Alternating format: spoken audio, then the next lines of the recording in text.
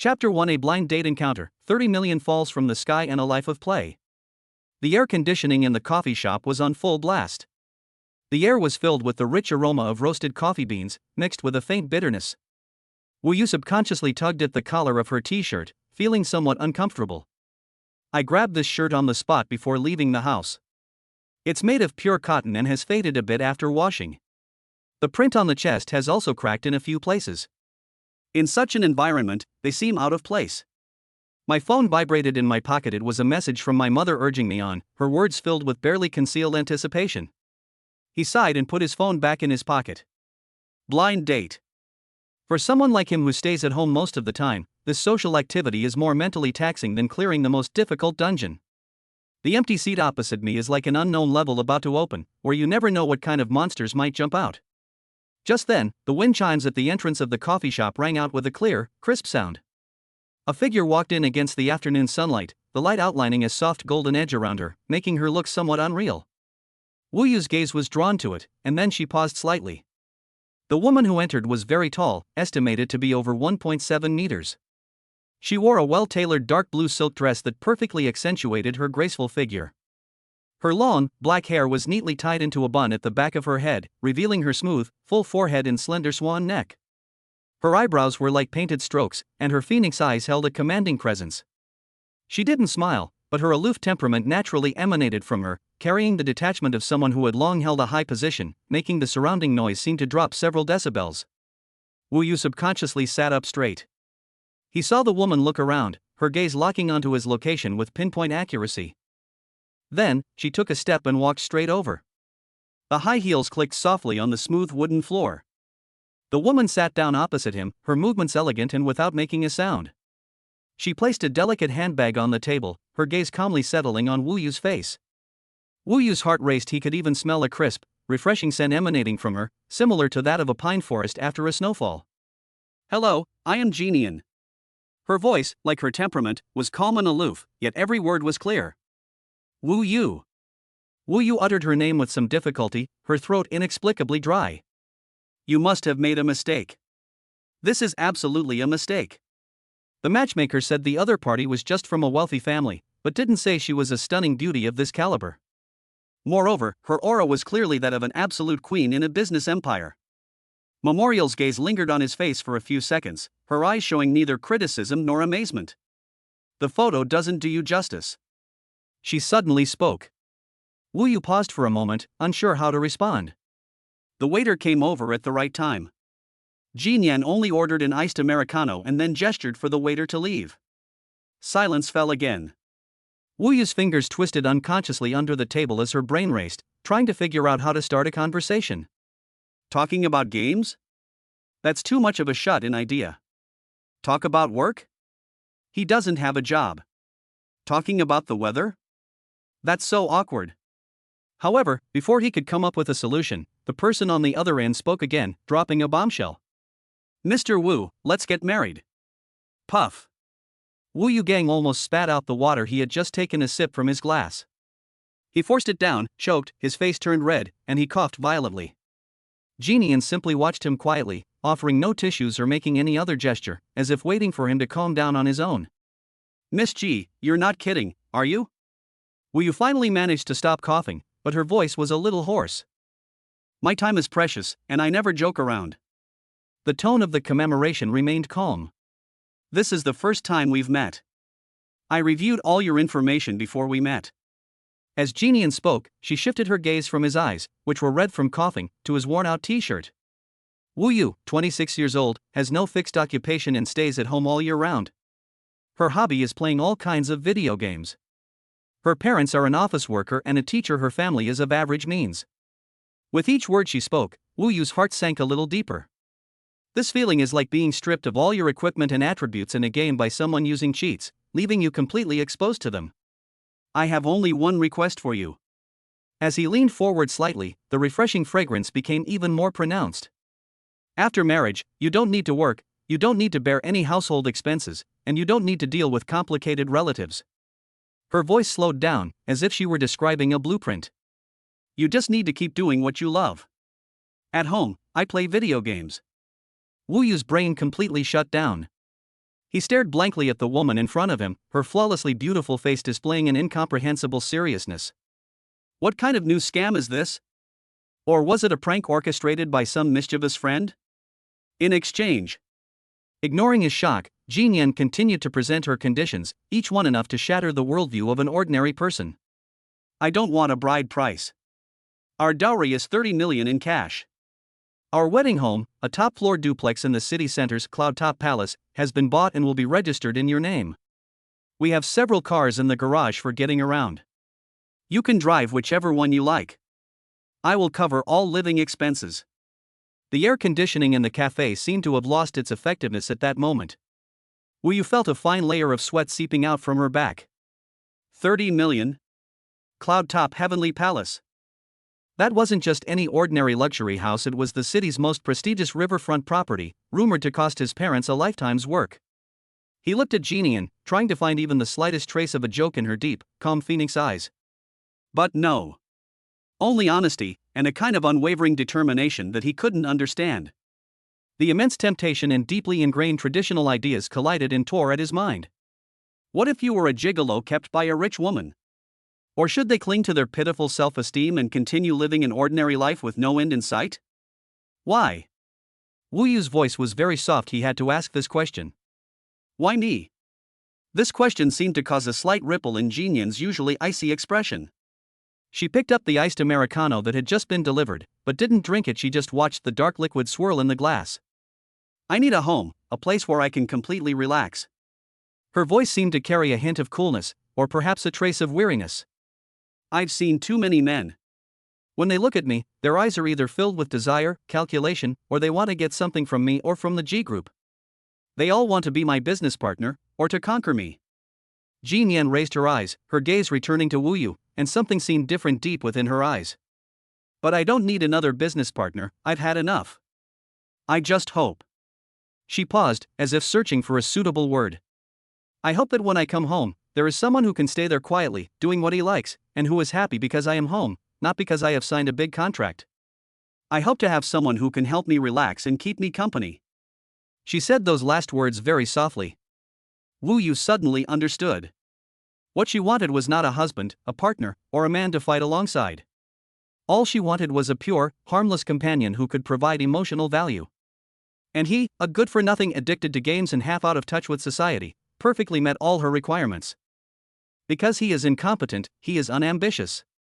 Because he is undemanding, he is pure.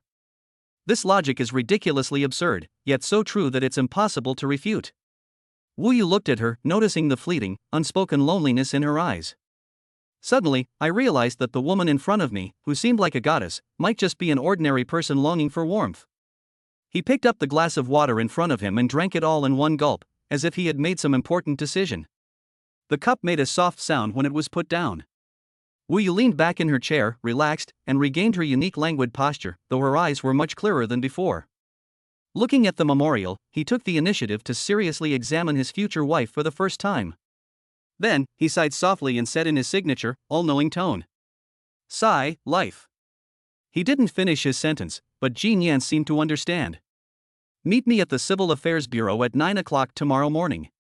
Bring your household registration book and ID card. Chapter 2 System Activation, starting with +1 emotion value. The next day at 8:50 a.m. Wu Yu stood at the entrance of the Civil Affairs Bureau, still wearing the faded t-shirt from yesterday, only now she had changed into a clean pair of sweatpants. The sunlight was a bit dazzling today. He squinted at the gilded characters on the doorway, feeling as if he were sleepwalking. The household registration booklet I was holding in my hand, those few thin pages, felt incredibly heavy at that moment. He barely slept last night, his mind replaying every word Jean Yen had said. 30 million in cash, a top-floor duplex in Cloudtop Tower, with his name on it. No need to work, just stay home and play games. These conditions, let alone writing them into a novel, would make even fellow patients in a mental hospital urge you to take your medication immediately. Those eyes are a memory, they were so earnest. He took it so seriously that he felt it would be a sin if he didn't come today. Should we leave now while we still can? Wu Yu muttered to himself, but his feet seemed rooted to the spot and he couldn't move. He thought of his mother's excited, incoherent phone call last night, and his father's hesitant words on the other end of the line, think it through yourself. Sigh, life. Just as he sighed for the fourth time, a black Bentley Mulsanne silently slid to the side of the road and stopped. The car was so eye-catching that every passerby turned their heads and wondered which important person had arrived. Wu Yu's eyelid twitched. The rear door opened, and a long, beautiful leg wrapped in black silk peeked out first, followed by that cool and stunningly beautiful face. Today she wore a simple black dress with a V-neck design that perfectly revealed her delicate collarbone and a small patch of fair skin. Her long hair was still tied up, and her makeup was exquisite, but there was a hint of fatigue in her eyes. She got out of the car, closed the door, said something to the driver inside, and the Bentley slowly drove away. From beginning to end, her movements were fluid and efficient. Jinyan walked up to Wu Yu and her gaze lingered on the household registration book in his hand for a second. "You've come." Her tone was calm. Wu Yu responded, his voice a little dry from nervousness. "Did you bring everything?" "I brought it." "Let's go." After finishing her commemoration, she turned and walked towards the entrance of the Civil Affairs Bureau. There was no unnecessary small talk, no pre-wedding jitters to her, it was just like signing an ordinary business contract. Wu Yu followed behind her, smelling the familiar, snow-sweet, pine forest-like fragrance in the air, and the feeling of unreality in his heart grew stronger. Upon entering the lobby, the process was incredibly fast. Fill out forms, take photos, and take an oath. During the photo shoot, the photographer, probably having never seen such an odd couple before, kept reminding them, "You two, come closer." Groom, smile. Yes, be happy. Wu Yu's lips always wore a stiff smile. Throughout the entire event, Jinyan maintained a cool and aloof expression, only managing a forced smile when strongly urged by the photographer. Wu Yu bet that without a high-speed camera, that smile would never have been captured. When the two red marriage certificates were handed to them, Wu Yu's mind went completely blank. They got married. He became the legal husband of this woman named Jinyan. He looked down at the red marriage certificate in his hand. In the photo, he smiled stiffly, while the person next to him had a "don't touch me" expression. If this photo were posted online, people who didn't know better would think it was a business rival being forcibly brought into the IPO. Stepping out of the Civil Affairs Bureau, the sun was shining brightly. Jinyan stopped and took out a set of keys and a black card holder from her handbag, handing them to Wu Yu. "This is the access card and key for Cloudtop Palace, and a bank card with your birthday as the PIN. You can use the money in it for now." Wu Yu took it instinctively. "There's another meeting at the company. I'll have my assistant take you there. You can familiarize yourself with the environment first," Jinyan said coldly, glancing at her watch. Wu Yu Gang wanted to say something. "I'll be back tonight," Jinyan interrupted him, then turned and walked to the roadside, where a black Mercedes-Benz S-Class was already waiting. The car door opened, and a female assistant dressed in a business suit and wearing gold-rimmed glasses quickly got out and opened the car door for her. "President G. Take Mr. Wu to the Cloudtop Heavenly Palace." After giving the instructions, Jinyan bent down and got into the car. The car window rolled down, and she looked at Wu Yu, who was still standing there in a daze, and said calmly, "Wu Yu, from today onwards, you are my husband. Remember what you promised me." After she finished speaking, the car window slowly rolled up, blocking her view. The Mercedes merged into the traffic and quickly disappeared from sight. Wu Yu and her capable-looking female assistant were left staring at each other in bewilderment. "Mr. Wu, please get in the car." The assistant smiled formally and opened the back door. As Wu Yu got into the car, she felt like a packaged object being transported to an unfamiliar warehouse. He leaned back in the soft leather seat, watching the street scene rushing past the window, his hand still tightly gripping the bunch of keys and card holder. Even now, he still feels that it all seems like an absurd dream. Just then, a mechanical voice suddenly sounded in his mind. Ding! Detected that the host has completed an important milestone in their life, marriage. The emotional value system is officially activated. Binding target, in commemoration. Binding successful. Detected emotional fluctuation in the target, calmness after completing a plan. Mood value +1. Wu Yu suddenly sat up straight, her eyes wide open. System? Then, a pale blue, semi-transparent panel appeared before his eyes, visible only to him. Host, Wu Yu. Target bound, commemoration. Current mood level, 1. System shop, not yet unlocked, requires 10 emotion points. At the top of the panel, there is a small window titled Target Mood Weather Chart. Inside the window is a memorial to that expressionless ID photo. Next to the photo, there is an electrocardiogram-like line, which is almost a straight line at this moment, with only a negligible upward fluctuation at the end. Wu Yu's lips twitched slightly. After all that, marrying a queen with a net worth of hundreds of billions, such a big event, is only worth peace in her heart. And all this emotional fluctuation only earned me a paltry 1 point of emotional value? This system is so stingy. He suddenly understood what the commemoration had said yesterday. What she wanted was a quiet object that wouldn't cause her any trouble or emotional distress. And now, she has not only become this object, but is also bound to a system that can only level up based on her emotional fluctuations. While pondering, "Mr. Wu, we've arrived." The assistant's voice interrupted Wu Yu's shock. He looked up out the window and saw a modern skyscraper soaring into the clouds, with the 4 large characters Yunding Tianke on the top shining brightly in the sunlight. Wu Yu swallowed hard, pushed open the car door, and stood in front of this legendary top-tier mansion. From today onwards, this will be his home. His job was to find a way to make his wife, whose electrocardiogram was almost a straight line, have even the slightest ripple. He looked at the lone one on the system panel and sighed. Sigh, life. The game has begun. Chapter 3, The First Night's Show of Force. The exhaustion beneath the iceberg. Cloud Top Heavenly Palace. The assistant escorted Wu Yu to the door of the top-floor duplex and handed him a piece of paper. "Mr. Wu, this is a brief description of some of the smart devices in the home, as well as some of Mr. G's basic living habits. Please take a look. My contact information is also above. Please feel free to contact me anytime if you need anything." The female assistant's professional smile made everything seem exceptionally distant. "Okay, thank you." Wu Yu took the paper and nodded politely. The assistant finished her task and turned to leave, the sound of her high heels fading into the distance in the empty corridor. The elevator doors closed, and the whole world fell silent. Wu Yu took a deep breath and unlocked the door with her fingerprint. "Beep, welcome home." A cold, electronic voice sounded, and the heavy door slowly opened inward. The scene before him made Wu Yu realize once again what it means for poverty to limit imagination. Outside the huge floor-to-ceiling windows is a bird's-eye view of the entire city, with the river flowing like a ribbon and buildings standing like a forest. The interior decoration is minimalist in black, white and gray tones, with clean lines and an excessively spacious feel. Expensive furniture is scattered around, each piece like a work of art, but this also makes the whole space feel lifeless, like a high-end showroom. Cold and desolate.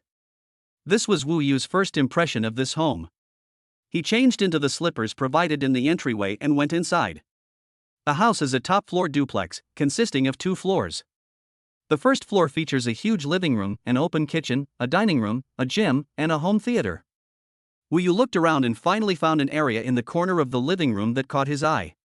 There was an expensive-looking ergonomic gaming chair, a large height-adjustable desk with a triple-screen curved monitor, a computer case flashing with RGB lighting, and the latest gaming PCs and VR devices neatly stacked next to it.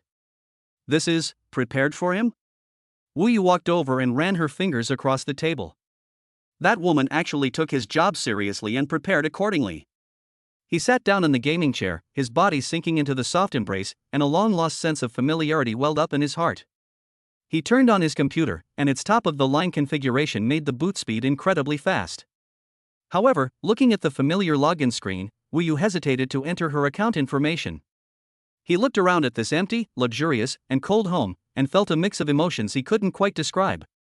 It's like in a game, you suddenly get a full set of amazing gear, only to find yourself trapped in a newbie village where you're all alone. He sighed, turned off the computer, and began exploring the second floor. The second floor is a rest area. A huge master bedroom, a similarly large secondary bedroom, and a study. The door to the master bedroom was tightly closed, and Wu Yu wisely refrained from touching it. He pushed open the door to the second bedroom, which was also decorated in a minimalist style, with brand new bedding and toiletries. This appears to be his room. Do you sleep in separate rooms? Wu Yu laughed self-deprecatingly. That's right, it was a marriage of convenience after all. How could they expect to share a bed? He threw his old backpack on the floor. It contained only a few changes of clothes and a charger, completely out of place in the room. Time slipped away little by little as Wu Yu wandered around and daydreamed. He ordered takeout, ate it all by himself at the huge dining table, and then returned to the esports area to play a few games. Top-of-the-line equipment is truly amazing. The operation is smooth and seamless, with absolutely no lag. But for some reason, I always feel like something is missing. As night deepened, the city outside the window lit up with thousands of lights, as dazzling as a galaxy. Standing in front of the huge floor-to-ceiling window, overlooking the bustling city below, Wu Yu felt a sense of loneliness for the first time.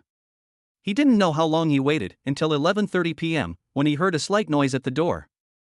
Wu Yu's heart skipped a beat for no apparent reason, and she instinctively straightened up. The door opened, and Jian walked in. She took off her high heels and stepped barefoot on the cold floor, her steps unsteady. Only a dim floor lamp was on in the living room, casting a long shadow of her. She seemed oblivious to Wu Yu in the living room, and went straight to the kitchen bar, taking a bottle of ice water from the refrigerator. Plop, pluck. She tilted her head back and took a big gulp, the icy liquid sliding down her graceful swan neck. A few drops of water dampened the neckline of her black dress, standing out starkly in the dim light. Wu Yu then noticed that she smelled faintly of alcohol, and her usually expressionless face was now filled with undisguised exhaustion. Her face was pale and her lips had lost their color. Even from a distance, Wu Yu could tell that she was in very poor condition. Drinking ice water when you have a bad stomach? Are you crazy? Wu Yu frowned, instinctively wanting to speak up and stop her. But the words stuck in his throat. What kind of relationship do they have? What right does he have to interfere with her? After finishing his water, Jian seemed to realize that there was another person in the living room. She turned her head, and her gaze met Wu Yu's in the dim light. Her eyes were calm, without surprise or any emotion, as if she had only seen a decoration. The two looked at each other for a few seconds, but Jian didn't say anything and turned to go upstairs. There was no communication throughout the entire process. As Wu Yu watched her swaying, exhausted back, that awkward feeling welled up inside her again. He remembered the note his assistant had given him, which read, "President Ji has a mild stomach ailment and should avoid raw, cold, and spicy foods." He glanced at his pitiful emotion value, 1, on his system panel, realizing he couldn't exchange for any skills. What can he do? Just as Jian's figure was about to disappear around the corner of the stairs, Wu Yu inexplicably walked into the kitchen. He opened the cupboard, which was full of brand new cups. He took one out and filled a glass with warm water. Then, carrying his water glass, he quickly went up to the second floor. The door to the master bedroom was already closed. Wu Yu stood at the door, hesitating for a few seconds. Knock on the door? What will her reaction be? Most likely, she'll say no need or simply ignore it. He thought about it for a moment, but ultimately decided not to knock. He bent down and gently placed the glass of warm water on the floor outside her room. After doing all this, as if he had completed some secret mission, he quietly returned to his second bedroom. Lying on the unfamiliar bed, Wu Yu tossed and turned, unable to fall asleep. He didn't know if Jian would drink that glass of water, nor did he know if what he was doing was even meaningful. Perhaps this is just a ridiculous self-indulgence on his part as a husband. The next morning, Wu Yu walked out of the room with dark circles under her eyes. His eyes immediately went to the doorway of the master bedroom. The glass of water remained quietly in its place, completely cooled down, untouched. The house was empty. Jian must have already gone to work. Wu Yu stood there, looking at the glass of water, feeling a mix of emotions. Frustrated? It seemed so. But more than anything, it was a sense of knowing it was true. He silently picked up the glass of cold water, went to the bathroom, and poured it out. It seems that the Ice Queen's heart is thicker and colder than he imagined. The first attempt to make amends ended in complete failure. Chapter 4, A Homebody's Observational Diary. Searching for an emotional breakthrough. For Wu Yu, who has played countless challenging games, one failure is not a big blow. It's like fighting a boss. It's normal for the whole team to be wiped out the first time. The important thing is to review the game and find out the boss's weaknesses and patterns of action. The strategy of directly handing over water, a frontal attack, is clearly ineffective in commemorating an iceberg of this magnitude. Her defense stat is too high. So, we need to change our approach. Wu Yu washed her face to clear her head. He decided to gather intelligence comprehensively before finding an effective attack method. He began his otaku observation diary. First, he carefully inspected the entire house again. This home reflects the personal style of the memorial in every detail. Neat, clean, even to the point of being somewhat obsessive-compulsive. Everything was arranged in an orderly manner. The documents in the study are categorized by color and date, while the clothes in the walk-in closet are arranged by season and color scheme. Even the condiment bottles in the kitchen have uniform labels and are arranged in alphabetical order.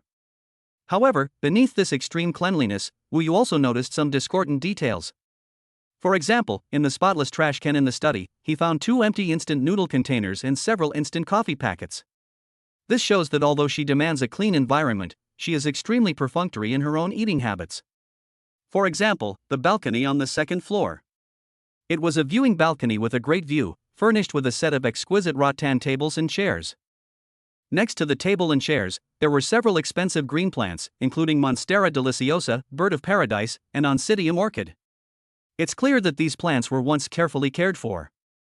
But now, the leaves are covered in dust, the tips of the bird of paradise's leaves are turning yellow, and the delicate Oncidium orchid looks rather listless. She loves plants, but she's been too busy lately to take care of them. This is very important information. Wu Yu squatted down and gently touched the dry soil of the Oncidium orchid with her finger. He seems to have found a new breakthrough. Over the next few days, Wu Yu's life became more regular. He stopped indulging in games all day and started to renovate the house like a real stay-at-home dad. He didn't hire a housekeeper, he did it himself. Every morning, he would clean the entire house, mopping the floors until they shone and wiping the furniture until it was spotless. He discovered that Jeannie seemed particularly sensitive to dust, so he cleaned even the tops of door frames and under sofas, those hard-to-reach places, thoroughly. After doing all that, he began to study those plants. Wu Yu knows nothing about growing flowers, but he has a mobile phone. He took photos of each plant and went online to look up their names, habits, and care methods. Monstera deliciosa prefers a humid environment and needs to be sprayed with water frequently. The leaves of the bird of paradise are turning yellow, which may be due to too much sunlight or iron deficiency. Oncidium orchids cannot tolerate direct sunlight, prefer good ventilation, and should be watered only when the soil is dry to the touch. He meticulously noted down these key points in his phone's notes app, as if he were studying a game strategy guide. Then, he began to put it into practice. He bought a spray bottle, nutrient solution, and a small shovel. He used a damp, soft cloth to wipe each monstera leaf until it shone. He moved the bird of paradise to a corner with softer light and applied some ferrous sulfate to it. He was especially careful with the most delicate Oncidium orchid, checking the soil moisture every day, strictly controlling the amount of watering, and opening the window for ventilation from time to time. These past few days, Jean Yen has continued to leave early and return late. The two almost never meet. Even if we occasionally bump into each other in the early morning or late at night, she will only nod slightly and then walk past. For her, Wu Yu's existence seemed to be no different from the floor lamp in the living room. Wu Yu didn't care. He knew that this was the stealth phase, and he couldn't reveal his intentions. What he wanted to do was to subtly and gradually permeate her life through these details. He was like a patient hunter, setting up gentle traps and waiting for his prey to walk into them. That evening, Wu Yu tended to the plants on the balcony as usual. Looking at the Oncidium orchid that had been withered, I was surprised to see it sprout a small, pale yellow flower stalk. I felt an indescribable sense of accomplishment. This is way more exciting than getting a rare piece of equipment in a game. He took a photo, thought about it, and decided not to post it on his WeChat moments, but just saved it for himself. After finishing all this, he returned to his esports area, put on his headphones, and began his day's work. He had a premonition tonight. The first trap he laid should be coming to fruition. Sure enough, around 10 p.m., Jean Yen returned. She seemed to be in better condition today than a few days ago. She didn't smell of alcohol, but her brows still carried an unyielding weariness. She changed her shoes and habitually glanced around the living room. The floor was spotless, the sofa was spotless, and everything was kept in the way she liked. Her gaze didn't linger, she headed straight for the stairs. Wu Yu listened to the game sounds through her headphones, but her peripheral vision kept locking onto her figure. They're here, time to go upstairs. Just as Jean stepped onto the first step, she suddenly stopped. Her gaze inadvertently swept over the glass door leading to the balcony. Then, her gaze simply stopped there. She noticed the changes in the green plants on the balcony. The leaves, which were originally a bit grayish, are now a bright green, shimmering with a healthy luster under the light. The once wilted bird of paradise plant is now displaying its large, vibrant leaves, full of life. What surprised her most was that the Oncidium orchid she thought was about to die not only recovered but even produced a small flower stalk. The memorial stood there, stunned, for a long time. How long has it been since she tended to those flowers? It seems that ever since the last project started, she has no energy left to manage them. She thought they would slowly wither away, just like many of the beautiful things in her life that were overlooked. But now, they have reappeared in her sight in a more vibrant form. Did he do it? In remembrance, Wu Yu's somewhat lazy and casual face flashed through my mind. Her nerves, which had been tense all day, inexplicably relaxed when she saw that vibrant green. A subtle, indescribable sense of relief quietly rose from the bottom of my heart. Just then, Wu Yu, who was pretending to be focused on playing games, heard the voice he had been waiting for. Ding! Target's emotional fluctuation detected, slight pleasure. Mood value +3. Chapter 5, The Comeback of a Bowl of Plain Kanji. Emotional value +3. Mood value +3. Upon hearing the system notification, Wu Yu almost jumped up from his gaming chair in excitement. He forcibly suppressed his inner elation, his fingers flying across the keyboard, pretending to be completely immersed in the game, without even turning his head. It's done! He made the right bet. This iceberg-like woman, as expected, has no resistance to these vibrant and beautiful little things.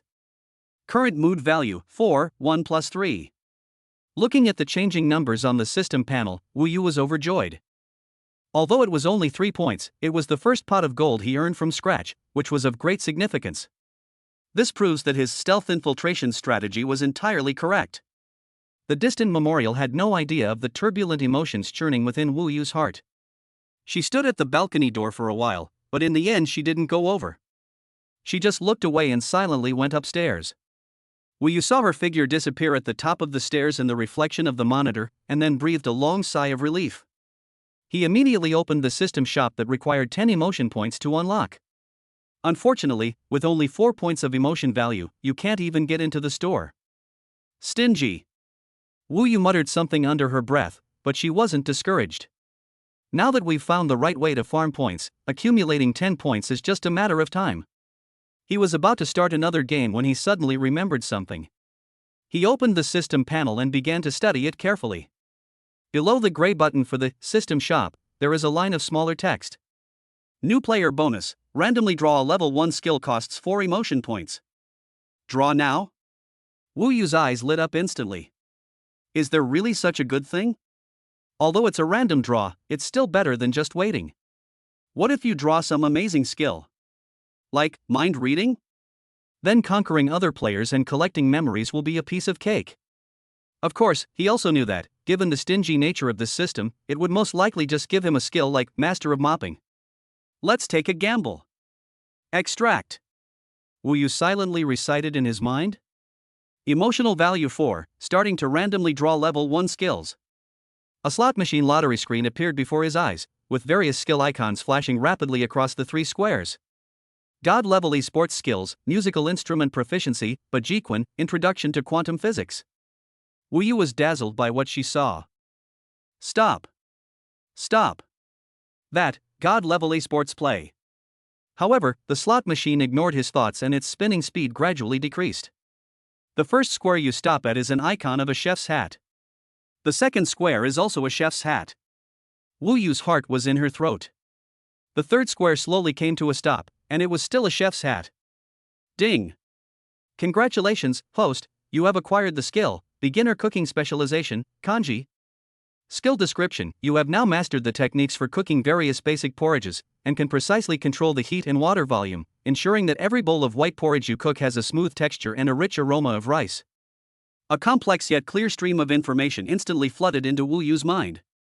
From how to select and soak rice, to the precise control of the water-to-rice ratio, and even the changes in rice grains under different cooking temperatures. It was as if he had been cooking porridge for decades and knew every step of the process by heart. Wu Yu stood there, stunned, digesting the new knowledge that had suddenly appeared in her mind. Culinary skills? Or is it a specialty in making porridge? What's this? He was hoping to get a cool skill, but this is way too much like a stay-at-home dad. He was somewhat amused and exasperated, but then he thought about it again, and realized that this skill seemed to be exactly what he needed right now. In remembrance of someone with stomach problems, avoid raw and cold foods. And isn't a bowl of warm, stomach-soothing porridge the best weapon against someone like her? I was too naive this time. So the system was on the 5th level? Wu Yu glanced at the time. It was 10:30 p.m. Jean had just come upstairs. As she had been doing for the past few days, she would work in her study until 1 or 2 in the morning. The timing was perfect. Wu Yu stood up and walked energetically toward the luxurious kitchen, which was comparable to a restaurant's back kitchen. He opened the huge double-door refrigerator, which was empty except for a few bottles of mineral water and some imported milk. Sure enough, the lady of the house didn't cook at all. No problem, Wu Yu found some top-quality organic pearl rice in the rice box. That's enough. He meticulously began operating based on the knowledge that had suddenly appeared in his mind. When rinsing rice, gently stir it with your hands and never rub or wash it to avoid damaging the nutrients on the surface of the rice grains. Soak in purified water for exactly 30 minutes. He chose a thick-bottomed earthenware pot and poured in the soaked rice and water in a precise ratio. Bring to a boil over high heat, then reduce to the lowest heat, leaving a small gap in the lid, and simmer slowly. Throughout the process, Wu Yu's movements were so skillful that he didn't seem like a novice. It was as if he was born to be a chef. He stood by the stove, stirring the pot with a wooden spoon every now and then to prevent it from sticking to the bottom. Soon, a rich aroma of rice began to fill the cold kitchen. The aroma of cooking seemed to dispel some of the chill in the mansion. 40 minutes later, Wu Yu turned off the engine. The white porridge in the pot has been cooked until the rice grains have bloomed. The porridge is crystal clear and thick, and it emits an enticing aroma. He ladled out a small bowl, blew on it, and found the temperature was just right, not too hot to scald, but warm enough to soothe the stomach. Wu Yu held the bowl of white porridge, feeling a little uneasy. She ignored the warm water from last time. How will she react to this bowl of plain congee? He took a deep breath, picked up the bowl, and went upstairs to the second floor. The study door was ajar, and bright light shone from inside. Wu Yu walked to the door and could hear the sounds of typing and turning pages coming from inside. He hesitated for a moment, then raised his hand and gently knocked on the door. Knock, knock. The sounds inside stopped. A few seconds later, a cold, commemorative voice came through. Enter. Wu Yu pushed open the door and went inside. Jean Yan was sitting behind a huge desk, wearing frameless glasses, which added a touch of intellectualism to her overly beautiful face. A mountain of documents was piled up in front of her. When she saw Wu Yu enter, she frowned slightly, her eyes showing displeasure at being disturbed. What's up? Wu Yu didn't say anything, but silently placed the bowl of white porridge in her hand gently on the corner of her table. The sweet aroma of rice instantly filled the air. The gaze of remembrance fell upon that ordinary bowl of white porridge. Chapter 6, From No Need to Thank You. Breaking the Ice. Study. Jean frowned even more as she looked at the steaming bowl of white porridge on the corner of the table. She dislikes being disturbed while working, and even more so, she dislikes others arranging her life without her consent. Her gaze shifted from the kanji to Wu Yu's face, her eyes cold. I don't need it. These words were exactly as Wu Yu had expected. In the past, he might have wisely taken the bowl and left. But now, with the amazing skill of beginner cooking at his disposal, he felt inexplicably more confident. Wu Yu did not back down, nor did she offer any explanation. He simply looked at her and said in a very calm tone, "Your stomach isn't good. Drinking something hot will make you feel better." His eyes were sincere, without any flattery or calculation. He simply looked at her openly. The gesture of commemoration paused for a moment. How did he know he had a stomach problem? A thought flashed through my mind. That's right, it's the assistant. A flicker of displeasure crossed her mind. Because she doesn't like her private matters being casually revealed by others. Right now. She just wanted him to leave with the porridge. But the aroma of that bowl of porridge seemed to have its own mind, relentlessly trying to get into her nose. The pure aroma of rice even evoked a faint warmth in her stomach. She couldn't remember the last time she smelled the aroma of food in this house. Because I don't like being disturbed, and I'm away from home for long periods of time. She usually eats at the company or orders takeout, and when she gets home, she basically just drinks a few sips of water. For her, this home was just a place to sleep, a more private resting space than a hotel, and it never had any human touch or warmth. Put it down, you can leave now.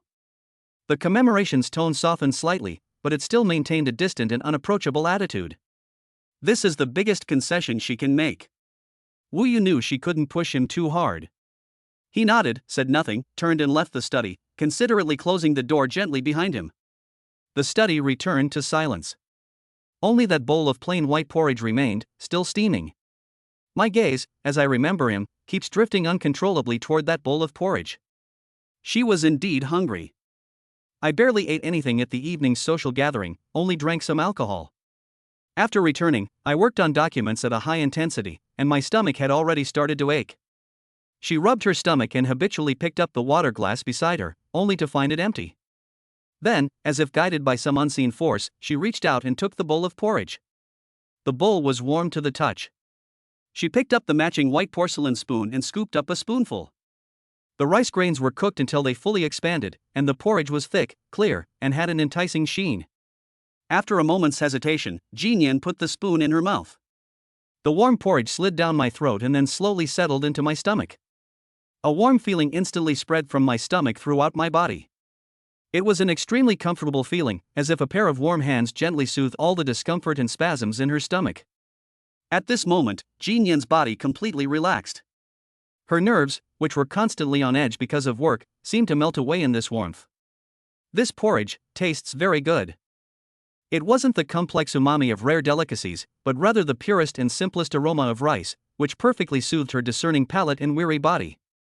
She ate one mouthful after another, and before she knew it, the bowl of porridge was empty. Putting down the empty bowl, Jinyan felt as if her whole being had come back to life. My body felt warmer, my stomach felt better, and even those annoying documents seemed much more pleasant to look at. Her gaze lingered on the empty white porcelain bowl, lost in thought. This was the first time Wu Yu had done something for her since they got married, and it was also the first time she had accepted it. She suddenly remembered the lush green plants on the balcony that he had tended so well, and his sincere and pure eyes from just now. The husband she bought seemed a little different from what she had imagined. Meanwhile, outside the study, Wu Yu, who hadn't left and was leaning against the wall pretending to play on her phone, was experiencing a tsunami in her mind. It was to commemorate the moment I took my first sip of porridge. Ding! Target's emotional fluctuation detected and unexpected comfort. Mood value plus 10. 10 o'clock. Wu Yu's heart skipped a beat. A full 10 points of emotional value. A bowl of plain porridge for 10 o'clock. That's amazing value for money. The stay-at-home dad's amazing skills are terrifying. His total mood score suddenly jumped from 0 to 10. Current mood level, 10. The system shop has been unlocked. Do you wish to enter? Wu Yu resisted the urge to rush in and make a purchase, and continued to stand guard at the door. He wanted to see how Jinyan would react after eating it. About 10 minutes later, the study door opened. Jinyan walked out with an empty bowl. She was taken aback when she saw Wu Yu still waiting at the door. Why are you still here? I'll wash it after you finish eating, Wu Yu said casually, as if he had done this many times before. Jinyan looked at him, her lips moved as if she wanted to say something, but she didn't say it. She handed him the bowl. Wu Yu reached out to take it. Their fingertips touched unintentionally at the moment of their exchange. Her fingertips were cold. His, however, was still warm and dry because he had just cooked porridge. As if burned by something, Jinyan quickly withdrew her hand. Wu Yu took the bowl, said nothing, and turned to go downstairs. Thanks. A very soft, low voice came from behind him. Wu Yu stopped in her tracks. He turned around abruptly and looked at Jinyan. She had already turned around, leaving him with only her back view, and then quickly walked back to the study, slamming the door shut. The movement carried a hint of fleeing in panic. It was as if Wu Yu's earlier words of thanks were just her imagination. But Wu Yu knew it wasn't a misperception. He heard it. This was the first time she had expressed positive emotions towards him since they met. From no need to thank you. Although it consists of only 2 words, it means that a crack has appeared in the frozen city wall. Wu Yu looked down at the empty bowl in her hand and smiled. He carried the bowl and walked briskly downstairs. He should be able to get a good night's sleep tonight.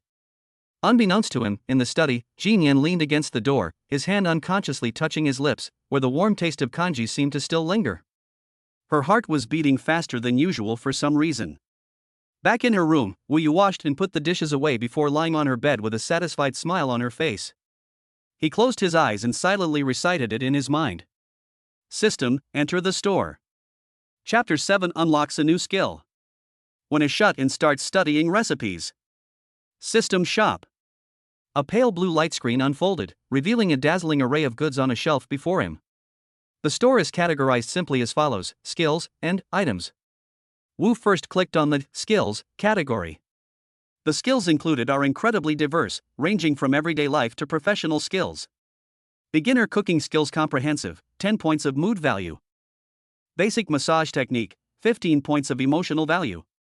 Musical instrument proficiency guitar, 20 points of mood value. Emotional intelligence master beginner, 30 points of emotional value. Martial arts Wing Chun, 50 points of emotion value. The higher the skill level, the more points are required, and the more exaggerated the requirements become. For example, there are terms like business insights, micro-expression analysis, and even God-level hacking skills, followed by a long string of zeros that made Wu Yu dizzy. He currently has only 10 emotional points, just enough for basic needs. He thought for a moment, then his gaze fell on beginner cooking skills comprehensive. Below is a line of smaller text explaining, you have mastered the porridge branch, which can be upgraded to all-round cooking by spending 5 emotion points. This is a good deal. Since the stomach is the breakthrough point, we should make the most of this advantage. If all you do is cook porridge, you'll get tired of it sooner or later. Exchange. Mood value 5. Congratulations, host. Your skill, basic culinary skill specialization, kanji has been upgraded to basic culinary skills comprehensive. In my mind. This time, it wasn't just about making porridge, it covered the basic dishes, knife skills, cooking time, and seasoning of the 8 major Chinese cuisines. All kinds of knowledge were instantly integrated. Wu Yu felt that even if she were to be recruited to New Oriental, she could become a teaching assistant. With 5 emotion points remaining, and since he couldn't buy any other skills, Wu Yu simply clicked on the items category. The things inside are even more bizarre and wonderful. Stamina recovery potion small, 5 points of mood. Focus card 1 hour, 10 points of emotional value. Truth symbol use on a single target, lasts 5 minutes, 100 emotion points. Wu Yu was amazed this system shop was practically Doraemon's pocket. He looked at the stamina recovery potion, thought about how exhausted he had looked, and felt a little tempted. But in the end, I held back. Give a man a fish and you feed him for a day, teach a man to fish and you feed him for a lifetime. Dietary therapy is worse than medication. He closed the system panel, already having a new plan in mind. From today onwards, he will officially take over the stomach of commemoration. The next morning, Wu Yu got up very early, which was unusual for him. Commemorating the moment before I even got out of bed. He went into the kitchen, opened the refrigerator, and found it still empty. Wu Yu took out her phone, found her phone number on the piece of paper her assistant had left behind, and sent her a message. Hello, this is Wu Yu. My refrigerator is empty. Could you please have some fresh ingredients delivered? Also, could you provide a detailed list of Mr. G's dietary restrictions and preferences? Not long after the message was sent, the assistant called. Mr. Wu, would you like to cook yourself? I'll arrange for someone to deliver the ingredients and list to you right away. Is there anything else you need? That's all for now, thank you. After hanging up the phone, Wu Yu began searching for various health-preserving recipes online. If we're going to supplement our diet with nutrients, we need to be scientific about it. He entered the keywords stomach problems, fatigue, and poor sleep into the app, and a bunch of recommendations immediately popped up. Millet and pumpkin porridge, yam and pork rib soup, steamed sea bass. Wu Yu was dazzled by the variety of dishes, but his knowledge of basic cooking skills allowed him to quickly determine which dishes were truly effective and easy to prepare. He quickly devised a week's worth of healthy meal plans. Less than an hour later, the doorbell rang. It was a delivery man from a fresh food supermarket who brought several large boxes full of top-quality ingredients, from organic vegetables to Australian Wagyu beef, everything imaginable.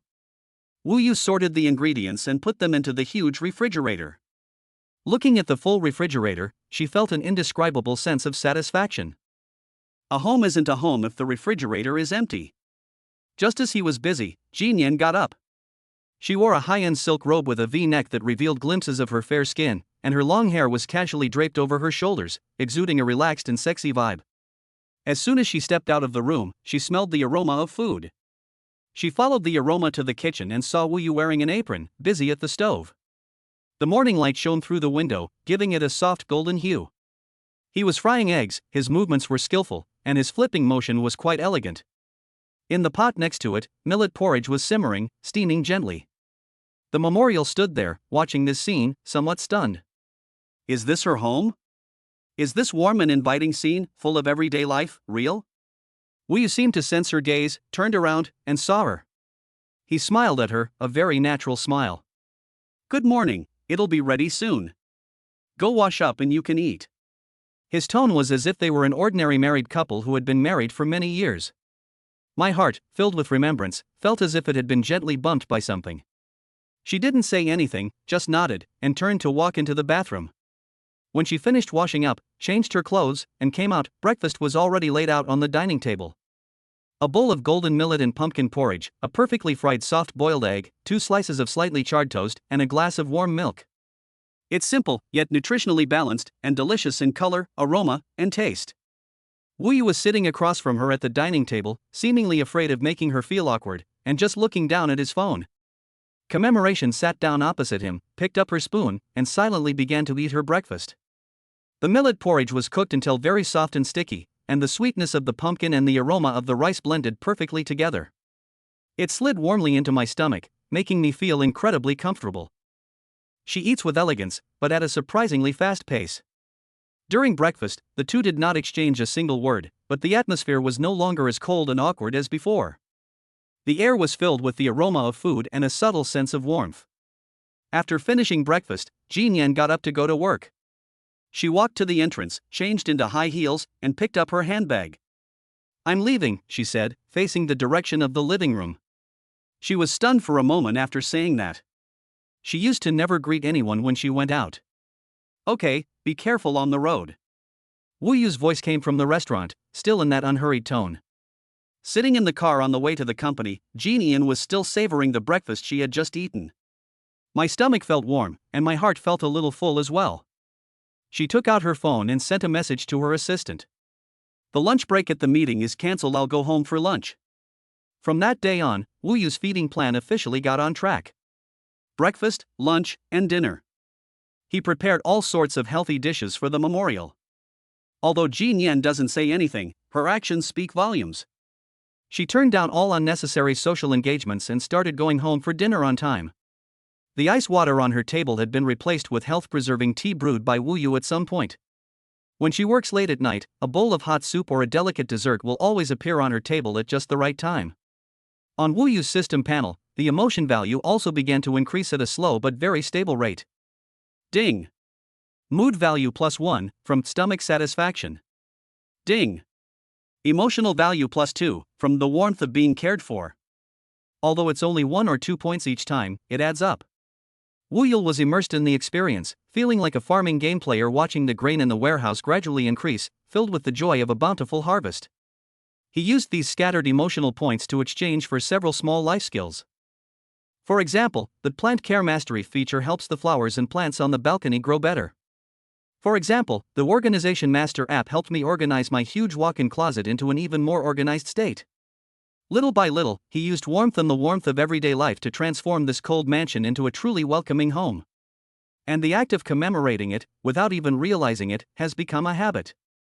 She was used to the lights and the aroma of food when she came home, used to the quiet figure beside her when she was irritable, and used to the fact that if she frowned, a nourishing soup would appear on the table the next day.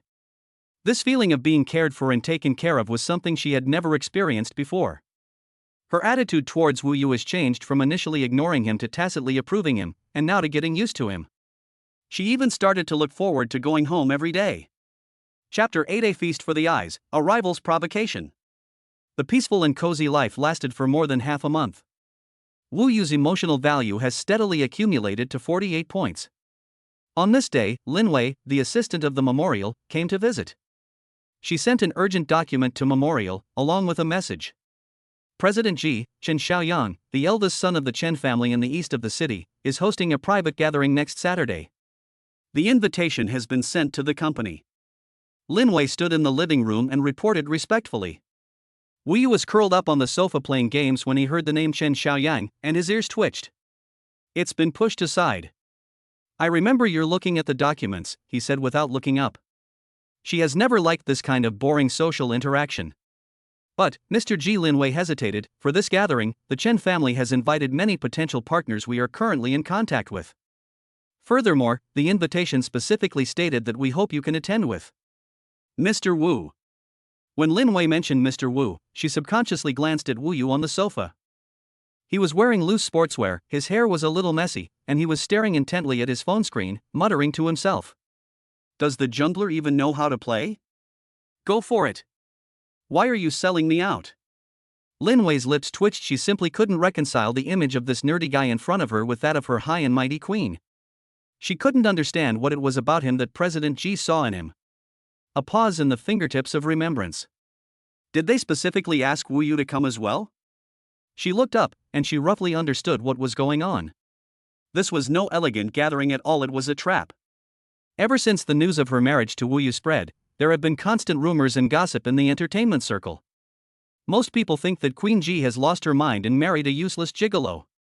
Chen Xiaoyang, as one of her most persistent suitors, naturally reacted the most strongly. This so-called gathering was probably just an attempt to embarrass her and Wu Yu in public. Then there's even less reason to go. Ji Nian's tone turned cold. My people are none of his business to judge. As she spoke, her gaze unconsciously drifted towards Wu Yu. Although he still looked like a disheveled nerd, he seemed much more pleasing to her eyes. At the very least, he would cook porridge for her, remember her preferences, and keep the house in good order. These are things that well-dressed suitors would never do. Ding! Emotional value +5, from subconscious maintenance. Wu Yu, who was playing a game, felt a surge of joy upon hearing the system notification.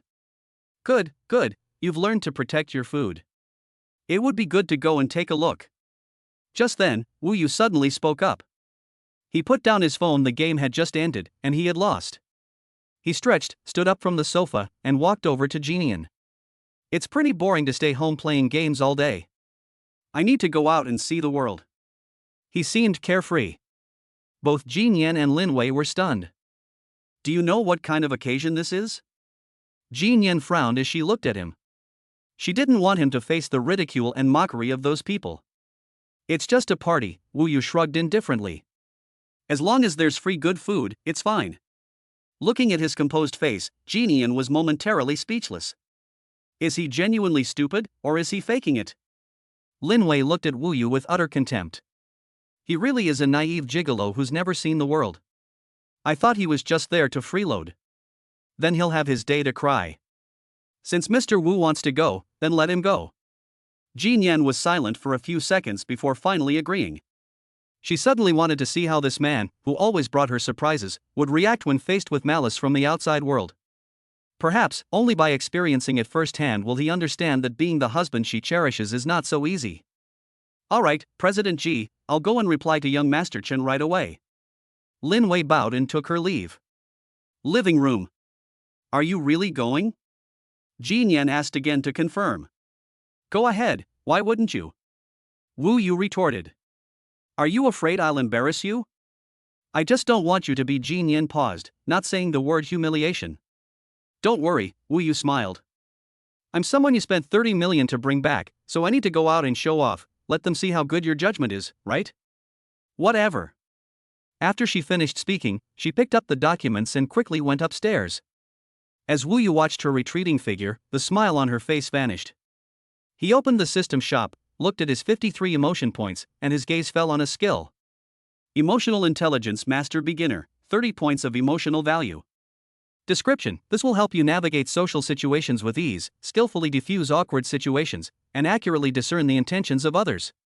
The feast at Hongmen? Perfect, I'll use you guys to test my new skills. Exchange. Emotional value 30. Congratulations, host, you have acquired the skill Emotional Intelligence Master Beginner.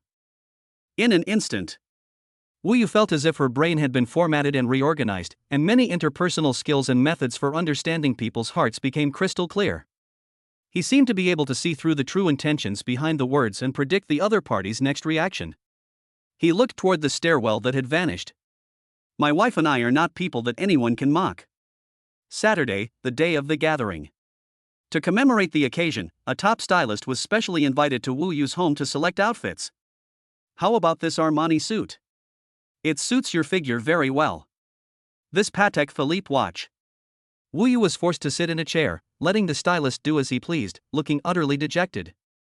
No need for that. He ultimately declined the expensive suits and accessories.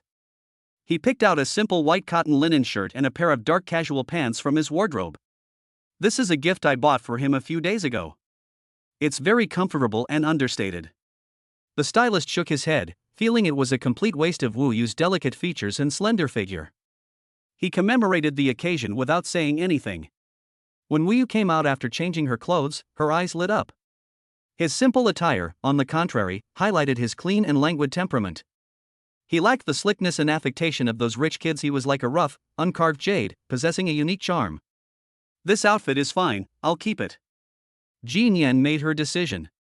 She herself wore a royal blue long dress, elegant and noble, which contrasted sharply with Wu Yu's casual and simple style. But when they stand together, there is a strange sense of harmony. The two got into the car and headed to Chen Xiaoyang's private villa. Wu Yu looked out the window, her expression calm, as if she were really going on a picnic. As Jean Yen looked at him, the worry in her heart gradually faded away. Perhaps he really can handle it. The car was parked at the entrance of the resort, which was already filled with all kinds of luxury cars. The waiter opened the car door, Wu Yusin got out, and then naturally reached out to help Jean Yen out of the car. A very gentlemanly gesture made him look like someone who wasn't a novice attending such an occasion for the first time. The two walked into the venue side by side. The venue was set on the lawn of the mountain villa, decorated in an antique style, with incense burning, flower arranging, and tea ceremony, exuding an air of pretentious elegance. The moment they appeared, they instantly became the focus of the entire event. All eyes turned to them. When their eyes fell on Wu Yu's ordinary clothes. Is he the gigolo husband we're remembering? Dressed like a college student, isn't that too shabby? How could Jean Yen possibly fall for someone like that? The whispers were just loud enough to reach their ears. Jean Yen's face instantly turned cold, and she was about to explode. Wu Yu gently took her hand. His palms were warm and steady. "Don't rush, the real show hasn't even started yet," he whispered with a chuckle in her ear. Chapter 9. You call this a gigolo? The Orchid Pavilion preface appears in the world. A young man in a white custom-made suit, with his hair slicked back, walked over with a wineglass in hand and a beaming smile. He is the protagonist of today's story, Chen Xiaoyang. "Jean Yen, you finally arrived. I've been waiting for you for so long." Chen Xiaoyang's gaze lingered intensely on Jean Yen's sapphire blue dress, completely ignoring Wu Yu beside her. After a while, he seemed to just notice that there was someone else next to him. He turned to Wu Yu with feigned surprise and said with a forced smile, "This must be the legendary Mr. Wu, right? I've long admired your name. I am Chen Xiaoyang." He reached out his hand, seemingly wanting to shake hands with Wu Yu. Wu Yu didn't even look at his outstretched hand. Instead, she took 2 glasses of champagne from a passing waiter's tray and elegantly handed one to Jean Yen. "Young Master Chen, you're too kind," he said, raising his glass to Jean Yen before slowly speaking. "I'm just an idle person with no great reputation. I don't deserve the title. I've long admired you, but..." His tone was calm, but it immediately froze Chen Xiaoyang's outstretched hand in midair. Chen Xiaoyang's face instantly turned ugly. He awkwardly withdrew his hand, picked up his wineglass, and took a big gulp to cover up his embarrassment. "Mr. Wu is truly witty," Chen Xiaoyang quickly composed himself and said with a smile, "I heard Mr. Wu is a freelancer. May I ask in which field you excel?" This is blatant provocation. Everyone knows that Wu Yu is unemployed, so asking this question is just an attempt to embarrass him in public. Wu Yu took a sip of champagne and said slowly, "I wouldn't call it a high-ranking position. I just like to play games at home and study the economic models and social systems of various virtual worlds. I guess you could call me a non-mainstream sociological observer." Everyone around was stunned. How can playing video games be described in such a refined and elegant way? Chen Xiaoyang was taken aback, then sneered, "To put it bluntly, isn't it all just playing games? Mr. Wu is truly blessed to have such a capable wife like Jean Yen supporting him. We can only envy him." He practically threw the words "gold digger" right in Wu Yu's face. Memorial's face darkened completely. However, before she could speak, Wu Yu laughed first. He looked at Chen Xiaoyang, and with the help of the master of emotional intelligence skill, he could clearly see the jealousy beneath the other's smile. Young Master Chen is joking.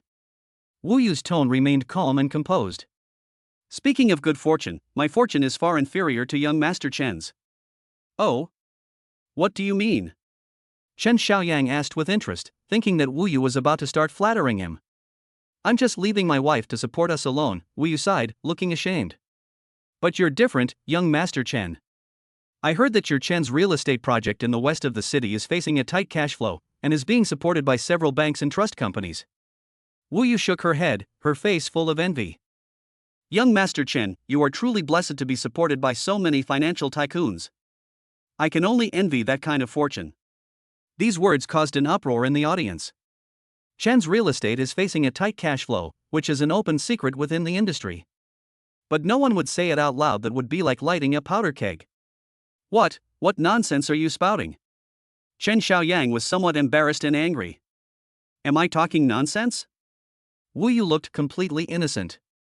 Yesterday I was playing a game and happened to see a guild in our region whose leader was constantly trying to attract investment and borrow money, but they expanded too much and eventually collapsed. Their pattern looks a bit like the Chen family's recent moves. Maybe I've been playing too many games and I'm seeing things wrong. Don't mind, young Master Chen. In just a few words, he turned business analysis into game insights, both embarrassing Chen Xiaoyang and exonerating himself completely. Just when the atmosphere was incredibly awkward, a lady in a cheongsam walked over and tried to smooth things over with a smile. All right, today's gathering is for everyone to enjoy tea and flowers. It's so boring to talk about business. This is Chen Xiaoyang's older sister, Chen Shui. She was clearly there to help her brother out of a predicament, but her eyes were full of hostility as she looked at Wu Yu. Chen Shui clapped her hands, attracting everyone's attention. Today we have specially invited teacher Zhang from the Calligraphy Association to come and add to the fun. Anyone who is interested can also try their hand at calligraphy and exchange ideas. Soon, a huge desk was carried up, complete with writing brushes, ink, paper, and inkstones. An elderly man with a venerable and otherworldly air, teacher Zhang, began to explain the art of calligraphy to everyone. A group of socialites and socialites surrounded the area, pretending to listen attentively, but in reality, they were flattering each other and showing off their pitiful talents. After Chen Shui finished showing her calligraphy, which teacher Zhang praised as having great character, her gaze suddenly shifted and landed on Wu Yu, who was quietly drinking champagne in the corner. Mr. Wu, she said, feigning surprise, her voice neither too loud nor too soft, judging from your refined and scholarly demeanor, you must be an expert in this field. Why don't you demonstrate your calligraphy skills for us all and broaden our horizons? They've arrived. The main event is finally here. All eyes instantly focused on Wu Yu once again. Everyone knows that Wu Yu is an ignorant and incompetent otaku. Asking him to write calligraphy is just asking him to embarrass himself. Ji Nian's face instantly darkened. She stepped forward, blocking Wu Yu's path, and replied coldly. He doesn't need to know these things. At this moment, her powerful aura as a business queen was fully unleashed, making the surrounding temperature seem to drop several degrees. Ding! Emotional value plus 50, from strong protective instinct and worry. Wu Yu felt a warmth in her heart. He looked at the not-so-broad back that was blocking his way, and felt her protective stance, which was being shown so openly for the first time, and smiled. He gently tugged at her hand, leaned close to her ear, and whispered in a voice only the two of them could hear, "Don't worry, today I'll make you the proudest wife in the room." Ji Yan's heart tightened, and she turned to look at him, only to see an unprecedented confidence and composure in his eyes. Amidst everyone's astonished gazes, Wu Yu released Ji Yan's hand and calmly walked to the desk. He ignored the ridicule and gossip around him, and simply looked calmly at the brush, ink, paper and inkstone in front of him. He opened the system shop, looked at his remaining 23 emotion points, and without hesitation found a skill he had long coveted. He needs a skill that will amaze everyone, a skill that can completely shut everyone up. His gaze swept across the area quickly, and he locked onto a target, the Sage of Calligraphy Descends preface to the Orchid Pavilion 10-minute trial card. Price, 100 mood points. Wu Yu immediately checked her balance. With the points I had accumulated before, plus the 50 points I just received from the commemoration, I now have a total of 98 points. 2 points to go. We're just missing these 2 crucial points. Wu Yu's mind raced. What should she do? He looked at the memorial behind him. She was looking at him with a worried expression, her lips tightly pressed together, and her fists slightly clenched. Got it. Wu Yu suddenly turned to her, gave her a loving smile, and then mouthed 2 words to her. Trust me. Seeing his smile and lip movements, my heart, which had been hanging in suspense, felt as if it had been soothed by a warm hand, and an unprecedented sense of trust and anticipation welled up inside me. Ding! Emotional value plus 5, from complete trust and expectation. That's enough. 103 points. Overjoyed, Wu Yu redeemed the trial card without hesitation. Emotional value 100. Congratulations, host, you have obtained a God-level calligraphy mastery preface to the Orchid Pavilion Collection experience card. In an instant, Wu Yu's entire demeanor changed. That usual lazy and casual demeanor vanished without a trace, replaced by a masterly spirit that is profound and majestic, like a landscape painted with ink. His eyes became deep and ancient, as if they had traveled through 1,000 years. He picked up his pen and dipped it in ink. The entire room fell silent instantly. Everyone was stunned by his sudden change in aura. The professional teacher, Mr. Zhang, had his pupils shrink and his body involuntarily lean forward. A true expert's skill is immediately apparent. That demeanor, that presence, is definitely not that of an ordinary person. Wu Yu's brush tip landed on the snow-white Xian paper. The pen tip moves freely, flowing like clouds in water, graceful as a swimming dragon. For a moment, the only sound in the room was the rustling of pens scratching against paper. In the 9th year of Yanghe, the year of Guizhou, at the beginning of late spring, we gathered at the Orchid Pavilion in Shanin, Kuaiji. The mockery on everyone's faces slowly froze, turning into astonishment, and then into disbelief. Teacher Zhang's mouth was slightly open, his old face flushed red, and he stared intently at Wu Yu's writing, as if witnessing a miracle. This is, the brushwork of Wang Shiji. No, this is simply a reproduction of the original. Teacher Zhang's voice trembled as she looked at Wu Yu, her eyes filled with fervent adoration. As the final stroke of How Painful was added, a powerful and vivid excerpt from the preface to the poems composed at the Orchid Pavilion appeared on the paper. Each word seems to possess a life of its own, radiating endless elegance and charm. On the lawn. Chen Shui's face was ashen, and she couldn't utter a single word. Chen Xiaoyang's hand holding the wineglass trembled slightly. The entire room fell silent. The memorial stood there, staring blankly at that familiar yet unfamiliar figure and that work of calligraphy that was enough to shake the entire calligraphy world. Her heart pounded wildly, overwhelmed by an unprecedented and profound sense of awe and pride. This is her husband? Ding. Detected a significant fluctuation in the target person's emotions. Emotional value plus 200. From extreme shock and pride. Chapter 10, Utter Shock and Pride. Emotional value plus 200. 200 points. A full 200 points of emotion value. Wu Yu stared at the dazzling number on the system panel and felt as if her heart had stopped for a second. Immediately following was a frenzied, drum-like leap. This was the largest single amount of emotion points he had obtained from Jin Yan since he bound himself to the system, even exceeding the total of all the scattered gains he had made before. He knew he would make money from this, but he never expected to make such a fortune. It turns out that, when it comes to commemorating such a woman who stands tall above the clouds, conquering her on a spiritual level is far more impactful than providing material comforts. The warmth of a bowl of porridge or a meal can certainly make her feel comforted, but it is ultimately just a ripple. At this moment, under the spotlight, when she regains face and feels immense glory, the emotional torrent that can be unleashed is the truly overwhelming wave that can shake her defenses. Finally, he found the shortcut to her heart.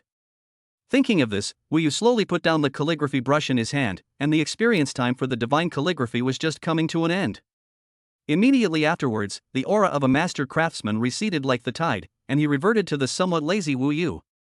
He looked at the vivid and elegant calligraphy of the preface to the poems composed at the Orchid Pavilion on the Xian paper in front of him and nodded in satisfaction. Not bad, a product of the system, indeed a high-quality product. Even though he was just a passerby, he was still amazed to be able to create such a work of art with his own hands. He turned around and calmly faced the circle of faces, each with a different expression, as if they had been frozen in place. I've made a fool of myself. He smiled slightly, his tone so calm that it was as if he had just casually scribbled a chick, rather than recreating the miracle of the world's finest calligraphy. These three seemingly casual words acted like a switch, instantly igniting a silence throughout the room. My God! This really was written by him? These characters are simply divine. Even the high-quality replicas I saw at the museum last time didn't have this spirit. Isn't he just a video game player? How could he possibly have this level of calligraphy? In an instant, murmurs, exclamations, and gasps of surprise rose and fell, weaving together a noisy symphony. The previous undisguised mockery and contempt have now turned into incomprehensible shock and awe. The way they looked at Wu Yu had undergone a complete transformation. If before we were looking at a male favorite who depended on the queen, now we are looking at a master who was not hiding his true abilities. Teacher Zhang from the Calligraphy Association has completely disregarded his image. He rushed to the desk, his hands trembling as he pulled out his reading glasses from his pocket and put them on, almost pressing his face against the calligraphy. A divine piece. This is absolutely divine. He was so excited his face turned red, and his finger trembled as he pointed at the words. The brushwork, the spirit, the character. I've studied Wang Shiji my whole life, and I've never seen such a masterful imitation that captures his essence. No, this is no longer imitation, this is recreation, a spiritual communion with the sage of calligraphy across 1,000 years. Young friend, no, sir. May I ask who your teacher is? Teacher Zhang's gaze toward Wu Yu had transformed from awe to fervent worship. He was practically ready to formally become her disciple on the spot. Wu Yu was startled by his posture, which seemed to imply that he should bow down on the spot. She subconsciously took half a step back and touched her nose. Teacher Zhang, you're too kind, he began, spouting nonsense with a straight face. I don't have a teacher. I just liked it when I was in school. Later, when I had nothing to do, I found some instructional videos online and learned from them casually. You learned it by watching videos? Teacher Zhang stood there, stunned, muttering to himself, impossible. This is absolutely impossible. Could it be? Could this be the legendary, once-in-a-century genius? Those around Wu Yu felt as if their worldviews had been repeatedly rubbed into the ground, sparks flying, upon hearing his answer. Can you really learn calligraphy like this, which drives even professional masters crazy, just by watching videos? You call this level of skill, which is enough to establish a school of thought, just something to learn casually? So what are we, who are forced by our parents to hire famous teachers, attend tutoring classes, and practice relentlessly through winter and summer vacations, practicing? Are we just lonely? On the other side of the lawn, Chen Shui's face turned pale and then red. She had originally wanted to embarrass Wu Yu and make Jin Yan lose face. But instead, they personally elevated him to a pedestal, making him the most dazzling star in the entire event. She felt as if her face had been slapped 1,000 times, burning with pain. Wu Yu ignored the crowd that was caught in self-doubt. His gaze pierced through all the figures and landed on the woman who had been standing still the whole time. Commemorate. She remained standing there, quietly watching him. Her heart had never pounded so hard. The man who was usually a bit lazy and would cook for her actually possessed such a vast and profound artistic talent. He shielded her from all the ridicule, and then gave everyone a huge surprise in the most dazzling way. Those usually aloof phoenix eyes were now filled with a complex and dazzling light. There was shock, there was confusion, but even more so, there was an undisguised, overflowing pride. Wu Yu winked at her, as if seeking praise. My heart skipped a beat as I commemorated this moment. She could no longer maintain her composure at that moment, all she wanted was to stand beside him. She strode through the crowd and walked to Wu Yu's side. Then, without saying a word, she simply reached out and naturally took his arm. This is an act of asserting sovereignty. She showed everyone present that the man who had amazed everyone was the husband she was remembering. Feeling the soft touch and faint fragrance on her arm, Wu Yu felt an unprecedented sense of satisfaction. This was the first time she had ever taken the initiative to have such intimate contact with him in public. Let's go home. I don't want to stay here for even a second longer right now. She just wanted to bring this enigmatic man home and, just the two of them, get to know him again. Let's see how many secrets he's still hiding. Okay. Wu Yu nodded with a smile. We have exceeded our objectives for today. It's time to retire gracefully and enjoy the fruits of our victory. Then, amidst the complex gazes of the crowd, the two turned and left side by side. The crowd parted automatically to make way, as if Moses had parted the sea. No one dared to stop them anymore, and no one dared to say another word. They just stared blankly at the beautiful couple, who seemed like a match made in heaven, as they walked away hand in hand. The oppressive silence on the lawn was not completely broken until the Rolls-Royce's taillights disappeared at the end of the mountain road. Who exactly is this Wu Yu? Their eye for commemoration is just too sharp. And that preface to the poems composed at the Orchid Pavilion was enough to shake the entire calligraphy world. He was surrounded by Teacher Zhang and a group of calligraphy enthusiasts, becoming the sole protagonist in the latter half of the gathering. It is foreseeable that from today onwards, the name Wu Yu will cause a lasting uproar in their top circle. The gold digger who was once the laughingstock of everyone turned the tables with just one piece of calligraphy, making everyone look bad. Chapter 11: The Turbulent Waters Beneath the Iceberg. How many more surprises do you have in store? On the way home, the atmosphere inside the carriage was unusually quiet.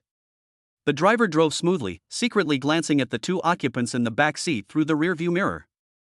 Mr. G seems a little different today. Although she still had that aloof expression, there was an indescribable gentleness in her eyes. Mr. Wu, on the other hand, was exactly the same as when he arrived, lazily leaning back in his seat, engrossed in playing a game on his phone. The screen flickered with light and shadow, and occasionally his whispers of nice and beautiful could be heard, along with the sound effects of victory. It was as if the calligraphy master who had just been wielding his brush with extraordinary grace in front of everyone was merely a dream. The stark contrast made even the driver feel like it was surreal. Jean Yen pursed her lips tightly and remained silent. But her gaze, uncontrollably, kept glancing at Wu Yu beside her out of the corner of her eye. He kept his head down, his fingers flying across the screen. Focused and attentive. Just like playing video games and practicing calligraphy, these are both extremely important parts of his life. She thought she knew him well enough. A homebody who was addicted to games, out of touch with society, but kind-hearted and caring. This is the label she put on him after spending more than half a month together. But today, he personally tore off that label, and then showed her a completely unfamiliar and unfathomable version of himself. That calligraphy piece. Such character and spirit cannot be achieved by simply learning them. That requires decades of immersion, innate talent, and, more importantly, a transcendent state of mind that comes from a deep understanding of the world and a return to simplicity. How could these things happen to a 26-year-old who was addicted to the virtual world all day long? And then there's his eloquence and insight, which made Chen Xiaoyan lose face with just a few words at the banquet today. That's not something a clueless shut-in could have. Who exactly is he? How many secrets does he still hold that she doesn't know about? Your handwriting. Finally, Jean Yen couldn't help but speak up. Who did you learn it from? Wu Yu had just finished a game and won a great victory. Wu Yu had just finished a game and won decisively. He put down his phone in a good mood, stretched, and then turned to look at Jean Yen. Huh? He seemed to just realize what she was asking. Oh, words. He looked at the eyes that seemed to say leniency for those who confess, severity for those who resist, smiled, and used the same all-purpose excuse. I already said I learned it from watching videos online. Maybe. I'm just more talented. Commemorate. This answer, more so than any profound explanation, left the memorial feeling utterly powerless. Talent? What kind of talent allows one to replicate the essence of the sage of calligraphy simply by watching videos? She knew he was just giving her the runaround. He didn't want to talk about it. He has his own secrets. A strange sense of irritability and resentment welled up in Jean Yen's heart. They're already husband and wife, aren't they? Why is he still unwilling to be honest with himself? She stopped asking questions, simply turning her head to quietly watch the street scene rushing past the window, her expression returning to its usual coldness. The atmosphere inside the car suddenly plummeted to freezing point. Looking at her tense profile and jawline, Wu Yu knew she was angry. Alas, a woman's heart is like a needle at the bottom of the sea. I was so proud of him just now, and I even contributed 200 points of emotional value. Now they're arguing again over a problem that can't be explained. He wanted to be honest too. How can I put it? Darling, I have a system that can exchange for any skill in the world. If you experience even a slight emotional fluctuation, I can fly a plane and build cannons tomorrow. Do you believe me? I'm afraid I'll be mistaken for a delusional patient and sent directly to a mental hospital. Wu Yu sighed. It seemed that he should use this kind of bug-level skill less often in the future.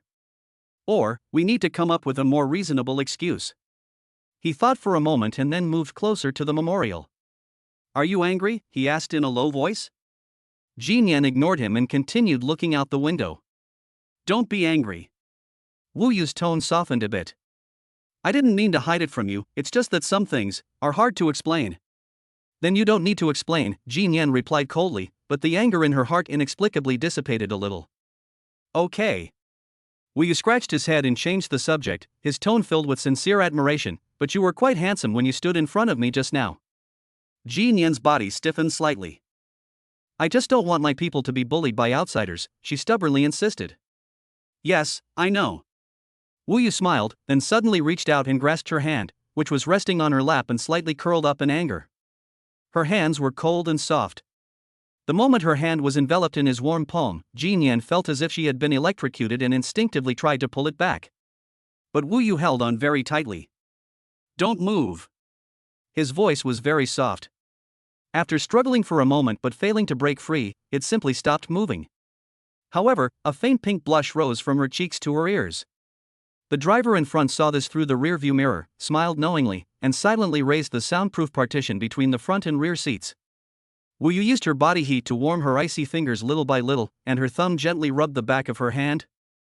In memory, he looked at her, his eyes serious. "No matter what secrets I have, you just need to remember one thing. I won't hurt you. Never." His voice, as if possessing some kind of magic, gradually soothed the irritability and grievances in Jin Yan's heart. She turned her head and met his clear and sincere eyes. At that moment, she suddenly felt that who he was and what secrets he held seemed no longer important. The important thing is that he's right here beside me. The important thing is that he just said he would never hurt her. Ding! Emotional value plus 20, from Soothed Heartbeat. The car returned to the Cloud Top Palace. The two returned home in silence. As soon as I entered, I changed my shoes and wanted to go straight upstairs. She was hit too hard today, and her emotions were too volatile. She needs to be alone to calm down and process it properly. Wait a moment. Wu Yu called out to her. In remembrance, we paused and looked back at him. Wu Yu walked up to her and, under the bright lights of the living room, raised his hand and slowly began to unbutton his shirt in front of her. 1, 2, revealing delicate collarbones and a small patch of firm chest. Jin Yan's eyes widened instantly, her breath caught in her throat, and her mind went blank. What is he trying to do? In broad daylight, under the clear sky. Has he gone mad? Chapter 12: The Secret Under the Shirt. The Ice Queen's loss of composure. What does he want to do? Now? Here? Memorial's brain went blank with a buzz and completely crashed. Her heart pounded wildly in her chest, the dull thud hitting her eardrums and making her dizzy. She could feel her body rapidly heating up, a burning heat spreading from her cheeks to her ears. She instinctively took a half step back, her back slamming against the cold wall with a thud, leaving her nowhere to retreat. Wu Yu unbuttoned the third button. His white cotton linen shirt was open to the sides, revealing his slender but well-defined collarbones and chest. He looked at Jin Yan's phoenix eyes, which were filled with panic, and her lips, which were unconsciously pursed and glistening with moisture due to nervousness, and his heart skipped a beat. Broken. What was that woman thinking? Judging from her appearance, her cheeks were flushed and her eyes were wide open. She looked completely frightened. She didn't think that he was going to execute her on the spot, did she? Brother, I'm just checking your injury, not putting on an action movie performance. Wu Yu mentally cursed, but her hands didn't stop moving. Instead of unbuttoning the fourth button, he reached out and pulled the left side of his shirt collar open. As the fabric slipped off, a shocking bluish-purple bruise appeared prominently where his left shoulder met his collarbone. The center of the wound had even turned black, as if it had been hit hard with a blunt object. In remembrance of all the absurd, alluring, and shameful thoughts that had been swirling in her mind, they abruptly ceased the moment she saw this wound. Those chaotic thoughts were completely shattered by this dazzling bluish-purple color. Instead, a surge of anger rose within him. You, how did you do this? Her voice was hoarse with shock, and her fingertips trembled slightly. Seeing her reaction, Wu Yu thought to himself, it's done. He released his grip, letting his shirt cover the wound again, speaking in a nonchalant tone. Oh, that? I bumped into someone at the resort today and had a minor altercation, but it's nothing. This injury was certainly not caused by a conflict with someone. He fell off the ladder and bumped himself while cleaning the chandelier a couple of days ago. He was in so much pain at the time that he grimaced, but he didn't pay much attention to it afterwards. But when he saw Jin Yan still brooding over his secret in the car, he was instantly reminded of that wound. A plan took shape in his mind.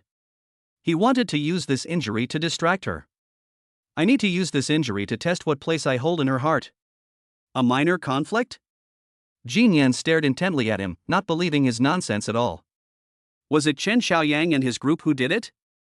Her voice suddenly turned cold, and the ruthless and decisive aura that belonged to a business queen instantly returned to her. I already said it's nothing, just a minor scratch.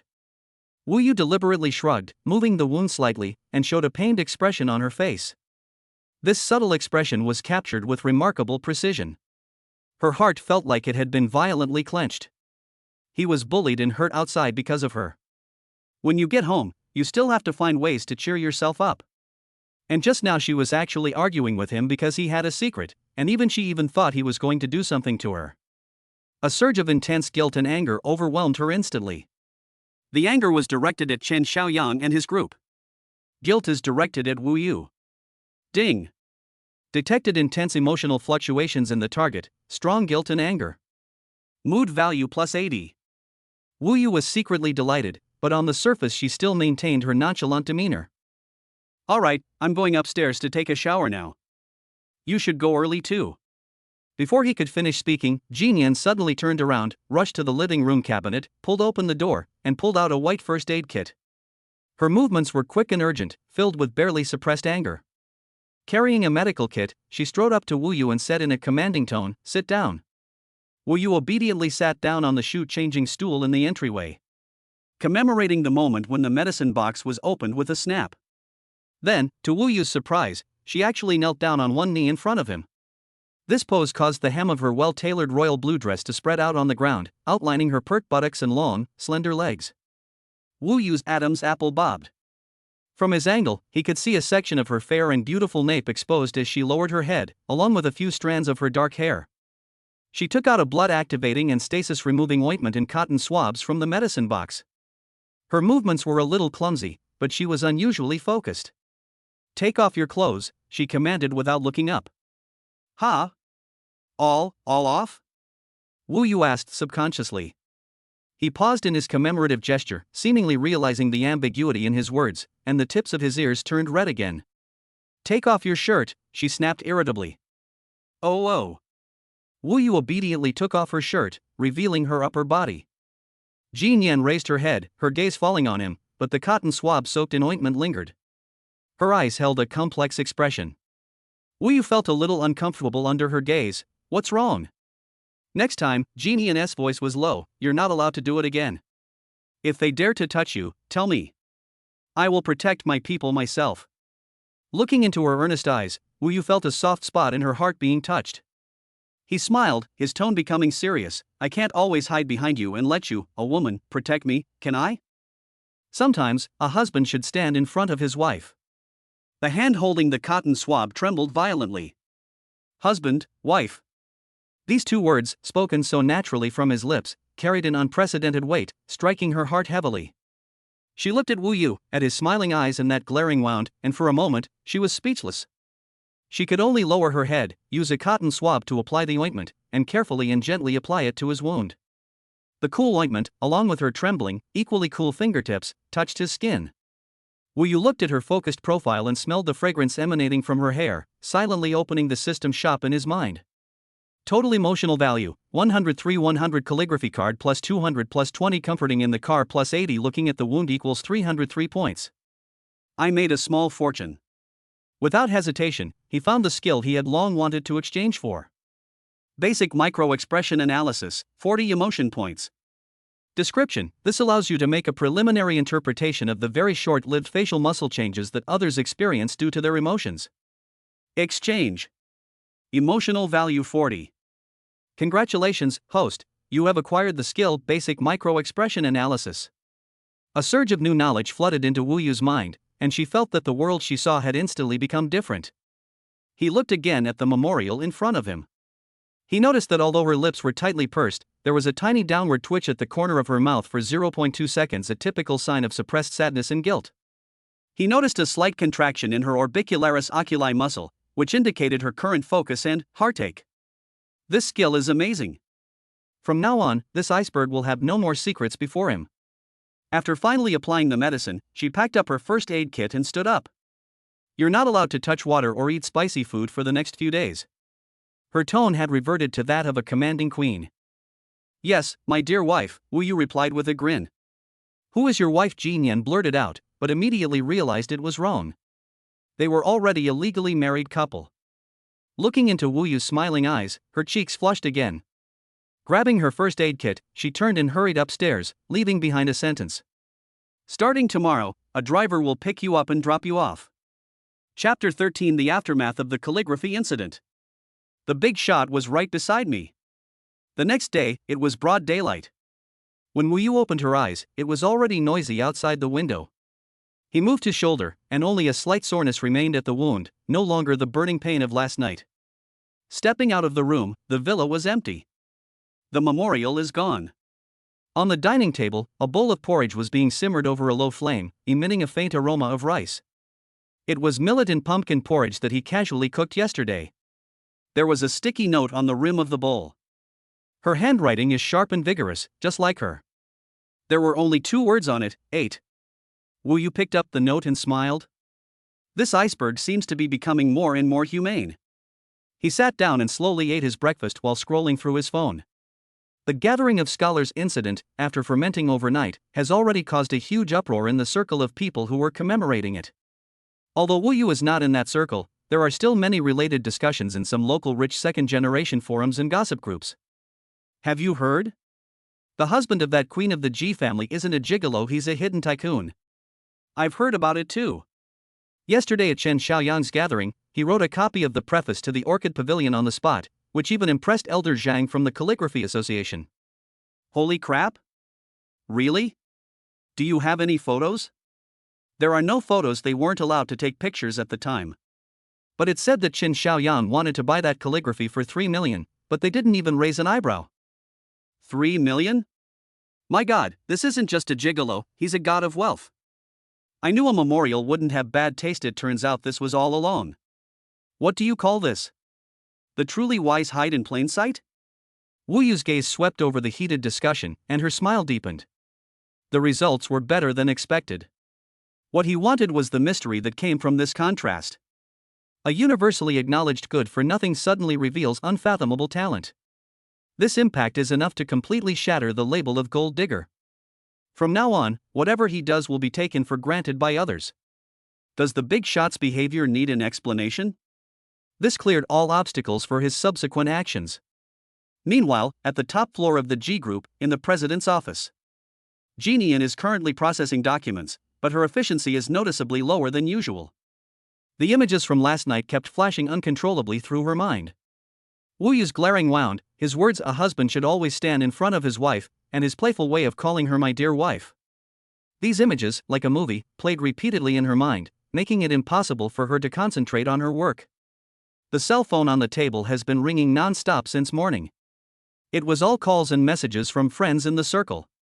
Some people subtly inquired about Wu Yu's background, some tried to ask for his calligraphy indirectly, and others simply came to get close to him.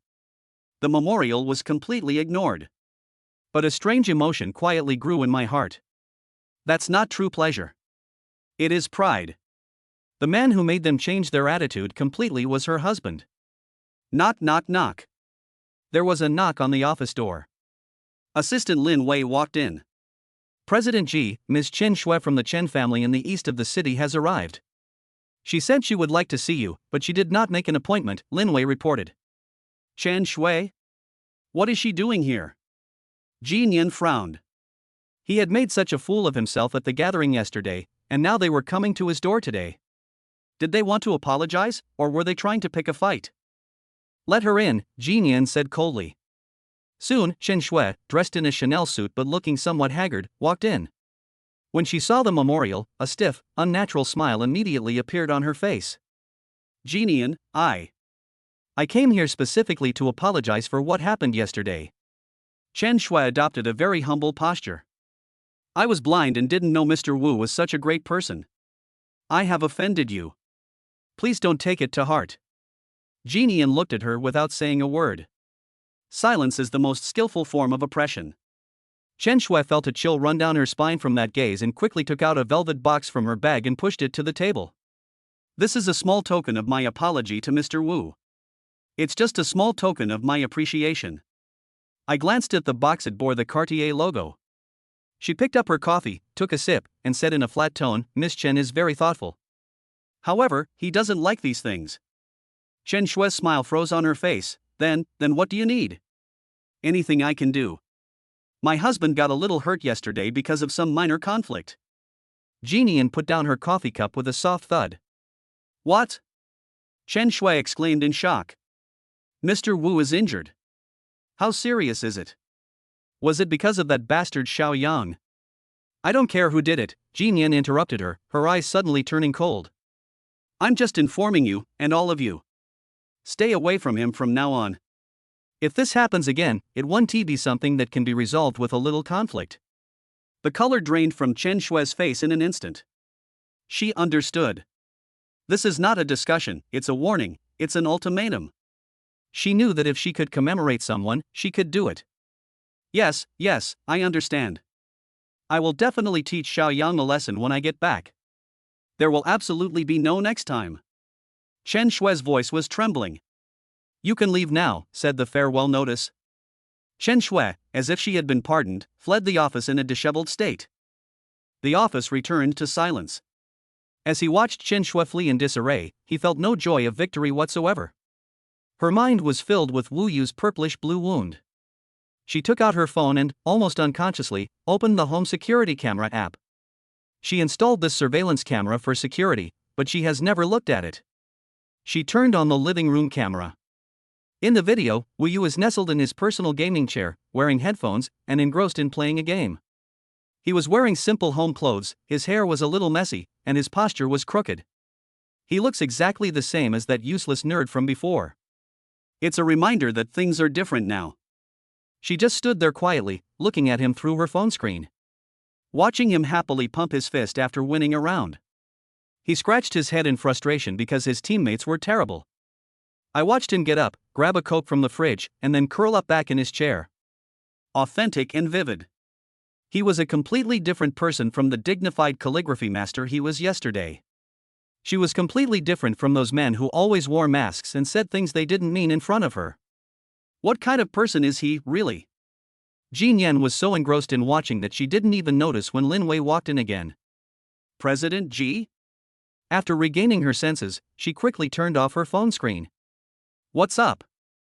The documents for the negotiations with UN Group this afternoon are all prepared, Lin Wei said.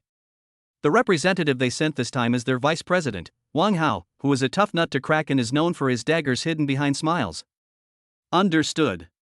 Jin Yan nodded, her gaze returning to the documents. As she flipped through those tedious terms, a smile remained on her lips, one that she herself was unaware of. Chapter 14: The Otaku's First Expedition. The Queen's Anxiety. Wu Yu stayed home for 2 days and his shoulder injury has almost healed. These past 2 days, Jin Yan has been keeping a closer eye on him. No spicy food allowed. No iced drinks allowed. The meals every day were as bland as vegetarian food in a temple. Even his gaming time was ruthlessly restricted. Everyone must be asleep by 11 p.m. This is a new decree issued by Her Majesty the Queen. Wu Yu complained about no human rights but secretly felt like she was drinking honey. He could sense that the commemoration's concern for him was no longer based on a contract or responsibility. More and more genuine emotions are mixed into it. His newly acquired skill of micro-expression analysis has become an incredible tool for reading minds, allowing him to see through her thoughts perfectly.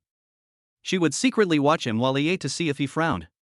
If he was enjoying his meal, her eyes would relax slightly. While he was playing games, she would pretend to be looking at documents, but her eyes would occasionally drift towards his screen out of the corner of her eye. When he complains about his teammates, the corners of her mouth will turn up slightly. These subtle changes made Wu Yu feel that the game of conquering this iceberg was becoming more and more interesting. That afternoon, Wu Yu received a phone call. He was a friend he met while playing games, nicknamed Fatty. Hey, brother Yu! Great news, the fat man exclaimed excitedly on the other end of the phone. What's the good news? You've lost 200 pounds? Wu Yu leaned back lazily in her gaming chair. Screw you!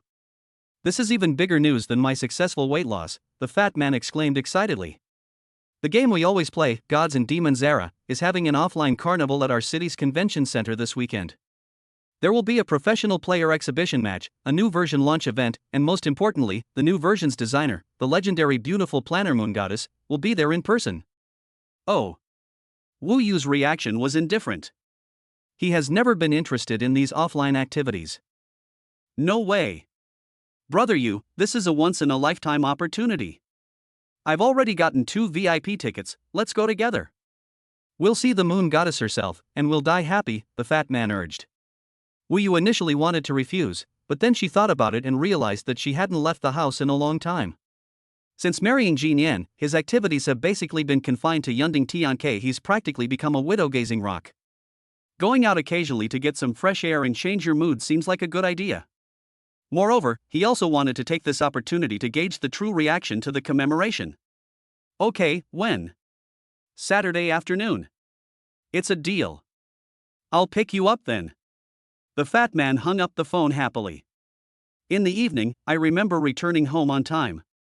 Wu Yu had already prepared dinner, 3 dishes and a soup, all in her preferred light flavors. The two sat at the dining table and ate quietly. This warm and silent atmosphere has become a tacit understanding between them. Wu Yu took a couple of bites of rice, raised her eyes, and casually mentioned, I might have to go out this Saturday afternoon. The chopsticks used to pick up food paused in mid-air as a memento. She looked up, her gaze falling on his face. Go out? Where to? A friend invited me to participate in a game activity, Wu Yu said frankly. Game activities? A strange feeling of unease settled over me. She recalled the day of the gathering, when he casually mentioned going, only to cause trouble and get injured.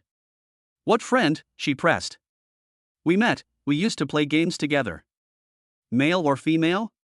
As soon as the words left his mouth, even he was stunned. When did she start caring whether he had male or female friends? Looking at her, Wu Yu, through the perspective of micro-expression analysis, clearly captured the slight tightening of her brow for 0.3 seconds and the subconscious pursing of her lips when she asked the question. This is a sign of tension and anxiety. What is she nervous about? A guy, a fat one, Wu Yu replied with a smile. What? Afraid I'll go out and fool around? I'm just reminding you that your injury hasn't fully healed yet. Jean Yan avoided his gaze, lowered her head to drink her soup, and her tone returned to its usual coldness. Don't worry, this is just a pure game expo, it's very safe, Wu Yu assured him. Jean Yan grunted in acknowledgement and said nothing more, but her eating speed noticeably slowed down. Wu Yu knew that she had something on her mind. But he didn't point it out. Some emotions need to be allowed to ferment on their own. After finishing his meal, as usual, he returned to his study to work. Wu Yu then put on his headphones, returned to his esports zone, and continued his ranking up career. Saturday arrived quickly. Wu Yu changed into a clean t-shirt and jeans, looking like an ordinary college student. Just as he was leaving, Jean Yan came downstairs. Today, she was unusually not wearing formal attire, but rather a loose and comfortable gray cashmere loungewear set. Her long hair was casually tied up with a hairpin, revealing her smooth forehead and slender neck. This casual home outfit made her shed her usual sharpness and added a touch of laziness and gentleness. I'm going out. Wu Yu waved to her.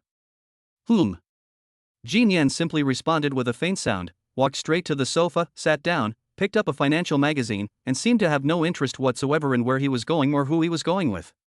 Wu Yu smiled, turned around and went out the door. The sound of the front door closing was particularly clear in the empty living room. I was flipping through the magazine, but I couldn't focus on a single word. Her gaze drifted uncontrollably toward the tightly closed door. He's gone. This house seems to have suddenly become empty. Without his occasional nagging while he played games beside me. The clanging sounds and aromas of food that used to emanate from him while he was busy in the kitchen are gone. The entire space has transformed back into the original showroom. An indescribable sense of unease quietly rose from the bottom of my heart and grew stronger and stronger. She snapped the magazine shut, stood up, and paced back and forth in the living room. Where will he go? What kind of game event is it? Will there be a lot of people? Is his fat friend reliable? Will he get into another conflict? Countless questions swirled wildly in her mind, making her restless and uneasy. She then realized with a start that she had become so accustomed to having Wu Yu by her side. She had grown accustomed to that quiet, warm companion who allowed her to completely relax.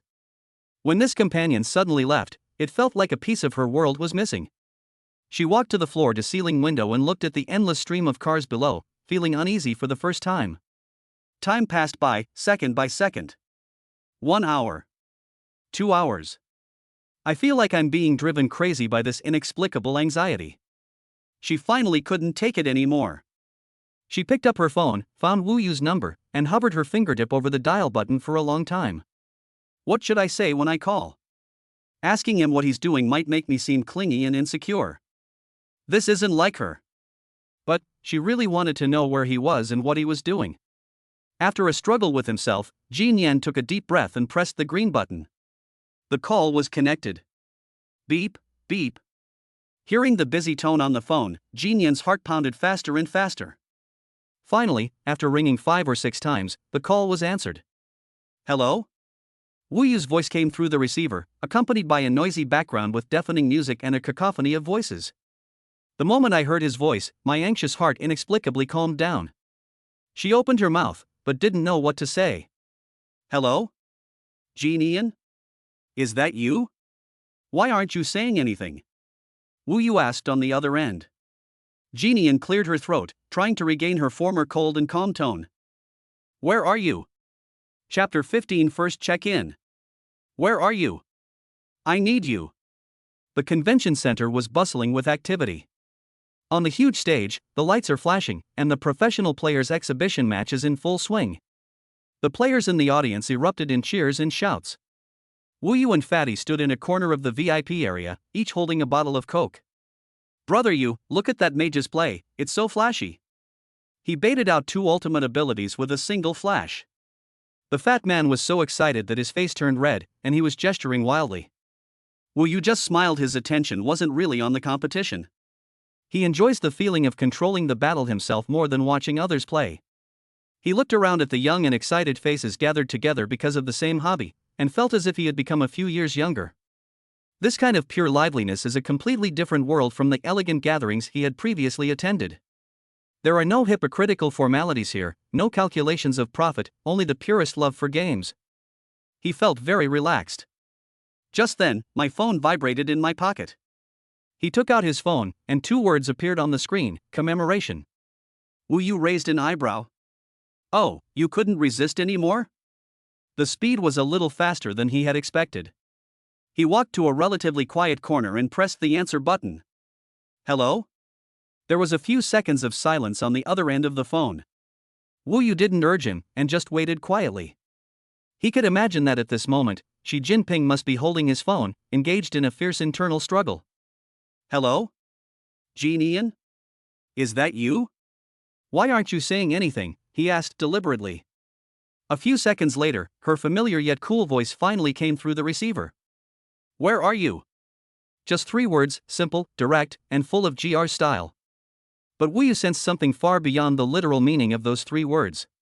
This wasn't a superior interrogating a subordinate, but rather, an inquiry tinged with unease and concern. Wu Yu's mood instantly brightened. He leaned against the wall, deliberately teasing her in a lazy, magnetic voice. What? Missed me? There was another silence on the other end of the phone. Wu Yu could even imagine her ears turning red with embarrassment and anger at that moment.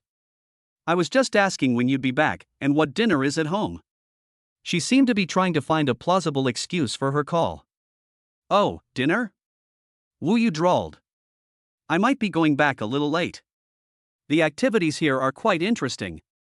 New. Her voice sounded somewhat muffled. Wu Yu felt that the time was right and she couldn't tease her any longer, otherwise she would really anger the queen and it would be difficult to handle the situation when she got back. Have you eaten? He changed the subject, his tone softening. Not yet. Then hurry up and order some takeout, don't go hungry, or your stomach will feel uncomfortable again, Wu Yu instructed. There was no answer on the other end of the phone, but Wu Yu could hear the change in her breathing. Alright, I'm almost done here, I'll be right back, Wu Yu said with a smile. What do you want to eat? I'll make you a midnight snack when I get back. Casual. Her voice didn't sound so cold anymore. Okay, that's settled then, I'll hang up now. After hanging up the phone, Wu Yu stared at her phone screen, unable to suppress the smile on her face. Ding. Emotional value plus 15, from the feeling of being comforted. Hey, who are you talking to on the phone? You're laughing so happily, could it be your wife? The fat guy had somehow gotten close to him, looking all gossipy. Go away, kid, don't ask questions. Wu Yu pushed his huge head away. TCH, he values women over friends. The fat man curled his lip, but then his attention was drawn to the stage again, and he shouted excitedly, Look, look! The moon goddess is about to appear. As the host introduced the stage in a loud voice, the stage lights dimmed, and a spotlight shone on the center of the stage.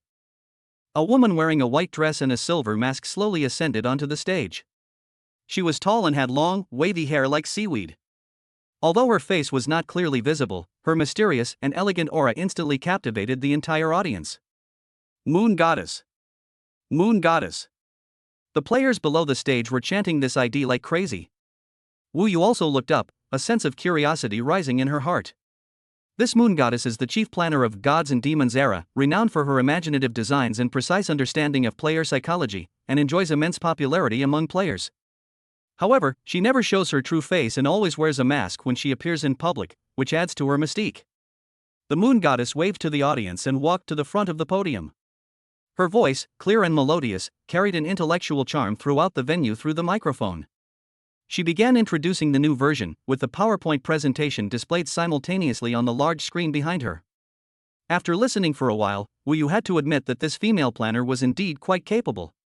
She has her own unique understanding of game design, numerical balance, and the control of player satisfaction. Even after the event ended, the fat man was still eager for more. It's such a great deal. The moon goddess is not only beautiful and has a sweet voice, but she's also so talented. I wish I had a girlfriend like her. Wu Yu patted him on the shoulder. Stop dreaming, hurry up and take me home. Your sister-in-law is waiting for me to make her a midnight snack. Damn it. You killed the dog, didn't you? The fat man wailed, resignedly driving Wu Yu back home. It was already past 9 o'clock at night when we returned to Cloudtop Palace. Wu Yu opened the door and found the living room light was on. Jeannian was sitting on the sofa with a laptop on her lap, her posture dignified, as if she were handling official business. But Wu Yu could tell at a glance that she was waiting for him. Because on the coffee table in front of her was a cup of tea that had gone completely cold, and the computer screen she was looking at hadn't been moved since he came in. I'm back. Wu Yu changed her shoes and walked over. Jean Yan hummed in agreement, closed her laptop, and looked up at him. Is it fun? She asked. It's all right, quite lively. Wu Yu sat down on the sofa next to her. Have you eaten? I have no appetite. I knew it. Wu Yu sighed and stood up. Wait here, I'll cook you a bowl of noodles. He went into the kitchen, skillfully turned on the stove, boiled water, and took out some ready-made ingredients from the refrigerator. Jeannian didn't touch the computer again, but sat quietly on the sofa, her gaze following his busy figure in the kitchen. Under the light, his shadow was stretched long, making him appear exceptionally reliable.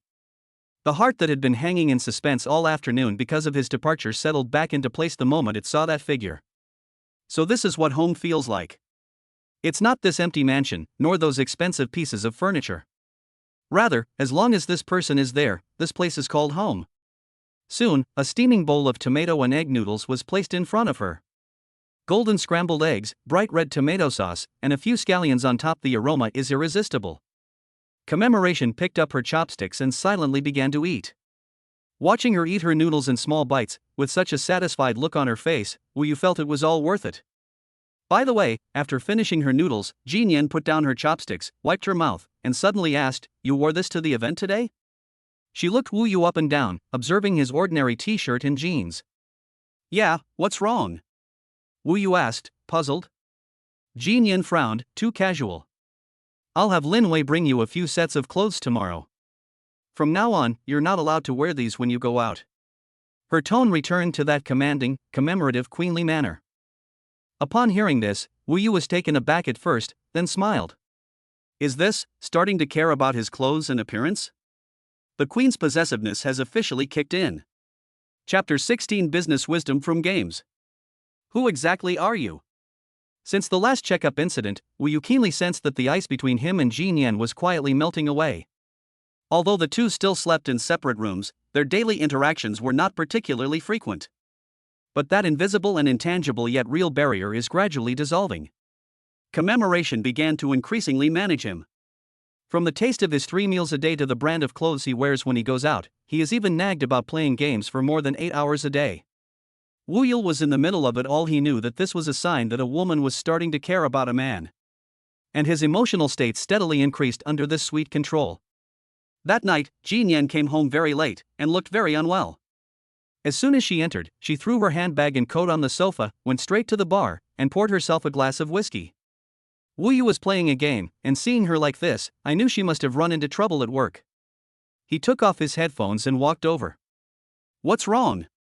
Didn't I tell you your stomach isn't good and you should drink less alcohol?" He frowned and reached out to take her glass away. The commemoration, however, was avoided. "Leave me alone." She tilted her head back and downed the strong liquor in her glass in one gulp. The spicy liquid burned her throat, giving her a moment of numbness to her agitated heart. Wu Yu looked at her reddened eyes and furrowed brows from drinking, and his heart sank. He didn't try to take it anymore, but silently turned and went into the kitchen. A moment later, a cup of honey water at just the right temperature was placed beside her. "Tell me, what happened?" he asked. Wu Yu sat down on the bar stool next to her, choosing silence over further questions. After staring blankly at the empty wineglass for a long time, he finally spoke. "Negotiations with Yuanda Group have reached a stalemate." Wu Yu remembered it was the project Lin Wei had mentioned last time, and the opponent was the vice president known for his smiling but treacherous nature, Wang Hao. "Did he make things difficult for you?" "He didn't make things difficult for me." Jin Yan laughed self-deprecatingly. "He was very polite and courteous to me, and even made concessions on many terms." "Isn't that a good thing?" Wu Yu asked, puzzled. "Good thing?" Jin Yan sneered. "In the business world, there are no concessions without a reason. The more he does this, the more it proves that he is plotting something bigger. He's like a venomous snake, hiding his most deadly fangs beneath a smiling face. I can sense the danger, but I can't find his Achilles heel." Jin Yan rubbed her aching temples, her face showing deep frustration. This was the first time she had so frankly revealed her work-related difficulties and vulnerabilities to Wu Yu. Wu Yu listened quietly. Although he doesn't understand business, he has seen too many of these smiling tiger-type opponents in games. Looking at the weary face of the memorial, an idea suddenly came to him. He stood up, said nothing, returned to his esports area, and put his headphones back on. As Jin Yan watched his retreating figure, her eyes dimmed slightly. "Yeah, what's the point of telling him all this? He's just a gamer who's a homebody. How could he possibly understand the cutthroat world of business?" She picked up the glass of honey water beside her and took a small sip. The warm, sweet sensation slid down my throat, slightly dispelling the chill that lingered in my heart. She was about to go upstairs to her study to continue studying that damned contract alone. Just then, Wu Yu's voice suddenly rang out, seemingly communicating with his teammates via voice chat. "Holy crap, guys, this NPC is way too sneaky. Look, on the surface he treats us like brothers, giving us gold coins and signing peace treaties, making us happy." Just as my foot was about to step onto the stairs, it inexplicably stopped. She slowly turned around and looked at the figure who was immersed in the game world. Wu Yu's voice continued, carrying a passionate tone as if he were surveying the world. "But look at the map. All he gave us were those godforsaken, worthless resource points. Meanwhile, his main force was secretly making its way towards the Dark Forest." "What is the Dark Forest?" "It's our most important supply line in the rear. His tactic is called feigning an attack on one side while secretly advancing on the other, trying to lull us into a false sense of security with small gains before stabbing us in the back. You can't waste time dealing with this kind of cunning old fox. He likes to act, right? Let us play along. Let's pretend we've been tricked, and move our main force to the border as if we're going to have a decisive battle with him. But in reality, we sent a team of elite assassins to flank him from the misty swamp and take down his stronghold. If his stronghold is lost, won't the troops at the front be like water without a source? They'll be at our mercy then." Wu Yu's voice sounded exceptionally clear in the quiet living room. What is said without malice may be taken to heart by the listener. The game terms Wu Yu used included things like NPC, resource point, supply line, and flanking. A tribute to someone who couldn't understand a single word. However, the tactics and the ideas he described were like a lightning bolt, instantly cleaving through the fog in her mind. Wang Hao. Aren't the concessions Wang Hao made at the negotiating table just those insignificant and worthless resource points? He used these small benefits to numb himself, making himself focus on the minutiae of the contract. But what is his real goal? Jin Yan's mind raced, mentally reviewing every aspect of the entire collaborative project. Got it. Logistics. It's the project's logistics channel. During the negotiations, Wang Hao never mentioned the logistics partner, only saying that it would be fully handled by their Yuanda group. The logistics system of the G group in this new project is precisely the weakest link, which is what Wu Yu called the supply line. If Wang Hao manipulates logistics and cuts off the Ji family's lifeline, all the funds and resources the Ji family has invested in the early stages will be wasted, leaving them at his mercy. What a brilliant move to strike at the heart of the problem. Once he understood this, a cold sweat instantly seeped out from Jin Yan's back. She almost fell into Wang Hao's trap. Wu Yu, while he was playing games and bragging to his teammates, hit the nail on the head regarding the problem that she had been racking her brains to find. Jin Yan suddenly looked up and stared intently at Wu Yu's back. At that moment, she felt that the man in front of her had become both incredibly unfamiliar and incredibly mysterious. Is this really a coincidence? Or is it that he actually knows everything and is just using this method to guide her? Ding! Detected a dramatic emotional fluctuation in the target person, a sudden realization of surprise and shock. Mood value plus 40. Upon hearing the system notification, Wu Yu couldn't help but smile slightly. It's done. He wasn't actually talking to his teammates via voice chat. The music playing in my headphones was Guodi Gang and Yu Qian's classic crosstalk performance, My Whole Life. His impassioned speech just now was deliberately meant for Jin Yan's ears. He used his accumulated emotional points to redeem a one-time, business problem analysis card in the system shop, spending only 10 points. The system instantly analyzed the predicament Jin Yan was facing in the other party's conspiracy. Then, Wu Yu used the slang from the game to translate the solution. This way, I can help her without exposing myself, and I can maintain my gamer-geek persona. Absolutely perfect. Jin Yan quickly walked up behind Wu Yu and ripped off his headphones. Through the earphones, Guodi Gang's signature voice came through. Teacher Yu's father, Old Master Wang, was quite a remarkable person. Wu Yu. Commemorate. The atmosphere instantly became incredibly awkward. Wu Yu stiffly turned her head, looking at Jin Yan's icy face, where several words were clearly written. Are you fucking kidding me? It crashed. It was thoroughly investigated. Chapter 17. I remember all your preferences. A specially prepared warm drink.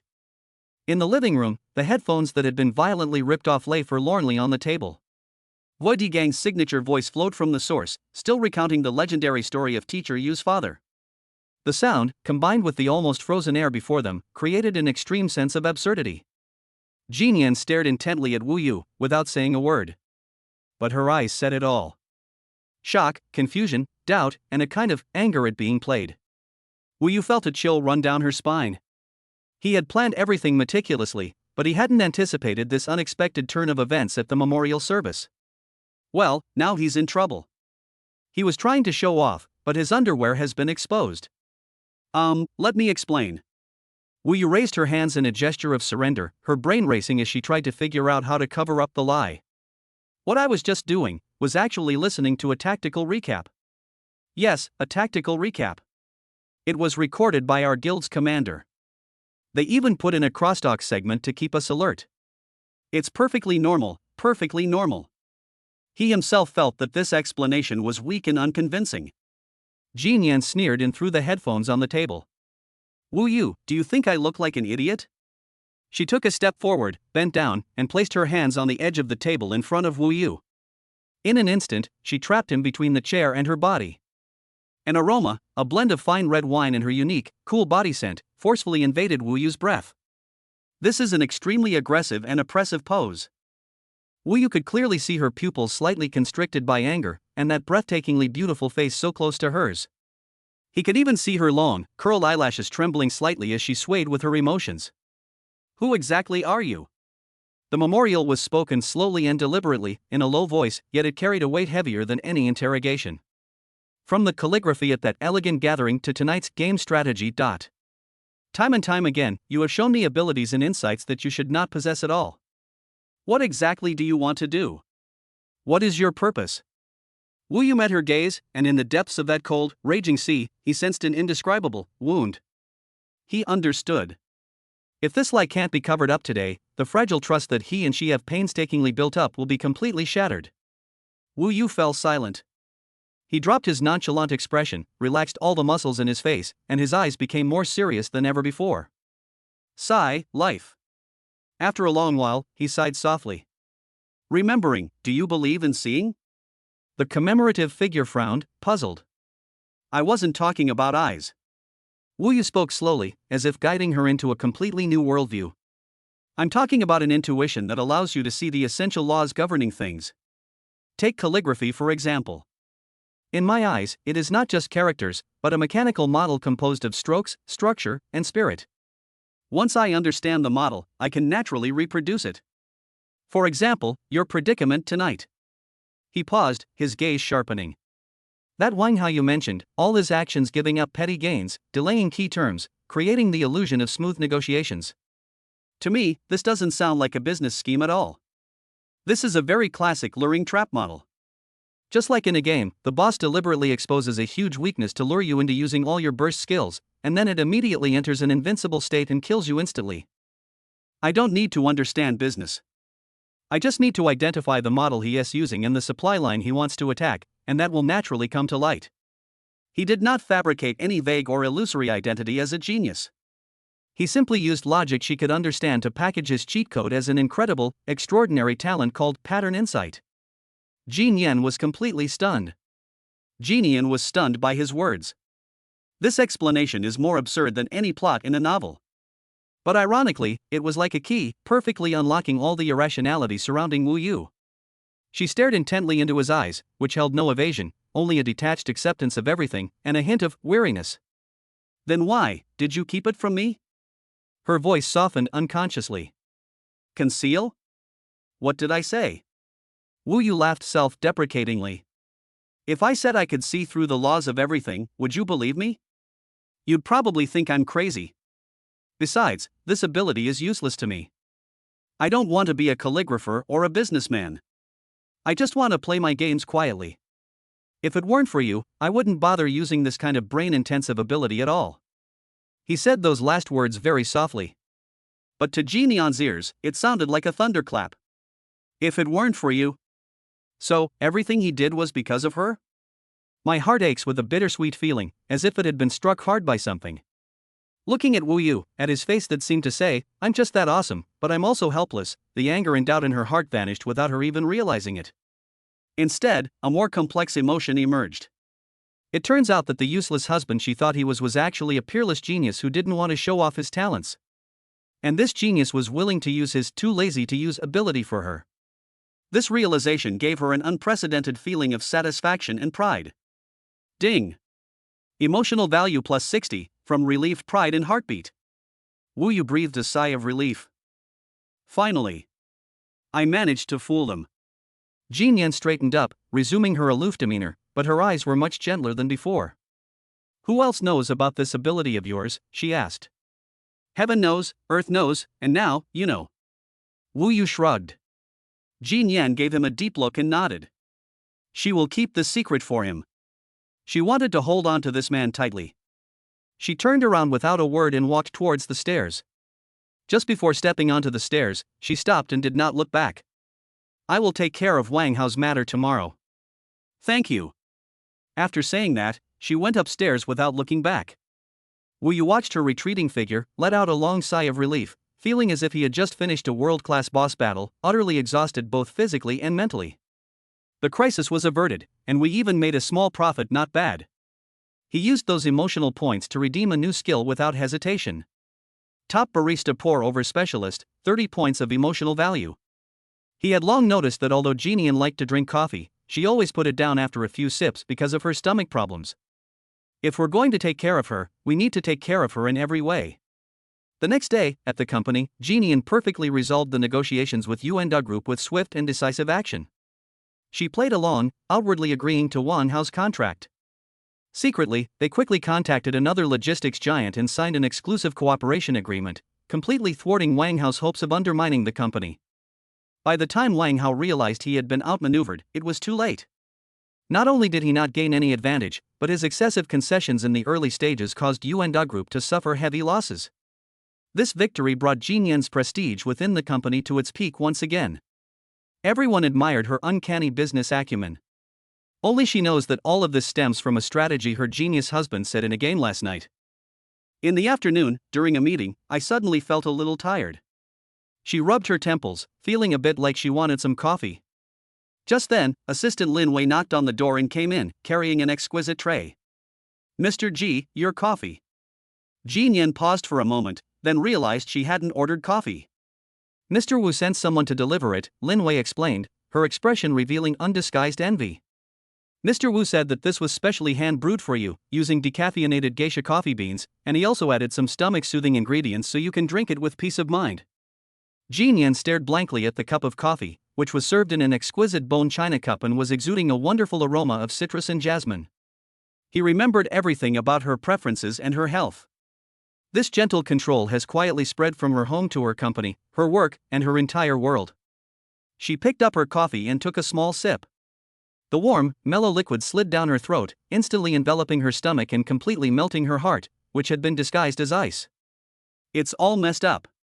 Everything is in chaos. Chapter 18: An Uninvited Guest. Contempt and provocation from family. I picked up the cup of hand-drip coffee and took a small sip. A soft yet complex aroma instantly filled her mouth. It lacks the bitterness and acidity of regular coffee, offering only a subtle floral and fruity aroma and a smooth, mellow taste. It tastes good. It tasted better than any pour-over coffee she had ever been to at any top-notch coffee shop. When did he learn this skill again? Is it also due to his so-called pattern recognition talent? Looking at the clear amber liquid in the glass, the fatigue from work vanished. She took out her phone and sent a message to Wu Yu. The coffee is delicious. After sending it, she felt that the 5 words were too dry, so she thought about it and added 2 more words at the end. Thanks. Wu Yu quickly replied with a cheeky emoji, a cat with its paws tucked in its sleeves, captioned, "No problem." Looking at that meme, I couldn't help but smile. Lin Wei, who was giving a work report, was so startled by the fleeting, seemingly gentle smile on her boss's face that she almost dropped the documents in her hand. My God, after following President Xi for so many years, this is the first time I've seen her smile so genuinely. It seems that this Mr. Wu is indeed no ordinary person. The warm and peaceful days were shattered after only a few days by an uninvited guest. It was the weekend, and Wu Yu was watering his beloved plants on the balcony. Commemoration, however, was unusually free of work. She was wearing a white silk robe, lying on her side on the living room sofa, her long legs crossed, revealing her curves, as she lazily flipped through a picture book. Sunlight streamed in through the floor-to-ceiling windows, giving the whole house a sense of tranquility and peace. Just then, the doorbell rang. Wu Yu and Jinian exchanged a glance, both looking puzzled. They didn't order takeout or make plans with friends. Commemorating the moment, he put down the picture book, walked barefoot to the entrance, and pressed the call button on the video intercom. On the screen appeared the face of a well-maintained middle-aged woman with an arrogant expression. Upon seeing this face, Jinian's brows furrowed instantly, and the languid gentleness on her face vanished without a trace. Auntie? What brings you here? Aunt? Wu Yu's ears twitched, and she stopped what she was doing. He had heard from Jinian that her parents died early and she grew up in different relatives' homes. Her uncle's family treated her fairly well, but her aunt, Jilan, was an extremely snobbish and mean person. When Jinian took over the company, she did everything she could to obstruct it, wanting her good-for-nothing son to take over. After the failure, he harbored resentment towards the memorial. Her sudden visit today is definitely not a friendly gesture. Why can't I come? Jinian, you're getting more and more capable these days. Getting married is such a big deal, and you didn't even tell your family. If I hadn't heard from others, I wouldn't even know your child had been born, let alone that I, as your aunt, would have known. Jinian's face darkened. I'm very busy. Busy? Are you so busy that you don't even have time to open the door? Or is it that your precious husband is so shameful that you don't dare let me, an elder, see him? Jilan sneered from outside the door. He clenched his fists, his chest heaving. Wu Yu walked over, gently pressed her hand, and shook her head at her. Then, he took the intercom and said in a very calm tone, "Hello, Auntie, this is Wu Yu. In memory of her, she just got up and hasn't had time to get ready yet. Please wait a moment, I'll open the door for you right away." His voice was gentle and polite, like a spring breeze that instantly dispelled the tension in the air. Jinian glanced at him, and the coldness in her eyes faded slightly. Wu Yu smiled at her, indicating that she could rest assured, and then pressed the door open button. Soon, Jilan, dressed in dazzling jewelry and carrying a Hermes bag, walked in high heels like a queen inspecting her territory. As soon as she entered, she scanned the entire house with a critical eye, and finally her gaze fell on Wu Yu. She scrutinized Wu Yu from head to toe. Wu Yu was dressed in simple home clothes today, looking clean and refreshing, but he had nothing to do with the words son-in-law of a wealthy family. "You're Wu Yu?" Jilan's tone was full of undisguised contempt. Yes, hello auntie. Wu Yu nodded neither humbly nor arrogantly, took a new pair of slippers from the shoe cabinet, and placed them beside her feet. Please change your shoes, auntie. Jilan glanced down at the ordinary cotton slippers, her brows furrowing even more, but she still reluctantly put them on. Jinian, is this the husband you found? Jilan immediately turned her criticism on Jinian. I thought you had high standards, but you ended up with such a pretty boy? Her words were extremely harsh and showed absolutely no mercy. Aunt. Jinian's voice suddenly turned cold. Please watch your words. He is my husband. Husband? Humph, a man who doesn't even have a proper job and just stays at home all day living off his wife deserves to be called a husband? Jilan sneered. You've completely disgraced the Ji family. My affairs are none of your business. Jinian was so angry that she trembled all over. What she hated most was her aunt's way of interfering in her life under the guise of doing it for your own good. Just as the two were about to start arguing, Wu Yu came over with a freshly brewed cup of tea. Aunt, you've come all this way, please have some tea first to calm your temper. He handed the teacup to Jilan, his face still bearing that gentle smile, as if he hadn't heard those hurtful words at all. Jilan glanced at him but didn't answer. I'm not here for tea. Wu Yu, right? I'm asking you, what makes you think you can marry our family's Jinian? What does your family do? How much do you earn in a month? She bombarded him with questions, pressing him relentlessly. Before Wu Yu could speak, Jinian interjected, how much money he makes is none of your business. I can afford to support him. You can afford to support them?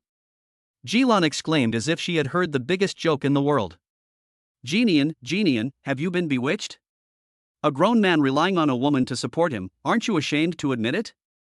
Aunt, Wu Yu, who had been silent until now, suddenly spoke up. You're right, it's really not nice for a man to be supported by a woman. Jilan and Jinian were both stunned. They hadn't expected him to say that. Jilan's face showed a smug look, thinking that Wu Yu had given in. Wu Yu continued slowly, so, I've discussed it with Jinian, and from now on, I'll be responsible for all the household expenses. You'll take responsibility? Jilan scoffed. What will you use to take responsibility? Your gaming skills? There are many kinds of games, Wu Yu said with a smile. For example, a few days ago, I casually wrote a piece of calligraphy, and someone offered 3 million to buy it, but I didn't sell it. He was referring to the preface to the Orchid Pavilion at the Elegant Gathering. Jilan's laughter abruptly stopped. She looked at Wu Yu in surprise and disbelief. What did you say? 3 million? Although she didn't attend the gathering, she heard afterwards that the husband she remembered was a hidden master calligrapher. Could it be true? Yes, Wu Yu sighed regretfully. Alas, at the time I felt 3 million was too little, so I didn't sell it. Looking back now, I regret it a little. 3 million yuan would have been enough to pay my cousin's almost bankrupt company half a year's salary, wouldn't it, auntie? The cousin Wu Yu mentioned was Jilan's good-for-nothing son. 2 years ago, he started his own company, but it was poorly managed and has now reached the point of defaulting on employee wages. Jilan is the only one who can keep it afloat by paying out of pocket. This was the most troubling and embarrassing thing for Jilan. Wu Yu's words, though seemingly unintentional, were more embarrassing for her than any vicious curse. Chapter 19: The Invisible Guardian of the Family. Using minimal force to achieve maximum effect. You're talking nonsense. Who said my son's company is about to go bankrupt? Jilan's tone suddenly rose, as if trying to cover something up. She cares most about her reputation. Wu Yu's exposure of her son's shortcomings in front of Jinian made her feel even worse than if he had directly insulted her. Oh? Did I remember wrong? Wu Yu's expression conveyed a pure innocence, as if it were truly just a casual remark. I saw a news report yesterday that mentioned a company in this city called Hongyuan Technology is suspected of defaulting on employee salaries and supplier payments, and is currently undergoing labor arbitration. He paused, then added with a look of sudden realization. I thought it was my cousin's company. It seems we have the same name. My bad. He said it was my fault, but that I know everything expression on his face made Jilan's heart sink to the bottom. Her son's company is called Hongyuan Technology. She used her connections to suppress the labor arbitration case, making it impossible for the media to report on it. How did he know? Jilan looked at Wu Yu with surprise and uncertainty, feeling for the first time that this seemingly harmless young man was somewhat unfathomable. Ji Nian looked at Wu Yu with some surprise. She never expected that Wu Yu was so familiar with all the messy things in her family. Moreover, his method of retaliation was brilliant. There wasn't a single swear word, not a single harsh word. He simply stated the facts in the most plain tone, yet every word precisely struck at his aunt's weak points. Even she herself was ashamed of her own skill in using minimal force to achieve maximum effect. Seeing his aunt's face turn pale and then red, the anger he felt at being contradicted dissipated, replaced by a inexplicable sense of satisfaction. Wu Yu looked at Ji Lan and continued gently, "Aunt, please don't be angry. Every family has its own problems. It's normal for my cousin to encounter some setbacks in his business while he's young. Unlike me, I don't have any grand ambitions. I just like to stay at home, study flowers, birds, fish and insects, write and draw, and enjoy some peace and quiet." As he spoke, he pointed to the thriving green plants he had cultivated on the balcony. "The memorial work is so busy and tiring. There has to be someone to take care of this home so that when she comes back there is a hot meal and a comfortable place to rest. Don't you think that makes sense?" His words were reasonable and his attitude was humble, instantly elevating his living off a woman behavior to the level of sacrificing for love and being a supporter. Ji Lan was stunned by his combination of punches. She opened her mouth but couldn't utter a single word. Yes, the Ji family is now relying on Ji Nian alone. She works herself to the bone every day, but when she comes home, there's no one to care for her. It's really pitiful. Finding a man to take care of her seems plausible, doesn't it? But the thought that this man didn't earn a penny and still wanted to spend money on a souvenir made her feel like she had a lump of cotton stuck in her heart, unable to go up or down. Easier said than done. Ji Lan recovered her senses, snorted coldly, and decided to try a different approach. Even if you can take care of her daily life, what about her career? In memory of a young woman, it's not easy to make it in the business world. If you had any ability, you should have helped her out. Instead of comfortably hiding at home. Auntie is right, Wu Yu humbly accepted, then changed the subject. However, there are many kinds of help. Just like a few days ago, when Ji Nian was negotiating a cooperation with Yuanda Group, the vice president of the other party, surnamed Wang, was a wolf in sheep's clothing and buried a big pit in the contract, which Ji Nian did not notice at the time. I don't know much about business, but after listening to her say a few things, I felt that the wine guy's tactics were very similar to a scam I encountered in a game. I just reminded her to pay attention to the logistics process. As it turned out, I was right. Ji Nian had prepared in advance and turned the tables on her opponent, not only avoiding a loss but also making a small profit. Wu Yu spoke of it casually, as if she were talking about a trivial matter that happened in a neighbor's house. But to Ji Lan, it was like a thunderclap from a clear sky. Ji Lan knew about the Yuanda Group project and was aware of the dangers involved. She was expecting to see Ji Nian make a fool of herself, but she never expected that Ji Nian would be able to turn the tables and win. She always thought it was a commemoration of good luck, or that she had been guided by a wise person. But to her utter surprise, this expert turned out to be the very gold digger she despised the most. Ji Lan opened her mouth, but couldn't say a word. She felt that she hadn't come here to cause trouble, but to humiliate herself. This Wu Yu is simply a prodigy. When you talk to him about money, he says one of his calligraphy works is worth 3 million. When you talk to him about his career, he says he can command the world just by playing video games.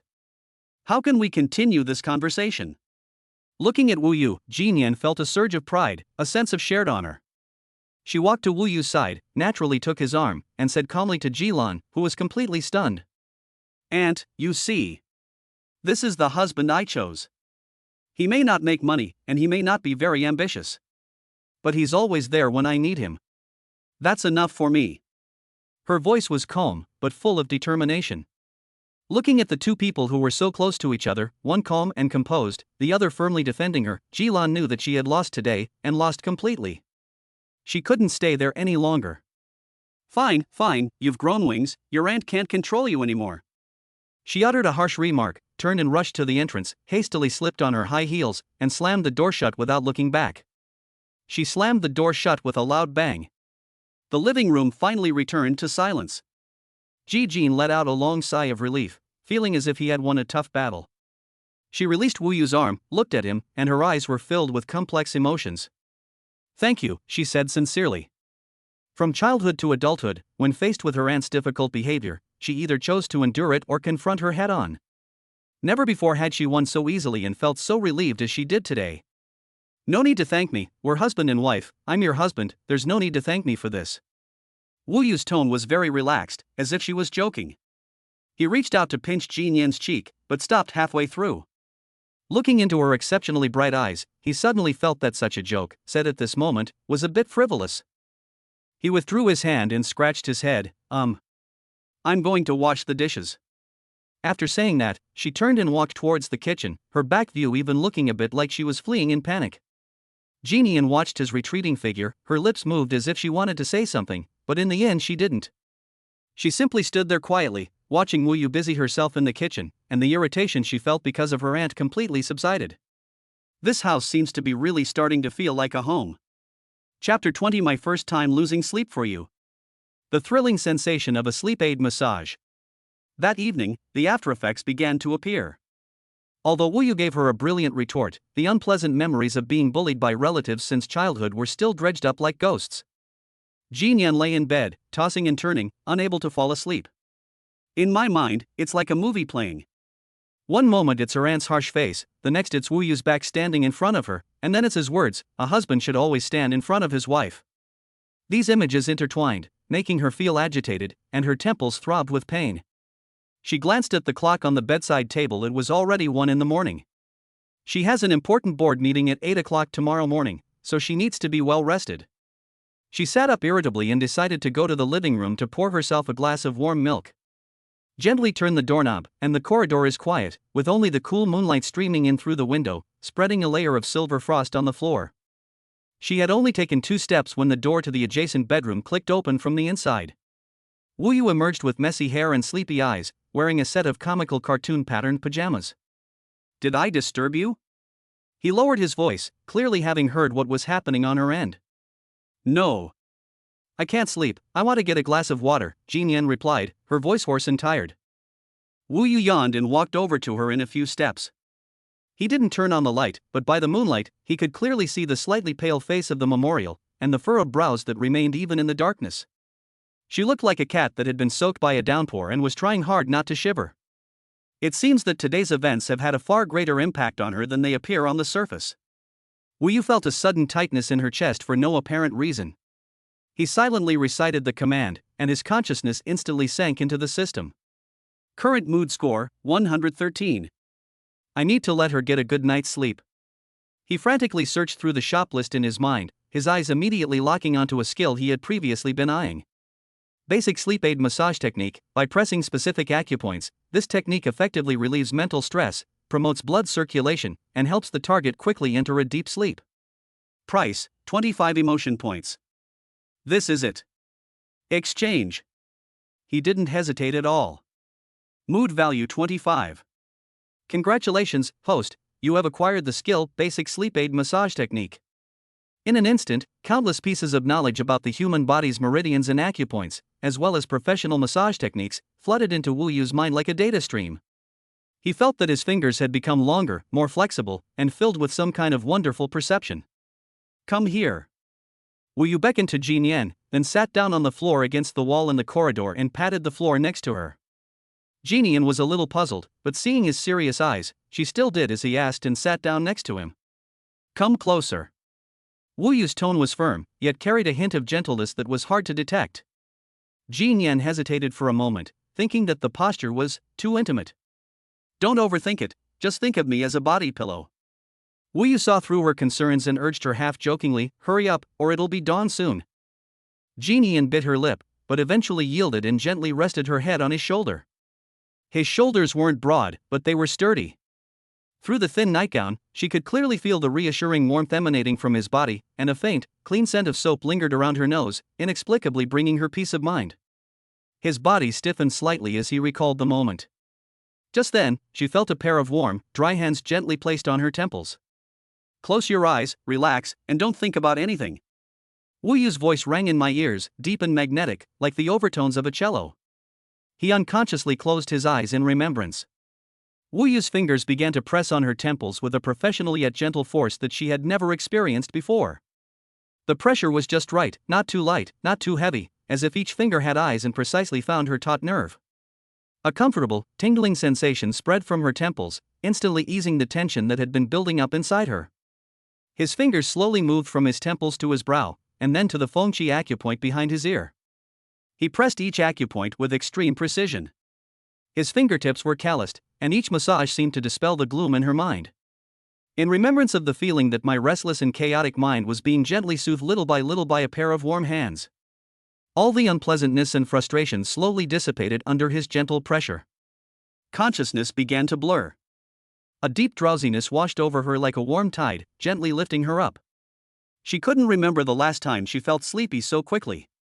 Before she completely lost consciousness, her last thought was, "It's so good to have him here." Wu Yu felt the weight on her shoulders suddenly sink. He looked down and saw that Jinian had already leaned on his shoulder, breathing steadily and deeply, and had fallen into a deep sleep. Under the moonlight, she slept like an innocent child. Long eyelashes cast a small shadow under her eyes, her lips, which were usually tightly pursed, were slightly pouting, and her delicate eyebrows finally relaxed. Looking at her peaceful sleeping face, Wu Yu felt a tenderness welling up inside her. The concern he felt, which was originally based on responsibility, was for the first time so clearly sharpened into an emotion called heartache. This queen, who appears invincible to outsiders, also suffers from insomnia due to domestic troubles after shedding all her armor. He didn't move, just sat there quietly, letting her lean against him comfortably, becoming her personal pillow for the whole night. He watched the moonlight move slowly across her face, listened to her even breathing, and felt the whole world quiet down. As dawn broke and the corridor light gradually brightened, Wu Yu began to feel a tingling numbness in her legs. He carefully adjusted his position and gently lifted her up in his arms. She was so light, holding her in my arms felt like holding a warm cloud, almost weightless. Wu Yu gently placed her back on her large bed and covered her with a blanket. Looking at her still sleeping face, he inexplicably leaned down and placed a feather-like kiss on her forehead. "Good night, Your Majesty," he said in a voice only he could hear. Then, he turned around and, with a night of guarding and satisfaction, quietly returned to his room. Chapter 21: The Seeds of Jealousy. Who is the girl in that photo? The next morning, Jinian woke up to the sound of melodious birdsong. She opened her eyes and felt as if she had slept for a century. This was the deepest and most restful sleep she had had in recent years. She sat up and looked around the familiar bedroom environment with a somewhat blank expression. She remembered that she had fallen asleep in the corridor last night, leaning on Wu Yu's shoulder. How did I end up back in bed? Did he bring her back? The thought flashed through his mind, and Jinian's cheeks instantly turned red. She shook her head to clear her mind of these chaotic thoughts and got up to wash up. When I got downstairs, Wu Yu had already prepared breakfast and was sitting at the table, looking listless and drinking coffee, with big dark circles under her eyes. "You didn't sleep well last night?" Jinian looked at him and asked somewhat guiltily. Emotional value from remembrance +5, guilt. The system notification sounded in Wu Yu's mind. He raised his eyelids and gave her a weak glare. "What do you think? You've been someone's pillow all night. Your iron bones are about to fall apart." Jinian's face flushed even more. She lowered her head like a child who had done something wrong and whispered, "I'm sorry." "All right, hurry up and eat. I'll take you to work after you finish." Wu Yu waved his hand, pretending to be like, "I'm too lazy to argue with you," but the corners of his mouth twitched slightly. "You're giving me a ride?" Jinian was stunned. "Yes, didn't Her Majesty the Queen issue an order that I, as the driver, would be responsible for picking you up and dropping you off from now on?" Wu Yu yawned, concealing the smile in his eyes. Looking at his exhausted appearance, Jinian felt a pang of guilt, but within that guilt, an indescribable sweetness was quietly brewing. After breakfast, Wu Yu drove the most unassuming Mercedes-Benz S-Class from the garage to take Jinian to the company. When they arrived at the company building, Jinian unbuckled her seatbelt and said softly, "I'm going up now. You go back and get some rest." "Wait a minute," Wu Yu called out to her. Looking back, she gazed at him with a puzzled expression. Suddenly, Wu Yu unbuckled his seatbelt, leaned over, and moved closer to her. His face loomed larger and larger before my eyes, and his deep eyes seemed to hold the stars. Her heart skipped a beat. The air around her seemed to thin, and she instinctively held her breath and nervously closed her eyes. What is he going to do? Is he going to give me a goodbye kiss? Emotional value from this commemoration +10, heart fluttering, anticipation. Looking at her long eyelashes trembling slightly, with an air of vulnerability that seemed ready for him to take her, Wu Yu's heart stirred, and he almost kissed her. His Adam's apple bobbed, and he forcefully suppressed the impulse, instead feeling a strong sense of mischievousness. He stopped just centimeters from her lips, extended his finger, and gently brushed it across the corner of her mouth. "There are some breadcrumbs here." His voice, filled with barely suppressed laughter, rang in her ear magnetically. The kiss I had hoped for never came. Jinyan suddenly opened her eyes and saw Wu Yu holding up her finger, which did indeed have a little bit of white breadcrumbs on it. Emotional value from the memorial plus 20, feeling ashamed and indignant. Her face flushed instantly, from her cheeks to her ears, so hot it could fry an egg. How embarrassing. She actually thought. I'm leaving. She practically fled, pushing open the car door and rushing into the company building without looking back. Her hurried figure seemed as if a ferocious beast was chasing her. Seeing her flee in panic, Wu Yu finally couldn't help but lean back in his chair and burst into laughter. Mood value plus 5, feeling happy. She's getting cuter and cuter, he murmured to himself, looking at the crumb on his fingertip with an even more indulgent smile. Teasing her is truly the most interesting thing in the world. Over the next few days, their relationship entered a wonderfully stable period. Wu Yu is responsible for cooking, cleaning, and picking up and dropping off Jinyan every day. He also enjoys teasing her in all sorts of little things, reaping wave after wave of emotional rewards. Jinyan went from being embarrassed and annoyed at first, to gradually getting used to it, and then to enjoying his care and teasing with a clear conscience. Although they hadn't officially confessed their feelings, the ambiguous yet warm atmosphere between them grew stronger and stronger. Wu Yu's emotional value steadily increased to 200 points through these sweet daily interactions. That afternoon, Jinyan had just signed an important contract and was in a good mood. He was about to ask Wu Yu to treat him to a celebratory meal that evening when there was a knock on the office door. Assistant Lin Wei walked in quickly, her expression unusually solemn and strange. "Mr. Ji, would you like to take a look?" Lin Wei carefully handed a tablet computer to Jinyan with both hands. Jinyan sensed something was wrong from her unusual attitude, and she took the item with a puzzled look, her gaze falling on the screen. That was the most popular gossip forum in the area. A headline in bold, blood-red ink, like a poisonous thorn, hung high on the homepage, instantly piercing her eyes. Breaking news! The mysterious husband of the queen of the Ji family is suspected of having a late-night date with a top female game planner, behaving intimately. His pupils contracted sharply. She clicked on the post, and a high-resolution photo with extremely high resolution and a peculiar angle immediately caught her eye. The background of the photo is the venue of that last game carnival. The subject of the photo was Wu Yu. Beside him stood a tall woman with long, curly, seaweed-like hair and wearing a silver mask. Even with a mask on, her exquisite jawline and red lips revealed her to be a top-tier beauty. The woman was whispering intimately in Wu Yu's ear, almost touching his cheek, with a charming smile on her lips. It seemed that her relationship with Wu Yu was extraordinary. Although Wu Yu was only showing his profile, he didn't flinch at all. Instead, he tilted his head slightly, as if he were listening attentively to her words, his posture familiar and natural. Judging from the angle of the photo, the two looked like a couple deeply in love whispering sweet nothings to each other. The temperature in the office seemed to have all its heat absorbed by this photo, instantly dropping to freezing point. Lin Wei stood to the side, not daring to even breathe loudly. She could sense a murderous aura emanating wildly from her usually calm and composed boss. A memento of clutching the tablet tightly. My mind was blank, buzzing. The man in the photo was Wu Yu. Wu Yu, who massaged her and helped her sleep the night before. Wu Yu, who teased her about being a pillow and had dark circles under her eyes. Wu Yu, who teased her in the car, making her feel both embarrassed and angry. Who is that masked woman? A game designer? What is their relationship? Why are they standing so close? Didn't Wu Yu say she was going with friends that day? That friend, is it this woman? Did he lie to her?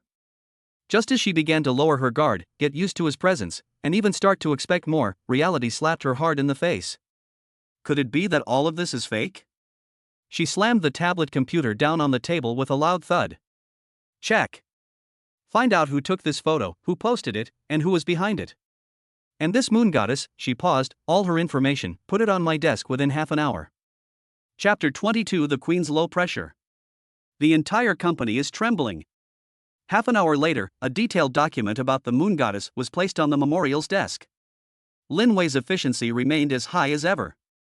Moon goddess, whose real name is Su Yu, is 27 years old. Master of Science in Computer Science and Artificial Intelligence from MIT. After graduation, he turned down offers from several of the world's top technology companies and returned to China to join a startup game company, which is the developer of Gods and Demons Era. She single-handedly transformed Gods and Demons Era from an unknown little game into the blockbuster it is today. His resume is practically perfect. The document also included several candid photos of her without a mask. The girl in the photo has curved eyebrows and a sweet smile. She's the kind of person who's very approachable and instantly likable. Commemorating this kind of cold, aggressive beauty is the complete opposite of the other. Looking at Suyu's radiant smile in the photo, the nameless fire in my heart burned even brighter. Do men all like this type of girl who looks harmless, innocent, and sweet? She picked up her phone, intending to call and confront Wu Yu. However, she stopped halfway through dialing the number. Her fingertips were even trembling slightly. In Jin Yan's mind, reason and emotion were tearing each other apart. She found that she simply could not accept Wu Yu having any intimate contact with other women. She couldn't stand that the man who only showed tenderness to her also smiled at other women. She couldn't bear the thought that the man who cooked porridge for her could also cook for another woman. When did she, Jin Yan, become so insecure? Bang! She slammed her fist on the table, causing the documents on it to bounce up. Lin Wei, who was outside the door, trembled in fright when she heard the sound. She knew that a storm was coming. That afternoon, the entire senior management of the G Group experienced an unprecedented apocalypse. President G was like a bomb going off, unleashing his full force in meetings across various departments. At the marketing department's quarterly report meeting, the marketing director had just finished her presentation when she slammed the report down on the center of the conference table. Director Wang, the user growth curve in your report is smoother than my electrocardiogram. Do you think I'm blind, or do you think the entire board of directors is stupid? I'm giving you one afternoon. Either give me a presentable report, or give me your resignation letter. Meeting adjourned. She criticized the planning department's new proposal as utterly worthless, saying bluntly, even something done with your feet would be better than this. She even crossed out the finance department's budget proposal with red pen, marking every single number with a question mark. The entire company was shrouded in a terrifyingly low atmosphere.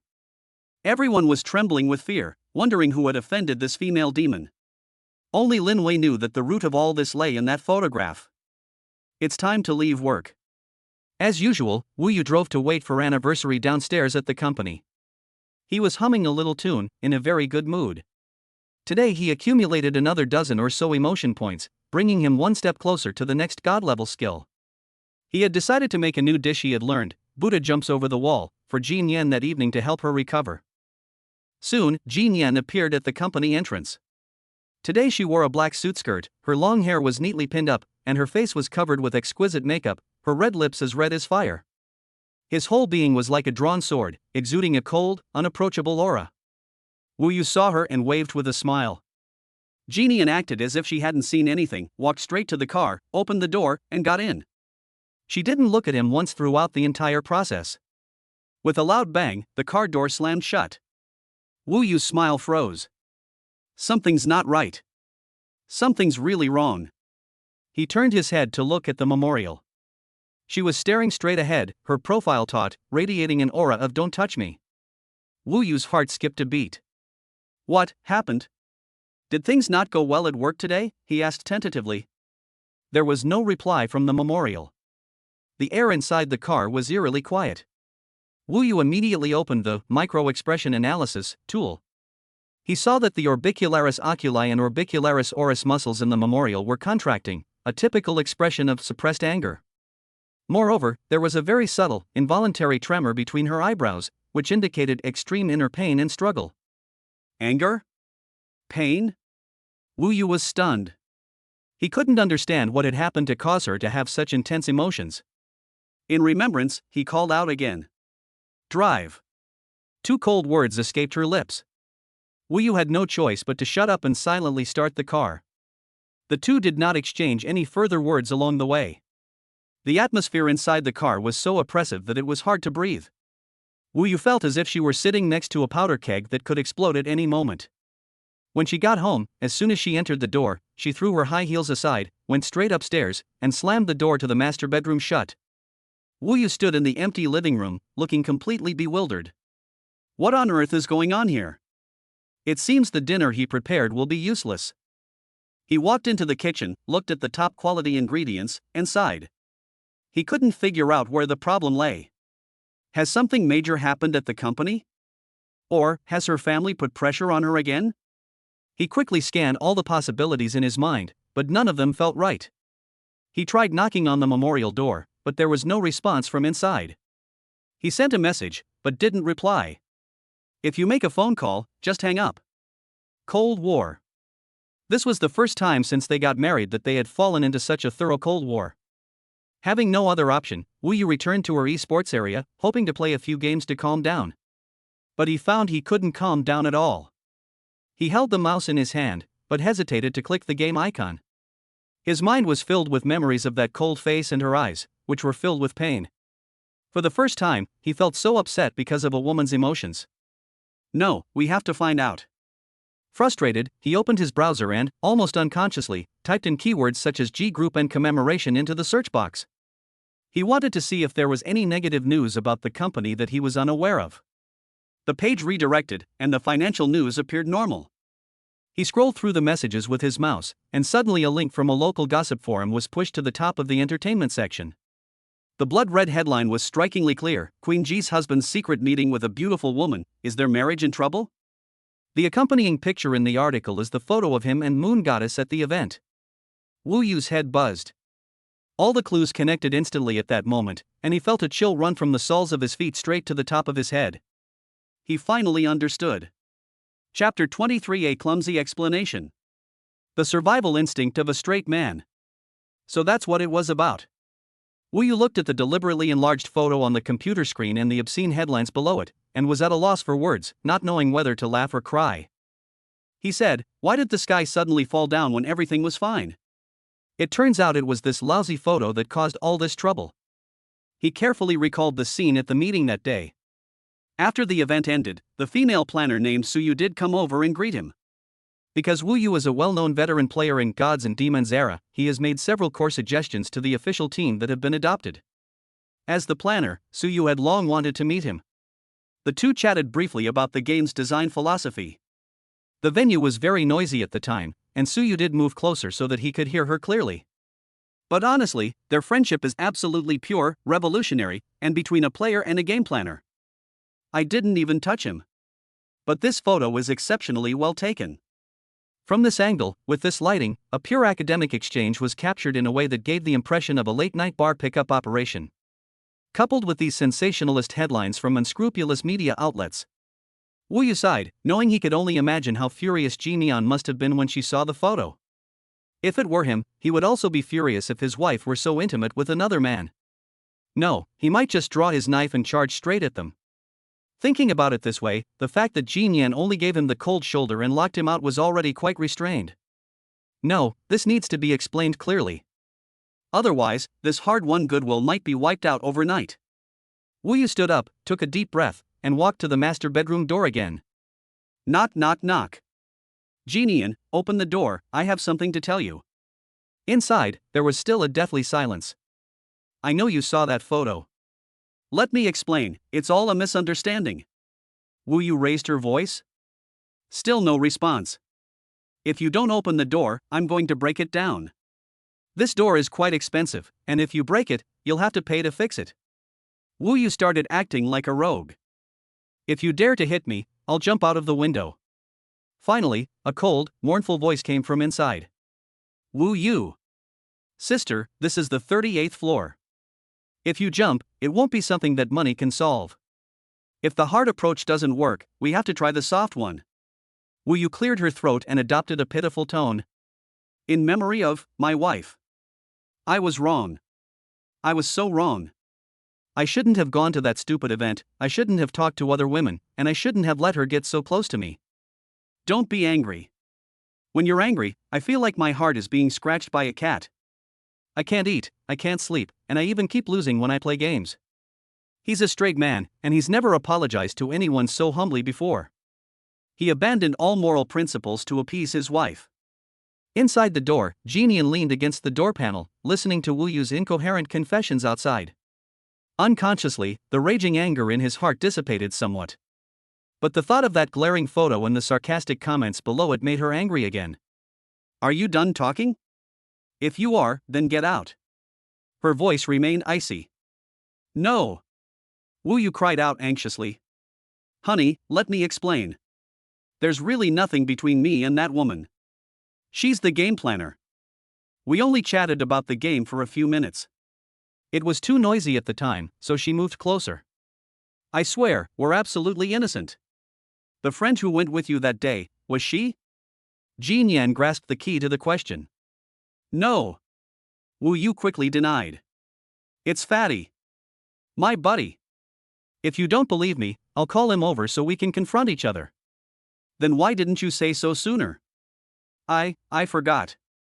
Wu Yu's voice sounded somewhat guilty. He genuinely forgot to mention Suyu at the time, thinking it was just a trivial little incident. Who would have thought that being secretly filmed would cause such a big incident? Forgot? Jin Yan sneered. I think you're just feeling guilty. I really didn't. Wu Yu felt utterly speechless and paced anxiously at the door. He, a genius who dominated the world with pattern recognition and micro-expression analysis, appeared so clumsy and powerless when faced with a woman's jealousy. These skills are completely useless when it comes to pleasing your wife. Jin Yan, what will it take for you to believe me? Wu Yu's voice was tinged with pleading. There was a long silence inside the door. Just when Wu Yu thought it was all over again, the door lock made a soft click sound. The door opened a crack. Wu Yu was overjoyed and quickly pushed open the door to go inside. The room was dark, with only the faint light from the city lights outside the window filtering in. Jin Yan stood by the window, wearing a black silk nightgown with a spaghetti strap design that revealed her beautiful shoulders and delicate collarbones. Beneath the hem of her skirt, two long, straight, beautiful legs shone dazzlingly white in the dim light. She crossed her arms, turned her back to him, and left him with only a cold and resolute silhouette. Come here, she said, her voice devoid of emotion.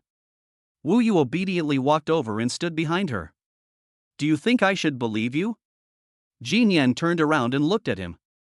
Her eyes shone brightly in the darkness, like two burning, cold flames. Yes. Wu Yu nodded without hesitation. Give me a reason. Because I like you. Wu Yu didn't know where she got the courage, but she just blurted out those words. After saying that, he was stunned. Does he like her? It seems, yes.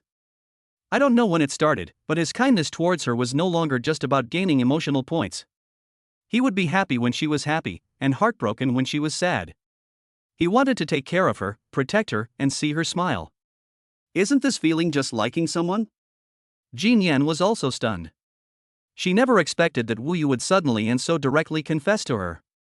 Her heart felt as if it had been struck hard by a hammer, instantly throwing her into disarray. Looking into Wu Yu's eyes, which appeared exceptionally sincere and ardent in the darkness, she was momentarily at a loss for how to react. You. She opened her mouth, wanting to say something, but found that her throat felt blocked. Looking at her shocked and confused expression, Wu Yu could no longer suppress the impulse in his heart. He took a big step forward, using all his strength, and carefully, as if afraid of hurting her, pulled her tightly into his arms. Chapter 24: A Sweet Punishment. Sign this overbearing contract. Jin Yan's body stiffened abruptly the moment Wu Yu embraced her. His embrace was warm, carrying a familiar and comforting scent. She instinctively tried to push him away, but her hands, which she had raised halfway, fell limply to her sides. Her heart, frozen by jealousy and anger, began to melt little by little under his body heat. In remembrance, everything I said is true. Wu Yu rested his chin on the top of her head, his voice low and husky. I admit that at first, I agreed to marry you because I was after your money, and because you would let me play games in peace. But, after spending time with you, I've found that I seem to be becoming more and more dependent on you. I like watching you eat, I like listening to you scold people at the company, and I like the way you say no but your body says no. I love everything about you. So how could I possibly have anything to do with other women? Wu Yu's every word was like a precise key, unlocking the tightly locked doors in Jin Yan's heart.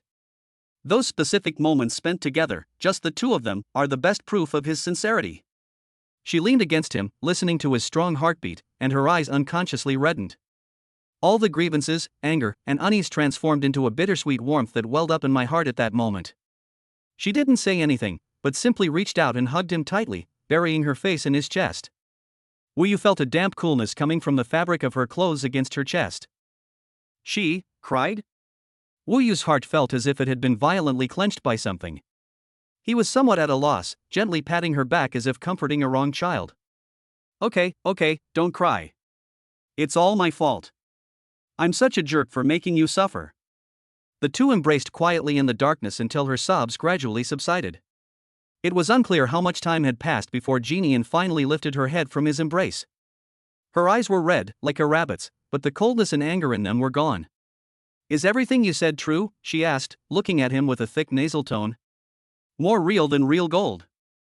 Wu Yu raised 3 fingers, making a firm promise.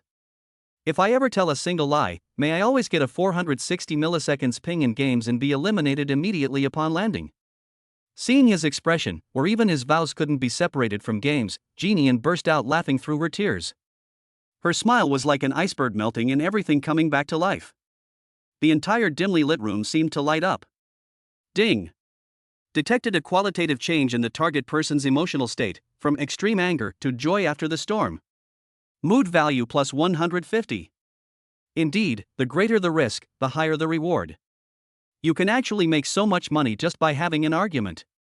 Seeing his silly expression, Jian reached out and pinched the soft flesh on his waist lightly. Hiss, Wu Yu gasped. Don't think that just because you said a few nice words, this matter will be over. Jian's expression returned to its queenly demeanor. But the smile that she couldn't hide in her eyes betrayed her true feelings. She turned around, walked to the desk, and turned on the lamp. The warm yellow light illuminated a corner of the room. She took out a document she had prepared beforehand and a pen from the drawer and slammed them on the table. Come here and sign this. Wu Yu walked over curiously and picked up the document. At the very top of the document, in bold black font, was written, Supplementary Clauses to the Family Agreement.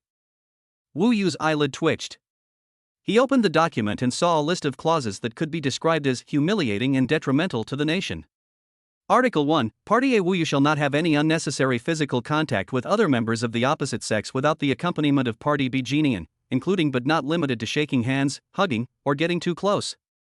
Article 2. If Party A needs to participate in a social activity with members of the opposite sex present, Party A must notify Party B 24 hours in advance and provide a detailed written description of the activity content, participants, relationship with members of the opposite sex, and duration of the activity.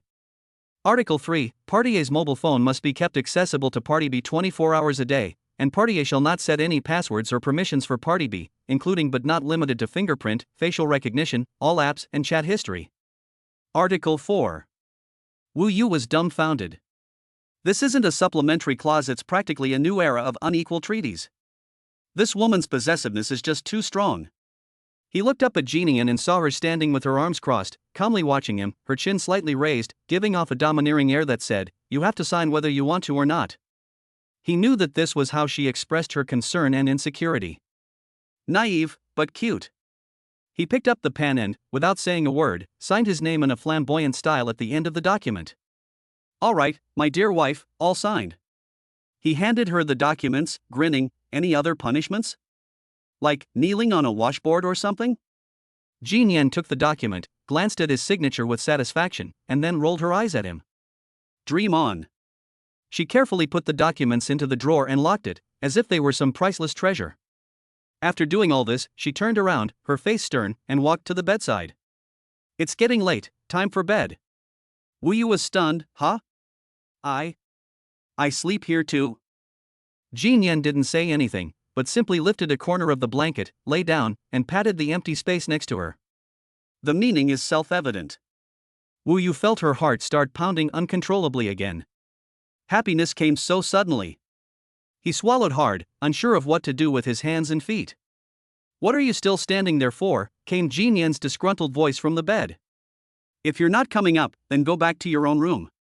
Go! Go right now!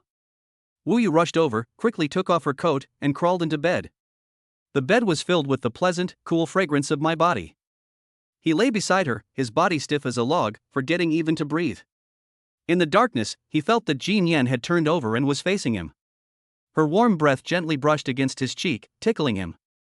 Then, a slightly cool hand reached out and gently took his hand.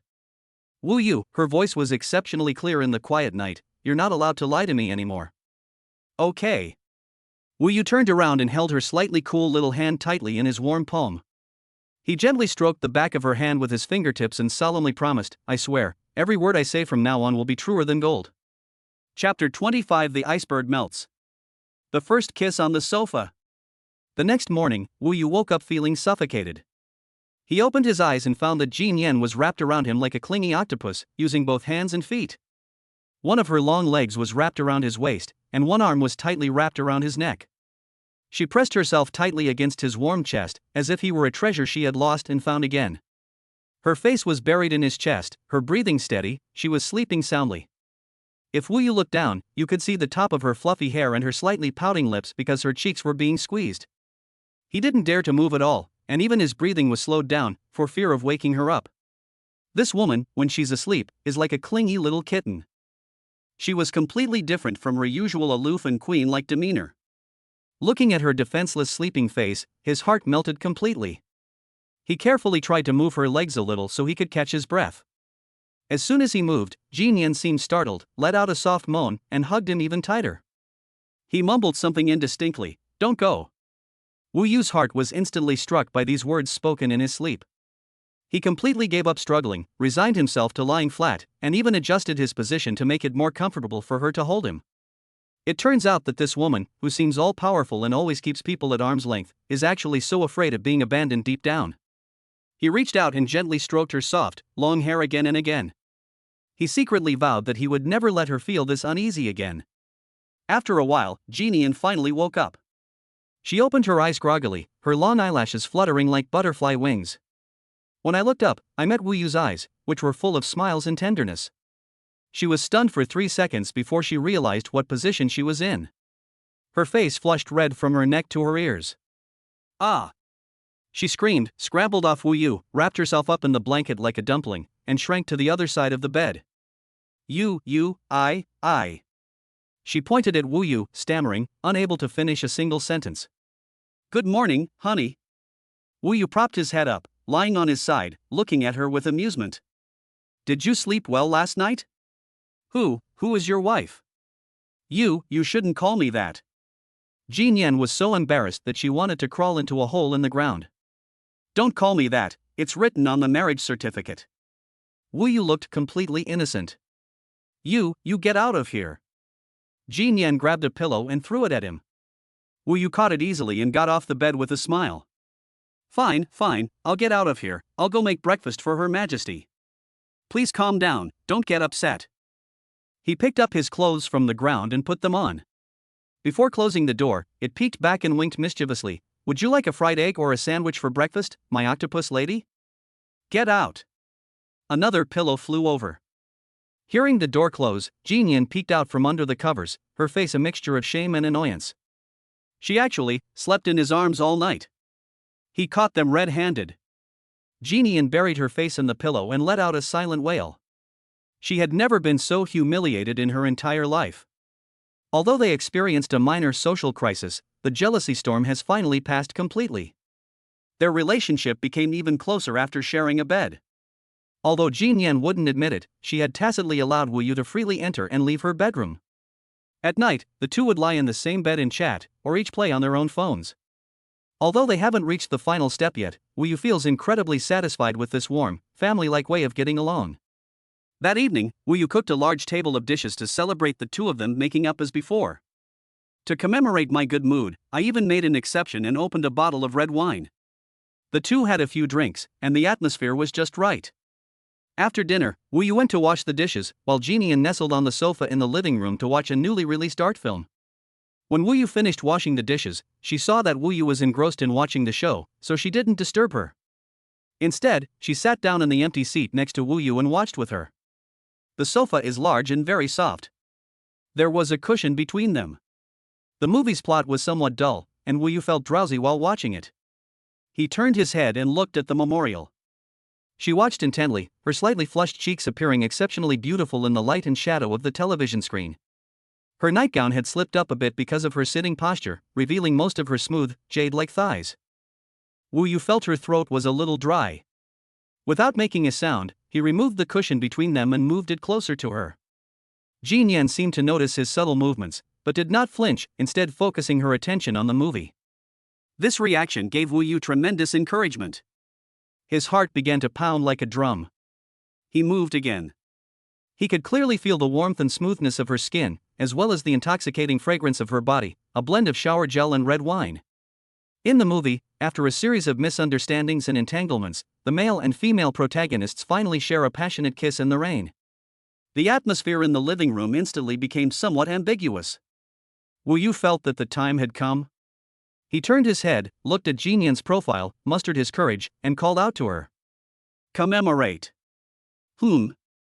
Jin Yan turned her head and looked at him. Their eyes met. Her eyes, like a deep lake, reflected his figure.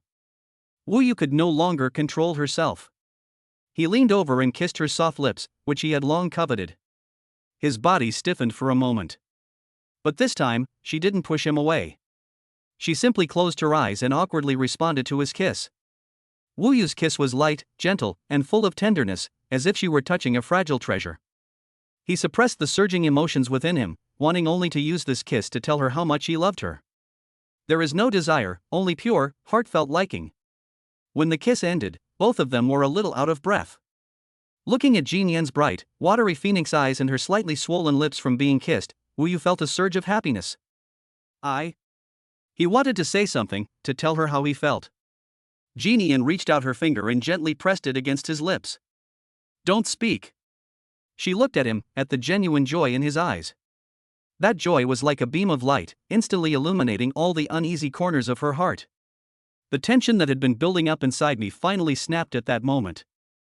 So this is what it feels like to be loved and cherished by someone so much. She took the initiative, leaned in, and kissed him once again. This time, it's not a test. Rather, it was a volcanic eruption that occurred after the iceberg completely melted. Chapter 26: Deadly Crisis. A deadly blow from a corporate spy. Sweet days always fly by. Since that kiss on the sofa, Wu Yu and Jin Yan's relationship has finally taken a qualitative leap. Although the two haven't taken the final step yet, holding hands, hugging, and kissing have become an integral part of their daily lives. In remembrance of that long frozen wall in my heart, which has completely collapsed under Wu Yu's continuous and subtle offensive. For him, this was not a strategy. It's more like carefully nurturing a snow lotus on the verge of withering, using all its warmth and patience to help it bloom again with breathtaking beauty. She is no longer the aloof ice queen. She transformed into a little woman who would act coquettishly in front of Wu Yu, get jealous when he glanced at other women, and linger in his arms, not wanting to go to work. Wu Yu was perfectly happy with this. He felt that he wasn't living off a woman, but rather playing an extremely difficult, nurturing style dating game. And now, he's about to complete the game. On his system panel, his mood value had accumulated to an astonishing number 450 points. This substantial capital gave him the confidence to acquire more advanced skills that could safeguard his legacy business empire. His life seemed to be developing in a perfect direction. However, life is never a smooth game. Just when Wu Yu thought he could continue to be sweet with Jin Yan, a huge crisis was quietly approaching. That afternoon, Wu Yu was at home researching new recipes, preparing a surprise for Jin Yan that evening. His phone suddenly rang. It was an unfamiliar number. Wu Yu wiped her hands and answered the phone casually. Hello. Is this Mr. Wu? A hurried female voice came from the other end of the phone. It's Lin Wei. Her voice was thick with nasal tone and filled with barely concealed panic and sobs. Wu Yu's heart skipped a beat. Assistant Lin? What's wrong? What happened? Where's Jin Yan? Mr. Wu, you need to come to the company immediately. Something terrible has happened. Lin Wei's voice trembled. President Ji, she's locked herself in her office and won't see anyone. I'm afraid something might happen to her. Wu Yu's expression instantly turned from spring to winter, and she became gloomy. He didn't even have time to take off his apron before grabbing his car keys and rushing out. Don't rush, tell me slowly, what exactly happened? He asked calmly as he rushed toward the elevator. It's Project Genesis. Lin Wei said, choking back tears. Our project's core data has been leaked. This morning, our competitor, Hongyu Group, suddenly released a product that is exactly the same as ours. Function, concept, appearance, everything is the same. And their price is a full 30% lower than what we ordered. What? Wu Yu's pupils shrank sharply. The Genesis project is a commemoration of the past 6 months, to which we have devoted all our efforts, and it is also the most important growth point for the G Group in the future. The leak of core data and the targeting of pricing are tantamount to a death sentence for this project before it even goes public. How could it have been leaked? Is there a mole in the company? Wu Yu's mind raced. It was the Chen family who did it. Lin Wei's voice was filled with anger. Hongyu Group is Chen Xiaoyang's family business. They planted a corporate spy in our company. That beast. As soon as the news broke today, the company's stock price immediately plummeted to its daily limit. The internet is full of negative news right now. Those old fogies on the board are using their power to pressure President Ji into resigning. President Ji, she can't handle it alone. As Lin Wei spoke, she was already sobbing uncontrollably. Wu Yu's heart sank to the bottom. The Chen family. It's the Chen family again. He recalled Chen Xiaoyang's jealous and resentful face at the elegant gathering. He never expected that the other party would use such despicable and deadly means to retaliate against the memorial. I understand. Wu Yu's voice was as cold as ice. Keep an eye on her and don't let her do anything foolish. I'll be there soon. After hanging up the phone, Wu Yu floored the accelerator. The Mercedes-Benz weaved through the traffic like an arrow released from a bow. His mind was blank, with only one thought in mind. Commemorate. She must be feeling desperate right now. He couldn't imagine what it would be like for her to see all her hard work go to waste. Faced with betrayal from within, a coup attempt by the board of directors, and the company's imminent demise. How lonely and desperate a person must feel. Wu Yu's heart felt as if it were being gripped tightly by an invisible hand, the pain making it hard for him to breathe. Anger. An unprecedented, overwhelming anger ignited in his heart. For the first time, he felt an urge to destroy something. The Chen family. Chen Xiaoyang. If you dare touch my woman, I'll make you pay the price in blood. Wu Yu arrived at the G Group building. At the company entrance, reporters who had come after hearing the news were already gathered, armed with long lenses and microphones, like a group of sharks that had smelled blood. Wu Yu did not go through the main entrance, but instead took the private elevator from the underground parking garage directly to the top floor. The floor where the president's office is located, once a bright and vibrant office area, now seems to have lost all its vitality, shrouded in a depressing gloom. The employees all had their heads down and were hurrying along. They gathered in twos and threes, some whispering among themselves, others sitting listlessly at their workstations with vacant eyes. Lin Wei, with red eyes, waited for him at the office door. Mr. Wu. Seeing Wu Yu was like seeing a savior. How is she? Wu Yu asked in a deep voice. President Ji has locked himself inside for 2 hours now, without eating, drinking, or saying a word, Lin Wei said anxiously. Wu Yu walked to the heavy mahogany door, raised her hand, and knocked on it. Commemoration, it's me, open the door. There was no response from inside. Genian, listen to me, the sky 1T fall. I'm here for you. Inside, there was still an unsettling silence. Wu Yu's patience ran out. He took 2 steps back and said to Lin Wei, move aside. Then, to Lin Wei's horrified gaze, he raised his foot and, with all his might, kicked the door lock hard. Bang! A loud bang.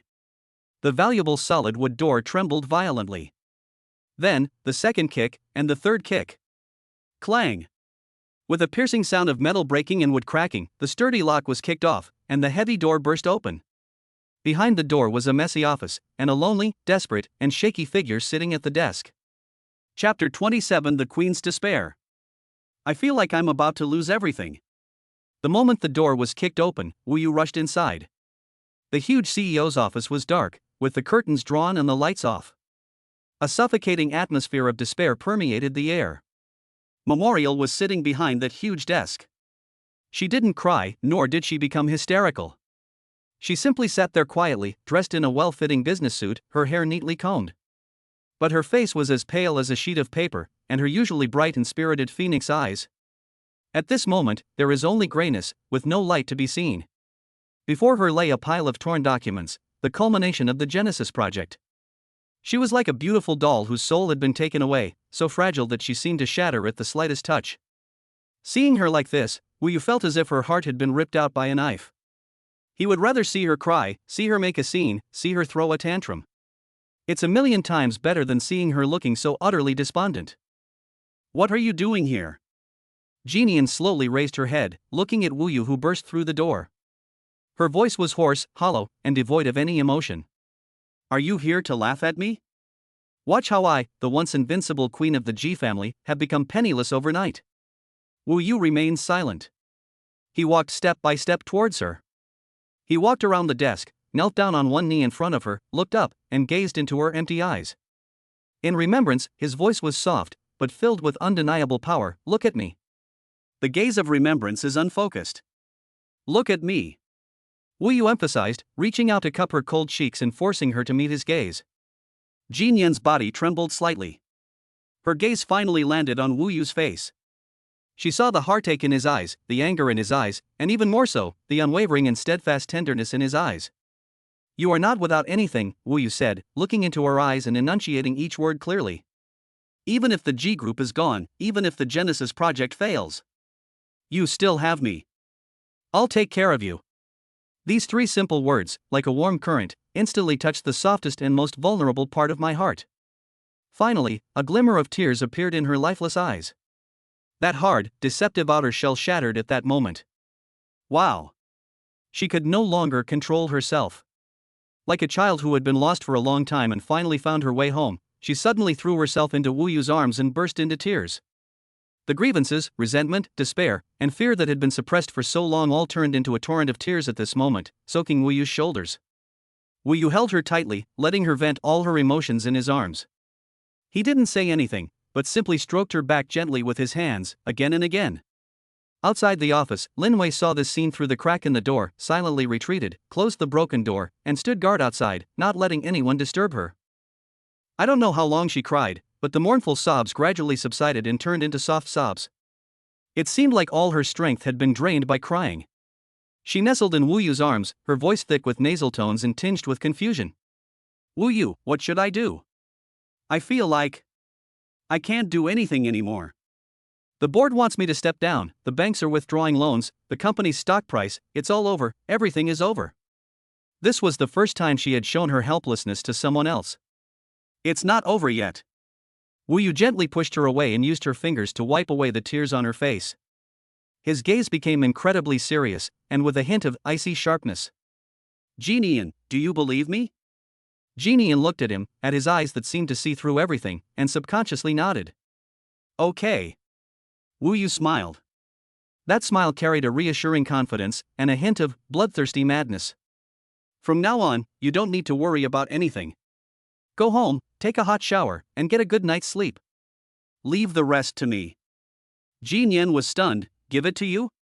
But. No buts, Wu Yu interrupted her. Haven't you always wanted to see just how capable your husband really is?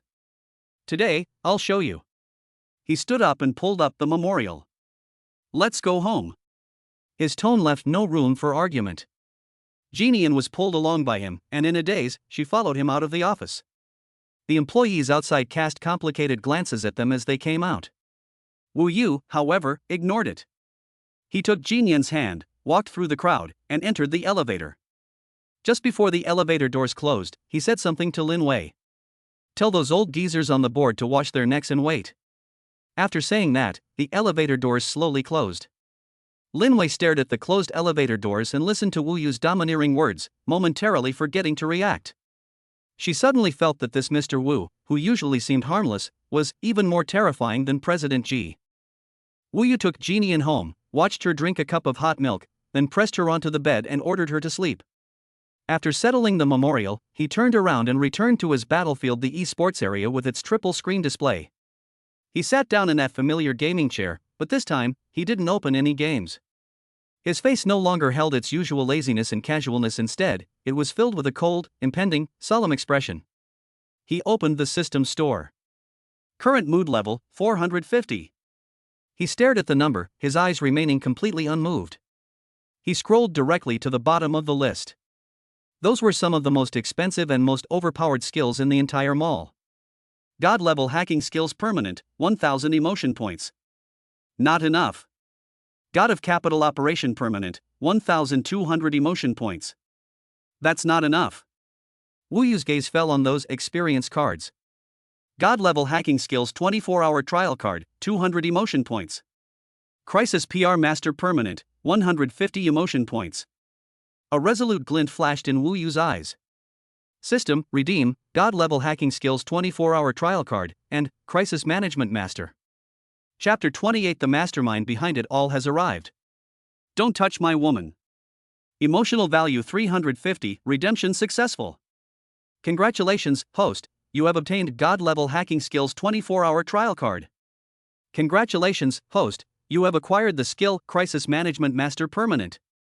The moment the system notification sounded, two completely different, yet equally powerful, torrents of information surged into Wu Yu's brain. One aspect is absolute control over code and data. The structure of firewalls, the intricacies of protocols, the hidden vulnerabilities, the entire internet world shed its disguise before him, revealing its naked skeleton. He felt as if he had transformed into a god in the online world. Any server is like an undefended courtyard in his presence. In his eyes, any password was meaningless. He can easily cause a person to socially die in the online world, and he can also make a company vanish overnight. The other stream of information concerns public opinion and people's sentiments. How to guide public sentiment, how to set the agenda, how to diffuse negative news, how to turn a crisis into a perfect marketing opportunity. Countless classic public relations cases, and the operational logic behind them, are deeply imprinted in his mind. He is now both an omnipotent top hacker and a king of public opinion capable of distorting the truth. Wu Yu slowly exhaled. He felt his brain was like an overclocked supercomputer, clearer and more powerful than ever before.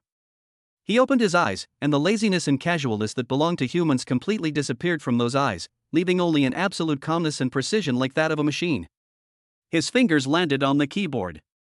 These hands were once born from the battles and games, and they have also created divine calligraphy that has amazed the world.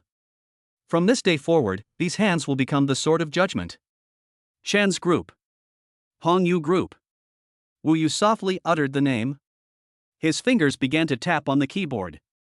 There was no torrential rain as I had imagined, only a series of soft, yet deadly, tapping sounds. With each tap, an invisible command pierces through the virtual barrier and hits the target precisely. He didn't attack Hong Yu Group's official website, that would be too low level. What he wanted was not to show off his skills. What he wants is evidence. This is irrefutable evidence that could deliver a fatal blow to the Chun family. He opened a black, unmarked command line window and typed lines of code that looked like gibberish to outsiders. His first target was the internal server of the G Group. He wanted to first pull out the rat hiding in the ditch. With the support of his god-level hacking skills, the G family's security system, which was touted as the best in the industry, was as fragile as paper in front of him. It took him less than 3 minutes. He had bypassed all defenses and silently stood at the highest point of the server, overlooking all the data. He retrieved all the server's access logs for the past month. Tens of millions of data streams flashed past his eyes at high speed. But in his brain, which is comparable to a supercomputer, these data are automatically classified, organized, and analyzed. Soon, he locked onto an unusual IP address. About 2 weeks ago, late one night, this IP address accessed the core database of the Genesis project in an abnormal manner and downloaded a large number of files.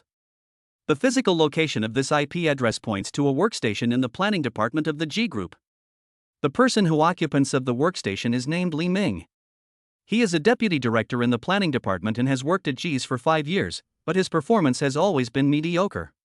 Wu Yu's lips twitched slightly. Found it. He didn't make a fuss, but instead continued to dig deeper along the line led by Li Ming. He hacked into Li Ming's personal computer, mobile phone, email, and even cloud storage. He quickly found an encrypted email. The sender is an anonymous email address. The email contained Li Ming's transaction records with the other party. The other party promised him 10 million yuan in cash and a position as the planning director of Hong Yu Group after the deal was done. The email also included an offshore account information for a Swiss bank. Wu Yu's fingers lightly tapped the keyboard. The next second, he tore a hole in the Swiss banking system, which was touted as the safest in the world. He traced the source of funds in that offshore account. The source account is registered under the name of a shell company. And the actual controlling shareholder of this shell company. Wu Yu looked at the name that popped up on the screen and smiled. Chen Xiaoyang. Witness testimony, physical evidence, and the flow of funds. A complete chain of evidence has been formed. With these resources, the Ji family could not only file lawsuits to send Li Ming and Chen Xiaoyan to prison, but also demand exorbitant commercial compensation from Hongyu Group. But that's not enough. What Wu Yu wants is not compensation. What he wanted was for Hongyu Group, and the entire Chen family, to disappear from this world completely. He packaged, encrypted, and stored all the evidence. Then, his fingers began to dance across the keyboard once again. This time, his target is Hongyu Group's servers. If we say that the Ji family's security system was made of paper, in his eyes, Hongyu Group wasn't even worth mentioning. He made it in just 30 seconds, as if he were in an empty field. He roamed freely through Hongyu Group's internal network like a ghost. Financial data, project documents, high-level emails, and even the dark secrets buried deep within the Chen family father and son, secrets that could lead to their utter ruin. Tax evasion, bribery, collusion between officials and businessmen, keeping mistresses, asset transfer. Each and every incident is shocking. Wu Yu looked at these things, her eyes growing colder and colder. He finally understood why the Chen family dared to use such despicable methods. Because they themselves are a group of shameless beasts living in the gutter. You can't deal with beasts using human methods. Wu Yu did not destroy the data directly. That's too lenient on them. What he needs to do is make these things public. Let the Chen family be condemned by thousands and cursed by tens of thousands in the sunlight, and finally, walk towards destruction in despair. He meticulously organized all the dirt on him, categorizing them into different types. He plans to send the information about tax evasion to the tax authorities. He plans to send the case concerning collusion between officials and businessmen to the Discipline Inspection Commission. As for those explosive revelations about Chen Xiaoyang's private life that could ignite the entire internet, he plans to share them with the people of the whole country as a source of amusement during their leisure time. He glanced at the time. It was 3 a.m. It was late at night, and the internet was the perfect place to stir things up. He flexed his fingers, and his knuckles made a crisp cracking sound. The game has begun. Chapter 29. A God-level hacker has arrived. Now it's my turn. 3:15 a.m. The official complaint email address of the State Taxation Administration of China received an anonymous complaint. The email attachment was an encrypted compressed file. The attachment is titled, Complete Account Books and Evidence Chain of Tax Evasion by Hongyu Group in the Past 10 Years. The staff on duty didn't pay much attention at first. They receive hundreds of these tip-off emails every day, most of which are pranks or fake news. He habitually opened the attachment, intending to glance at it and then throw it in the trash can. Then, his expression changed. His hand holding the mouse froze in mid-air. He saw the most detailed, complete, and shocking set of fake accounts he had ever seen in his career. From issuing fraudulent VAT invoices to setting up complex offshore companies to transfer profits, and then to concealing income through related party transactions. Each method is textbook-worthy. What chilled him to the bone even more was that the emails contained not only fake accounts, but also corresponding real internal accounts. In comparison, the amount of taxes evaded by Hongyu Group over the past decade is astronomical. This is enough to unleash an unprecedented storm on the entire tax system. Something terrible has happened. Quickly! Report to the General Administration. Immediately. In the quiet office building, a roar and chaotic footsteps rang out. 3:30 a.m. The official website of the China Discipline Inspection Commission also received an anonymous report. The title of the attachment is even more explosive, evidence materials regarding the improper transfer of benefits between Hongyu Group and some public officials. This document details a massive black network woven by the Chen family over many years. They used money, women, and power to corrupt a group of officials from local to ministerial levels, building solid firewalls for their business empire. The number of people involved, ranging from local officials to ministerial level officials, is staggering in its high rank and wide scope. A sweeping anti-corruption storm is brewing in officialdom. After finishing these two tasks, Wu Yu did not stop. This is just an appetizer. The real main course hasn't been served yet. He opened Weibo. Then, he used the skills of the crisis management master. In an instant, more than a dozen plans flashed through his mind that could ignite public opinion across the entire internet overnight. He did not choose the most drastic approach. What he wanted was to boil the frog in lukewarm water. He wanted the Chen family to be repeatedly humiliated and whipped in wave after wave of public opinion, until finally, they drowned in endless despair. He registered more than a dozen new Weibo accounts. Then, he sent out a carefully edited video and several blurred photos. The video shows Chen Xiaoyang and his cronies engaging in drug use and group sex in a private club. The images are so offensive and explicit that any platform would ban them immediately. But Wu Yu, with his godlike skills, disguised this video as a normal, funny video about pets. The actual content will only be triggered and played when clicked in a specific way or at a specific time.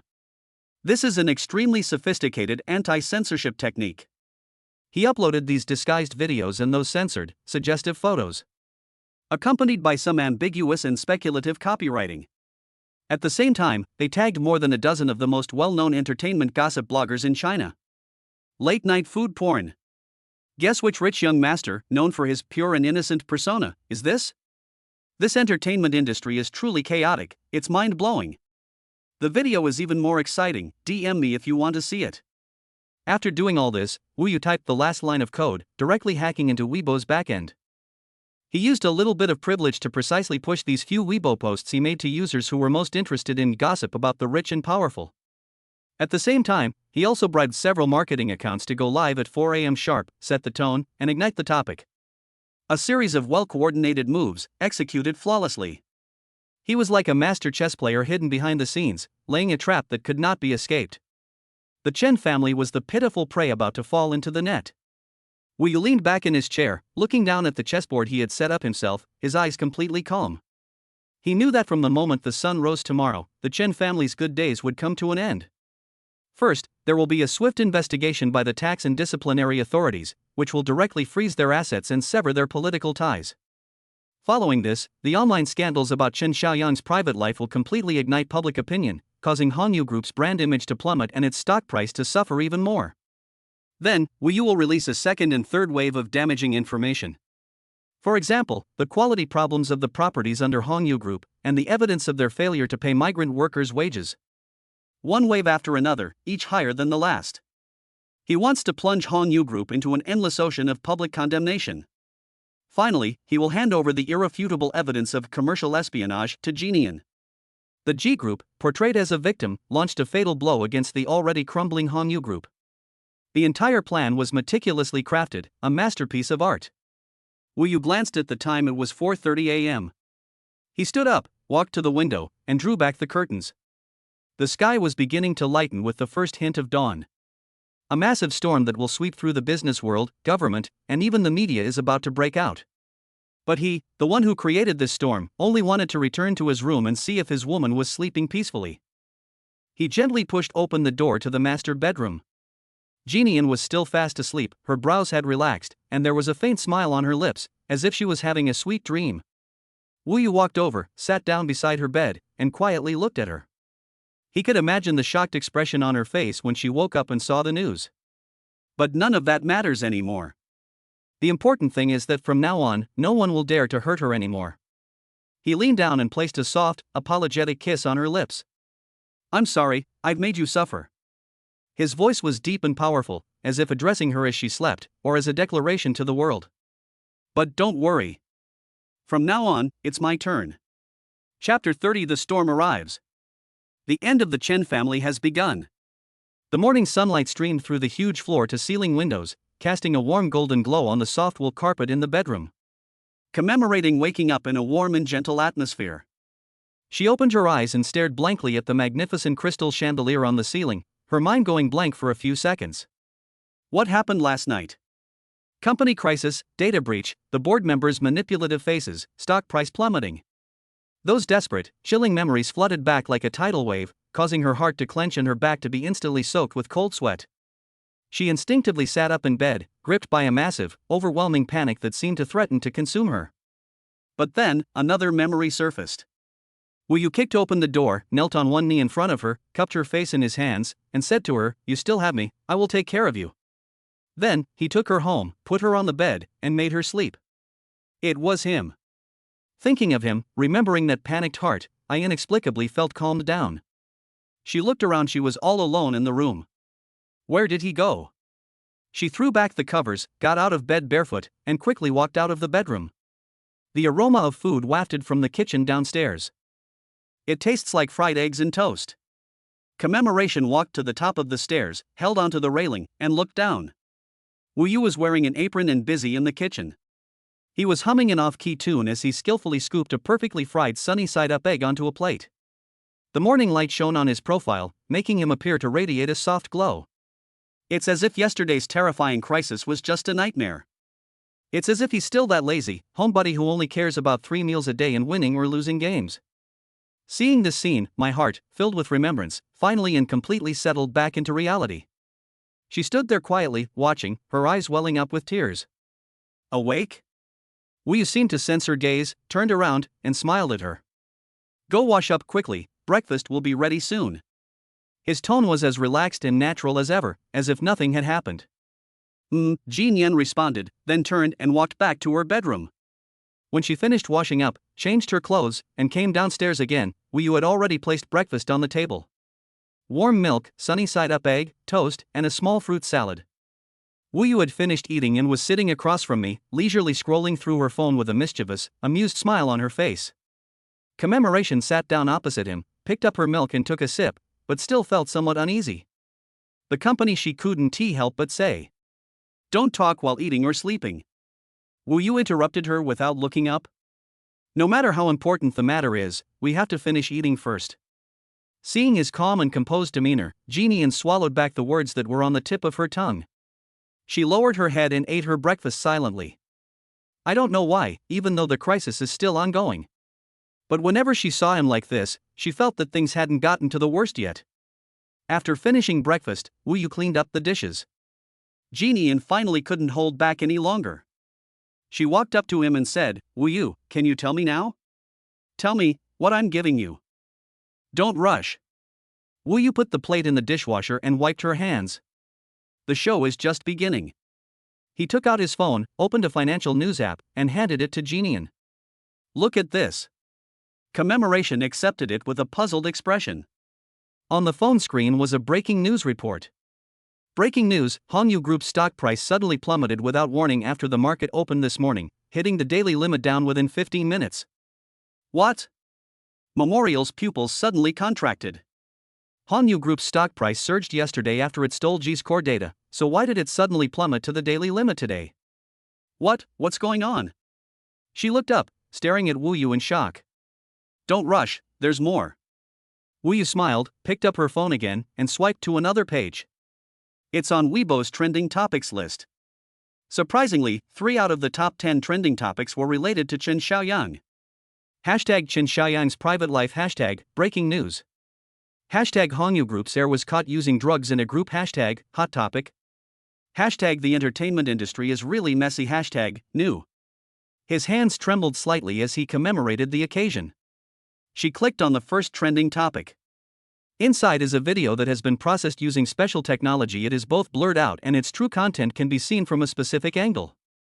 In the video, Chen Xiaoyang and several men are seen doing obscene things with several scantily clad women in a KTV room. On the table, there were also some white powder and drug paraphernalia scattered around. This video, though only a dozen seconds long, is packed with information. The comments section has completely exploded. Holy crap! Isn't this Chen Xiaoyang, the guy who always markets himself as a pure and innocent rich young master online? He's playing these tricks so much? My worldview has been shattered. Drug use? Group sex? Is this allowed to be broadcast? Police, come and arrest them. At Beijing Safety. I'm disgusted. Yesterday, Hongyu Group even released a press release claiming to be the conscience of the industry, but it turns out that the heir is such a piece of trash? No wonder the stock price hit the daily limit down. No wonder they're targeting the G Group. I feel so sorry for the G Group, being messed with by such a trash company. Public opinion underwent a dramatic reversal overnight. Yesterday, the entire internet was still sympathizing with Hongyu Group for having its achievements stolen and condemning the G family for poor management. Now, however, the tide has turned, and some are even beginning to speak out in support of the G family. As I looked at the overwhelming barrage of insults and condemnations on my phone screen, my mind went blank. She slowly, very slowly, raised her head. He stared intently at Woo Yu with a gaze that seemed to look at a god, yet also as if he were looking at a devil. Hongyu Group's stock price plummeted. Chen Xiaoyang was utterly disgraced. All of this happened overnight. Last night, he said that he would take care of the rest. A terrifying yet perfectly reasonable guess began to frantically grow in her mind. Wu Yu. Her voice trembled. These are they? She didn't dare to ask any further. Wu Yu looked at her face, which was filled with shock and disbelief, and smiled. He didn't answer, but instead reached out and gently pulled her into his arms. Let her lean against his strong chest, listening to his steady and powerful heartbeat. I told you. His deep voice rang in her ear, carrying a hint of doting and absolute domineering. This is just an appetizer. From now on, it's my turn. Chapter 31. Did you do it all? The Queen's shocking speculation. There wasn't a single extra sound in the living room. Jeannie leaned against Wu Yu's chest, her body still stiff from the previous stiffness. Her mind was still in a state of malfunction. In my ears, I could hear Wu Yu's steady and powerful heartbeat. Thump. Thump. That rhythmic voice seemed to be telling her in the most forceful way that none of this was a dream. It's true. Hanyu Group's stock price was indeed cut in half the moment the market opened. Chen Xiaoyang, that arrogant young master, was truly ruined overnight. The person who caused all of this was holding her, speaking in a nonchalant tone, uttering that domineering statement. This, you really did this? Jean Yan lifted her head from his embrace and looked up at him. In those usually aloof phoenix eyes, there was now an indescribable shock. If her feeling was one of shock when he wrote the preface to the poems composed at the Orchid Pavilion at the last elegant gathering, so this time, everything he did felt like a subversion to her. He overturned her understanding of the world, of business, and even of the word ability.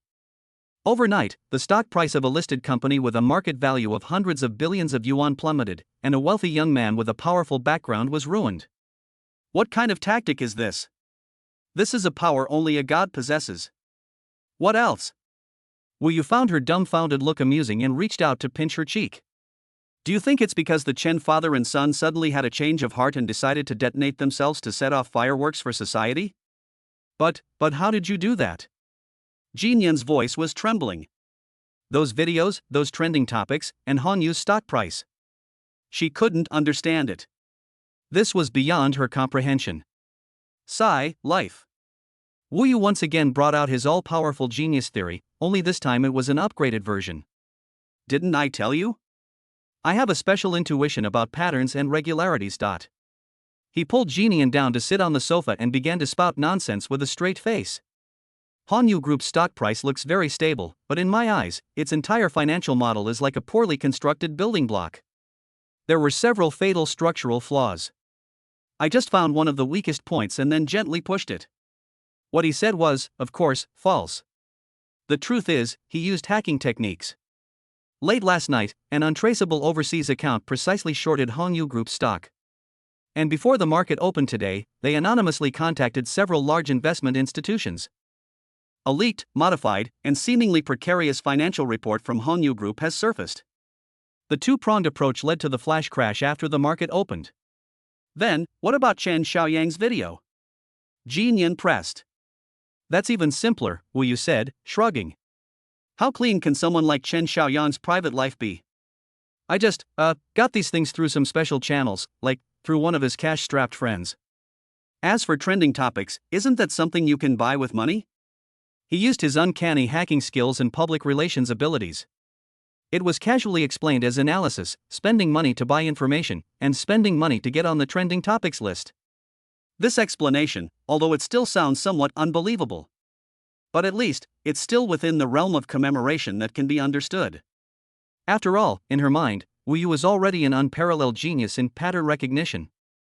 It's normal for geniuses to have abilities beyond the average person, right?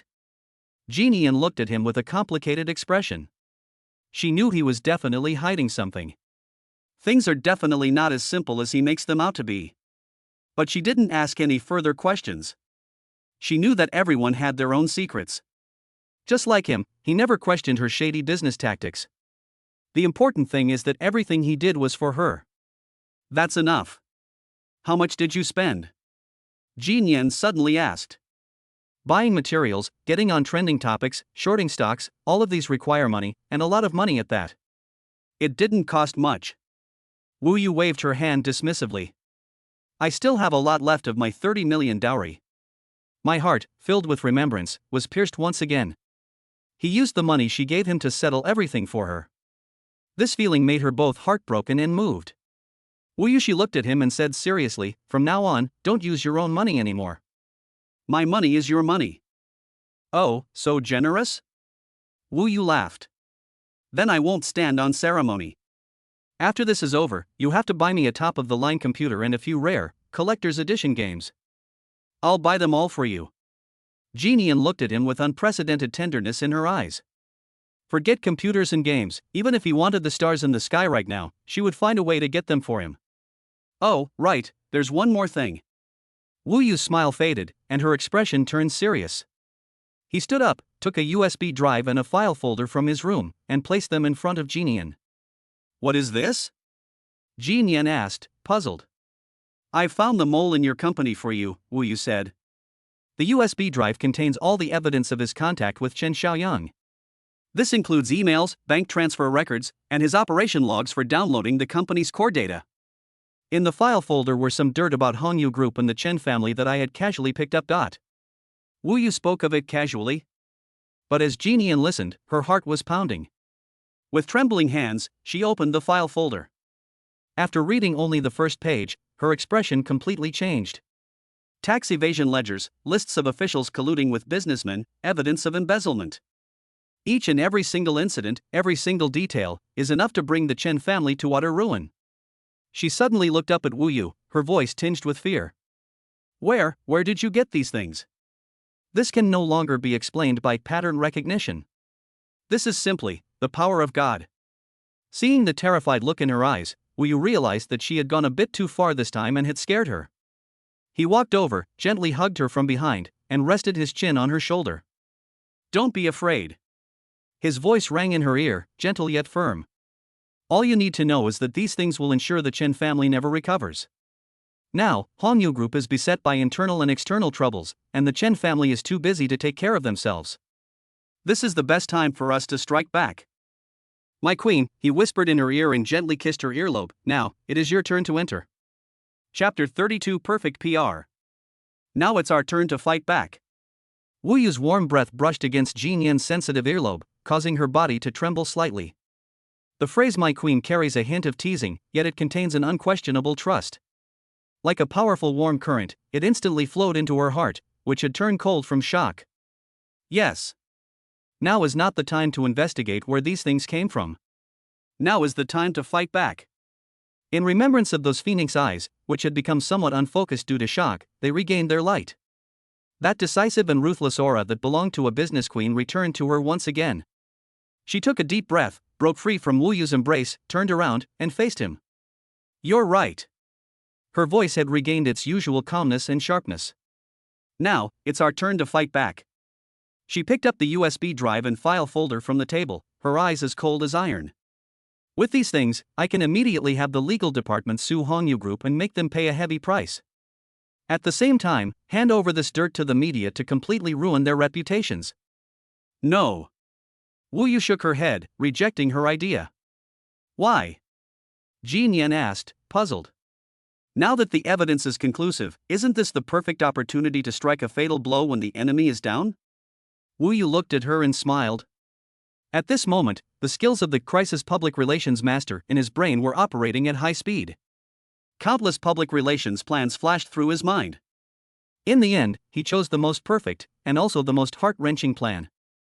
Jinian, if you throw out this evidence now, you may feel relieved for a while, but it won't be the best approach.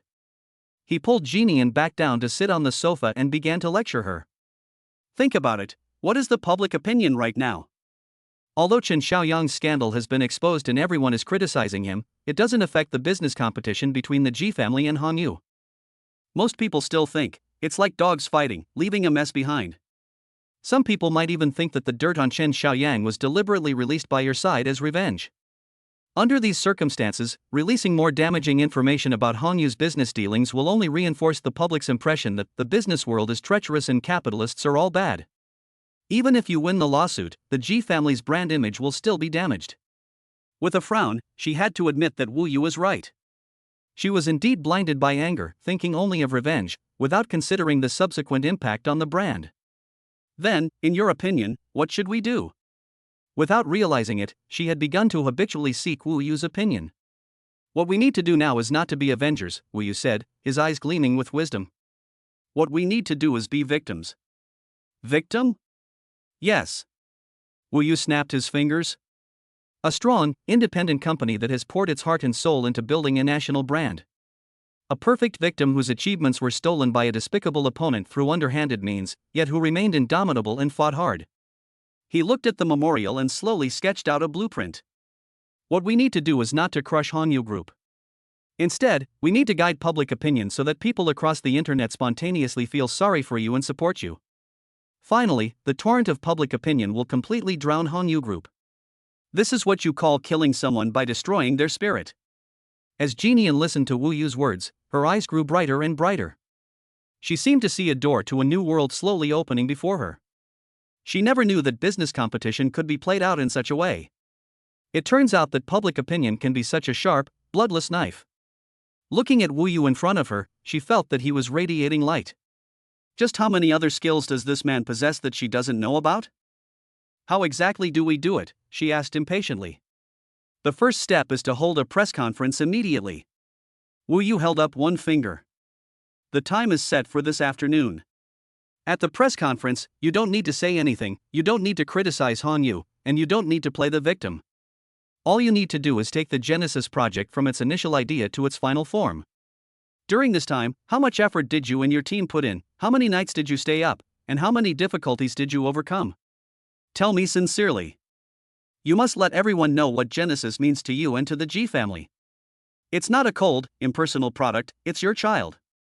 The second step, Wu Yu held up a second finger, is that after you finish speaking, when a reporter asks you what you think about Hanyu Group stealing your achievements, you only need to say one sentence. "Which sentence?" "I believe in the law, and I believe that justice resides in the hearts of the people. However, I feel resentful for my team." After you finish saying that, you can end the press conference. Remember, throughout the entire process, avoid any offensive language. Maintain a high level of composure and a broad perspective. The third step, Wu Yu's voice turned somewhat cold. "After the press conference ends and public opinion reaches its peak, the Ministry of Justice will submit the indictment and evidence of industrial espionage to the court and the media. As for the other dirty secrets about the Chen family, let's leave them for now. While they are struggling, release them wave after wave, letting them slowly die in endless despair." A complete, textbook-level crisis public relations plan was casually mentioned by Wu Yu. The memorial was met with stunned silence. She dared to say that even the top public relations firms in the country couldn't come up with a more perfect solution. She looked at Wu Yu, unable to say a word. This man has already given her far too many shocks. She's even starting to feel a little scared now. She feared that she would be completely captivated by his unfathomable charm and unable to extricate herself. "Did you understand, Your Majesty?" Wu Yu pinched her nose, pulling her back from her shock. "I understand." Jin Yan came back to her senses and nodded heavily. She stood up, picked up her phone, and dialed her assistant Lin Wei's number. The moment the call connected, her entire aura transformed back into that of the decisive and efficient Queen Ji. "Lin Wei, notify the Public Relations Department to immediately prepare for a press conference at 3 p.m. The location is the auditorium at the group headquarters. In addition, notify the legal department to bring all materials and be on standby at any time. I want Hanyu Group to spit out everything they've taken, with interest." Her voice was cold, but full of unprecedented confidence and self-assurance. Hearing her boss's familiar, energetic voice on the other end of the phone, Lin Wei was so excited she almost cried. She knew that the all-powerful CEO Ji had returned. Chapter 33. The entire internet feels sorry for President Ji. A scheme to kill him by destroying his spirit. At 3 p.m., at the headquarters of the G Group, the press conference was held. The huge lecture hall was packed to capacity. Reporters from almost all of the country's mainstream media gathered here. The flashbulbs were going off like crazy, illuminating the entire venue as bright as day. Everyone craned their necks, waiting for today's main character to make his appearance. They all wanted to know how this once glorious business queen would reappear after falling into dire straits. Will they angrily accuse their opponents, or will they helplessly cry and play the victim? At 3 p.m. sharp, the lights in the venue went out. A spotlight shone on the center of the podium. In remembrance, dressed in a well-tailored white suit, he walked slowly onto the stage alone. Her face was bare, without makeup, and you could even see faint dark circles under her eyes. This made her look less sharp than usual, and more vulnerable and haggard. But her back was ramrod straight. Her eyes remained firm and bright. She was like a magnolia tree, battered and broken by a storm, yet still refusing to bend. The moment she appeared, she instantly captured everyone's attention. The flashbulbs from the audience went off even faster. After walking to the podium, Jeannie bowed deeply to the audience. "Thank you to all our friends from the media for taking time out of your busy schedules to be here." Her voice, transmitted clearly through the microphone, resonated throughout the entire venue. His voice was a little hoarse, but very calm. "Today, I stand here not to blame anyone, nor to gain anyone's sympathy. I just wanted to talk to everyone about our child in my capacity as the head of the Genesis Project." Her words startled the reporters in the audience. No blaming? No playing the victim? This was completely different from the script they had envisioned. Ignoring their reaction, the huge screen behind her lit up. On the screen, a line of text appeared: Genesis, Origin. 2 years ago, late one night, I returned home after retiring social engagement. Looking at the lights of thousands of homes outside my window, I suddenly had an idea. The sound of remembrance was very soft, as if telling a distant story. I want to create a smart home system that truly belongs to the Chinese people. It not only needs to be smart, but also needs to understand us and have a human touch. This idea is the starting point of Genesis. The image on the screen began to change. Photos and videos began to play. There are research and development labs that are brightly lit late into the night, where engineers are gathered around a whiteboard, engaging in heated debates. Eugenie and her team visited hundreds of families, recording the scenes of user needs. The disappointment on the faces of the entire team members after the first demo failed. There was a scene where, after overcoming a technical challenge, everyone disregarded their image and hugged and cheered in the office. There's also a memento of a man wearing a simple t-shirt, sitting on the ground with the engineers, eating instant noodles, and pulling an all-nighter. These scenes have no background music and no narration. But the passion and sincerity with which they gave their all for a shared dream touched everyone present, even through the screen. The once noisy venue became completely silent. All the reporters put down their cameras and listened quietly to the memorial's account.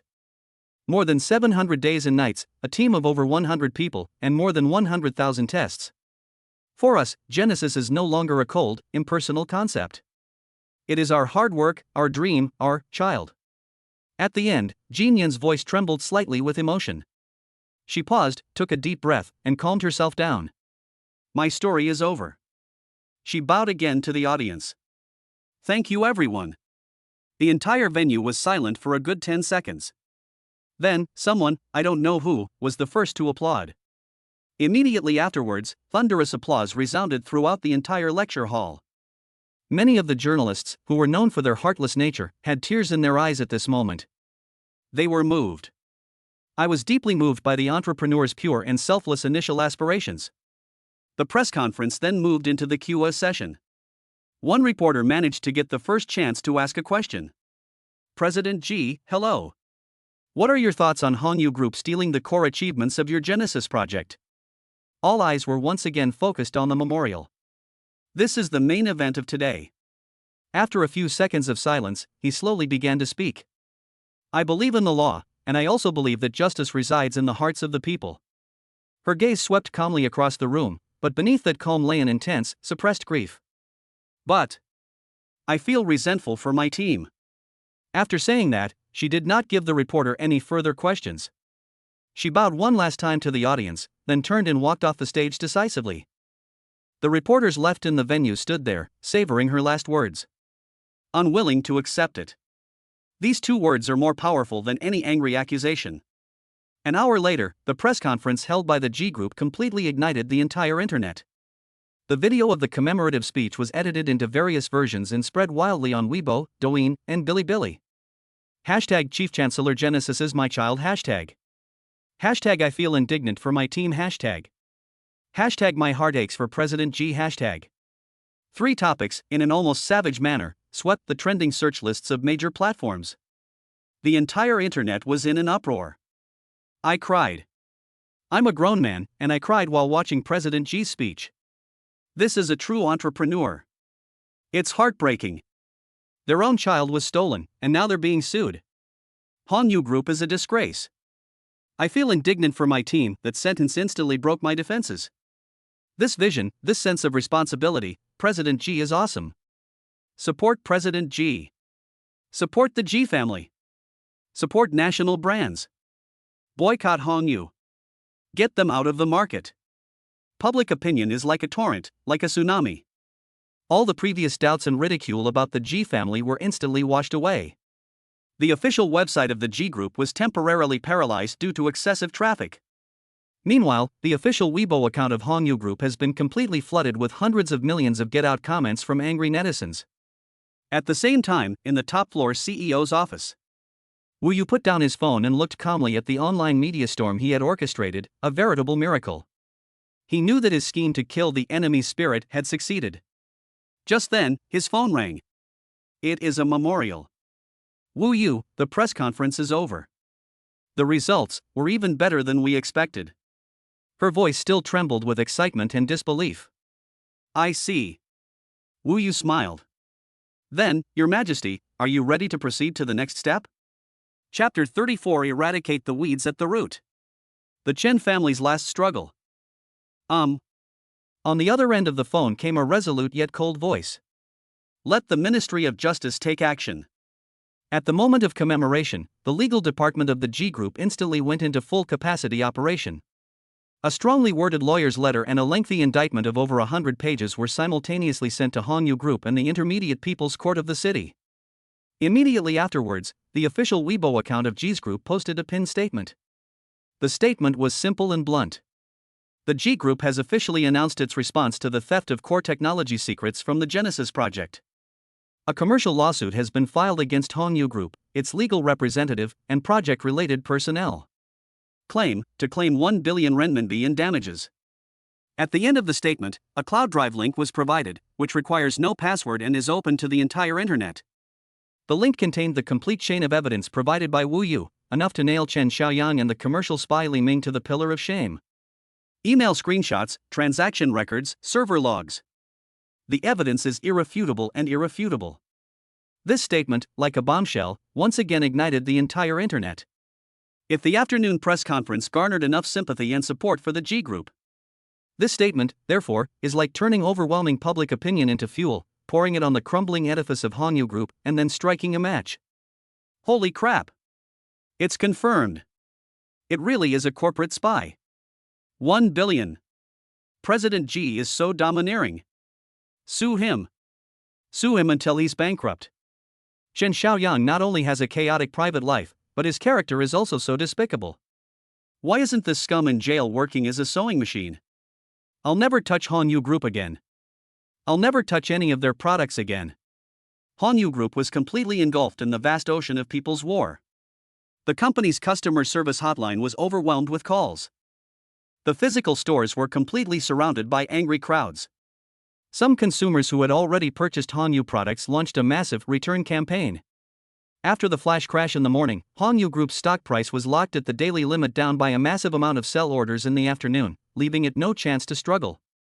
The entire Chen family was in complete chaos. Hanyu Group headquarters, chairman's office. The head of the Chen family, Chen Jiangwo, who is over 60 years old, is an old man whose gaze can make his subordinates' legs go weak. At this moment, his fingertips are trembling uncontrollably. Smack! He slapped Chen Xiaoyang hard across the face. You bastard! Look what you've done! Chen Xiaoyang was knocked off balance and staggered. Half of his face swelled up visibly, and blood trickled from the corner of his mouth. Dad! This has nothing to do with me. I don't know how those photos and videos were leaked. He covered his face and protested in terror. None of your business? Chen Jiangwo was so angry he wanted to hit him again. If you hadn't been so blinded by lust and insisted on getting involved with that woman, would the company be in this state now? Now things are really messed up. I'm getting calls from the Tax Bureau and the Disciplinary Inspection Commission. The company's accounts could be frozen at any time. Our Chen family is finished. We're going to be completely destroyed by you, you ungrateful son. As Chen Jiangwo spoke, he caught his breath, clutched his chest, and coughed violently. Dad! Dad! Don't get agitated. Chen Xiaoyang was terrified and quickly went to help him up. Just then, the office door was pushed open, and the secretary rushed in a panic. Chairman Dong, it's terrible. The Ji family's memorial service is calling. Commemorate? This name suddenly ignited a glimmer of hope for survival in Chen Jiangwo's eyes, who was on the verge of despair. Why is she calling it this time? Could it be that there's still a chance to turn things around? He pushed Chen Xiaoyang aside and snatched the phone. Hello? Is this my niece Ji? His voice carried a humility and trembling that he himself was unaware of. On the other end of the phone came a cold, icy voice. Chairman Chen, how have you been? Niece Ji, please let me explain, this is all a misunderstanding. Xiaoyang is young and ignorant, I apologize to you on his behalf. Look, our two families have been friends for generations. Could you show some mercy and leave our Chen family a way out? Chen Jiangwo said, almost pleading, having lowered his pride. A way out? Ji Nian sneered. When you stole my Genesis project, why didn't you think of leaving the Ji family a way out? Chen Jiangwo was speechless. Chairman Chen, I'm not calling you today to hear your apology. I just wanted to let you know. The game has only just begun. After saying that, she hung up the phone. Hearing the busy tone on the phone, Chen Jiangwo felt as if he had fallen into an ice cave. He knew that commemorating this was a tactic to annihilate them completely. No, we can't just let this go. Chen Xiaoyang, standing to the side, had a swollen face, but his eyes were filled with venom. If she won't let me have an easy time, I will definitely not let her have an easy time either. What do you want to do? Chen Jiangwo was startled. Dad, don't worry, I won't cause any more trouble for the company. A twisted smile appeared on Chen Xiaoyang's face. I caused this problem, so I will resolve it myself. After saying that, he turned around and quickly walked out of the office. As Chen Jiangwo watched his frantic retreating figure, a sense of foreboding welled up in his heart. That night, the night was deep. Wu Yu drove smoothly home, carrying Ji Nian, who had finished dealing with company affairs. When the car drove to a secluded section of road, Wu Yu suddenly frowned. He looked in his rearview mirror and saw a black van that had been following them at a distance since earlier. Track? Wu Yu's heart sank. Is it Chen Xiaoyang? Without disturbing Ji Nian, who was resting with her eyes closed beside her, he simply said, "Sit tight." Then, he suddenly turned the steering wheel and steered the car into a narrow alley. Sure enough, the van followed suit and turned in. At the end of the alley is a dead end. Wu Yu stopped the car. The van behind also stopped, blocking the alley entrance. The car door opened, and 7 or 8 burly, tattooed men, armed with steel pipes and machetes, jumped out and surrounded the vehicle. The one leading them was Chen Xiaoyang. He still had a clear handprint on his face, and his eyes were bloodshot as he stared intently at the two people in the car, like a mad dog driven to the brink of despair. Ji Nian. Wu Yu. Get out of here. He pounded on the car window with a steel pipe, roaring madly. Ji Nian's face turned deathly pale instantly. She had anticipated that Chen Xiaoyang would retaliate, but she never expected him to be this crazy. Don't be afraid. Wu Yu's voice was unusually calm. He reached out and gently patted Ji Nian's cold hand. The warm touch calmed her down a little. His consciousness sank into his mind in an instant. Emotional value balance, 100 points. His gaze swept over the desperate criminals outside wielding weapons, then glanced at the blocked alleyway. Forcing your way in would be dangerous for the memorial service. Today, I must solve this myself. His thoughts raced through the system's online store. Martial arts Wing Chun beginner requires 50 emotion points to exchange. A balanced approach to offense and defense, specializing in close quarters combat, best suited for taking on multiple opponents in confined spaces. Driving skills Car God's Possession 10-minute experience card requires 50 emotion points to redeem. With the alley blocked, even the best driving skills are useless. The choice is clear. Exchange for martial arts techniques. Without the slightest hesitation. In an instant, a vast and exquisite flow of information flooded into his mind. His countless insights into stance training, boxing principles, footwork, and power generation seemed innate, integrated into his muscle memory. He felt an unprecedented sense of power and coordination throughout his body. Stay in the car, lock the doors, and call the police. Wu Yu solemnly instructed the memorial, his tone leaving no room for argument. Whatever you do, don't come down. After he finished speaking, he took a deep breath. He straightened his collar and then pushed open the car door. I walked down into the alley, facing the cold wind and the menacing gazes of the thugs. Chapter 35. The dust has settled. My world consists only of you. The alleyway was shrouded in darkness, its dim lights barely illuminating a corner. The air was filled with the sour smell of rotting garbage. Wu Yu closed the car door. The car door clicked shut, completely separating the two worlds. He was alone, facing 7 or 8 burly men wielding weapons. He was still wearing the same simple white shirt and casual pants he wore to work when he gave the souvenir. He appeared refined and slender, completely out of place in the tense atmosphere around him. Oh, you actually dared to come down? When Chen Xiaoyang saw Wu Yu, a cruel smile appeared on his face. I thought you were going to hide behind women like a coward.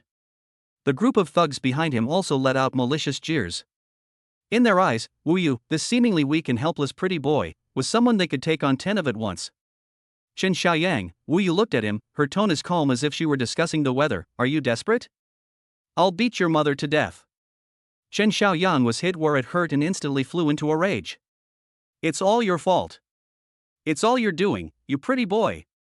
If it weren't for you, our Chen family wouldn't be in this state. Today, I'll cripple you first. Then I'll arrest that bitch Jin Yan. I'll show you what happens when you offend me, Chen Xiaoyang. His face was contorted with rage. He had completely lost his mind. Brothers! Get him! Break his legs! I, Chen Xiaoyang, will take responsibility for anything that happens. At his command, the group of thugs, brandishing steel pipes and machetes, charged towards Wu Yu, howling as they did so. Inside the car, Jin Yan was terrified, her face turning deathly pale, her heart pounding in her throat. She instinctively tried to push open the car door and rush out, but found that Wu Yu had locked the door from the outside. Wu Yu! Come back quickly! It's dangerous! She frantically pounded on the car window, her voice trembling with tears. Wu Yu did not turn around. He stared at the menacing glare rushing towards him. His eyes, which always held a gentle smile, were now filled with cold, focused attention. In my brain, the knowledge of Wing Chun beginner level is rapidly processing. The number of enemies is 7. Their positions, their angle of attack, the speed at which they swung their weapons. All the dynamic images were instantly dissected and analyzed in his eyes, ultimately forming a unique and most efficient way to break the deadlock. He watched as a burly man at the front, his steel pipe whistling through the air, came crashing down on his head. Wu Yu moved. Instead of retreating, he stepped forward. With a flick of his wrist, he delivered a simple spreading strike, precisely parrying the powerful steel pipe. Almost at the same instant, his other hand changed from a palm to a fist. Without a large swing of the arm, just a slight sinking of the elbow, the force from the shoulder and back instantly traveled to the fist, striking the burly man's chest. Inch of force. Bang! A muffled thud. The burly man, who weighed at least 200 pounds, had his eyes bulging out. He was like someone who had been hit head-on by an invisible battering ram. His feet left the ground and he flew backward. He crashed into the wall behind him, slid to the ground, clutched his chest, and howled in pain. One move. With just one move, he crippled one of them. Everyone was stunned. Including Chen Xiaoyang. He couldn't believe what he was seeing. This pretty boy knows kung fu? Before they could recover from their shock, Wu Yu had already cut into the crowd. His movements weren't as flashy as in the movies, but every move was simple, efficient, and deadly. Spread out, shoulder, lie prone. Punch, sun-shaped punch, phoenix eye punch. He was like a highly skilled surgeon, precisely targeting each person's most vulnerable joints and areas. Wrist, knee, ribs, chin. In the alley, a series of cracking sounds and pig-like screams echoed. Less than a minute. The battle was over. Apart from Chen Xiaoyang, the 7 or 8 burly men he brought were all lying on the ground, clutching their arms or legs, writhing in pain, and incapacitated. Wu Yu remained standing in the same spot. His white shirt wasn't even wrinkled. He shook his slightly numb hands, then raised his head and looked at Chen Xiaoyang, who was completely terrified. Chen Xiaoyang looked at his men rolling on the ground, then at Wu Yu, who was unharmed. His legs went weak, and the steel pipe in his hand clattered to the ground. You don't come any closer. He looked at Wu Yu walking towards him step by step, his voice trembling, as if he had seen a ghost. Devil! This man is a devil. Wu Yu walked up to him, picked up the steel pipe from the ground, and gently patted it on his face. Jin Xiaoyang, his voice was soft, but it was exceptionally clear in the quiet alley. I gave you a chance. It was you who didn't want it. After saying that, he raised the steel pipe in his hand. Ah! A piercing scream tore through the night sky. Wu Yu threw away the deformed steel pipe, took out a handkerchief from her pocket, and carefully wiped her hands. Then, he took out his phone and dialed the police. Hello, officer? I need to report a crime. I was robbed at gunpoint in XX Lane, XX Road. Yes, there were 7 or 8 of them, and they had knives. However, they don't seem very professional. They started fighting amongst themselves and are now lying on the ground. Oh, by the way, could you please call an ambulance while you're at it? After hanging up the phone, he opened the car door and sat back down. Inside the car, Jinian remained in the same position, leaning against the window, staring blankly at the scene outside that resembled a battlefield. Her mind had completely stopped thinking. What did she see? Wu Yu, he single-handedly defeated 7 or 8 burly men wielding weapons? And they even broke Jin Xiaoyang's leg? This isn't a movie shoot? Okay, it's all over. Wu Yu smiled at her, as if nothing had happened, and started the car. He drove slowly past the thugs lying on the ground groaning, and left the alley. Inside the car, all was quiet. Jinian just stared blankly at Wu Yu, at his profile as he drove smoothly, unable to say a word. Calligraphy, business, hacking, and now, kung fu. Just how many secrets does this man still hold that she doesn't know about? Who exactly is he? Back home, Wu Yu changed her shoes and washed her hands as usual, then went into the kitchen to prepare a late-night snack for her. Jinian followed behind him like a little tail. She watched his back as he busied himself in the kitchen. Watching him skillfully chop vegetables and beat eggs, I finally couldn't resist and hugged his waist tightly from behind. Wu Yu paused in her movements. What's wrong? He asked softly. Wu Yu Jinian pressed her face tightly against his back. I don't care who you are, I don't care what secrets you have. All I know is that I can't live without you. Wu Yu, I love you. This was the first time she had so completely and unreservedly opened her world to him. Wu Yu turned around and looked into her eyes, which were shining brightly with excitement and love. My heart was completely filled with an unprecedented and immense sense of happiness. He lowered his head and kissed her deeply. Chapter 36 System Upgrade. New feature, Emotional Link unlocked. This kiss was unlike any other before. It's no longer a test, no longer gentle. It was filled with the relief of surviving a disaster and an uncontrollable, almost savage possessiveness. Wu Yu gripped the back of her head, forcefully and domineeringly seizing the sweetness between her lips and teeth. This is a commemoration of an experience unlike any other. She responded to him clumsily but passionately, wrapping her arms tightly around his neck as if she wanted to melt her whole being into his body. In the kitchen, the water in the pot had already boiled, bubbling and steaming. But neither of them paid any attention. She closed her eyes, tightened her arms around him, and responded to him even more passionately. In their world, only each other remained. The temperature in the kitchen was getting higher and higher. The water in the pot was almost boiled dry. Wu Yu suddenly picked up Jinian and turned to place her on the cool glass tabletop. This height allowed him to look down at her more easily and kiss her. Jinian's legs instinctively wrapped around his strong waist. The black silk nightgown slid up her thighs, revealing large expanses of fair and delicate skin that dazzled the eye under the bright kitchen lights. Wu Yu's hands began to wander restlessly over her smooth, satin-like back. It seemed that everything was about to spiral out of control. Suddenly, a joyful system notification sounded in Wu Yu's mind. Ding! A qualitative change has been detected in the target person's commemoration emotional state. Emotional dependence has reached 100%. Trust has reached 100%. Love has reached 100%. Congratulations, host. You have perfectly achieved your mission objective. Emotional Value System, version 2.0 upgrade begins. Wu Yu paused for a moment. System upgrade? Upgrade progress 10%, 30%, 70%, 100%. System upgrade complete. Welcome to Emotional Value System version 2.0. Congratulations, host. You have unlocked a brand new core feature, Emotional Connection. Emotional Connection, the host can establish a deep emotional connection with the bound target. Once the link is established, the host can perceive the target person's emotional state such as joy, anger, sorrow, and happiness in real time and with a degree of ambiguity, no longer relying entirely on system panel prompts. Note, this is a two-way link.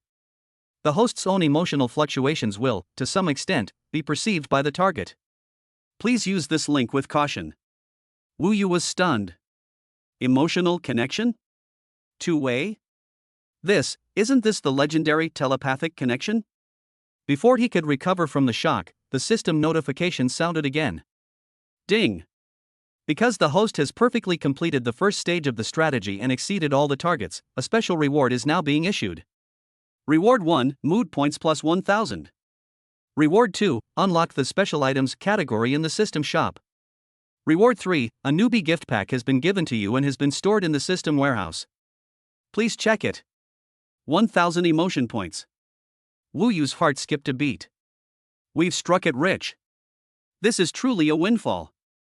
He instinctively wanted to open the system shop to see what good things he could exchange his 1000 emotion points for. Wu Yu? What's wrong? Genian sensed his distraction, breathed slightly, pulled away from his lips, and looked at him with some dissatisfaction.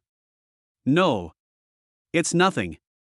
Wu Yu snapped out of her daze and looked at her slightly swollen lips from the kiss and her bright, watery phoenix eyes. The initial excitement about the system's reward was instantly replaced by a stronger emotion. Screw the system. Screw mood points. All I want to do right now is kiss my wife. He lowered his head again and kissed her. The moment he kissed her, the newly established emotional connection was activated. He clearly felt a strong emotion, a mixture of love, joy, and a touch of shyness emanating from Genian. At the same time, his own intense, unconcealable love seemed to have been transmitted to the past through this link. His body trembled violently. To her surprise, she sensed the same burning, unreserved emotion in Wu Yu's heart as she did. This feeling is wonderful. It was as if their hearts, at this moment, were truly connected. She no longer had any doubts or anxieties. She closed her eyes and responded to him even more passionately. Gurgle. Another untimely voice suddenly rang out. It's my belly that's growling. The ambiguous atmosphere was instantly shattered. Memorial's face flushed red again in an instant. She wished she could disappear into a crack in the ground. Why did it have to bark at this exact moment of all times? Seeing her utterly ashamed and indignant expression, Wu Yu couldn't help but burst into laughter.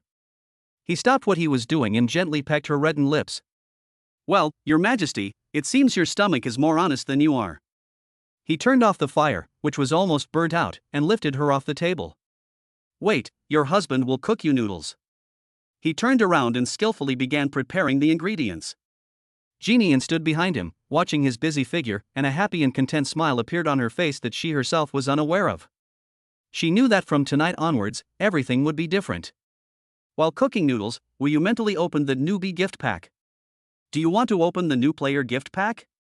Activate. Ding. Congratulations, host, you have received the following rewards.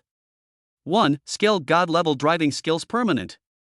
2nd, Skilled Master level traditional Chinese painting permanent. 3. 1 Marrow cleansing pill. Effect, cleanses the marrow and strengthens the body, greatly improving physical fitness. 4. 1 Absolute loyalty card. Effect, can be used on any NPC, granting them absolute loyalty to the host, permanently. Note, this card can only be used on non-target NPCs. Wu Yu stared wide-eyed at the string of rewards. The system is being way too generous this time. Another God-level skill, another marrow cleansing pill, and another absolute loyalty card that sounds like a bug? He glanced at the description of the absolute loyalty card. Note, this card can only be used on targets other than those targeted in the strategy. Wu Yu's eyes flickered. A name came to mind. Lin Wei. Chapter 37 The Queen's Other Side. A tenderness that belongs only to me. A steaming bowl of tomato and egg noodles was quickly served on the table. Genian sat at the table, eating noodles in small bites, the blush on her face not yet completely gone. Wu Yu sat opposite her, not touching her chopsticks, but simply resting her chin on one hand and watching her with a smile. Genian felt uncomfortable being stared at, and even slowed down her eating. What are you looking at? She finally couldn't help herself, put down her chopsticks, and glared at him with a mixture of embarrassment and annoyance. Look how beautiful my wife is. Wu Yu's answer was simple, direct, and cheesy. These words of love were like a piece of honey dropped into a lake of the heart, making the heart flutter and a sweet feeling spread uncontrollably. She snorted and turned her head away, ignoring him. But the smile she couldn't suppress at the corner of her mouth completely betrayed her. In the emotional connection section, a shy yet joyful emotion was clearly conveyed. Wu Yu's smile grew even brighter. This new feature is practically the ultimate cheat code for couples' relationships. After finishing their late-night snack, the two went upstairs together. This time, Wu Yu didn't go back to the second bedroom. Instead, she followed Jin Yan into the master bedroom without any hesitation. Jin Yan paused, glanced back at him, said nothing, but her fair ears blushed once again. After taking a shower, the two lay on the large bed. Almost instinctively, like a cat seeking warmth, Jin Yan snuggled into Wu Yu's arms and curled up in the most comfortable position. Wu Yu held her soft body in his arms, inhaling the pleasant fragrance of her hair, and felt a sense of peace in his heart. He did nothing else but gently pat her back, like he was coaxing a child. He could sense that she had been greatly shocked and frightened today. In his arms, her body was relaxed, but her mind was still tense. Some things are not in a hurry. Anyway, there's plenty of time in the future. From that day on, Jin Yan seemed to have completely changed. That towering, aloof iceberg, which kept everyone at arm's length, has completely melted. Instead, she became a clingy, spoiled, and even somewhat childish little woman who only showed herself in front of Wu Yu. In the morning, she would stay in bed and insist that Wu Yu kiss her before she would get up. During meals, she would put the green peppers and carrots she didn't like from her bowl into Wu Yu's bowl, and then look at him with a righteous air. "You're my husband, if you don't eat, who will?" Wu Yu had no choice but to eat all the food she didn't like. When she goes to work, she's like a Siamese twin, clinging to him from home all the way to the garage. Before getting out of the car, he insisted on a goodbye kiss. As a result, the driver, Lao Wang, could only keep his eyes down and silently press the button to raise and lower the partition between the front and back seats. I thought to myself, the relationship between the husband and wife is getting better and better. When she got home in the evening, she no longer rushed into the study, but instead would hug a cushion and snuggle up on the sofa next to Wu Yu, watching him play games. When he wins, she'll be even happier than him, and she'll lean over and give him a quick kiss on the cheek as a reward. When he loses, she will seriously analyze the battle for him. "I think your teammate called Jungler is too bad. Tomorrow I'll have a headhunting company poach him and get him to work for Hong Yu Group." Wu Yu was both amused and exasperated. "Honey, this is a game, not your company." Her possessiveness also grew stronger. That night, Wu Yu was controlling his hero in the canyon, cooperating seamlessly with a skilled support player. "Sister's positioning is great. Come on, let's push the mid lane," Wu Yu casually praised. As soon as he finished speaking, he immediately felt the temperature around him drop by more than 10 degrees. In the emotional connections section, a sour feeling, mixed with grievances and dissatisfaction, suddenly came over me. Wu Yu was startled and turned his head to see Jin Yan staring at him with a look that seemed to be that of a cheating, unfaithful man. His hand trembled, and he almost threw the phone away. "Honey, I was wrong. I just said it offhand. You're the only one in my heart." Jin Yan remained silent, her face cold, and pointed to the sofa opposite her. The outcome of that game was predictable. After he finished playing the game, he was greeted by a cold, indifferent face and the words, "You're sleeping on the sofa tonight." Wu Yu went to great lengths, apologizing and making promises. Finally, he was forced to sign a supplementary agreement on game behavior personally drafted by Jin Yan, which could be described as humiliating and detrimental to national sovereignty. Article 1. During gameplay, players must not engage in unnecessary interactions with any character of the opposite sex, including but not limited to chatting, compliments, or gifting skins. Rule number 2. All game nicknames must include the phrase "in memory of my husband," but. Article 3. Looking at the densely packed terms, Wu Yu was both amused and exasperated, but in the end, she still signed her name with a flourish. He knew this wasn't just making a fuss. This is a woman who truly loves a man. Only when she feels safe enough will she reveal her most authentic and naive side to him without reservation. At that moment, the evening news was playing on the television in the living room. Breaking news from this station, the female anchor announced clearly and precisely.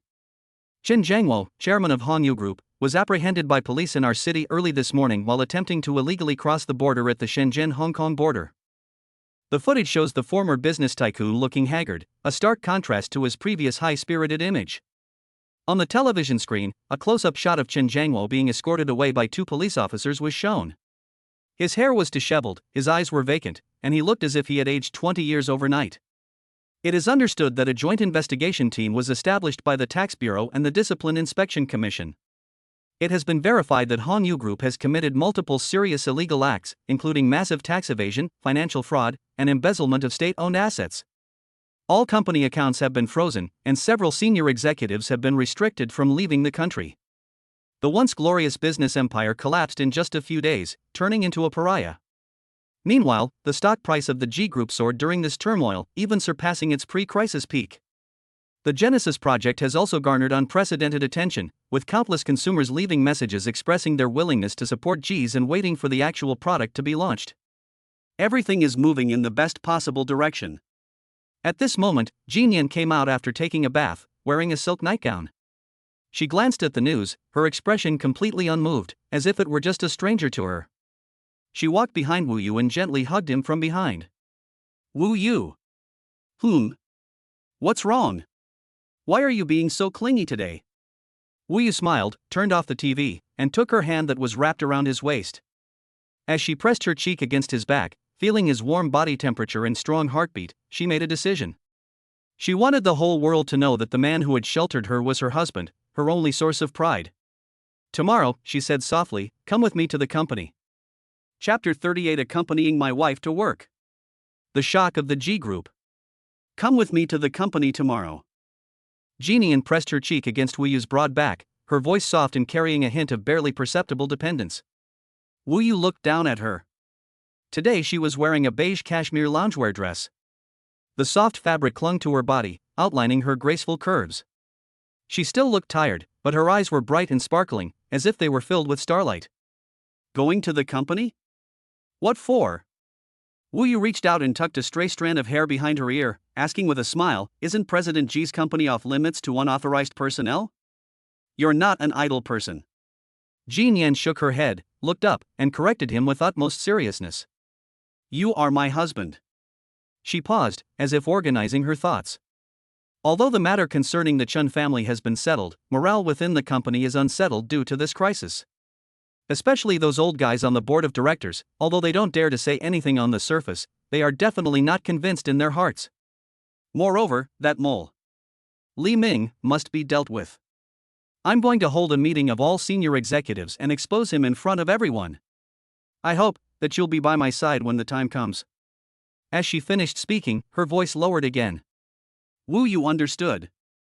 She's taking me to the company to assert her dominance and, incidentally, to establish a presence. On the one hand, it's about showing your trump card to everyone in the company, especially the board of directors. Let them know that she is not fighting alone. Behind her stands a mysterious husband with immense power.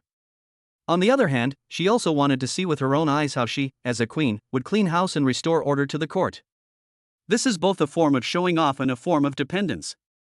She was showing him her strongest side, but at the same time, she needed him to stand behind her and give her the strongest support. Sure, Wu Yu laughed. I can accompany my wife to work and see how you usually scold people. I'd love to. He gently pinched the tip of her pert nose, his tone full of affection. But if I go, in what capacity? I can't just be a non-mainstream sociological observer, can I? My personal advisor, Jinyan said without hesitation. Oh? A private consultant? Wu Yu raised an eyebrow, teasing her deliberately. Paid by the hour or by project? The entire G Group, including me, is yours. Jinyan rolled her eyes at him, a look of charm that warmed Wu Yu's heart. Tell me, how do you want it calculated? That's great. Wu Yu lowered his head and kissed her on the lips. Then for the sake of my livelihood for the rest of my life, I will definitely do my best tomorrow. The next morning. For the first time ever, Wu Yu didn't wear his usual t-shirt and sweatpants. In remembrance, she personally selected an outfit for him. A high-quality dark gray handmade cashmere sweater, a well-tailored pair of black casual trousers, and a pair of Italian handmade deerskin shoes. There are no excessive decorations or exaggerated logos, but each piece exudes understated luxury. When Wu Yu changed her clothes and came out of the room, Jinyan, who was drinking coffee, was immediately struck by her beauty. She knew Wu Yu had a good figure and was handsome, but she never expected him to look so good in a suit. That outfit perfectly accentuated his slender and upright figure. His usual lazy and casual demeanor was replaced by a calm and refined temperament. He was like a piece of unpolished jade that had been cleansed of its dust, beginning to radiate a restrained yet gentle light. "How is it? Not bad, right?" Wu Yu tugged at her collar somewhat awkwardly. It was the first time he had ever worn such expensive clothes, and he felt extremely uncomfortable. "Come here." Jean Yan put down her coffee cup and beckoned to him. Wu Yu walked over. Jean Yan stood up, walked over to him, stood on tiptoe, and carefully adjusted the collar of his cashmere sweater. Her fingers, cool and soft, carrying a faint fragrance, brushed against his neck, making him feel a ticklish sensation. "It looks beautiful." She looked up at him and exclaimed sincerely. "Of course, look who her husband is." Wu Yu proudly raised her chin. Jean Yan was amused by him and reached out to punch him in the chest. The black Bentley came to a smooth stop in front of the G Group headquarters building. When Wu Yu and Jean Yan stepped out of the car side by side, they instantly attracted the attention of everyone at the company entrance. For today's commemoration, she wore a stunning red suit dress that exuded queen-like confidence, radiating power and charisma. Although Wu Yu, who was standing next to her, was dressed in a low-key manner, her calm and composed demeanor and the strange sense of harmony she exuded when standing with Jean Yan were impossible to ignore. Most importantly, the hand that commemorated him remained tightly clasped around his arm. That posture seemed to be declaring to the whole world, "This man belongs to me." My God! Is that CEO G's mysterious husband? He's much more handsome in person than in the photos. He has such great charisma. Look at the way President G looks at him, it's so gentle. Is this still the same ruthless businesswoman we know? Whispers from the employees could be heard continuously. Wu Yu could sense that the gazes directed at him had changed from initial disdain and curiosity to awe and envy. He felt a little smug. See? This is how men who conquer the queen are treated. The two entered the private elevator and went straight to the top floor. The elevator doors opened, and Assistant Lin Wei, along with several department directors, were already waiting at the entrance. "Mr. G, Mr. Wu." Lin Wei bowed respectfully, and the way she looked at Wu Yu was completely different from before, filled with heartfelt reverence. She still remembers the day Wu Yu kicked open the office door, exuding an aura of dominance. "Is the meeting room ready?" Jean Yan asked. "Everything is ready. All the senior executives and directors are here," Lin Wei reported. "Okay." Jean Yan nodded, then turned to look at Wu Yu. "Come on, my personal advisor, come with me to clean house." Wu Yu smiled, then reached out and gripped her hand tightly, their fingers intertwined. The two walked side by side toward the enormous conference room that determined the fate of countless people. Pushing open the door, I found the conference room filled with people. On the left are the company's senior executives from various departments. On the right are those old guys from the board of directors. All eyes turned to the doorway. When they saw that Jean Yan was walking in hand with a strange man, everyone was stunned. The old men on the board of directors, in particular, had slightly changed expressions and began whispering among themselves. Of course they knew that this man was none other than the mysterious husband of President G who had recently caused such a stir online. It was also the mastermind behind the collapse of Hongyu Group overnight, a story that was widely circulated as if it were a miracle. Ignoring their reactions, Jean Yan walked straight to the head seat and sat down. Then, she did something that shocked everyone. She didn't let Wu Yu sit in the audience, but instead pulled out the chair next to her and gestured for him to sit down. That position is the group's vice president, second only to the chairman. This move was tantamount to announcing to everyone that this man held a position second only to the head of the G Group. The conference room fell completely silent. Chapter 39 Cleaning House. You're fired.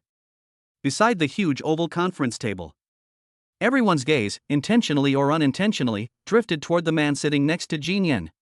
He looked very young, with a calm demeanor and even a gentle smile on his face, like a neighbor boy who had strayed into a pack of wolves.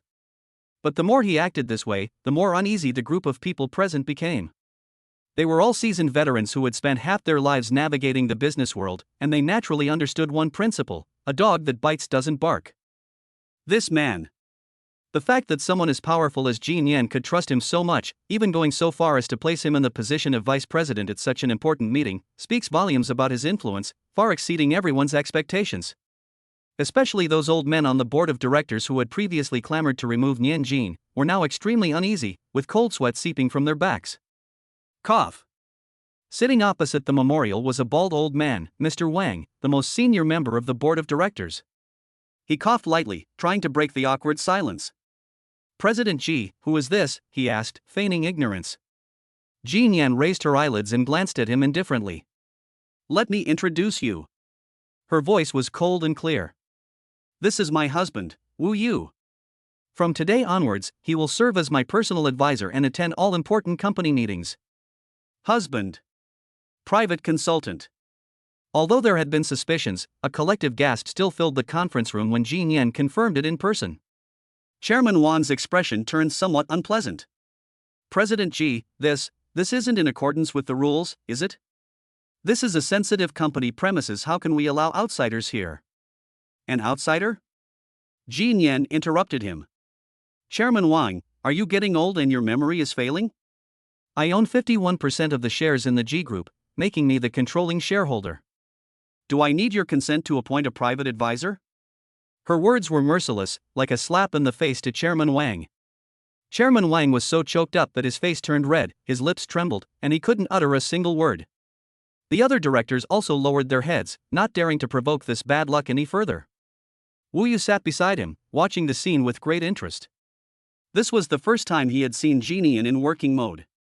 He is decisive and ruthless, exuding an aura of dominance. She's completely different from the woman at home who would sleep in late, whine, and sneak snacks.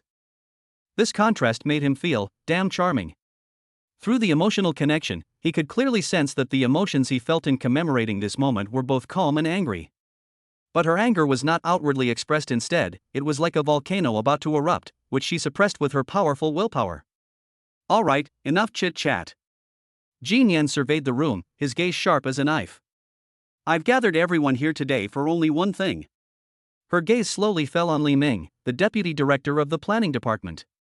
A middle-aged man in his 40s who looked very honest wore a pair of black-rimmed glasses. From the start of the meeting, he kept his head down, trying to minimize his presence. His body trembled slightly when Memorial's gaze fell upon him. Wu Yu immediately opened the micro-expression analysis tool. He saw that Li Ming's forehead was covered in sweat, his pupils were contracting, and his orbicularis oris muscles were involuntarily tensing up. This is a typical manifestation of extreme fear and guilt. It seems I've found the right person. Director Li. Jean Yan's voice wasn't loud, but Li Ming shuddered and looked up. Director Ji, you called me? Director Li has been with the company for 5 years, hasn't he? Jean Yan asked. Yes, it's been 5 years and 3 months, Li Ming stammered. 5 years is not a short time. Jean Yan nodded, her tone unreadable. I remember when you first came here, you were just a junior planning specialist. It's me. I've seen that you're quite diligent in your work, so I'm the one who promoted you to your current position, right? Yes, Mr. Ji, I will never forget your kindness in recognizing and supporting me. Li Ming's voice was already trembling with sobs. He knew that what was bound to happen would eventually happen. Unforgettable? Jean Yan sneered, throwing a USB drive onto the table. Then can you explain to me what this is? She pressed a button, and the large screen in the conference room lit up instantly. A video begins to play on the screen. It is a recording of the operation logs from the G Group's server backend. In the video, an IP address logged into the server in an abnormal manner late at night and downloaded all the core data of the Genesis project. And that IP address clearly pointed to Li Ming's office computer. Immediately afterwards, several more email screenshots appeared on the screen. It was an encrypted email between Li Ming and Chen Xiaoyang, which contained detailed records of their transaction. 10 million in cash, and a planning director position. Finally, a bank transfer record appeared on the screen. After the deal was completed, an offshore account overseas transferred a deposit of up to 5 million yuan to Li Ming's personal account in China. The chain of evidence is complete, clear, and irrefutable. The meeting room was completely silent. Everyone looked at Li Ming with a mixture of shock, disdain, and anger. Looking at the evidence on the screen, Li Ming's face turned deathly pale in an instant. He slumped into the chair, his whole body trembling violently. No. It wasn't me. He was still making a last, futile struggle. It's a fake. Someone framed me. Framed you? Jean Yan looked at him, her eyes filled with disappointment and anger. Li Ming, I gave you a chance. I already knew when you sold the company's secrets to Han Yu. Wu Yu taught her to say that? The goal was to completely break down Li Ming's psychological defenses. Sure enough, when Li Ming heard those words, it was as if he had heard the pronouncement of death. He slid off the chair with a plop and knelt on the ground. President Ji. I was wrong. I was really wrong. He cried, tears streaming down his face, clinging to Jean Yan's legs and pleading desperately. I was out of my mind. It was Chen Xiaoyang. He forced me to do this. He said if I didn't do as he said, he would harm my wife and children. I had no choice. He started playing the victim, trying to gain sympathy. Some of the executives present showed expressions of reluctance. Even in remembrance, a hint of wavering appeared in his eyes. Just then, Wu Yu, who had been silent all along, suddenly chuckled softly.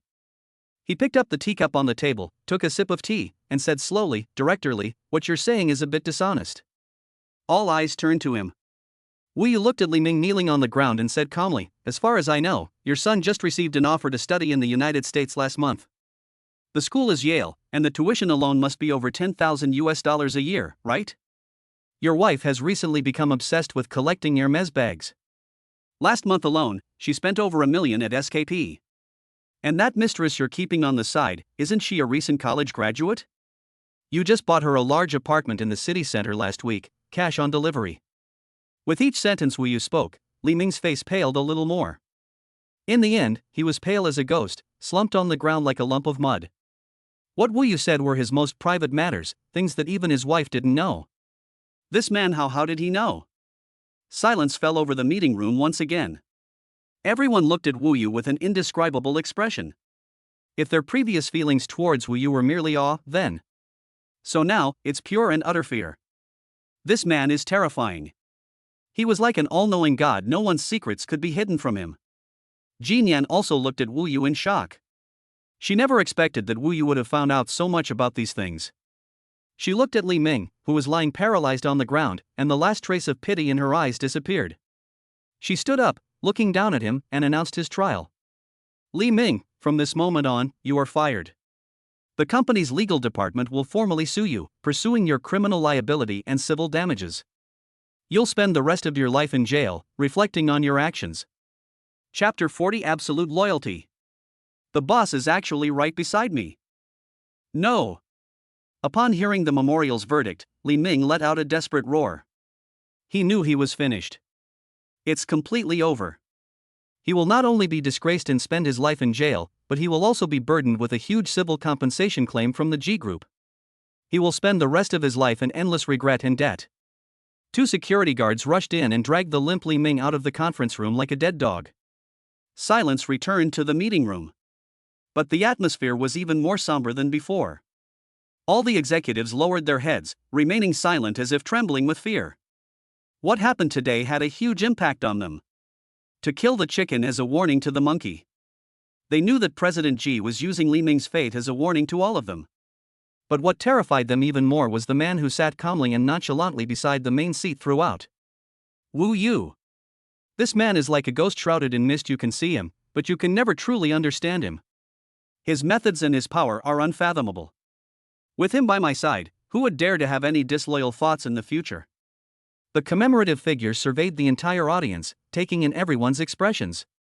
She was very satisfied. She knew that from this day forward, her position in the G Group would be unshakable.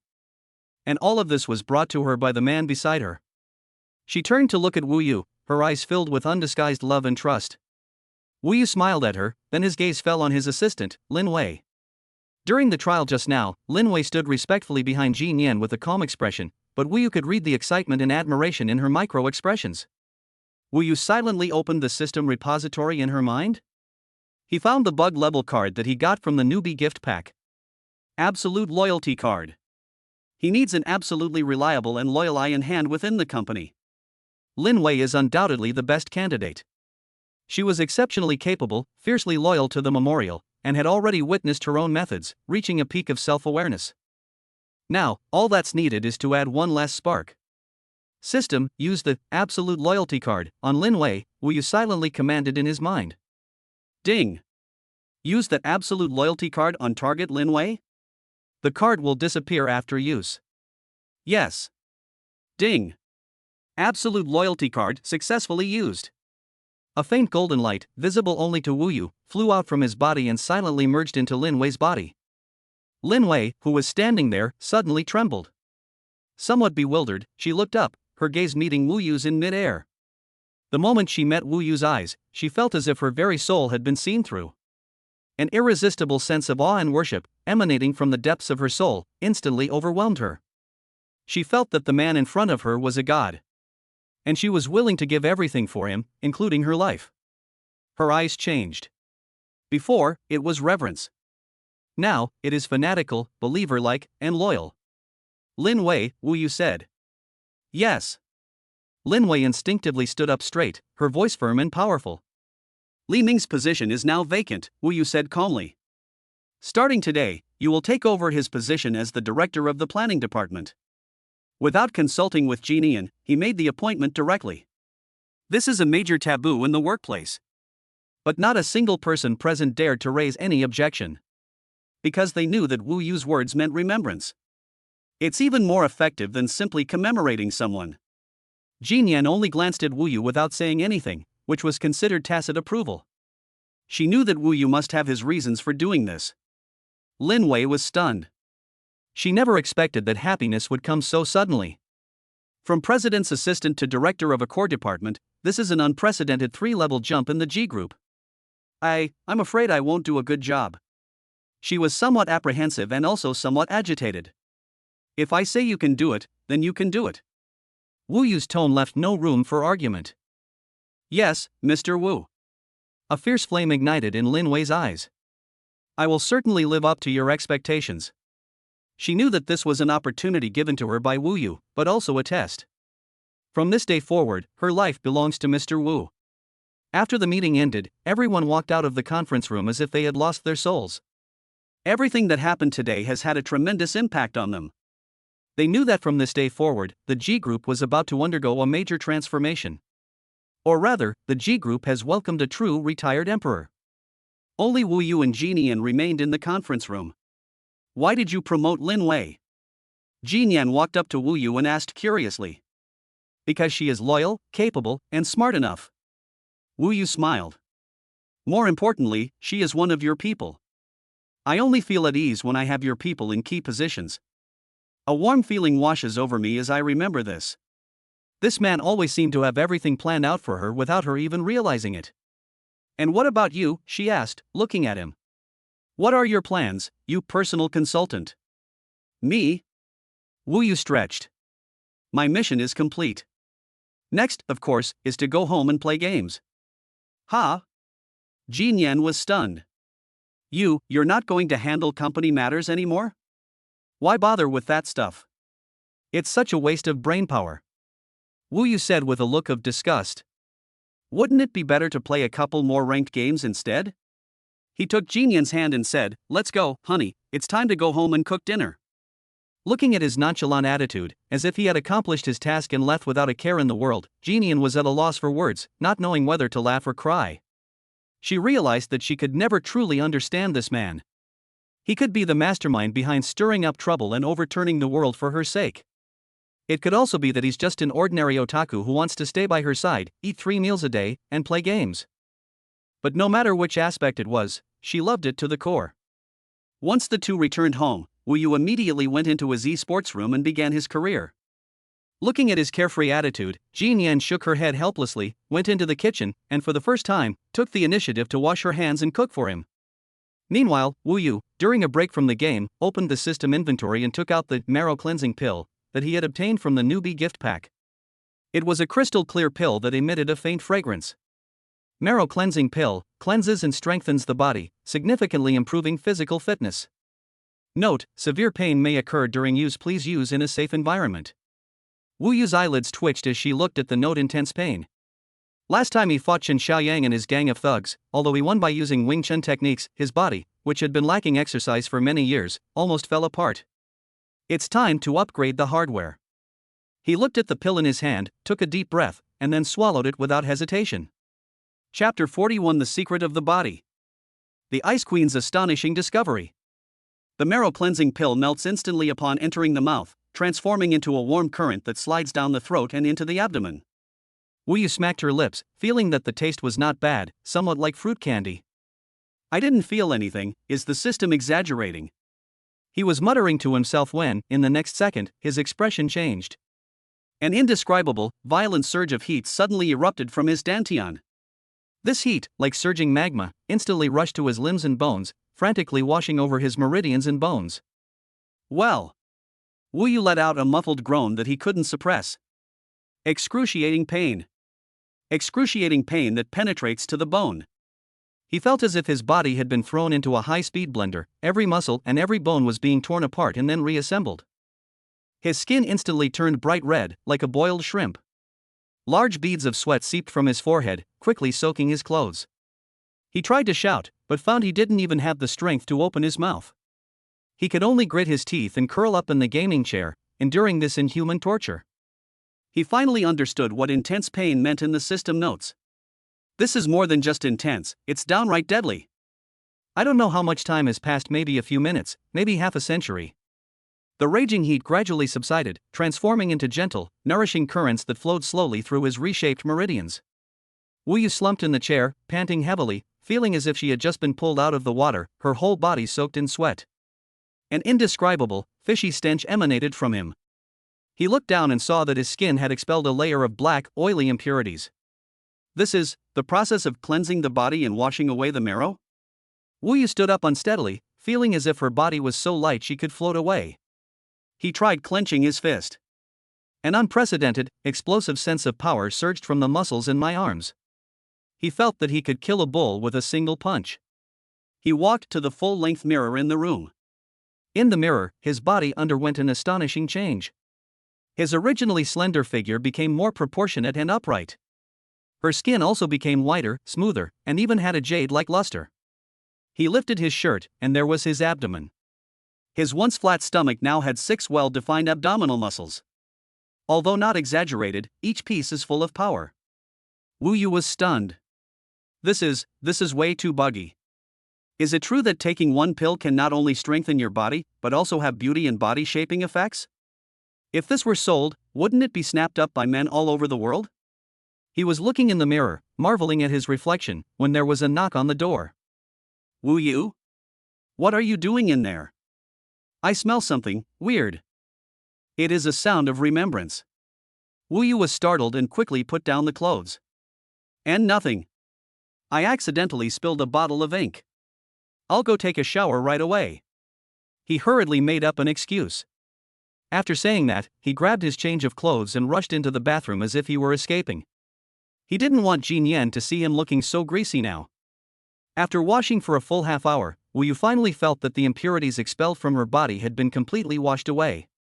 He changed into clean pajamas and stepped out of the bathroom. In the living room, Jin Yan had already prepared dinner and was sitting at the dining table waiting for him. Today was her first time cooking. Although she only made simple scrambled eggs with tomatoes and green vegetables, Wu Yu felt a warm glow in her heart seeing her expectant yet nervous expression. Come and try it. It's my first time making this, I don't know if it'll be good. Jin Yan greeted him as soon as she saw him come out. Wu Yu walked over, sat down, picked up her chopsticks, and took a bite of scrambled eggs with tomatoes. Too much salt was added. He picked up another bite of greens. No salt was added.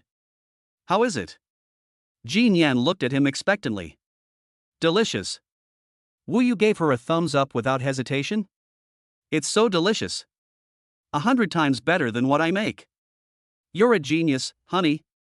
As he spoke, he shoveled large mouthfuls of the salty, bitter scrambled eggs into his mouth. Jin Yan was amused by his exaggerated manner and a satisfied smile appeared on her face. She picked up her chopsticks, ready to try her own cooking. She had only taken one bite when her brows furrowed. It's so salty, how can you eat it? She looked at Wu Yu, feeling both sorry for her and amused. It's not salty at all, I think it's just right. Wu Yu said without changing his expression, taking a couple more bites of rice. My wife's cooking is like a delicacy. Looking at him, Jin Yan felt as sweet as if she had eaten honey. She didn't expose him again, but silently pushed the plate of unsalted vegetables in front of him. After dinner, the two snuggled up on the sofa to watch a movie, as usual. Jian naturally leaned against Wu Yu's chest, using his arm as a pillow. The moment she leaned in, she exclaimed, "Huh? What's wrong?" Wu Yu asked. Your arm. Jian reached out and pinched Wu Yu's biceps. Why does it seem hardened? Wu Yu's heart skipped a beat. They've arrived. Really, he feigned ignorance. Maybe it's because you've lost weight recently, so I look stronger. Really? Jian was a little doubtful. Her hand, however, was not behaving properly and went along his arm to touch his chest. Then, her hand stopped. She could clearly feel that beneath Wu Yu's loose t-shirt was a solid, angular texture. This was completely different from the image of him in her memory, a slender but relatively flat chest. Her curiosity was completely piqued. She sat up, her bright phoenix eyes staring intently at Wu Yu's chest, like a cat that had discovered a treasure. Wu Yu. What are you doing? Wu Yu felt uneasy under her gaze. Did you? A mischievous smile curled at the corner of Jian's lips. Secretly go to the gym behind my back? As she spoke, she reached out and directly lifted Wu Yu's t-shirt. Then, her breathing stopped. Under the bright lights of the living room, Wu Yu's upper body was displayed without reservation in front of her. Fair skin, smooth muscle lines, and a flat stomach with 6 well-defined, almost perfect abs. It doesn't have those exaggerated, lifeless muscle bulges you see in gyms. Instead, it is full of power and beauty, with a perfect figure like an ancient Greek sculpture. People stared in disbelief, their eyes wide with admiration. She subconsciously reached out her finger and gently poked the 6-pack abs. It's hard and feels great. She felt her cheeks rapidly warming up, and her heartbeat began to accelerate uncontrollably. She swallowed hard, looked up at Wu Yu, and her voice was slightly unsteady. You, when did you learn to be like this? Chapter 42, A New Promise. To meet my real family. Ha! This. Looking at Jian's eyes, which seemed to be spitting fire, and her restless fingers poking at her abs, Wu Yu felt like she was about to catch fire. He quickly pulled down his t-shirt to cover his tools of the crime, his mind racing as he tried to come up with an excuse. Maybe it's because I've been cleaning the house every day lately, so I've been more active and I've gotten used to it without even realizing it, he said, spouting nonsense with a straight face. Can cleaning help you develop 6-pack abs? You're kidding me. Of course, I don't believe in commemoration. She squinted, like a cat interrogating a criminal, leaned forward, and got close to Wu Yu, her nose almost touching his. Tell me the truth. Her voice was sweet and seductive, with a hint of danger. Did you use that pattern recognition talent of yours again? You figured out the training patterns of human muscles, and then you just built them up like that? She actually found the most reasonable excuse for Wu Yu herself. Wu Yu was stunned. Honey, with your vivid imagination, it's a waste that you're not writing novels. However, that's a good excuse. Absolutely perfect. Ahem. Wu Yu cleared her throat and continued the story, pretty much. I just felt that since I wanted to protect you, my physical fitness had to keep up, so I did some research. His "I'm just that awesome, but I'm also helpless" attitude once again stirred my heart. She looked at him, her eyes growing brighter and brighter, more and more dangerous. She stuck out the tip of her tongue and gently licked her slightly dry lips. This move is incredibly sexy. Wu Yu felt that her rationality was on the verge of collapsing. Wu Yu, Jian's voice became a little hoarse. Can I touch it again? Wu Yu. Who could withstand this? He couldn't hold back any longer, so he pushed her down onto the sofa, flipped her over, and pinned her down. Touching is fine. His voice deepened with lust. But there'll be interest. After saying that, he lowered his head and kissed her fiercely. The temperature in the living room rose sharply again. The clothes, one by one, were thrown onto the carpet. From sofas to carpets, and then to. This night was destined to be a sleepless one. The next morning, Wu Yu woke up feeling refreshed. The keepsake in my arms is still fast asleep. She nestled in his arms like a well-fed cat, her sleeping face serene and content. Wu Yu looked at her with a silly smile on his face. He finally, completely, possessed her. He lowered his head and placed a good morning kiss on her forehead. Then, I quietly got up and prepared a loving breakfast for her. After last night's open and honest conversation, their relationship has entered a completely new and intimate phase. Commemoration is becoming increasingly clingy. At the company, she was the unyielding, aloof queen whom everyone respected. But as soon as she got home, she immediately transformed into a boneless cat, clinging to Wu Yu at all times. She needs him to feed her, carry her while she walks, and rest her head on his lap while watching movies. Wu Yu was perfectly happy with this. He wished he could cherish her every single moment of the day. That day, after dinner, the two of them snuggled up on the sofa as usual. The memorial is resting on Wu Yu's lap, holding a tablet in her hand, looking at the company's financial statements. Wu Yu was playing a mobile game. Wu Yu, Jin Yan suddenly spoke. Wu Yu's eyes didn't leave the screen. Are you free next weekend? Yes, what's up? What do you need, my dear wife? Wu Yu asked with a smile. Jin Yan put down her tablet, sat up, looked at him, and her expression was unusually serious and solemn. I want to introduce you to my family. Wu Yu paused in her movements. He put down his phone and sat up straight. Meeting family? He asked, somewhat puzzled. Haven't you already met your aunt? She doesn't count. Jin Yan shook her head, her eyes becoming distant and complicated. The people I want to introduce you to are my real family. Wu Yu looked at her without saying anything, waiting for her to continue. After a moment of silence, it seemed as if he was organizing his thoughts. My parents passed away in an accident when I was very young. Her voice was soft, with a hint of sadness that was hard to detect. I grew up with my grandfather. My grandfather, Ji Hongshan, was the founder of the Ji Group. He was a very traditional and very stubborn old man.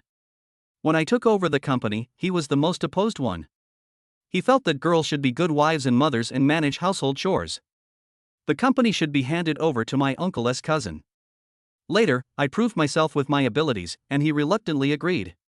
But our relationship has always been strained. He lives in the old Ji family house on the outskirts of the city. The last weekend of every month is the Ji family's family gathering day. All the descendants of the Ji family must go back.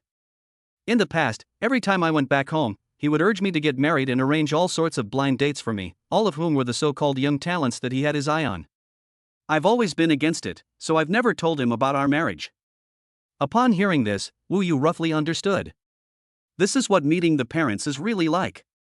Moreover, it seems that this old man of the Ji family is much more difficult to deal with than that sharp-tongued aunt. So, you want to take me back to give him a surprise? Wu Yu asked with a smile. It's not a surprise.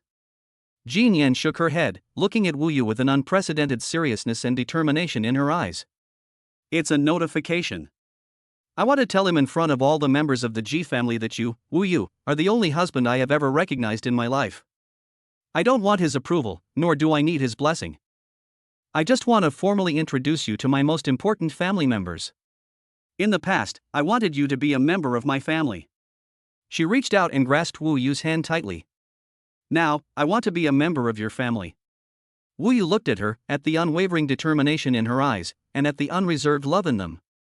His heart was completely filled with a huge surge of warmth. He knew what those words meant to her. This means that she was willing to fight against her entire family and against the most important and feared person in her life, her grandfather, for him. He turned around, grasped her hand tightly, and pulled her into his arms. Good. He only said one word. But this word carries immense weight. I'll go with you then. However, he said with a wicked grin, leaning down to whisper in her ear, even an ugly daughter-in-law has to meet her in-laws eventually. So after meeting your grandfather, shouldn't you go meet my parents too? Chapter 43, A Grand Banquet. A show of force from Grandpa. Jin Yan leaned against Wu Yu's chest, her cheeks flushed slightly as she heard his words, and she nodded gently. Her voice was as soft as a mosquito's buzz, carrying a hint of girlish shyness. Meeting his parents. This thought made her feel even more nervous than facing the entire Ji Group board of directors. Looking at her rare shy expression, Wu Yu was filled with love. He lowered his head and gently bit her red earlobe. Then it's settled. Time flies, and it's already the last Saturday of the month. The Ji family's family gathering day. Since the morning, Jin Yan seemed somewhat restless. She opened the huge walk-in closet and spent a long time browsing through it. Finally, she picked out a very expensive Brioni bespoke suit and a Patek Philippe Starry Night watch for Wu Yu. Wear this. She handed the clothes and watch to Wu Yu, her tone carrying an unquestionable command. She wanted to portray Wu Yu as an impeccable, wealthy young master. She wanted her grandfather and all the members of the Ji family to see that the man she had chosen was the best. Wu Yu looked at the suit and watch, but shook her head. Need not. He took off the white cotton linen shirt and a pair of dark casual pants that he had worn to the gathering before. Wear this. Why? Ji Nian asked, puzzled and anxious. Wu Yu, my grandfather, he values these things a lot. I know. Wu Yu smiled, reached out, and pulled her into his arms. But have you forgotten who I am? I am your husband, not a job seeker going for an interview. I don't need these external things to prove my worth. I just need to be myself, and that's enough. He looked at her, his eyes gentle yet firm.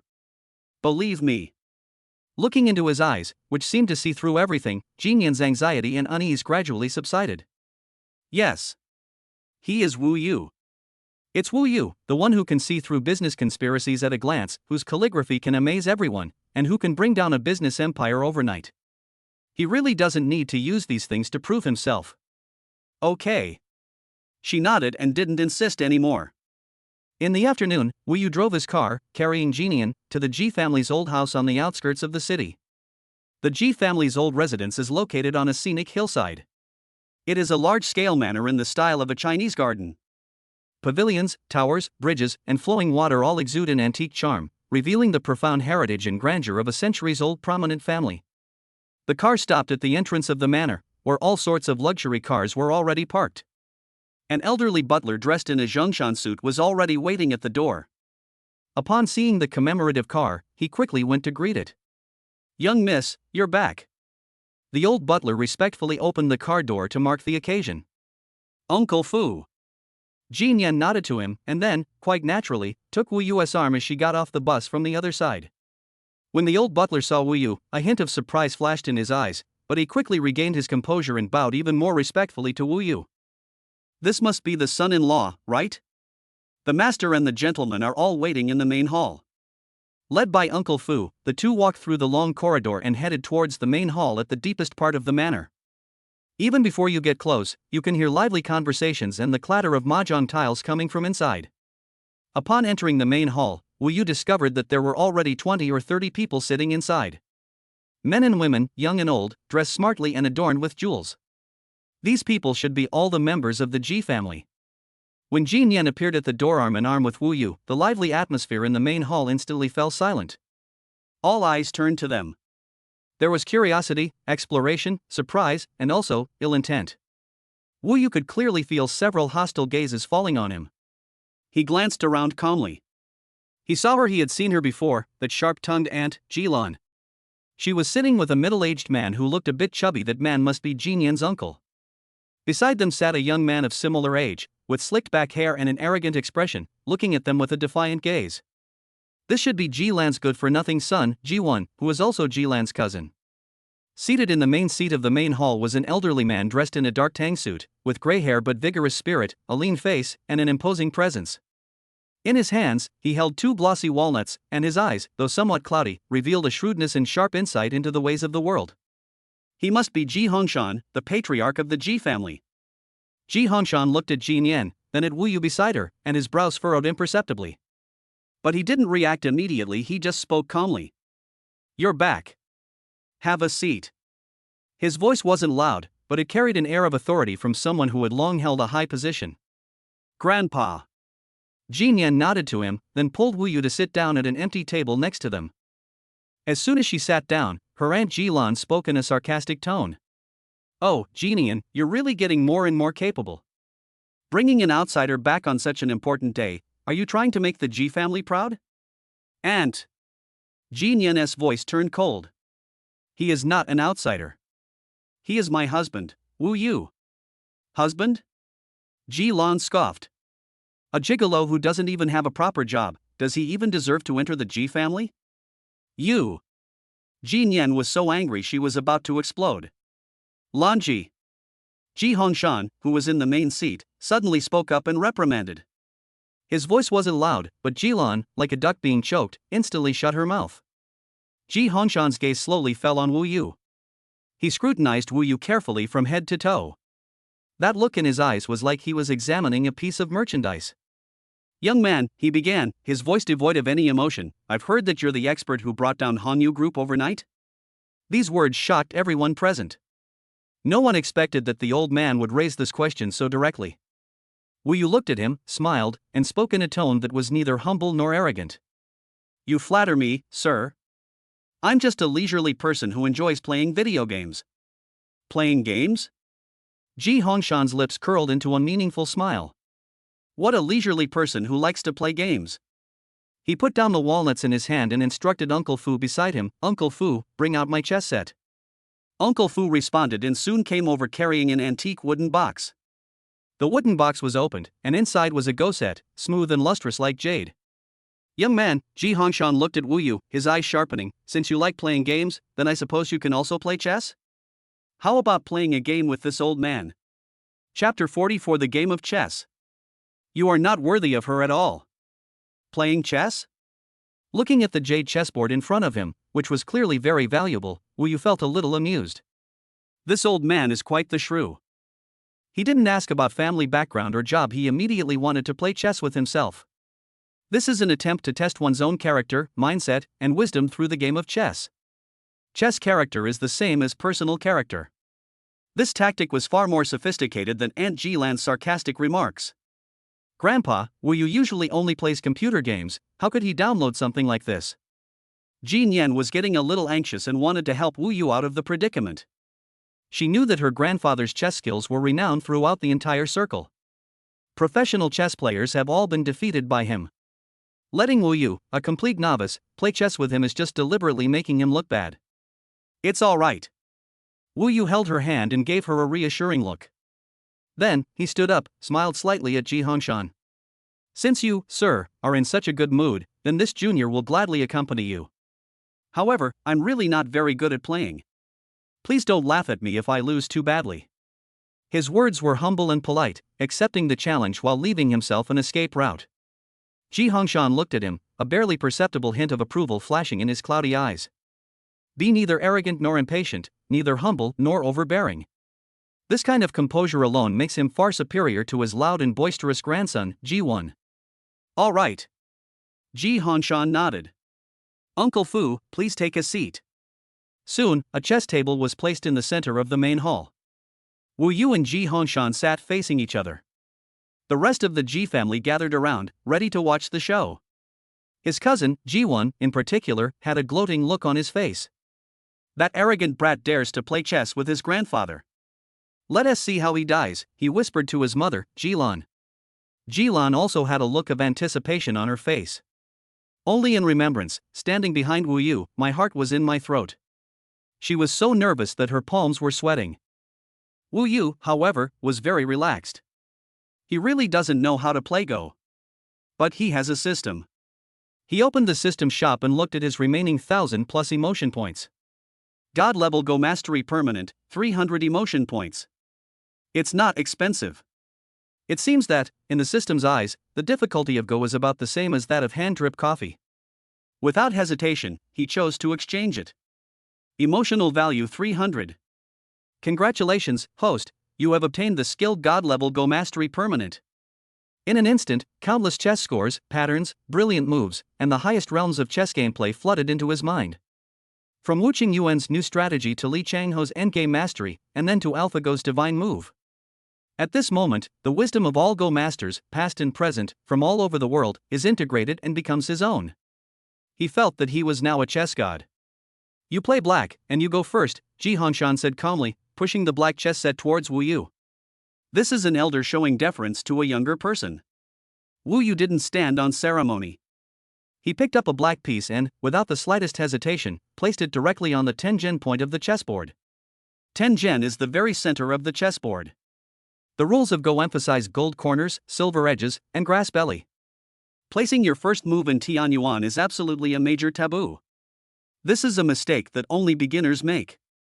As soon as this move was made, a suppressed, mocking chuckle erupted from the surrounding crowd. Ha, that's hilarious. He actually placed it at the center? Does he even know how to play chess? Jiwon mocked without any attempt to hide his laughter. Memorial's face paled slightly. Although she didn't understand chess, she knew that placing the first move at the center point was a very unprofessional move. Wu Yu, isn't he being too arrogant? However, Ji Hongshan's expression turned serious. He looked at the black piece that had landed right in the center of the chessboard, and a glint of light flashed in his cloudy eyes. Laymen watched the spectacle, experts watched the details. To others, Wu Yu's move was a terrible one. But to a master of his caliber, this move was full of domineering power and confidence. Centered on Tianyuan, it radiates throughout the entire area. This means abandoning solid ground on the edges and corners, going straight to the center to confront him and fight to the death. What a grand vision! Ji Hongshan became interested. He picked up a white piece, pondered for a moment, and placed it on the star position in the upper right corner.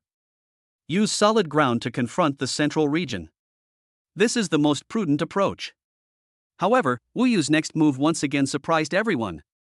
Instead of trying to take the remaining corner, he went straight to Shiro's side and leaned close to him. Provocative. A blatant provocation. This means that from the very first move, we'll start a hand-to-hand combat battle.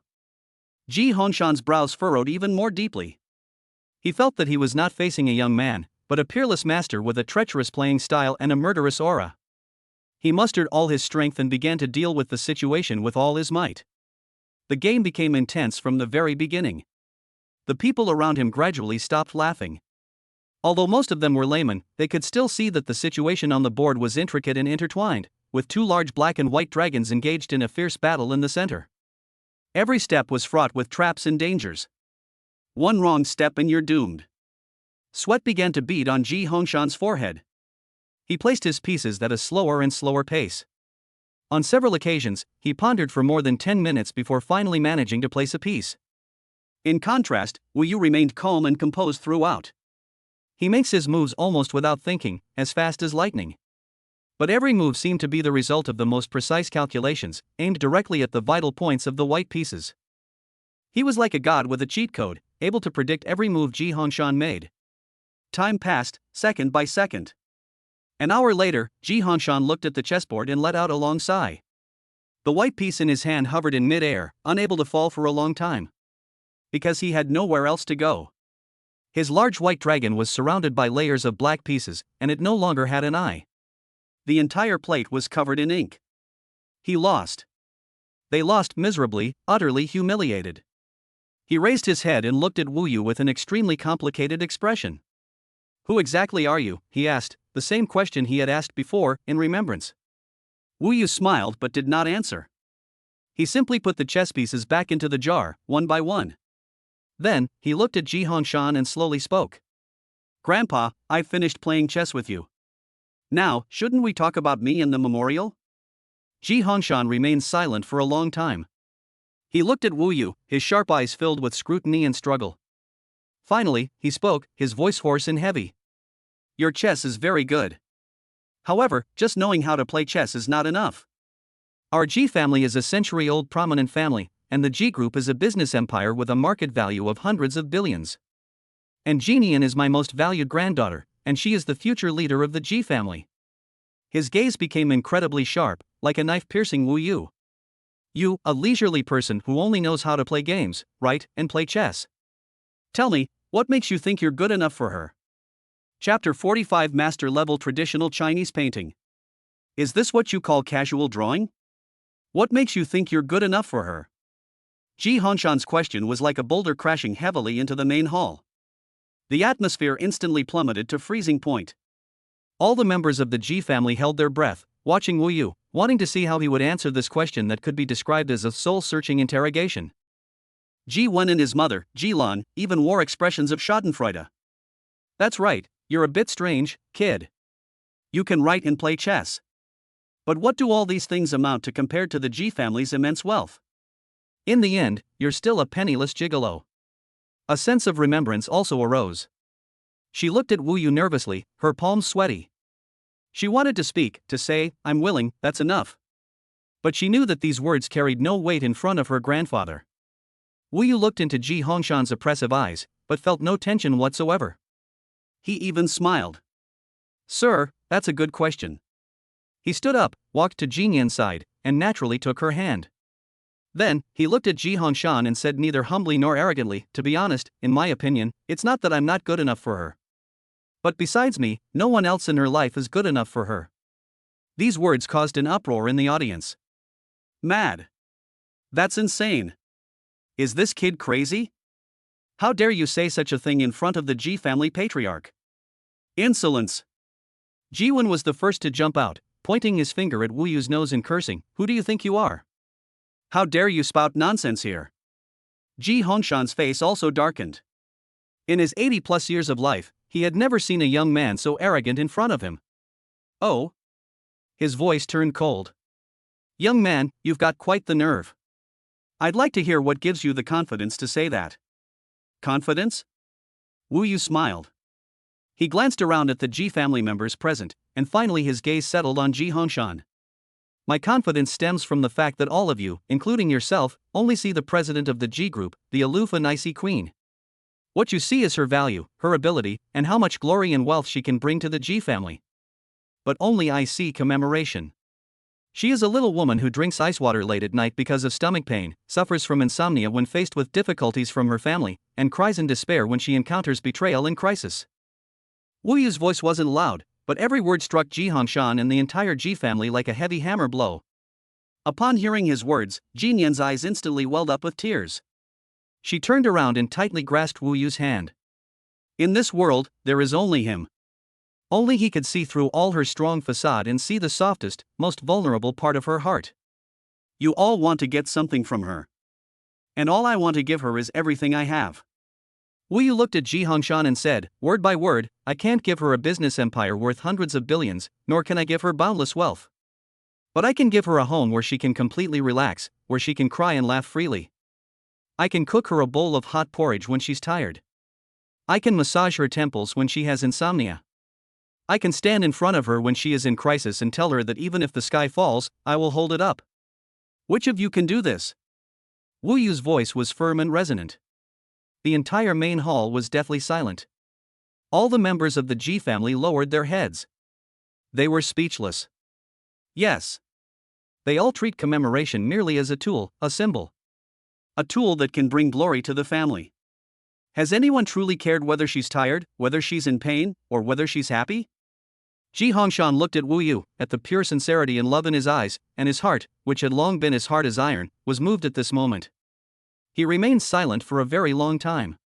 So long that just when everyone thought he was about to explode, he instead let out a long sigh. What you said is very good. His voice carried a hint of weariness, and a barely perceptible trace of relief. But these alone are not enough. He changed the subject, his eyes sharpening once more. Our Ji family's success today is not solely due to money. Moreover, it's the network and reputation accumulated over generations. Since you are proficient in all the arts, including music, chess, calligraphy, and painting, you must also have some knowledge of traditional Chinese painting, right? He then set new exam questions. Uncle Fu, he instructed, bring out that 8-foot sheet of Xian paper and my brush and ink from my study. Today is my 80th birthday. You would like to create a painting with the theme of longevity in front of everyone.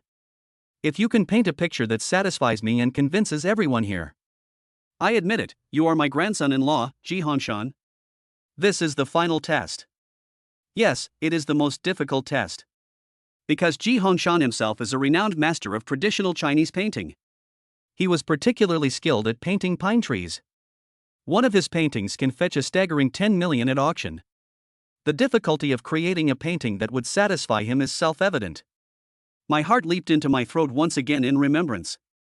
Does Wu Yu also know how to draw? Soon, a huge desk was carried up. Writing brush, ink, paper, and inkstone, everything was provided. Looking at the 8-foot-long sheet of Xian paper and the set of writing materials that looked quite valuable, Wu Yu once again opened the system shop in his mind. He found it the skill he'd gotten from the newbie gift pack that he'd never used before. Master-level Chinese painting permanent. Without hesitation, he chose to study. Ding! Congratulations, host, you have mastered the skilled Grandmaster-level Chinese painting permanent. In an instant, countless techniques, artistic conceptions, and insights about traditional Chinese painting flooded into his mind. From meticulous brushwork to freehand brushwork, from landscapes to flowers and birds. He felt as if he had become one with heaven and earth. He walked to the desk and picked up the largest wolf hairbrush. Amidst the astonished and uncertain gazes of the crowd, he did not dip his brush in ink, but instead, directly dipped it in clear water. Then, he picked up his brush and began to write boldly and expansively on the 8-foot-long sheet of chien paper.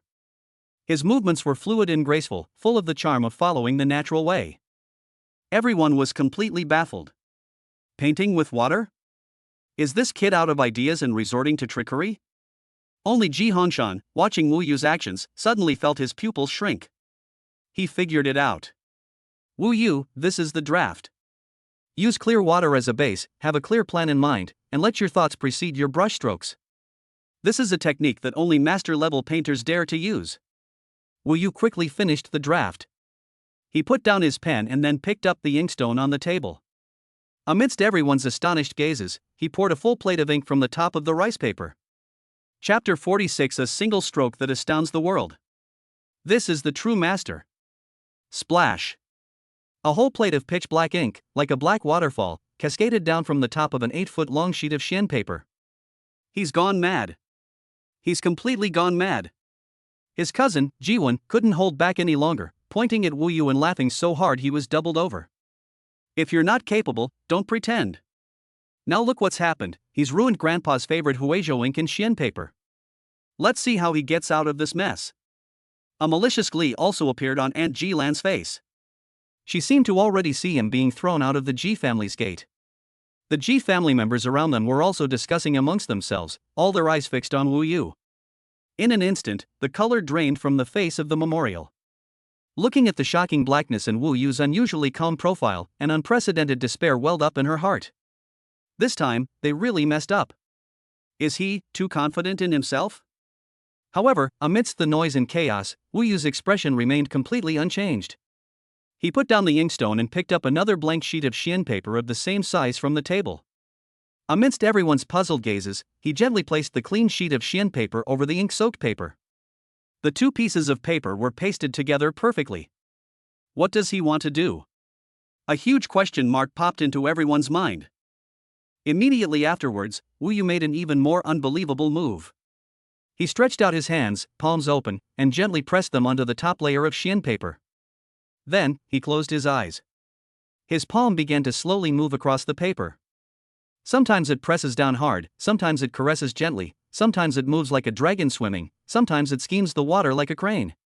His movements were completely erratic, appearing as if he were scribbling randomly. But for some reason, when he closed his eyes and his palm moved across the paper, his entire aura changed. An indescribable, calm yet powerful aura emanated from him. This caused the noisy discussions in the main hall to gradually subside. Everyone held their breath, staring intently at his hands. They don't understand. But they could sense that something different was happening. Time seemed to slow down infinitely at this moment. Ji Wen's mockery froze on his face. Ji Lan's initial joy turned into surprise and doubt. In remembrance of that heart that sank to the bottom, it involuntarily rose again. She looked at Wu Yu, at his focused expression. My palms were soaked with sweat again without me even realizing it. I don't know how much time passed, perhaps it was just a minute, or perhaps it felt like an eternity. Wu Yu's hands stopped moving. He opened his eyes, his gaze clear and bright. He pinched a corner of the top layer of chien paper, and then, under the watchful eyes of everyone present, slowly peeled it off. A miracle happened at that moment. As the rice paper was gradually peeled back, a magnificent and natural ink painting was revealed to everyone. On the uncovered chien paper, the ink was dripping, with varying shades and distinct layers. In the painting, a vigorous ancient pine tree struggles to emerge from the crevices of a cliff, its roots intertwined, firmly gripping the rocks. Its trunk, gnarled and twisted like a dragon, exudes a sense of power. Its pine needles, each like a halberd, stand proudly in the wind, as if trying to pierce the sky. The entire painting has no trace of copying, it's as if the pine tree itself grew on this paper. That spirit of fearlessness in the face of wind and frost, unyielding and indomitable, comes rushing out from behind the paper. Hiss! A collective gasp filled the room. Everyone stared wide-eyed at the painting, their minds blank. How was this drawn? Just now, wasn't it a puddle of ink? How did it transform into a masterpiece in the blink of an eye? The expressions on Ji Wen and Ji Lan's faces were absolutely priceless. The mockery on their faces turned into blankness, then from blankness to ashen, and finally into deep disbelief. Incredible skill, truly incredible skill. Mr. Ji Hongshan could no longer sit still. He suddenly stood up and rushed to the desk, his body trembling slightly. He put on his reading glasses and almost pressed his face against the painting. Broken ink rubbing. This is the long-lost broken ink rubbing technique. Pointing to the painting, the old man loudly explained to the still-dazed clansmen around him. He first used water to draw the outline and skeleton on the paper. This is called using water as the skeleton. Then pour the ink down, letting the ink naturally seep in. This is called using ink as the soul. Finally, by covering it with another sheet of paper and using different pressures from the palm of the hand to control the direction and density of the ink, the painting is printed out. Look at these pine needles. They may seem messy, but each one is full of strength. Look at this tree bark. This textured surface can't be drawn with a brush. It's a natural pattern created by pressure imprinting. This is not a painting, this is the very essence of creation. Ji Hongshan became more and more excited as he spoke. Finally, he suddenly raised his head and looked at Wu Yu, his gaze no longer that of someone looking at a junior. He was looking up to a true master.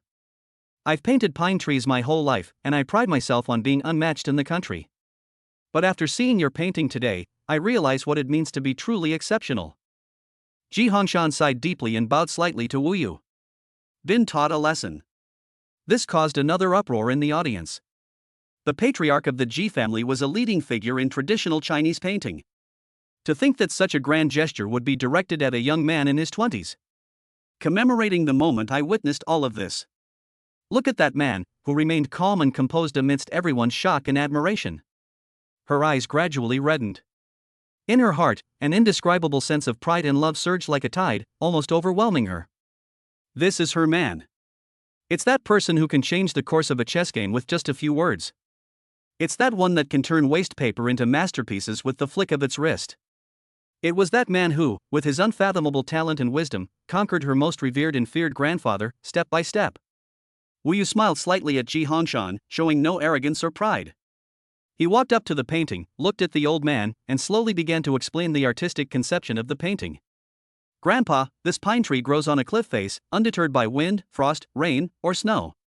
Its roots are deeply embedded in the rock, and its trunk is proudly rugged. This symbolizes your unwavering spirit throughout your life, and your integrity in upholding the Ji family's well-being. The pine tree is also known as the evergreen pine. Painting a pine tree is a way of wishing for longevity. With this painting, I wish you, sir, long life, good health, and happiness. As Ji Hongshan listened to Wu Yu's explanation and looked at the ancient pine tree in the painting, which seemed to be a reflection of his own life, his heart, which had been hardened all his life, was completely touched. His eyes also reddened. This young man is not only incredibly skilled. He gained a deeper understanding of his life's pride and perseverance. Ji Hongshan remained silent for a long time. Finally, he turned around, faced all the members of the Ji family, and announced. From this day forward, Wu Yu is my, Ji Hongshan's, only grandson-in-law. This is our Ji family's most honored guest. Anyone who dares to disrespect him is disrespecting me, Ji Hongshan. A resounding statement. Ji Lan and Ji Wen's faces instantly turned ashen. Finally, the tears of remembrance could not be held back and flowed down. This time, they were tears of joy. She looked at Wu Yu, her eyes filled with deep, unwavering affection. Wu Yu smiled at her, then took her hand and walked to Ji Hongshan. Old sir, he began, his voice calm and clear, I am very happy that you can acknowledge me. But his tone suddenly shifted. Amidst everyone's astonished gazes, Wu Yu looked at Ji Hongshan. Now, it's my turn to make a request. Chapter 47 The Not Resolved. The highest approval from Grandpa. Now, it's my turn to make a request. This kid, he really dares to push his luck? The old man just acknowledged you, and you already dare to make demands? Ji Hongshan looked at Wu Yu, and the slight tenderness that had just risen in his eyes was instantly replaced by his sternness. Speak. He uttered only one word, exuding an aura of authority. Wu Yu didn't care at all. He held Ji Nian's hand. Then, he met Ji Hongshan's gaze and said, My condition is that from today onwards, no one in your Ji family is allowed to force her to do anything she doesn't want to do. Before he could finish speaking, he changed the subject. Because, in my opinion, it's not that I'm not good enough for her. It's not that any of you are good enough for her. This statement is more impactful than the painting or the game of chess. The entire main hall erupted in an uproar. How dare you? Who do you think you are? That's outrageous. Grandpa, we can't let this go. A gigolo like him dares to point fingers at our G family here? Reprimands rose and fell. This time, even Ji Hongshan's expression darkened completely. In his more than 80 years of life, no one had ever dared to say such rebellious words to the entire Ji family in front of him. The veins on his hand, which gripped the dragon-headed cane, bulged. Jin Yan's heart was in her throat. She squeezed Wu Yu's hand tightly, signaling him to stop talking. Wu Yu, however, turned around and gripped her hand even tighter. His gaze remained fixed solely on Ji Hongshan from beginning to end. Old man, do you think I'm arrogant? Then let me ask you, in your eyes, what is commemoration? Ji Hongshan was taken aback. She's the president of the Ji group, the one who turned the tide and brought unparalleled glory to the Ji family. Right? She's beautiful, capable, and the pride of all of you. Isn't she? With each question Wu Yu asked, Ji Hongshan's expression darkened further. But who among you knows that this CEO, this queen, would curl up on the sofa in the middle of the night because of stomach pain and only drink ice water to relieve it? Does anyone know that she suffers from insomnia the night before each of these so-called family gatherings because she doesn't know what kind of difficulties and pressure she'll face? And who knows that she was betrayed at work, faced a crisis, and hid in her office, crying like a child who couldn't find her way home? As Wu Yu spoke each sentence, all the noisy, angry, and disdainful voices disappeared. Everyone lowered their heads, not daring to look into Wu Yu's eyes, much less look at Jin Yan. Memorial's body began to tremble uncontrollably. She thought she was pretending very well. She thought that the pain of those late nights and the tears that no one knew about had long been locked away in the deepest corner of her heart. But this man knows everything. He was like a ray of light, so easily illuminating all her darkness. All of you want something from her. Glory, wealth, status. Wu Yu looked at Ji Hongshan and spoke slowly. And I only want to give it to her. I just want to give her a home where she can come back and cry her heart out if she suffers injustice outside. I thought, when she's too tired to stand up, I'll carry her upstairs. I want to stand in front of her without hesitation when she is being questioned by the whole world and tell her, don't be afraid, I'm here for you. Who among your so-called family can do these things? This final question was like a resounding slap in the face to every member of the Ji family. The entire main hall. Ji Lan and her son Ji Wen were deathly pale, without a trace of color in their faces. Ji Hongshan stood there, his body stiff, looking at Wu Yu, at the sincerity and heartache in his eyes. He then turned to look at his granddaughter, who had always appeared incredibly strong in front of him, but was now in tears. His heart, hardened his entire life, was shattered completely at this moment. Yes. He always felt that he had given her the best education, the opportunity to take charge of the Ji family business, and everything that others could only dream of. But did he ever give her a hug? Where was he when she needed comfort the most? When she was criticized by her tribe, he simply watched coldly, calling it a test. He presumptuously wanted to choose a husband who was of equal social standing for her, but he never asked her what she really wanted. He owes this granddaughter far too much. Wow. Unable to hold back any longer, under everyone's gaze, she suddenly threw herself into Wu Yu's arms and burst into tears like a child who had suffered a great injustice. In those cries, there was grievance and resentment, but more than anything, there was release and peace of mind. Wu Yu didn't say anything, he just hugged her tightly and patted her back gently, one pat at a time. He knew that from this moment on, all the shackles in her heart had been broken. Ji Hongshan looked at the two people embracing tightly, and at his granddaughter, who was showing such a vulnerable and dependent appearance in front of others for the first time. He slowly loosened his grip on the cane. After a long while, he let out a long, drawn-out sigh. That sigh seemed to have exhausted all the strength and stubbornness of his life. His eyes softened, filled with an unprecedented tenderness and remorse. The old man slowly turned around to face all his clansmen, raised his cane, and slammed it heavily on the ground. Thump! A muffled thud stunned the entire audience. Listen up, all of you. Ji Hongshan's voice was loud and clear, like a bell. From today onwards, Wu Yu is the most honored guest of the Ji family.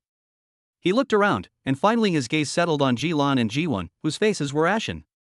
From now on, anyone who dares to show the slightest disrespect to him or to Jin Yan is disrespecting me, Ji Hongshan, and is going against the entire Ji family. Expel him from the family, without exception. These words are powerful and leave no room for doubt. Ji Wen's body went limp, and he slumped completely into the chair. Ji Lan's lips moved as if she wanted to say something, but when she met Ji Hongshan's eyes, she swallowed all her words. They knew it was over. It's completely over. Uncle Fu, Ji Hongshan suddenly spoke. Yes, sir. The old butler, Uncle Fu, stood bowing to the side. Go to my study and fetch my sandalwood box. Soon, Uncle Fu returned carrying a sandalwood box with intricate carvings that looked extremely antique. Ji Hongshan took the box and slowly opened it in front of everyone. Inside the box, there was a bright yellow silk lining. A piece of jade lay quietly on the silk. It was a piece of ancient jade, entirely emerald green with excellent translucency, carved with a lifelike coiled dragon using ancient techniques. Under the light, it radiated a warm and restrained luster.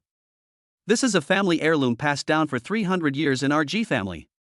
Only the head of the family in each generation is qualified to wear it. Ji Hongshan's voice was deep. He personally took the ancient jade with dragon patterns out of the box. Then, he walked up to Wu Yu. To the utter astonishment of everyone present, Ji Hongshan personally hung the ancient jade, which represented the highest power of the Ji family, around Wu Yu's neck. From now on, seeing this jade is like seeing me. You have the right to inquire about and make decisions regarding the Ji family's affairs. The atmosphere in the car on the way back was very quiet. Ji Nian stopped crying. She simply leaned against the passenger seat, tilting her head to the side, staring intently at Wu Yu, who was driving. It's as if I can never get enough of looking at it. The car came to a stop in the underground parking garage of Cloudtop Sky Palace. As soon as Wu Yu unbuckled his seatbelt, Ji Nian suddenly leaned over, wrapped her arms around his neck, and kissed his lips. This kiss was different from any other. There was no lust, no seduction. Only tenderness and gratitude that run deep in one's bones. After a long while, their lips parted. Memorial's forehead pressed against his, her breathing slightly rapid, her cheeks flushed with a captivating blush. Wu Yu, thank you. Wu Yu smiled, reached out, and tucked a stray strand of hair behind her ear. His fingertips traced the warm, smooth ancient jade on her chest. Simply saying thank you isn't enough. He leaned close to her ear and lowered his voice. Look, Grandpa has given me the family heirloom. It's like he's given me a supreme order. Shouldn't I, too, rightfully exercise my legal rights as a husband? Chapter 48. The ugly daughter-in-law meets her in-laws. The queen is actually anxious. The car came to a stop in the underground parking garage of Cloudtop Sky Palace. Wu Yu grasped Ji Nian's hand, her smile gradually fading as she became serious. Even an ugly daughter-in-law has to meet her in-laws eventually. After meeting your grandfather, isn't it time for me to take you to your interview this weekend? Ah. The moment of remembrance froze. The blush that had just faded returned to her cheeks, even more intense than before. Go to see his parents? This thought made her feel flustered and confused. The queen of the business world, at this moment, was like a little girl being asked to meet her boyfriend's parents for the first time, her fingertips turning cold. She looked into Wu Yu's eyes, bit her lower lip, and after a long while, she managed to squeeze out a sound from her throat. The next day, Wu Yu slept until she naturally woke up. He thought that Ji Nian had already gone to the company, but when he walked out of the bedroom, he found that the study door was tightly closed. He curiously pushed open the door, and the sight before him stunned him. In the large study, the floor was piled high with various shopping bags that looked quite expensive. Hermès orange box, Patek Philippe's dark brown packaging, and several wooden crates with unfamiliar auction house logos. Meanwhile, his high and mighty CEO wife was sitting cross-legged on the carpet, wearing a soft silk nightgown. A tablet computer was placed in front of them, with a title such as 100 Clever Ways to Win Over Your In-Laws prominently displayed on the screen. She was wearing gold-rimmed glasses, her expression focused yet anxious, muttering to herself. For a first meeting, the gift can't be too insignificant, nor too expensive. Giving cigarettes and alcohol seems too tacky, while giving health supplements might not suit their taste. By the way, how about giving away a set of keys to a courtyard house in Beijing? Wouldn't that be a bit too much? Sending her a courtyard house? What a ridiculous idea. Wu Yu walked over, both amused and exasperated, and wrapped his arms around her waist from behind, resting his chin on her shoulder. Mr. Ji, which company are you planning to acquire? Why are you making such a big fuss? Stop fooling around. Ji Nian was startled and frantically tried to turn off the tablet. I am preparing to meet your parents, she explained somewhat awkwardly. I didn't know what they liked, so I bought a little bit of everything. Wu Yu looked at the little bit gifts on the ground, each one of which would be enough for an ordinary family to struggle for a long time. I felt both angry and amused, but mostly I felt heartache. He lifted her off the ground, placed her on his lap, and removed her glasses from her face. In memory of my parents, they were just ordinary retired workers. Are you bringing all this stuff to their door to scare them to death, or to make them think their son has been doing something illegal or immoral?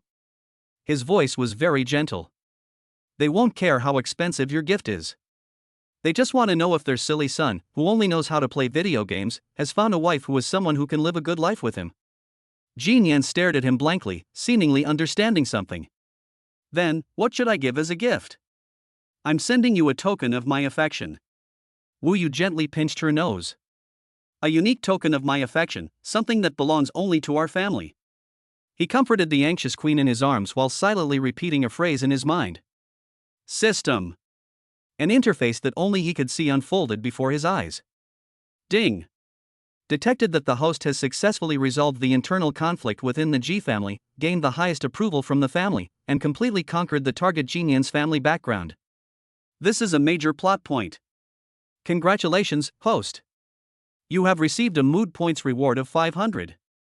Current remaining sentiment points, 1200. 500 points.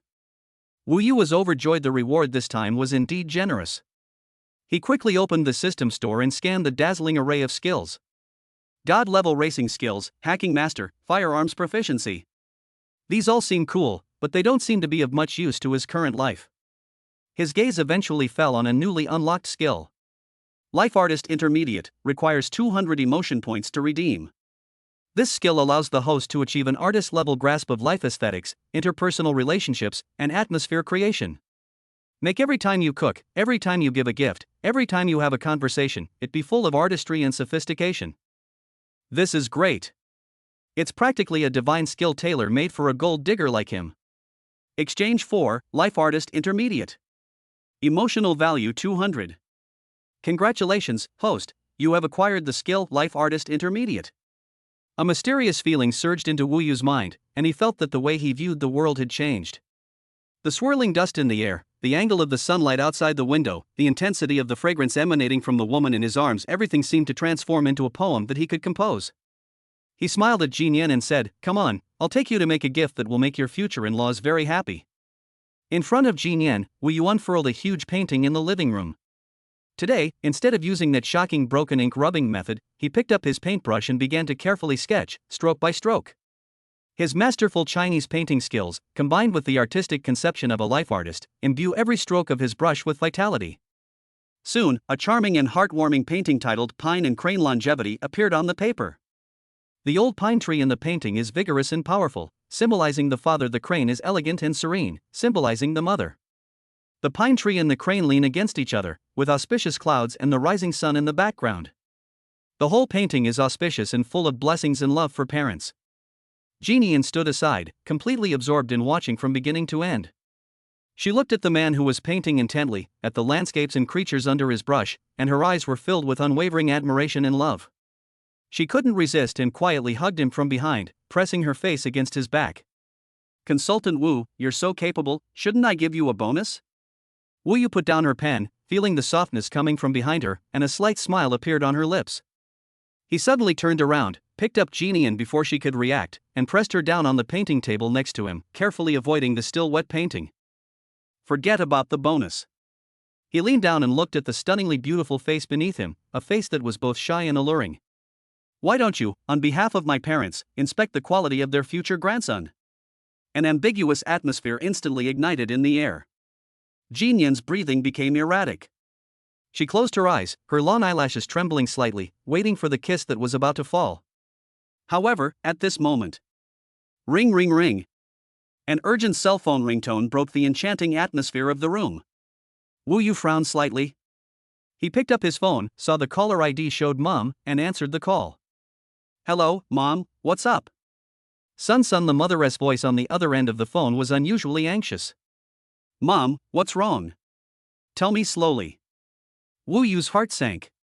After hesitating for a while on the phone, the mother finally lowered her voice and said, Do you remember Uncle Lin's house next door when you were little? His daughter, her name is Xiao Xiao. Lin Xiao Xiao? In Wu Yu's mind, a blurry image of a little girl with a ponytail who always followed him around appeared. She just came back from abroad and somehow heard that you were bringing your girlfriend home this weekend. She's been coming to our house every day these past few days. He even went around telling all the neighbors that she's your real girlfriend and that she's coming back to marry you. No matter how much your dad tries to get her to leave, she won't go. Your dad and I are so annoyed. Wu Yu's brows furrowed even more deeply. A childhood sweetheart? How could such a cliched plot happen to him? He was about to speak to comfort his mother and tell her not to worry about it. On the other end of the phone, the mother's voice was even lower, filled with obvious worry. Son, this matter is not that simple. Xiao Xiao's father, Lin Zhangwo, was just transferred to your father's factory last month and became the new factory manager. Lately, they've been making things difficult for your dad. Chapter 49 Childhood Sweetheart arrives. You dare to touch my woman? Childhood sweetheart, official girlfriend, new factory manager, being given the cold shoulder? Just moments ago, she was all flushed and her eyes were brimming with tears. The springtime glow on her face was fading at a visible rate. Without realizing it, she loosened her grip on Wu Yu's neck. In the living room, the ink on the newly completed Pine and Crane longevity painting was still wet, creating a warm and festive atmosphere. But a sour smell permeated the air. Wu Yu didn't even need to look at the system interface to clearly sense that the woman beside him was experiencing intense emotional fluctuations. It was an emotion called jealousy, a mixture of unease, vigilance, and a strong possessiveness. Mom, I understand. Don't worry, Dad, and don't pay any attention to her. Wu Yu's voice was calm. This weekend, I will bring Jeannie home as usual. I will handle the rest. He didn't say much and hung up the phone directly. The next second, he threw his phone aside, and before Jeannie could react, he grabbed the back of her head and kissed her fiercely once again. This kiss was completely different from the tender, lingering moments before. It is filled with a strong sense of possessiveness, as if it is declaring its sovereignty in the most direct way. He only loosened his grip slightly when Jeannie was so weak from the kiss that she could barely breathe, his forehead pressed against hers, his hot breath spraying onto her face. A wildflower by the roadside dares to compete with my moon for light? She's not even worthy to carry your shoes. In that instant, my heart, filled with remembrance, was soothed and comforted by those words. All the unease, all the jealousy, vanished in that kiss and those sweet words. Looking at the man so close to her, seeing the seriousness in his eyes, she felt a lump in her throat and leaned in to give him a light peck on the lips. Over the weekend, Wu Yu didn't drive that flashy supercar, but instead chose the most understated black Phaeton in the garage. I remember sitting in the passenger seat, carefully dressed, yet still visibly nervous. She held the rolled-up Pine and Crane longevity painting in her hands, like a candidate going to the final interview. The car drove away from the towering buildings of the city center and turned into an old neighborhood full of historical charm. The mottled walls, the clothes drying outside the window, the old man playing chess under the tree, everything is full of the lively, everyday atmosphere of the city. The Phaeton came to a stop downstairs. As soon as Wu Yu got out of the car, she sensed that something was wrong. Not far away, a group of elderly men and women were gathered around a flower bed, and in the center of the crowd was a young woman dressed in a flamboyant manner, who was out of place with her surroundings. The woman, dressed in a designer dress and with exquisite makeup, was chatting animatedly with the middle-aged women, eliciting bursts of laughter in agreement. She is Lin Xiao Xiao. The moment Lin Xiao Xiao saw Wu Yu get out of the car, her eyes lit up. She immediately pushed through the crowd and walked gracefully to greet him warmly. Brother Yu, you're finally back. Your aunt and uncle have been talking about you for days. Her voice was sweet and cloying, and her manner was intimate, as if she were the lady of the house. As she spoke, she reached out to take Wu Yu's arm, but her gaze, filled with provocation and smugness, glanced at Jeannie, who had just gotten out of the passenger seat. However, her outstretched hand grasped nothing. Wu Yu acted as if she didn't see her at all, not even giving her a second glance, and walked directly past her to the other side of the car door. He reached out and gentlemanly helped Jeannie out of the car. Then, under Lin Xiaoqiao's frozen expression and the curious gazes of all the neighbors, Wu Yu stretched out his long arm and tightly embraced Jeannie's slender waist. Jeannie's body stiffened slightly, then relaxed and obediently leaned against his chest. Dad, Mom. Wu Yu looked up and flashed a bright smile at her parents who had just peeked out from upstairs. Let me introduce you. He lowered his head and affectionately kissed Jeannie's forehead. This is my wife, a keepsake. These words were spoken. Lin Xiaoxiao's smile froze instantly. Her carefully maintained elegance and confidence crumbled at this moment. He froze on the spot. The neighbors all turned their gazes back and forth between Lin Xiaoxiao and Jinian. Wu Yu's parents were stunned for a moment, then their faces lit up with immense joy. Although they were stunned by the memorial's stunning beauty and charisma, seeing their son's unwavering protectiveness, they immediately understood what to do. Oh my! This must be Nian Nian. Quick, let mom see her.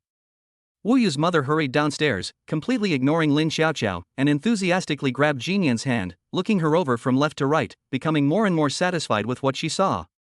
This child is so handsome. Even better looking than the celebrities on TV. Mr. Wu followed behind, his face beaming with undisguised joy, and nodded earnestly at Jinian. Lin Xiaoxiao, left standing to the side, turned pale and then flushed. She stomped her foot, glared at Jinian with resentment, and finally could only cover her face and slink away. A war without gunfire ended the moment she launched her provocation with her complete defeat. Back home, Wu Yu's small apartment, which was only 70 square meters, was spotless. Wu's mother held Jinian's hand, asking her all sorts of questions, from work to life, her eyes full of affection. Although she was nervous, she behaved generously and appropriately in front of her elders, answering all their questions and quickly winning their favor. Wu Yu unfolded the pine and crane longevity painting as if presenting a treasure. When they saw the painting, which was full of life and auspicious meaning, Mr. and Mrs. Wu were overjoyed. Great! Great painting! This painting is excellent.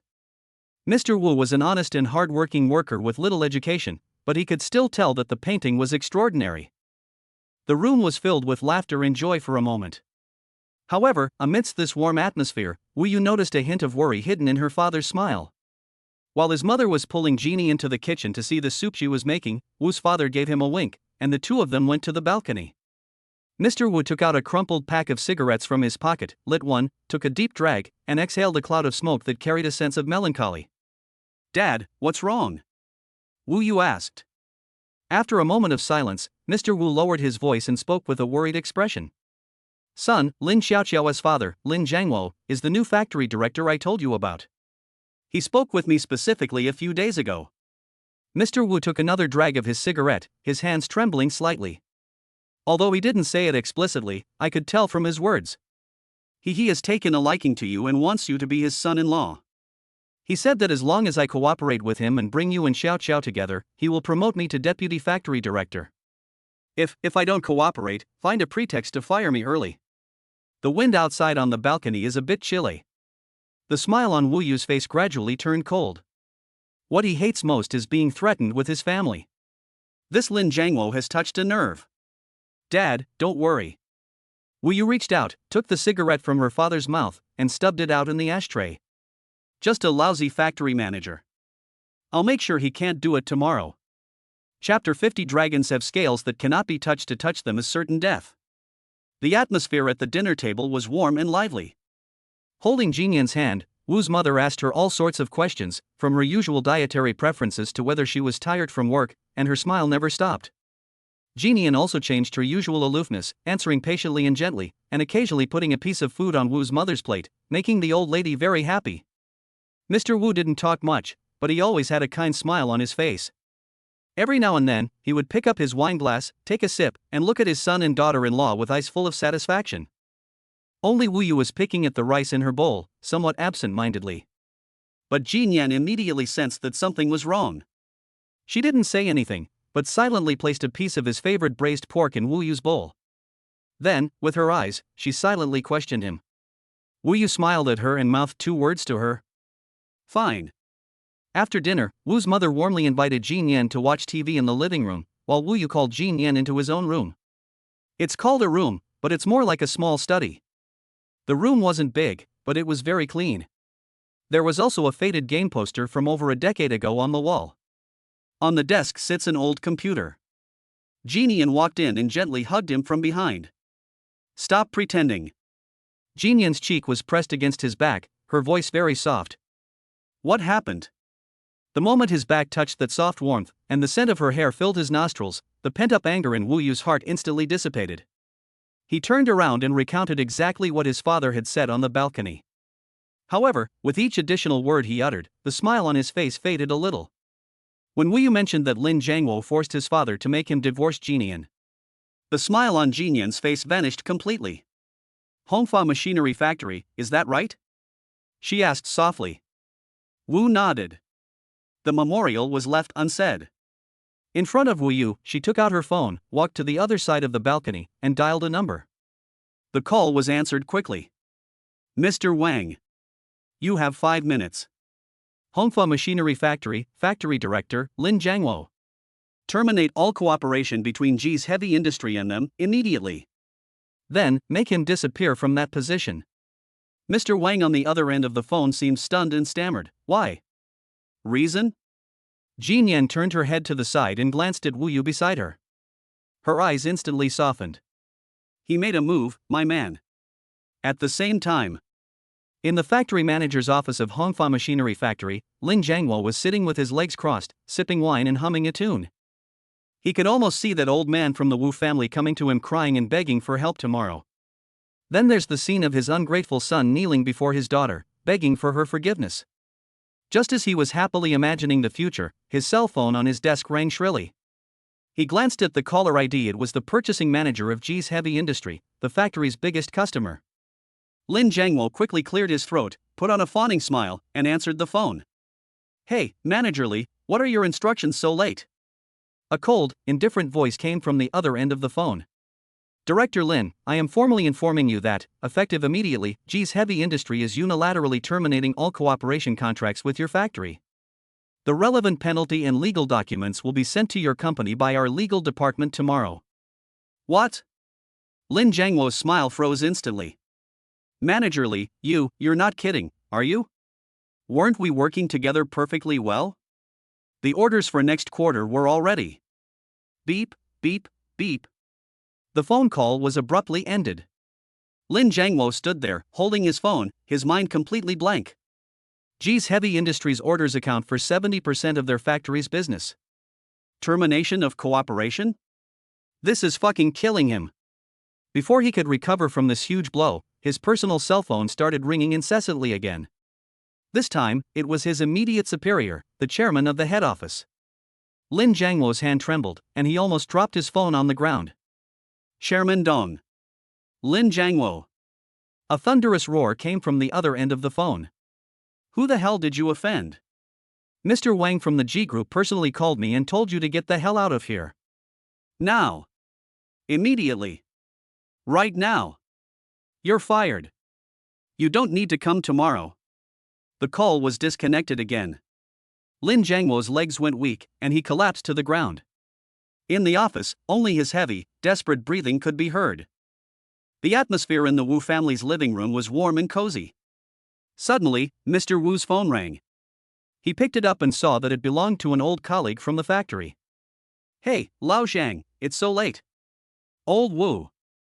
A joyful voice came from the other end of the phone. This is fantastic news. That's Skinflint, Lin Jiangwo. He was fired on the spot. Just now. The chairman of the head office made the call himself to announce it.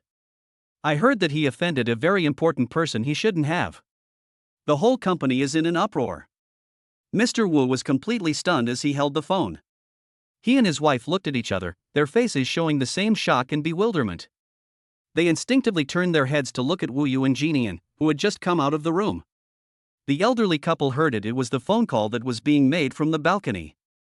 Now, considering this result, an unbelievable thought that made their hearts race surfaced in their minds. Wu Yu and Jinian exchanged a smile upon seeing their parents' shocked expressions. Jinian walked up to the two elders, smiled, and said softly, Mom and Dad, it was a small problem, but it's been resolved. From now on, no one will dare to bully you anymore. Her nonchalant attitude was more impactful than any explanation. Looking at their daughter-in-law, who was as beautiful as a fairy, Mr. and Mrs. Wu felt not only affection but also a deep sense of awe. The family had just weathered a crisis, and the atmosphere was just right. Sudden. A loud bang. The old door of the Wu family's house was kicked open from the outside. A young girl with heavy makeup and an angry expression stormed in. It was Lin Jiangwo's daughter, Lin Xiaoqiao. She was clearly unaware that her home had been turned upside down. She spotted him immediately. He was sitting next to Wu Yu. A surge of jealousy instantly rose within her. She pointed at Jinyan's nose and launched into a tirade of the most biting and vicious language. A commemoration, is it? You shameless vixen. Get out of my brother Yu's house right now. She arrogantly glanced around at everyone in the room, and finally glared fiercely at Wu's father. Otherwise, I'll have my dad fire you from the factory tomorrow, you old geezer. Chapter 51. The Queen has arrived. You dare to mess with my man? As soon as Lin Xiaoqiao finished speaking, the entire living room fell silent. Wu Yu's face turned ashen. He slowly stood up, his fists clenched so tightly they cracked. You can insult him, but dare to verbally abuse him or threaten his parents? Court death. However, just as he was about to make a move, a soft, warm hand gently pressed on the back of his hand. Commemoration slowly rose to her feet. The gentle demeanor she displayed in front of Wu Yu's parents vanished without a trace in an instant. Instead, a suffocating chill filled the air. Her eyes changed. She was no longer the obedient daughter-in-law she had been moments before. Rather, she was the ruthless and decisive Queen Ji, who struck fear into the hearts of countless rivals in the business world. What did you say? The sound of remembrance was very soft, so soft that it was almost inaudible. But those few simple words caused the temperature in the entire room to drop sharply. Lin Xiaoqiao was stunned by this sudden aura and subconsciously took a step back. But she quickly straightened her back, feigning bravado, and declared, I said you're a vixen. You're seducing my brother Yu. And you old fogies, you don't know what's good for you. One word from my dad and your whole family will starve. Jinyan walked up to Lin Xiaoqiao and looked down at her. That imposing aura, however, made Lin Xiaoqiao's voice grow softer and softer. First, Commemoration's tone was flat, yet carried a chill. You want your dad to fire his dad? You probably won't have that chance. You can call your dad now and ask if he still has a job. Lin Xiaoqiao was stunned for a moment, then retorted sharply, You're talking nonsense. My dad is the factory manager. How could he not have a job? Second, Memorial's gaze was as sharp as a knife. Vixen? Are you talking about yourself? A woman who tries to climb the social ladder by relying on her father's meager power doesn't even deserve to stand in front of me. You. Lin Xiaoqiao was completely stunned by this aura and was so frightened that she couldn't even finish her sentence. Jinyan took another step forward, forcing Lin Xiaoqiao to retreat repeatedly until her back hit the wall. Third, the commemorative voice was even colder. This is my husband's home, and my in-law's home. What right do you, an outsider, have to act so wildly here? I. Lin Xiaoqiao's voice was already choked with sobs. Just then, her phone rang. Seeing that it was her father's number, a glimmer of hope flashed in Lin Xiaoqiao's eyes. She immediately answered the phone, her voice shrill, Dad. They're bullying me. Come and teach them a lesson. But on the other end of the phone came the father's devastating sobs, Daughter. Our family is finished. Dad's been fired. It's the G Group. We've offended someone incredibly powerful. What? Lin Xiaoqiao's face turned deathly pale instantly. President Wang of the G Group personally ordered me to get out immediately. And there's a penalty for breach of contract, an astronomical sum. My family is finished. Utterly finished. The crying on the other end of the phone grew louder and louder. Lin Xiaoqiao's hand trembled, and the phone fell to the ground with a thud. She collapsed, her eyes vacant, muttering to herself, How could this be, how could this happen? Jinyan didn't even bother to look at her again, turning to give Wu Yu's mother a gentle smile, the coldness from before vanishing instantly. Mr. Wu was also shocked. He finally understood what kind of woman his son had chosen. This is no ordinary girl, she's clearly a queen who can command the wind and rain. Lin Xiaoqiao slumped to the ground, looking at the incomparably beautiful woman in front of her, and finally understood what it meant to be worlds apart. She thought she was something special because she had a factory manager father, but she didn't know that this woman in front of her could make her father fall from grace with just a single sentence. Get out, Jinyan said calmly. Don't let me see you here again. Lin Xiaoqiao shakily got up and scrambled out of the Wu family's house. The room fell silent again. Wu Yu walked to Jinyan's side and pulled her into his arms. You looked really cool just now, he whispered in her ear. A blush crept onto Jinyan's face, and she reverted to her usual girlish self, ugh, in front of Mom and Dad. Mr. and Mrs. Wu exchanged a glance, both seeing the same thought in each other's eyes. They've decided on this daughter-in-law. Saying goodbye to my parents, on the way home. Soft music played in the car. Jeannie leaned back in the passenger seat, her face still flushed from the previous moment. You did a great job today, Wu Yu said as she drove. My mom almost treats you like her own daughter. That's because I'm naturally well-behaved, Jeannie said, giving him a playful glare.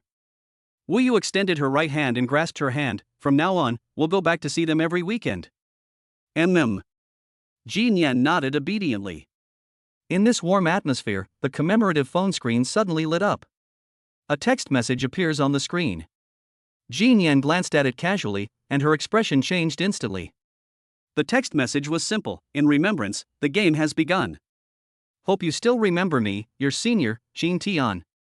Below the signature, there was also a screenshot of a progress report on the acquisition of scattered shares of the G Group by Sky Capital. The above clearly shows 15.7% of the shares have been acquired, and 30% are the target shares.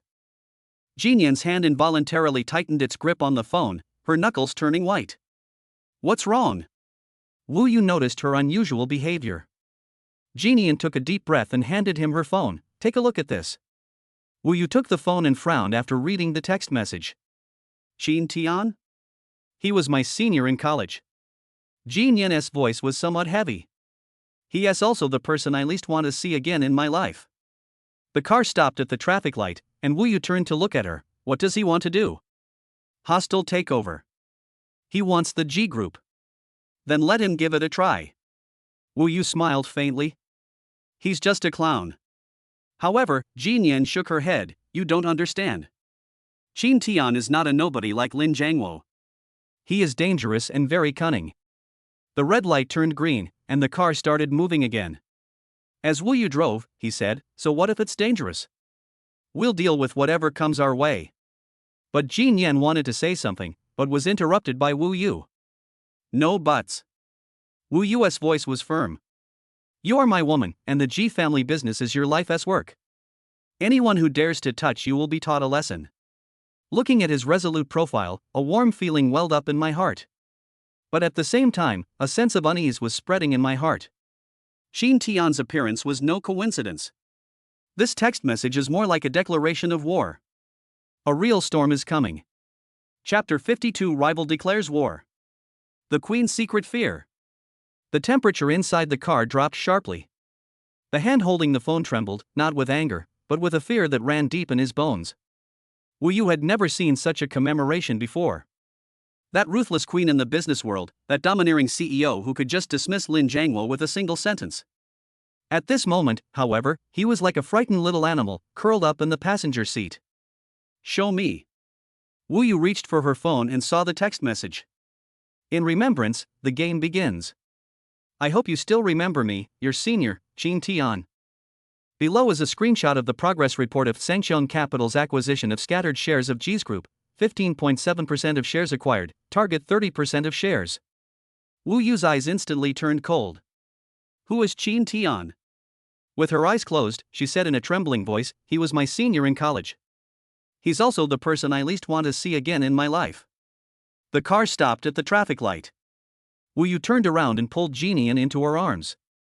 Her body was as stiff as a stone, and her breathing was rapid and irregular. Tell me what he did to you. Jin Yan remained silent in his arms for a long time, so long that Wu Yu thought she wouldn't speak. He wasn't just pursuing me, Jeannie said softly. He is a control freak. He would hack into my computer and investigate all my social relationships. He knew which male classmates I had spoken to. After I clearly rejected him, he started to escalate his behavior. He stood downstairs at my dormitory all night, and the next day he cut his arm with a knife in front of me. The memorial's voice trailed off. He asked me, "Are you heartbroken now?" Wu Yu's fists clenched so tightly they cracked. And then what?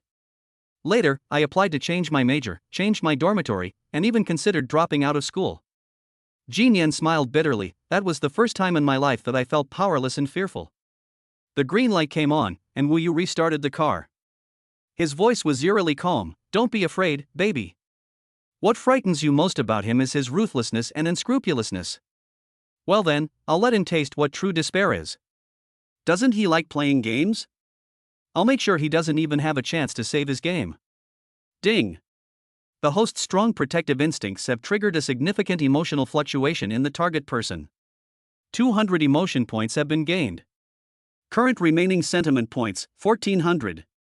Jean Yan raised her head and looked at Wu Yu's resolute profile. The fear in her eyes was gradually replaced by something called a sense of security. The next morning, Wu Yu was woken up by her cell phone ringing. The memorial was no longer by his side. He could hear hurried footsteps and the ringing of the telephone coming from the study. He picked up his phone, and the screen was full of news notifications. Wall Street's golden boy returns. Qin Tian, CEO of Sky Capital, makes a high-profile return to China. The girl in the white dress under the moonlight at Harvard, he waited 10 years for love. A fairy tale romance. A financial genius's heartfelt confession. Wu Yudian opened one of the video news items. In the footage, Qin Tian appears handsome, wealthy, and affectionate. Wearing a custom-made suit, he stands at the Sangxiang Capital press conference and speaks passionately to the camera. 10 years ago on the Harvard campus, there was a girl in a white dress under the moonlight. She was smart, beautiful, and independent. She was the most perfect woman I had ever seen. I pursued her for 4 years, and she rejected me for 4 years. On graduation day, she said, "Maybe we're not right for each other." I said, "Then I will make myself worthy of you." 10 years have passed. I've worked my way up on Wall Street and built my own financial empire. Now, I'm back. I want to tell that girl that I'm still waiting for her. The audience erupted in applause, and the live chat was filled with comments like "so romantic," "a fairy tale romance," and "President Xi, please say yes." Everyone knew he was referring to a memorial. Wu Yu turned off the video, her face expressionless. He went to the study, where Jean Yan was on the phone, her face cold. "I don't care what the shareholders think, the G Group will not accept any hostile takeover." "What marriage alliance? I'm already married. The meeting has been postponed to the afternoon. I need time to deal with this." After hanging up the phone, Jean Yan leaned back in her chair, rubbing her temples wearily. "How's it going at the company?" Wu Yu walked over and stood behind her. "The stock price is fluctuating, and some shareholders are starting to waver." Jean Yan smiled bitterly. "Qin Tian's move is very vicious. He packaged himself as a devoted prince and portrayed me as a faithless woman. Now the whole internet is urging me to turn back before it's too late." Wu Yu gently stroked her shoulder. "Did he think he could force you to give in like this?" "He has always been like this." Jean Yan closed her eyes. "He never confronts people directly, always resorting to moral blackmail and public pressure." Wu Yu picked up the spare phone that Jean Yan had placed on the table and found the text message from last night. His fingers tapped on the screen, replying with 3 words. "I am her man." After sending the message, he deleted the sending record. "What are you doing?" Jean Yan looked at him in confusion. "It's nothing, just got you a cup of coffee." Wu Yu gently kissed her forehead. "Go to the company and handle things, leave the rest to me." After the memorial left, Wu Yu dialed an encrypted number. "Lin Wei. Boss." A respectful voice came from the other end of the phone. "I want everything from Qin Tian. Initiate the highest level investigation protocol." Wu Yu's voice was cold and precise. "First, I want the source of his Sky Capital's funds, especially the legitimacy of his initial capital. Secondly, I want all his social connections from Harvard to the present, especially those with whom he has had conflicts. Third, find the person in his current team who hates him the most, fears him the most, or feels guilty towards him." "Understood. Any other instructions?" Fourth, Wu Yu paused, "find me information on a hacker named Cerberus, who should be Qin Tian's cybersecurity supervisor." After hanging up the phone, Wu Yu turned on her computer. The screen lit up, and his fingers flew across the keyboard. Soon, Sky Capital's outer defenses were easily breached. Just as he was about to delve into the core database, a highly aggressive AI defense system was activated. A line of arrogant English code appeared on the screen. "Newbie, this isn't the place for you." Wu Yu smiled. Instead of confronting them head-on, he typed a line of Chinese text and, taking advantage of the delay in the other party's translation software, instantly implanted a tiny, almost imperceptible data probe. "Your salary doesn't match your skills. Interested in discussing this?" There was silence for a few seconds on the other end of the screen. Then, a new line of code appears. "Who are you?" Wu Yu smiled. "The fish has taken the bait." Someone who understands your value better than your boss. The other party replied quickly, "Stop talking nonsense. You hacked into our system, and you're trying to poach my employees? Intrusion?" Wu Yu typed a line of code. "I'm just knocking." A real intrusion is like this. As soon as he finished speaking, Wu Yu's fingers flew across the keyboard. Instead of a direct attack, he exploited a delay vulnerability in the other party's translation software during the previous conversation to quietly implant a data probe. 3 seconds later, the internal communication system of Sky Capital was completely exposed to him. Impossible. A line of angry code appeared on the screen. How could you possibly? Because when you're angry, you habitually invoke the highest system privileges to retaliate. Wu Yu replied slowly and deliberately, "As for me, all I need to do is hitch a ride for that one moment." Who are you? Chapter 53, Stripping You Up. A symphony from the dark. Someone you can never become.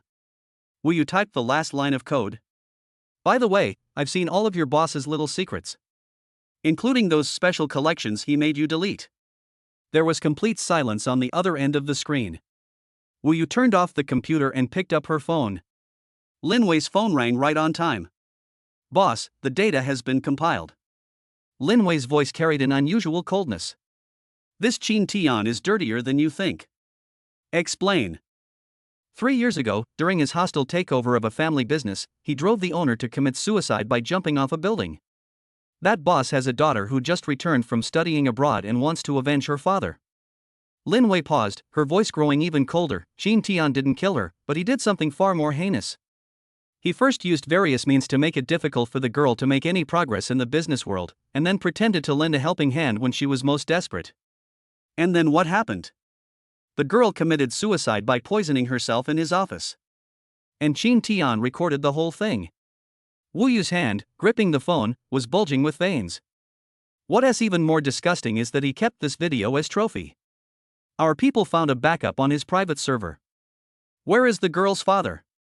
He is still alive, but he has gone mad. He is in a private mental hospital now, and he talks about avenging his daughter every day. Wu Yu closed her eyes and took a deep breath. When he opened his eyes again, the gentleness in them had been completely replaced by coldness. "Lin Wei, I need you to do 3 things. Please give your instructions. First, I will use my personal account, under the guise of charity, to get that father out of the mental hospital. I will give him the best treatment so that he can regain his sanity. Secondly, Qin Tian is holding a charity gala the day after tomorrow, and he wants to use the opportunity to promote his deeply affectionate persona. We need to find a way to get that father to appear at the gala. Third, Wu Yu's voice was as cold as ice. I want a high-definition restored version of that video." Understood. Any other instructions? Not at the moment. Remember, this matter is under the highest level of confidentiality. After hanging up the phone, Wu Yu turned her computer back on. He now has free access to Sky Capital's internal communication system. He quickly found his target, Andy Robertson, Qin Tian's deputy and chief financial officer. A pitiful creature who had been exploited by Qin Tian for 10 years but never dared to resist. More importantly, this poor bastard embezzled $3 million from the company to pay for his daughter's medical treatment. Wu Yu looked at Andy's information, picked up her phone, and dialed an international number. "Hello?" A tired male voice came from the other end of the phone. "Mr. Andy Robertson? I'm a friend from China," Wu Yu said in fluent English. "Who are you? How did you get my private number?" "That is not important. What is important is that I know you've misappropriated company funds." The other end of the phone went silent instantly. What do you want?" Andy's voice trembled. "I want you to publicly expose Qin Tian's financial fraud at the charity gala the day after tomorrow." "Impossible. I will not betray Qin Tian." "Betrayal?" Wu Yu sneered. "Don't you know how he's treated you for the past 10 years? They exploit your labor, withhold your bonuses, and even refuse to give you an advance when your daughter is sick." How do you know all this?" "I also know that your daughter's leukemia has reached the late stage.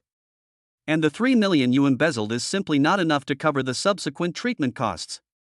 Andy's breathing became rapid. "I can help you." Wu Yu's voice softened. $10 million is enough for your daughter to receive the best treatment in the world. What are the conditions?" It's very simple. At the dinner party, in front of all the media, tell the truth. Tell them that the financial statements of Sky Capital are fake, and that Chin Tian has been deceiving investors. There was a long silence on the other end of the phone. What if I refuse? Then your daughter will die, you will go to jail, and Chin Tian will continue his wonderful life. Wu Yu's voice turned cold again. The choice is in your hands, Andy. I need time to think about it. You have 24 hours, Wu Yu said, and then hung up the phone. 2 days later, in the evening, Wu Yu sat in his study at home, with 3 screens in front of him. One channel was a live stream of the charity gala, another was a stock chart of Sky Capital, and the third was an encrypted communication channel with Lin Wei's team. Jian is still dealing with the crisis at the company. I don't know what he's doing. That would be best. There are some dark things that she doesn't need to know. On the screen, the charity gala has begun. Chin Tian, dressed in a custom-made tuxedo, is giving a speech on stage. 10 years ago, I met a girl at Harvard. She was smart, beautiful, and independent. Wu Yu looked at this hypocritical beast with murderous intent in his eyes. He picked up his phone and sent Andy a text message, "Start." On the screen, Andy walked onto the stage with a deathly pale face, interrupting Chin Tian's speech. "Dear friends from the media, I have something important to announce." Andy's voice trembled, but it was firm. Sangxiong Capital has a huge financial black hole, and all its financial statements are fake. As the chief financial officer, I was coerced into participating in the fraud. The entire audience erupted in uproar. Chin Tian's face turned deathly pale instantly. "Andy, are you crazy?" "I'm not crazy." Andy pointed at Chin Tian, his voice growing louder and louder. "You're the one who's crazy. To maintain the stock price, you made me falsify 3 years' worth of financial data." The reporters below the stage frantically pressed their shutters, and the flashes went off one after another. Wu Yu watched this scene and gave a cold smile. The first movement, a perfect opening. Now, it's time for the second movement. His fingers flew across the keyboard, instantly turning all the screens at the banquet hall black. The next second, the high-definition restored video began to play in a loop on the big screen.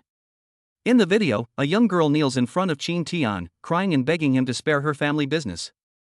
Chin Tian watched with a cold smile as she committed suicide by poisoning herself. The entire venue fell into a deathly silence. The moment Chin Tian saw the video, all the color drained from his face, and he swayed unsteadily. This isn't real," he muttered to himself. Just then, the doors to the venue were kicked open.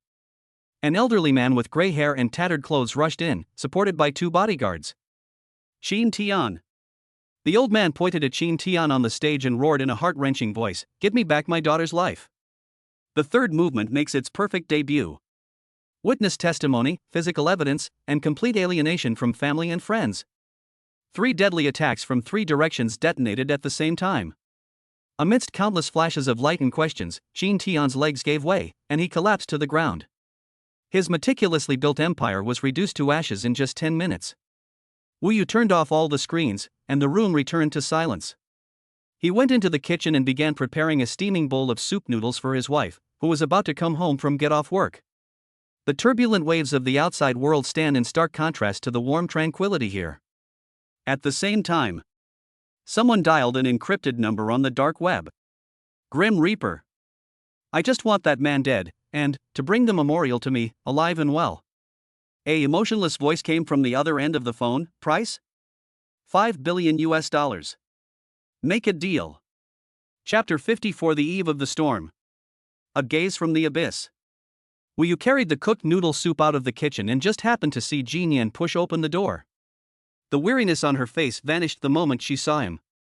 "You're back?" Wu Yu placed the noodles on the dining table. "Eat something first." Jian Yan didn't touch her chopsticks. Instead, she stared straight at him. "What's wrong?" "Chin Tian is finished." Jian Yan's voice was slightly weak. "It's completely over. The stock price has collapsed, the prosecutor's office has intervened, and investors have filed a class action lawsuit. He'll never be able to recover in this lifetime." Wu Yu pulled out a chair and sat down. "Isn't this a good thing?" But Jian Yan walked to his side and hugged his waist with both hands. "I think it's too coincidental. Too timely. It's like someone is helping me." She looked up, her eyes red. "It was you, wasn't it?" Wu Yu didn't answer, but just patted her head. Jinian buried her face in his chest, her body beginning to tremble slightly. It wasn't fear, it was lingering fear. I used to think I was really strong, that I could handle anything. Her voice was muffled. But this time, without you, I really don't know what to do. Ding! Detected an epic emotional surge and emotional tsunami involving the target person Jinian. Gain 10,000 emotion points. Current remaining sentiment points, 11,400. Wu Yu's mind was racing, but he didn't pay attention, he just hugged the commemorative item even tighter. Emotional reserves have exceeded the threshold. System version 2.0 upgrade complete. Unlock the passive module Crisis Awareness. Current module description: when the host and its bound target are under potential threats, an early warning mechanism will be automatically triggered. A large amount of information suddenly flooded into Wu Yu's mind, but he forcibly suppressed it, as now was not the time to study the system. The noodles are getting cold. He pulled Jinian up. Let's eat first. Jinian wiped her eyes, obediently sat down, and picked up her chopsticks. Oh, right, Wu Yu suddenly remembered something, I have a skill. What? God-level massage skills. Wu Yu smiled. Want me to massage your shoulders after I finish eating? You must be exhausted these past few days. Jin blushed and said, you just know how to make me happy. After dinner, Wu Yozhen had Jinian lie on the sofa and started massaging her. His technique was frighteningly professional, he applied the right amount of pressure to every acupoint. Jinian was so comfortable that she kept humming softly, and soon fell asleep. Wu Yu covered her with a blanket and tiptoed back to the study. He opened the system interface, looked at the remaining 6,400 emotion points, and chose to redeem them without hesitation. Confirmed redemption, Grandmaster level fighting technique? Requires 5,000 emotion points. Redeemed successful. Current remaining sentiment points, 1,400. A massive surge of memories and muscle memory flooded his body, he felt every muscle reorganizing and every nerve reflex intensifying. Just then, my phone rang. An unknown number. Wu Yu answered the call but didn't say anything. There was no response from the other end, only a faint crackling sound. 3 seconds later, a processed electronic voice rang out, Ouroboros. Then, the call ended. Wu Yu's hand holding the phone didn't tremble, but his pupils contracted slightly. Ouroboros. Ouroboros. The snake biting its own tail symbolizes eternity and reincarnation. This aligns with the previous hacker's codename, Cerberus. The three-headed dog of Cerberus in Greek mythology. These code names were not chosen randomly. Wu Yu immediately dialed Lin Wei's number. Boss. Cease all surveillance on Qin Tian. Wu Yu's voice was cold. Initiate the highest level investigation. The target is codenamed Death, and should be an international assassin organization. There was a 2-second silence on the other end of the phone. Understood. How long will it take? The sooner the better. After hanging up the phone, Wu Yu walked to the window and looked at the dark night sky outside. His newly acquired crisis perception ability was now frantically warning him. Like prey being targeted by a wild beast, a chill runs down your spine. The next morning, Wu Yu drove Jinian to the company. As soon as the car entered the elevated road, he suddenly felt a sharp pain in the back of his neck. Crisis perception has been triggered. Wu Yu glanced at the rearview mirror out of the corner of her eye and saw a white delivery truck following 2 parking spaces behind. It looks normal, but it has been following us for 3 intersections. What's wrong? Jinian noticed his unusual behavior.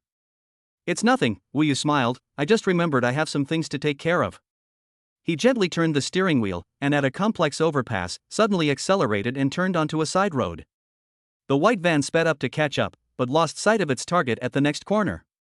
Wu Yu took a detour and got back onto the elevated road via another route.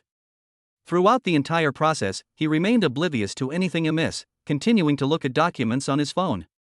In the conference room of the G Group, all the directors and senior executives sat upright. Jinian sat in the main seat and glanced around. Everyone has seen the outcome of the acquisition. Does anyone have any questions? No one dared to speak. This woman, in just a few days. Not only did they repel the hostile takeover attempt by Sky Capital, they also turned the tables on the other party's stronghold, causing its stock price to plummet by half. This kind of skill instilled awe in all the seasoned veterans present. Since there isn't one, the meeting is adjourned. Ji Nian stood up. President Wang, please stay. The others filed out, and General Manager Wang walked nervously to Ji Nian's side. President Ji, what are your instructions? We've recently increased security around the company, Ji Nian said softly, especially at the parking lot and office building entrance. Mr. Wang was taken aback. Is there something wrong?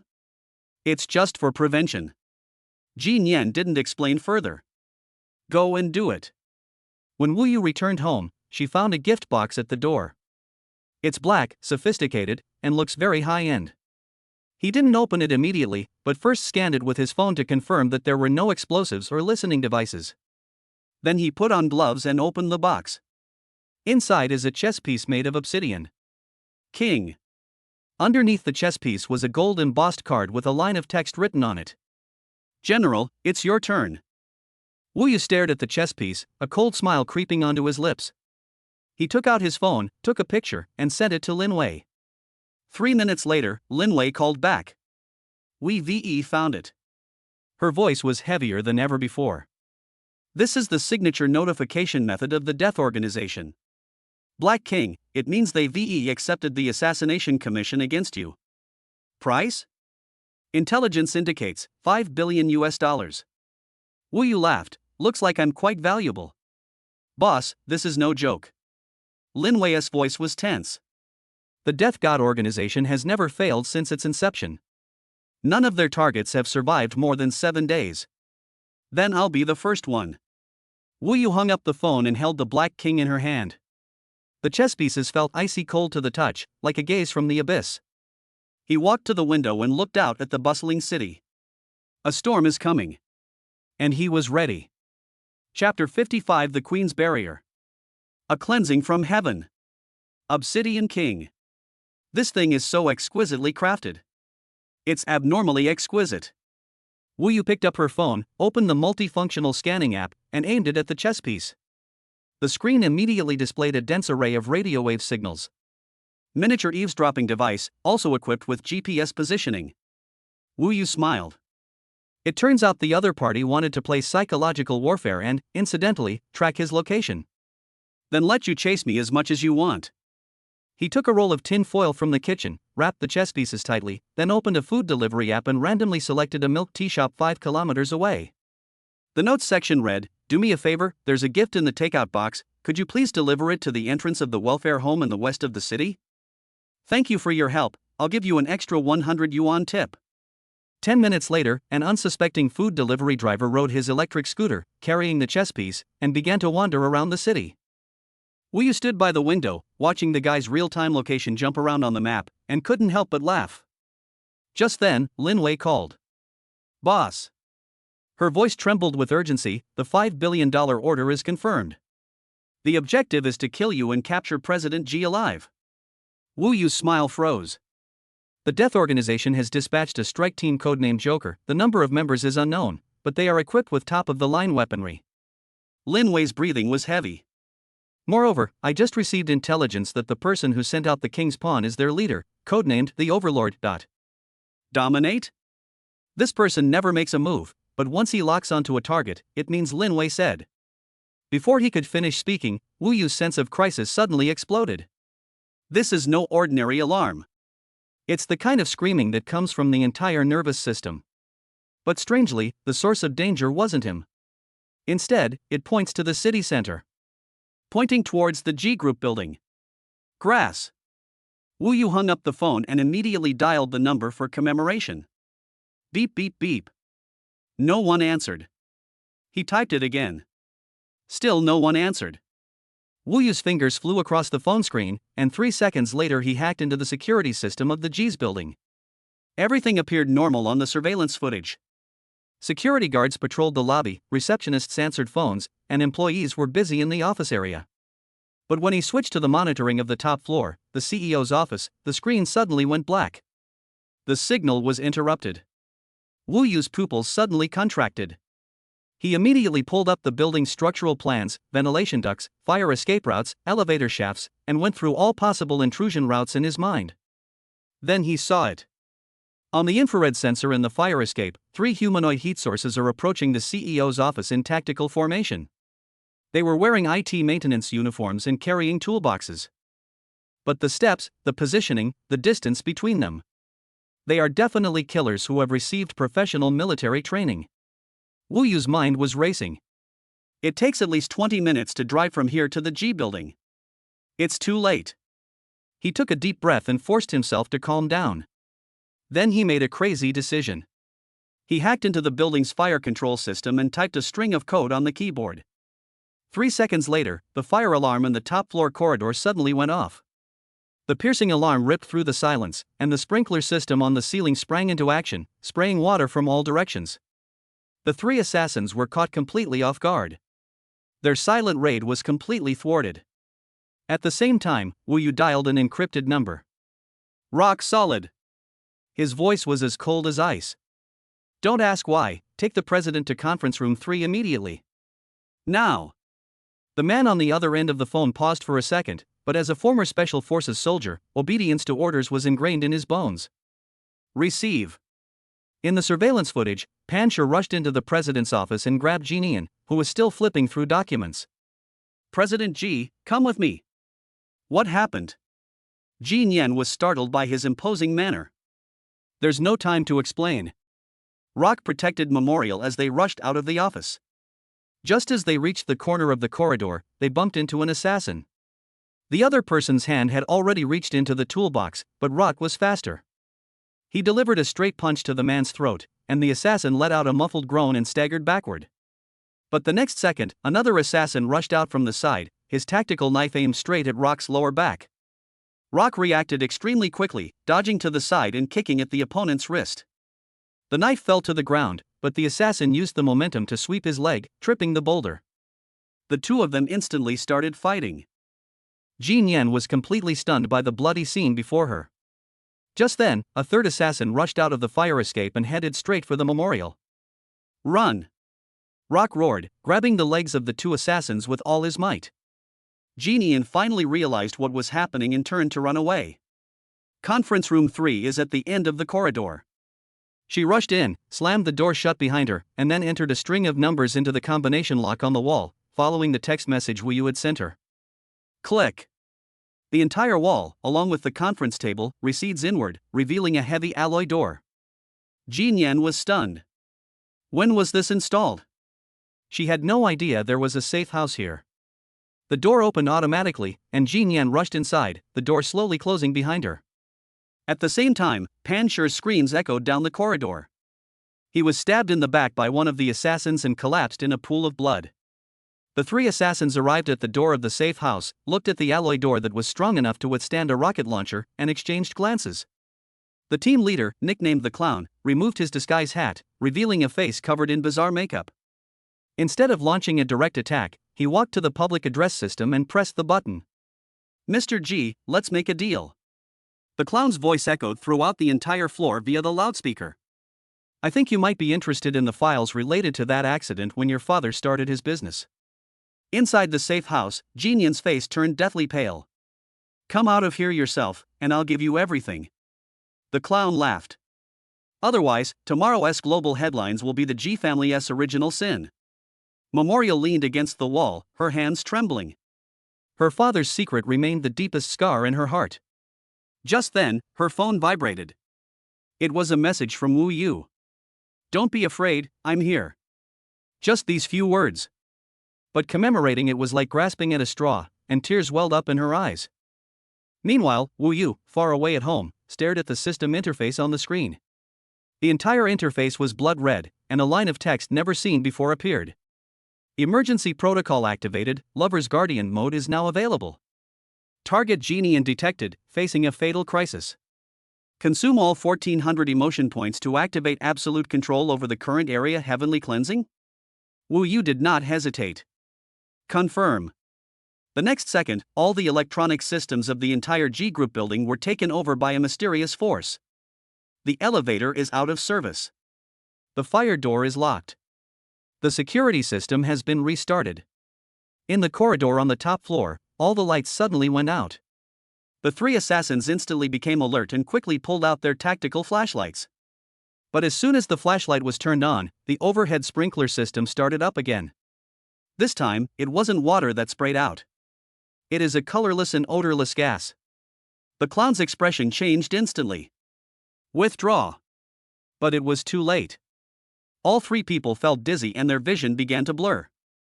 That was the anesthetic gas provided in the safe house on the top floor of the G building. Only Wu Yu knows the activation password. 3 minutes later, all three assassins collapsed to the ground. The door to the safe house slowly opened, and Jinian walked out tremblingly. When he saw the scene before him, he was completely dumbfounded. Her phone vibrated again. "Honey, let's call the police." And an ambulance too. There's still hope for Panshur. As she looked at her phone screen, tears streamed down her face. She didn't know how Wu Yu did it. But she knew that this man had saved her life once again.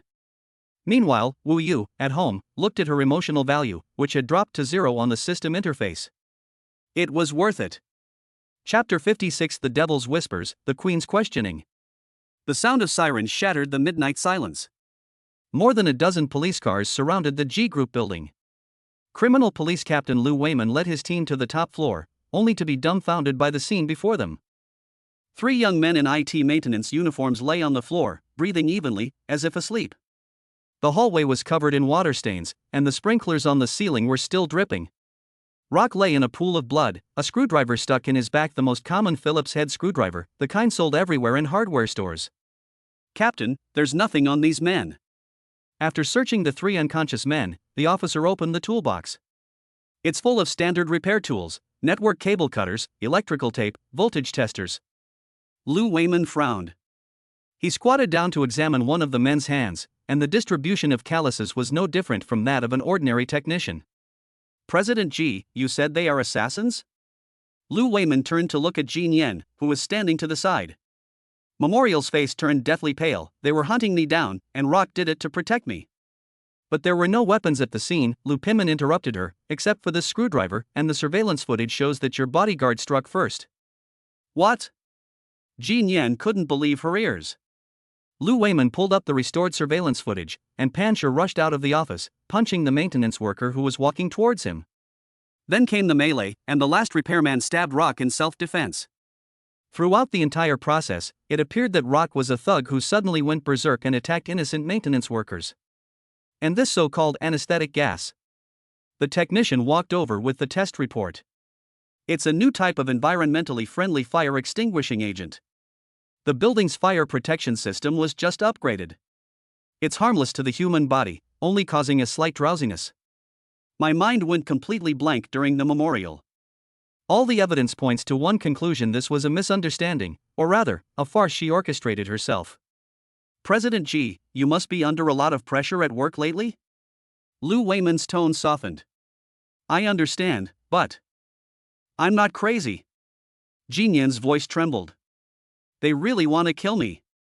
Could you explain why there are no activation records for the safe room and the conference room walls?"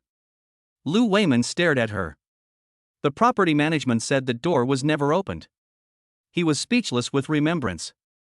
All evidence was wiped clean, as if by an invisible hand. They had cleaned up all the traces before she called the police. She knew very well who the owner of that hand was. At 3 a.m., I returned home.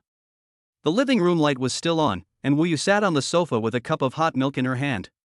"You must be tired. Have something to drink first." He handed her a cup. She didn't answer the call. She stood there, staring intently at Wu Yu. "Who exactly are you?" Wu Yu put down his cup and looked into her eyes. "You want to hear the truth?" "I want the truth."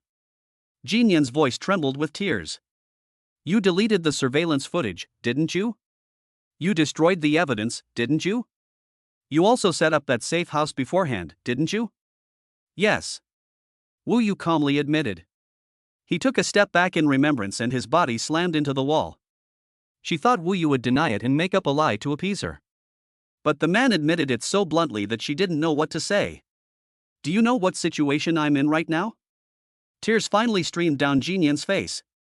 "The police suspect me. The board is holding an emergency meeting tomorrow, and the shareholders will definitely say I'm not fit to continue as CEO. They wouldn't dare." Wu Yu stood up and walked over to her. "Tomorrow morning at 8 o'clock, the police will receive an anonymous tip that those 3 repairmen all have criminal records on the dark web. They will be handed over to Interpol, and the G Group will receive an apology. Jin Yan was stunned. Those shareholders won't make any moves either, Wu Yu continued, because I already have some of their shady secrets. You? Jin Yan's voice trembled. Who exactly are you? Wu Yu was silent for a few seconds, then spoke. I mentioned before that I have some special abilities. I don't know when it started, or why it happened to me. But it definitely exists. Wu Yu's voice was soft. I've been monitoring the Death Organization for some time now. This time, I simply anticipated their actions. The buzzing in my head is a reminder. She recalled everything that had happened during that time. Qin Tian's sudden collapse, those terrifyingly precise counterattacks, and today's perfect rescue. It turns out that her husband was not an ordinary homebody at all. Why me? Jin Yan asked. Why protect me? Wu Yu smiled and reached out to wipe away her tears. Because you're my wife. This sentence acted as a fuse, igniting long-suppressed emotions of commemoration. She threw herself into Wu Yu's arms, hugged him tightly, and her body trembled uncontrollably. It's not fear, but a sense of relief at finally finding a safe haven. Ding! Detected a dramatic emotional shift in the target person. Jin Yan from suspicion to complete trust. Gained 500 mood points. Current remaining mood points, 500. Wu Yu held the woman in his arms, but his eyes gradually turned cold. What he just said was half true and half false. But it doesn't matter anymore. As long as I can protect her, lies or the truth don't matter. On the other side. In an abandoned factory on the outskirts of the city, 3 people were tied to chairs. When the Joker woke up, he found himself in an unfamiliar room. A huge screen on the wall displayed 3 different surveillance feeds. His wife and children were cooking in the kitchen. The teammate's parents were taking a walk in the park. Another teammate's girlfriend was reading a book in the coffee shop. Awake? A face appeared on the screen, but it was blurred so that the features were not visible, only the voice could be heard. Who are you? The clown gritted his teeth. That's not important, the voice said calmly. What is important is that your families are now under my surveillance. The clown's pupils contracted sharply. You should know very well how the Overlord deals with failed tools, the voice continued. He'll kill you, and then wipe out your families too, right? The 3 of them fell silent. This is the rule of the Grim Reaper organization. If the mission fails, the whole family is killed. I can protect them, the voice said, but you must tell me, who will the Overlord send next? The clown took a deep breath and closed his eyes. After a long silence, he spoke, the judge. The judge? He's the most terrifying member of the Grim Reaper organization. The Joker's voice was filled with fear. He never uses violence, and he never even shows his face. His greatest strengths are disguise and infiltration. Another team member added, he can become the person you trust most, and then undermine everything from within. You never know who might be right next to you. The figure on the screen paused for a moment. One more thing. The Joker looked up, staring at the screen. The judge never misses. None of his targets survive. Because those people had already broken down mentally before they even took action. An eerie silence fell over the room. Okay, the voice said, I will protect your families. In exchange, you are now mine. The screen went black. The clown slumped in his chair and let out a bitter laugh. They came to kill, but now they've become pawns in someone else's game. But for the sake of their families, they had no choice. Wu Yu turned off the video and leaned back in her chair. The judge. An entity that never shows itself, specializing in undermining its targets from within. This is more dangerous than any assassin. Because you never know who might suddenly stab you in the back. He picked up his phone and looked at the message from Jin Yan on the screen. I'm going to take a shower. You should go to bed early. Wu Yu stared at the message, her eyes gradually turning cold. Is the judge trying to play psychological warfare? Let's see who breaks down first. He opened the system interface, looked at the remaining 500 emotion points, and fell into deep thought. 500 points aren't enough to exchange for any powerful skills, but they're enough to buy some intelligence. Would you like to consume 500 emotion points to activate the intelligence module Dark Web Monitoring? Wu Yu answered without hesitation, confirm. Emotional points have been used up, currently remaining 0 points. Dark Web Monitoring is now activated, and will track all dark web intelligence related to the target in real time. A large amount of encrypted information began scrolling across the screen, and Wu Yu stared intently at the data stream. Judge, I'm waiting for you. Chapter 57 Scars of the Abyss, The Demon King's Deal. At 4 a.m, Jean Yan lay in bed, staring at the ceiling with her eyes open. She turned over, looked at the sleeping man beside her, and a strong impulse suddenly surged in her heart. Wu Yu. She gently nudged him. Wu Yu immediately opened her eyes, her gaze instantly clearing. What's wrong? You said you have special abilities, that you can find out a lot of things. Jean Yan's voice was soft, but every word trembled. Then can you help me find out something? Wu Yu sat up and looked into her eyes. What is it? My father, Jean Yan bit her lip. When he was starting out, one of his business partners suddenly died. That man's factory exploded, killing more than a dozen workers. Everyone says it was an accident, but I always feel her voice choked up. I want to know the truth. No matter how cruel it is, I want to know. Wu Yu was silent for a few seconds, then reached out and took her hand. Are you sure? I'm sure.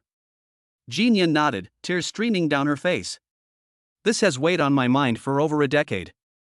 If my dad really did something, I'd rather know now than live with suspicion my whole life. Wu Yu pulled her into his arms. Okay, I'll help you check.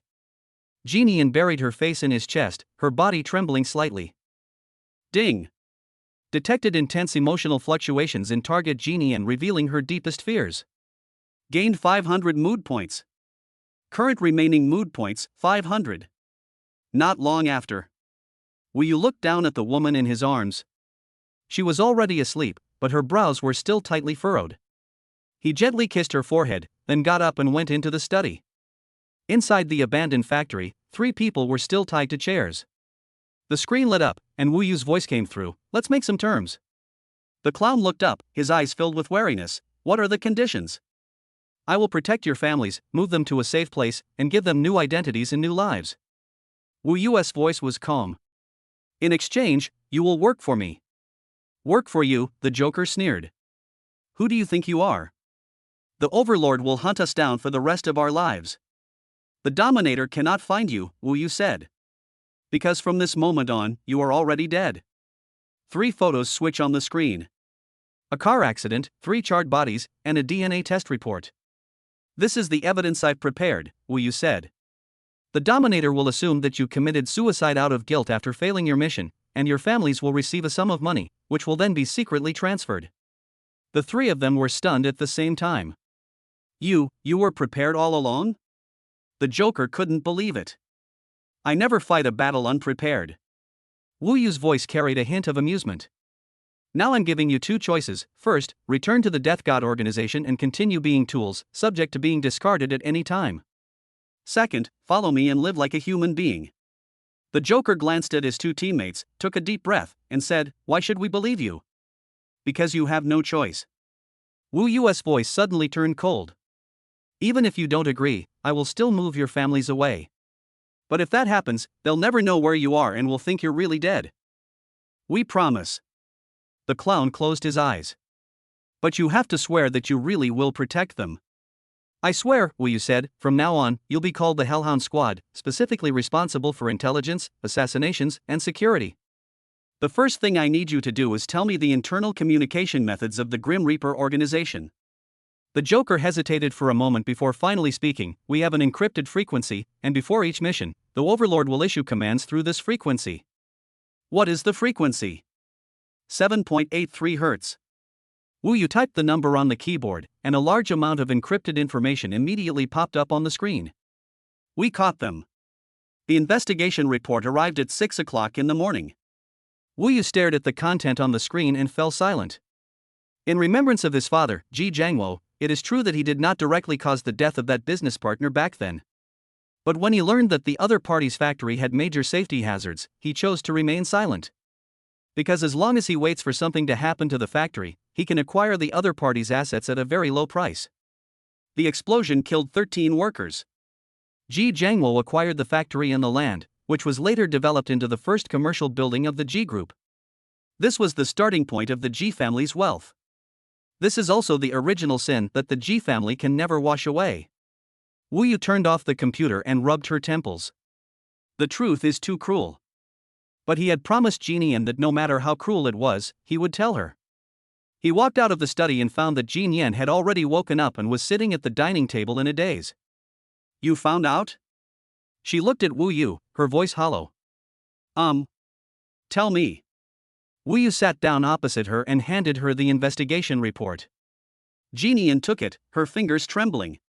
Tears streamed down her face as soon as she finished reading the first page. After reading the second page, I slumped into my chair. After reading the last page, she threw the report on the table, covered her face with her hands, and her shoulders trembled violently. He knew all along that something would happen at that factory. Jinian's voice escaped through her fingers, filled with despair. He was just waiting for those people to die, waiting for the land to become cheaper. Wu Yu stood up, walked to her side, and hugged her. I always thought he was a good person, a successful entrepreneur. The memorial was filled with heart-wrenching sobs, but he's a murderer. He killed 13 people. He is indeed guilty, Wu Yu said softly, but Jinian, that is not your crime. But that's my dad. Jinian raised her head, her eyes red and swollen. Everything the Ji family has is built on the blood and flesh of those people. I enjoy this wealth. I am an accomplice. You can donate that wealth, you can make amends for that harm. Wu Yu wiped away her tears, but you can't deny your own existence because of his sins. Jinian looked at him, her eyes filled with pain. Past sins cannot be changed, Wu Yu said softly. But I will walk with you on the road ahead. From now on, I will bear all the darkness of the Ji family. Jinian's body trembled violently, and tears streamed down her face like a burst dam, unstoppable. She hugged Wu Yu tightly, letting out all her breakdown and despair. Ding! Detected an epic emotional fluctuation in the target person's commemoration. The collapse and reconstruction of faith. Gain 3,000 mood points. Current remaining mood points, 3,500. Wu Yu hugged her and gently patted her back. He knew that this woman's heart had just experienced an earthquake. But he also knew that only by destroying the old beliefs could he establish new ones. From this day forward, in the world of remembrance, there will only be one person. That's him. Chapter 58. The Perfect Brother, the Viper of the Garden. The doorbell rang. Jinian dried her hair as she walked to the door, opened the peephole, and saw a strange man standing outside. The other person was wearing a well-tailored dark gray suit. He was carrying a gift box, handsome, with a refined demeanor and faint smile lines at the corners of his eyes when he smiled. Hello, are you Miss Jinian? The man's voice was gentle, with a natural affinity. Yes, that's me, Jinian asked through the door. And you are? My name is Ji Chen. The man paused for a moment. I am your older brother. Jinian's hand froze. She opened the door and stared at the other person. What did you say? I know this is sudden. Ji Chen took out a document from his suit pocket. This is a paternity test report. My blood relationship with my father has been confirmed.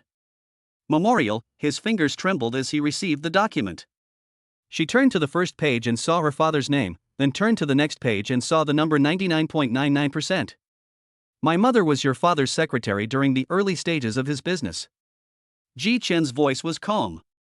They had a relationship, but your father ultimately chose to marry your mother. My mother took me abroad, and we haven't been in contact since. Memorial's mind went blank. One by one, the father's secrets are revealed. First came the original sin of yesteryear, and now there's another illegitimate child. I'm not here to ask for anything. Ji Chen noticed her wariness. I'm doing well living abroad, but I heard you've been having some trouble lately, so as your older brother, I wanted to come back and visit. Jinian wanted to speak, but found herself unable to utter a word. Just then, Wu Yu came out of the kitchen, holding a spatula in her hand. Wife, who's here? He saw Ji Chen at the door and his eyes instantly became wary. You must be Wu Yu? Ji Chen extended his hand. I am Ji Jin's older brother, Ji Chen. Wu Yu shook hands with him. The temperature of his palm was just right, and the pressure was just right. But the crisis awareness did not react. This made Wu Yu even more vigilant. Come in and let's talk. Jinian took a deep breath and stepped aside to let Ji Chen in. In the living room, 3 people were sitting on the sofa. Ji Chen pushed the gift box he brought to the center of the coffee table. It's just a small token of my appreciation, nothing expensive. Jinian didn't touch the box. She stared straight at Ji Chen. Why did you only come now? Because I didn't want to disturb your life before. Ji Chen's expression was apologetic. After my father passed away, I wanted to come and attend the funeral, but my mother stopped me, saying that you didn't want to see us. But I recently saw on the news that you were attacked. His tone suddenly turned serious. I can't sit still any longer. There are only the two of us left in the G family. I can't let you shoulder all the burdens alone. His eyes welled up with tears as he reminisced. These words were so sincere that she couldn't doubt them. What about your work? Wu Yu asked calmly. Won't the sudden return to China cause problems? I'm a freelancer, working as an investment advisor, Ji Chen smiled. My hours are quite flexible. Wu Yudian nodded and didn't ask any more questions. He was observing every detail of the man. Micro-expressions, body language, pauses while speaking, and shifts in gaze. But Ji Chen performed flawlessly, every reaction was just right, without any flaws. Oh, right. Ji Chen took out a photo album from his briefcase. My mother asked me to bring this. It contains photos of my father when he was young. As she took the photo album and turned to the first page, tears instantly streamed down her face. The father in the photo was young and smiling happily, with a beautiful woman standing next to him, the two holding hands. They took this picture at the beach, Ji Chen said softly. My mother said it was the happiest time of her life. As she turned the pages of the memorial, each photograph tore at her heart. She suddenly understood the pain her mother had endured back then. My father loved others, and loved them deeply. How is your mother now? Jin Yan asked, her voice choked with emotion. She passed away young. Ji Chen's eyes also reddened. Before she died, she kept calling out her father's name. Jin Yan buried her face in her hands, her shoulders shaking violently. Wu Yu reached out and hugged her, gently patting her back. At this moment, Ji Chen suddenly stood up. I was presumptuous today. I'll be going now, I'll come see you another day. Wait a minute. Jin Yan looked up. Stay for dinner. Ji Chen paused for a moment, then smiled and said, okay. While Wu Yu was cooking in the kitchen, Ji Chen offered to help. Wu Yu, thank you. His voice was sincere. I am very grateful that Jin Yan is so happy. Of course, Wu Yu said, chopping vegetables. She's my wife. I can tell. Ji Chen leaned against the kitchen doorway. The way she looks at you is the same way your father looked at your mother back then. Wu Yu paused for a moment. My father's biggest regret in life was not being able to give my mother a proper status, Ji Chen sighed. So I hope you can treat her well and not let her be as lonely as her mother. Don't worry. Wu Yu turned around and looked directly into Ji Chen's eyes. I will protect her with my life. Ji Chen smiled, a smile as warm as the spring sunshine. But Wu Yu felt a chill run down her spine. During the meal, Ji Chen and Jin Yan talked about their childhood. He spoke in great detail, and every single detail matched up. They clearly did their homework thoroughly. I'll introduce you to my parents another day, Wu Yu suddenly said. They'll definitely want to meet you too. Okay, Ji Chen readily agreed. I also want to meet the two elders. 3 days later, Wu Yu took Ji Chen and Jin Yan to her parents' house. Ji Chen brought many gifts, cigarettes, alcohol, tea, and a set of high-end health products. Mom and Dad, this is my brother, Ji Chen, whom I remember, Wu Yu introduced. Hello, Uncle and Aunt. Ji Chen's attitude was respectful and proper. This is a small token of my appreciation since it's our first meeting. When Mr. and Mrs. Wu saw so many gifts, they quickly waved their hands and said, You're too kind, you're too kind. Of course, Ji Chen said with a smile. Jin Yan's marriage to Wu Yu is a blessing for our Ji family. These words made Mr. and Mrs. Wu overjoyed. During the meal, Ji Chen took the initiative to serve food and pour wine for the elderly couple, and the topics of conversation were all things the old folks enjoyed. He mentioned the health and wellness knowledge he had learned abroad, which Wu's mother listened to with great interest. He discussed the economic situation with Mr. Wu, offering unique yet prudent insights. Throughout the meal, Mr. and Mrs. Wu praised Ji Chen highly. Yu, look at him. Wu's mother pulled Wu Yu to the kitchen. He speaks and acts so politely. You should learn from your brother-in-law. Wu Yu smiled and said, Mom, I know. It's such a blessing to have such a brother, Wu's mother sighed. Now that you're out there, you'll have someone to look after you. Wu Yu didn't speak, but her eyes changed. After dinner, Ji Chen made an excuse to go out for some fresh air and called Jin Yan to the balcony alone. Jin Yan, there's something I'm not sure if I should say. Ji Chen looked somewhat troubled. You speak, Jin Yan said, looking at him.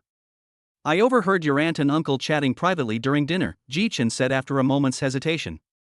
They are worried that Wu Yu will be looked down upon after marrying into the family, and they hope you can take care of his self-esteem. Ji Nian was stunned. I think the two elders are just concerned about their son, but if Wu Yu hears this, he might feel uncomfortable, Ji-Chen sighed.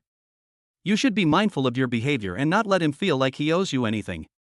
Ji Nian nodded, but suddenly felt a tightness in her chest. It turns out that Wu Yu's parents had always thought that way. It turns out they all felt their son had been wronged. When he saw Ji-Chen off, he specifically pulled Wu Yu aside and said, "Let's have a drink together sometime and have a good chat."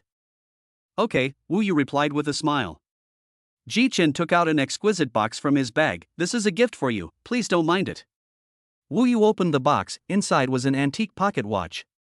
The case is made of sterling silver and engraved with intricate patterns. This was given to my mother by my father. Ji-Chen's voice was very soft. I have kept it with me since my mother passed away. Now I am giving it to you, hoping that you and Ji Nian can grow old together. Wu Yu reached out and took the pocket watch. The moment my fingertips touched the watch case, the whole world went silent. My sense of crisis exploded, and a loud alarm screamed in my mind. Deadly threat. Extremely dangerous. Wu Yu's pupils contracted sharply, and he looked up abruptly at Ji-Chen. The other person still smiled gently, their eyes as clear as a spring. But Wu Yu saw an abyss in that smile. What's wrong? Ji-Chen asked with concern. Don't you like it? I like it. Wu Yu gripped the pocket watch tightly, her smile as warm as his. I really like it. Ji-Chen patted him on the shoulder. That's good, see you another day. He turned and left, his shadow stretching long under the streetlights. Wu Yu stood still, staring at the pocket watch in his hand. The pattern on the watch case shimmers under the light, like a snake biting its own tail. Ouroboros. The judge. Wu Yu laughed, her eyes narrowing as she laughed. So it was you. Chapter 59, Flaws in the Script, Temptation from the Devil. Wu Yu put the watch in the deepest part of the drawer and locked it. Ji Nian emerged from the bathroom, her hair still dripping wet, and looked at Wu Yu's retreating figure. What are you thinking about? I'm thinking about how to put on a good show. Wu Yu turned around. Since Ji-Chen wants to play psychological warfare, then we'll play along with him. What's the meaning? Starting tomorrow, we'll be playing a couple whose relationship is starting to crack. Wu Yu walked up to her. If you treat me coldly at the company, I'll act a little disappointed, so he'll feel like he has an opportunity to take advantage of me. Ji Nian bit her lip. Are you sure this will work? I'm not sure, Wu Yu said honestly, but it's better than doing nothing. The next day, in the boardroom of the G Group, Ji Nian sat in the main seat, and Wu Yu sat next to her. The meeting discussed an investment plan for a new project. I think this project is too risky. Wu Yu flipped through the documents. The market environment is unstable now, and it would be unwise to invest 500 million yuan rashly. Ji Nian raised her head, her eyes cold. What do you know? This project has a return of at least 30%. But that's on the premise that the market doesn't have any problems, Wu Yu insisted. If there are any problems, the 500 million yuan will be wasted. That's my business, Ji Nian said impatiently. You just need to listen. In the meeting room, the other directors looked at each other, unsure of what to say. Wu Yu was silent for a few seconds, then closed the file, stood up, and said, I'm going to get some fresh air. He walked out of the conference room, his back view exuding an indescribable sense of loneliness. Ji-Chen sat in the corner, not saying a word, just quietly observing. As Wu Yu passed by him, Ji-Chen looked up, and their eyes met in the air. In that instant, Wu Yu saw it. The hint of mockery that flashed in Ji-Chen's eyes was a kind of all-knowing cynicism. Wu Yu's heart sank. Their acting skills were exposed. At the end of the corridor, Wu Yu leaned against the wall and opened the system interface. Current mood level, 8,000 points. Exchangeable skills, Master of Psychology 5,000 points, Advanced Mind Reading 8,000 points. He stared at the words Advanced Mind Reading and hesitated for a long time. 8,000 points, all my assets. But if he didn't exchange the money, he couldn't figure out what Ji-Chen was thinking at all. Exchange. Emotional points have been depleted, currently remaining 0 points.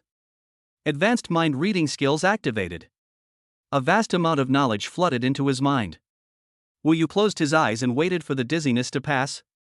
When I opened my eyes again, the world had changed. He can see the subtle muscle changes on everyone's face, judge emotional fluctuations from breathing rate, and infer psychological activities from pupil contraction. But at the same time, he also realized that this skill might not be enough for Ji Chen. Because true masters of psychology can even fake micro-expressions. That evening, Ji Chen called. "Wu Yu, are you free? I'd like to invite you and Jeannie in to dinner." His voice was gentle.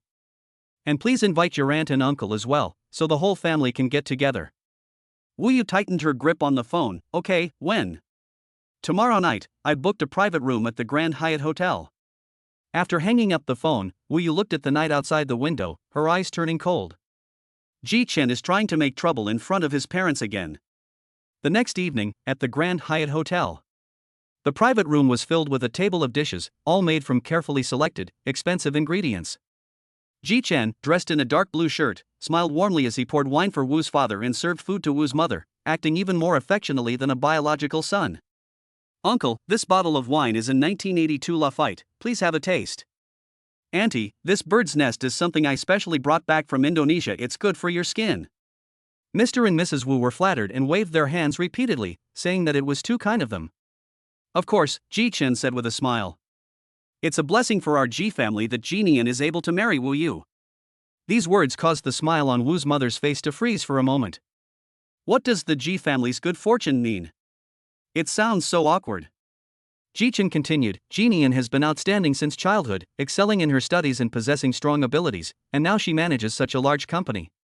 Wu Yu is truly blessed to have married her." Mr. Wu's expression also changed. What does it mean to have good fortune from a past life?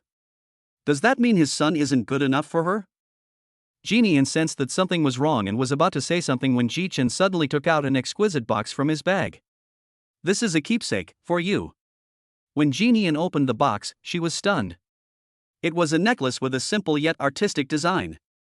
The pendant was a butterfly with outstretched wings, inlaid with tiny diamonds. "This is Jeannie's voice trembled. That's the one you wanted most in college, right?" Ji Chen said with a smile. "I remember your best friend mentioned that you ate instant noodles for a whole month to save money to buy this necklace. Unfortunately, by the time you've saved enough money, the designer has already stopped production." Jeannie's fingers trembled as she stared at the necklace, her mind blank. Only she and her best friend from college knew about this. "My best friend went to France after graduation, and we've had almost no contact over the years." How did Ji Chen find out?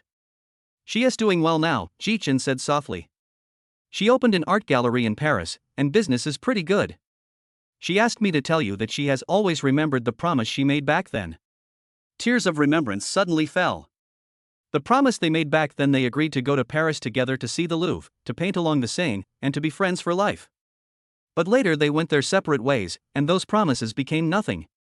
"Thank you," Jeannie said, her voice choked with emotion. Wu Yu sat next to him, completely frozen. He activated his mind-reading ability, desperately trying to find a flaw in Ji Chen's micro-expressions. But there was nothing there. Ji Chen's every expression, every movement, and every word was so perfect that it seemed to have been meticulously rehearsed. "No, that's not right." Wu Yu suddenly realized that Ji Chen wasn't acting. He genuinely cares about Jeannie and truly wants to be good to her. But this goodness has an indescribable eeriness about it. Like a hunter feeding his prey, gentle and patient, just to deliver the fatal blow at the last moment. After the dinner, I saw my parents off. On the way home, Jeannie kept clutching the necklace, her eyes vacant. "What exactly does he want?" she asked softly. "I don't know," Wu Yu said, gripping the steering wheel. "But his understanding of you far exceeds our imagination." I shuddered. Back home, Wu Yu pulled Jeannie into her arms. "Don't be afraid, I'm here." But our plan failed. Jeannie's voice was choked with sobs. "He didn't fall for it at all, instead, he saw right through us." "Then let us try a different approach," Wu Yu said softly. "Since acting isn't working, let us go for real." "What's the meaning?" "We really had a fight, a real Cold War. Let him think he has an opportunity, and then when he makes a move, turn the tables and kill him." Jeannie raised her head and looked into his eyes. Those eyes held no tenderness, only icy coldness. She suddenly realized that her husband was becoming a different person. A person who would stop at nothing to protect her. "Okay. Jian bit her lip. I'll listen to you. Late at night, Wu Yu stood by the window, looking at a black sedan parked downstairs. Ji Chen sat in the car. He didn't leave, but just quietly looked at the building. The two people stared at each other in the darkness, several dozen meters apart. Ji Chen smiled, a smile as gentle as a spring breeze. Wu Yu also smiled, but her smile was as cold as winter. This game has only just begun. Chapter 60: The Queen's Gamble, Into the Tiger's Den. Bedroom. She buried her face in his chest, and tears finally fell. Ding. Target Jian has been detected experiencing intense emotional fluctuations, a tragic and heroic determination of a couple facing danger together. Gained 1500 mood points. Current remaining mood points, 1500. They hugged for a long time, so long that it got light outside the window. 3 days later, the G Group Board of Directors. The conference room was full of people. All the directors were present, including Ji Chen. We are holding this board meeting today to announce something important.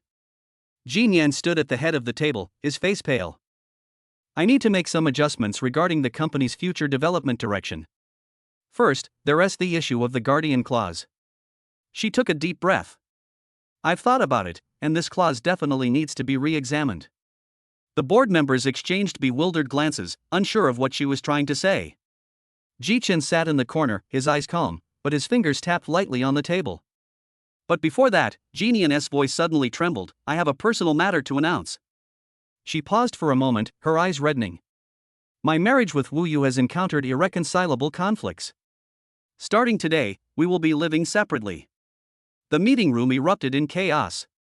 The board members were abuzz with discussion. Some were surprised, while others were gloating. Ji Chen's fingers stopped, and he looked up, his eyes filled with excitement. I know this is abrupt. Tears streamed down my face as a memorial. But I just couldn't take it anymore. He didn't understand me, didn't support my decisions, and even when I needed him the most. She couldn't continue. Her shoulders were shaking violently. President Ji. A director wanted to offer some words of comfort but didn't know what to say. At this moment, Ji Chen stood up and walked to Jian's side. Jian, don't be like this, he said softly.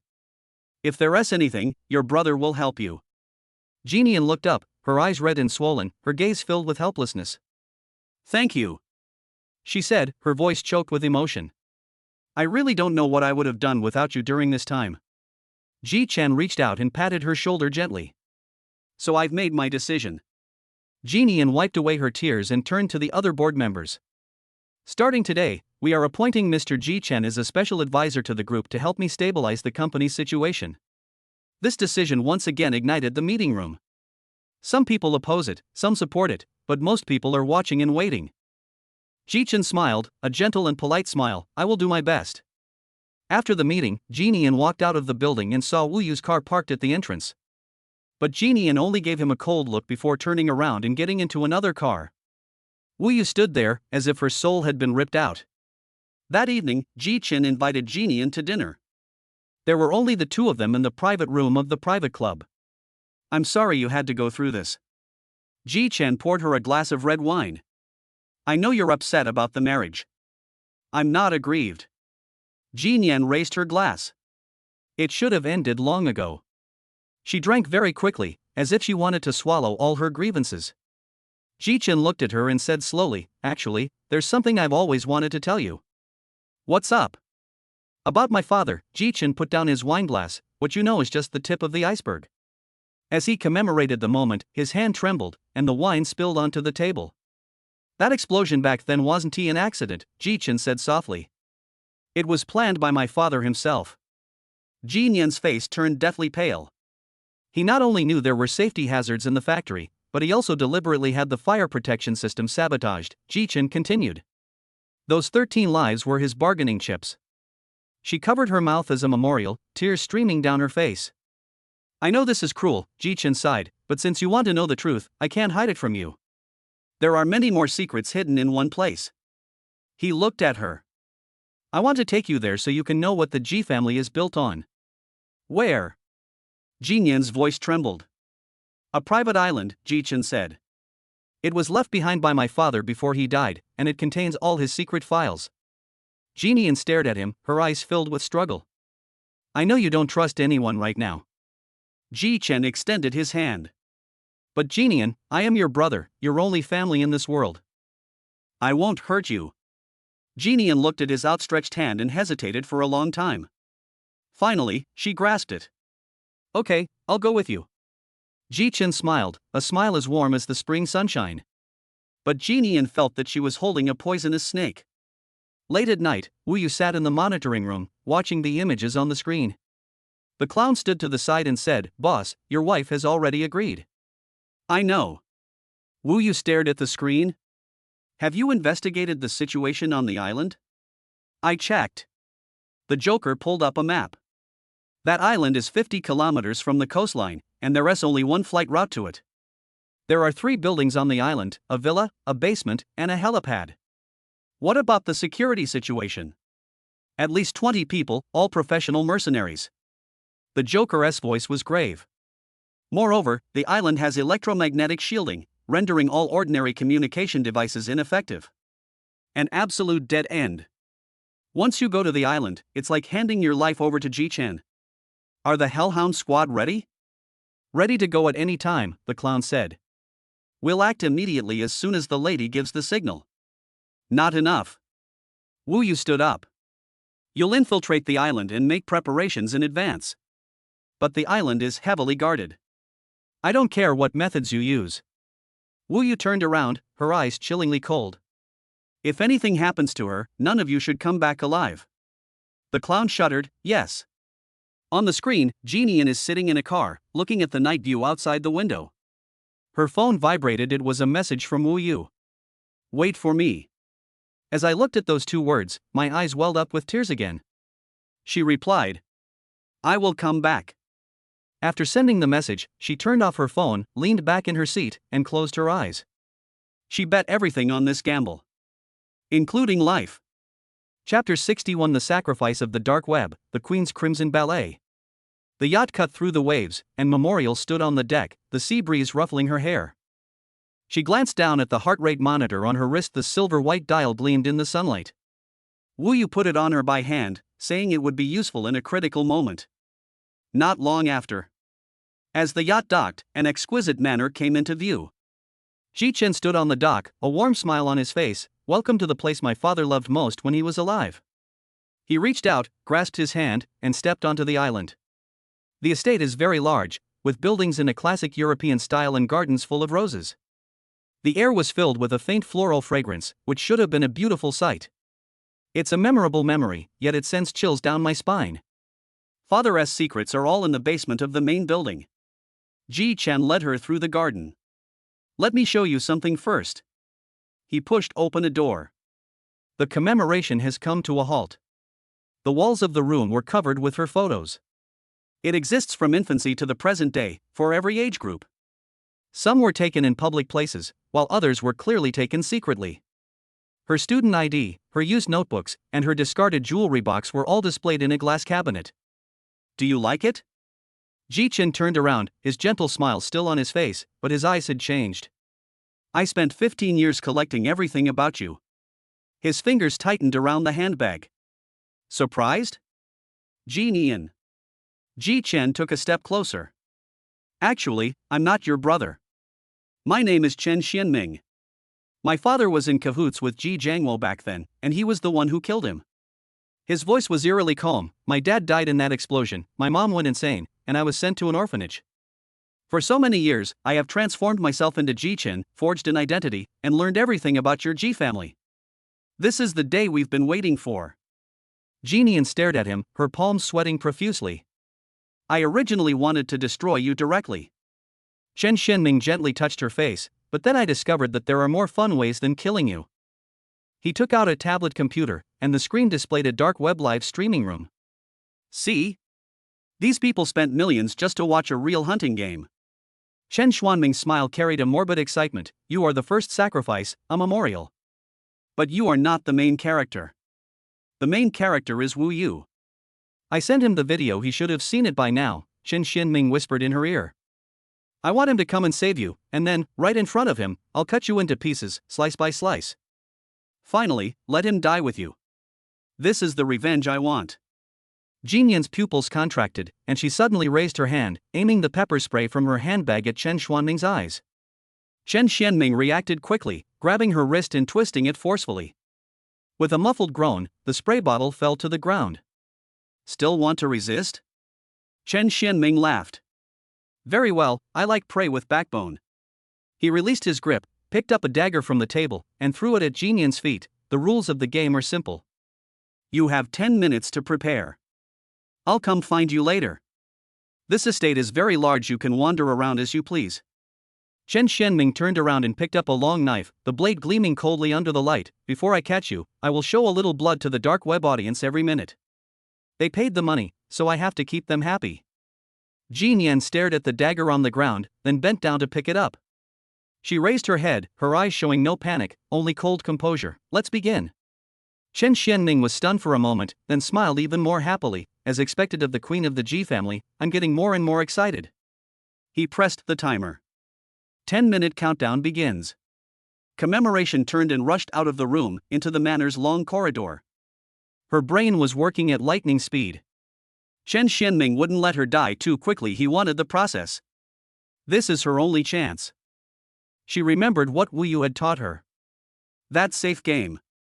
3 specific locations, next to a large metal structure, under a high-voltage power line tower, and in the blind spot of a microwave station. Once the bracelet passes through these 3 points, it can send out a distress pulse through signal reflection. Commemorating the moment when they rushed out of the main building and surveyed the layout of the manor. There is a large bronze sculpture on the right side of the garden. There is a signal tower visible behind the manor. The microwave station should be near the basement. She gripped the dagger tightly and ran towards the first node. Chen Xuanming's laughter came from behind. The time has come, let's commemorate this moment. The hunt begins. Footsteps came from the main building, unhurried, as if watching the struggle of prey. As the memorial rushed to the bronze sculpture, the bracelet vibrated, and a faint green light flashed.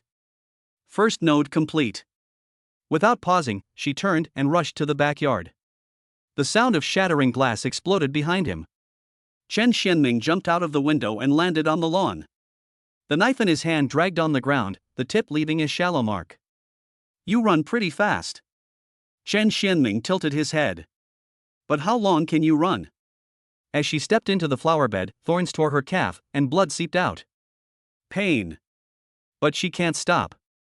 She rushed toward the signal tower, beneath which lay a patch of gravel, her footsteps making a cracking sound. The bracelet vibrated again. The second node.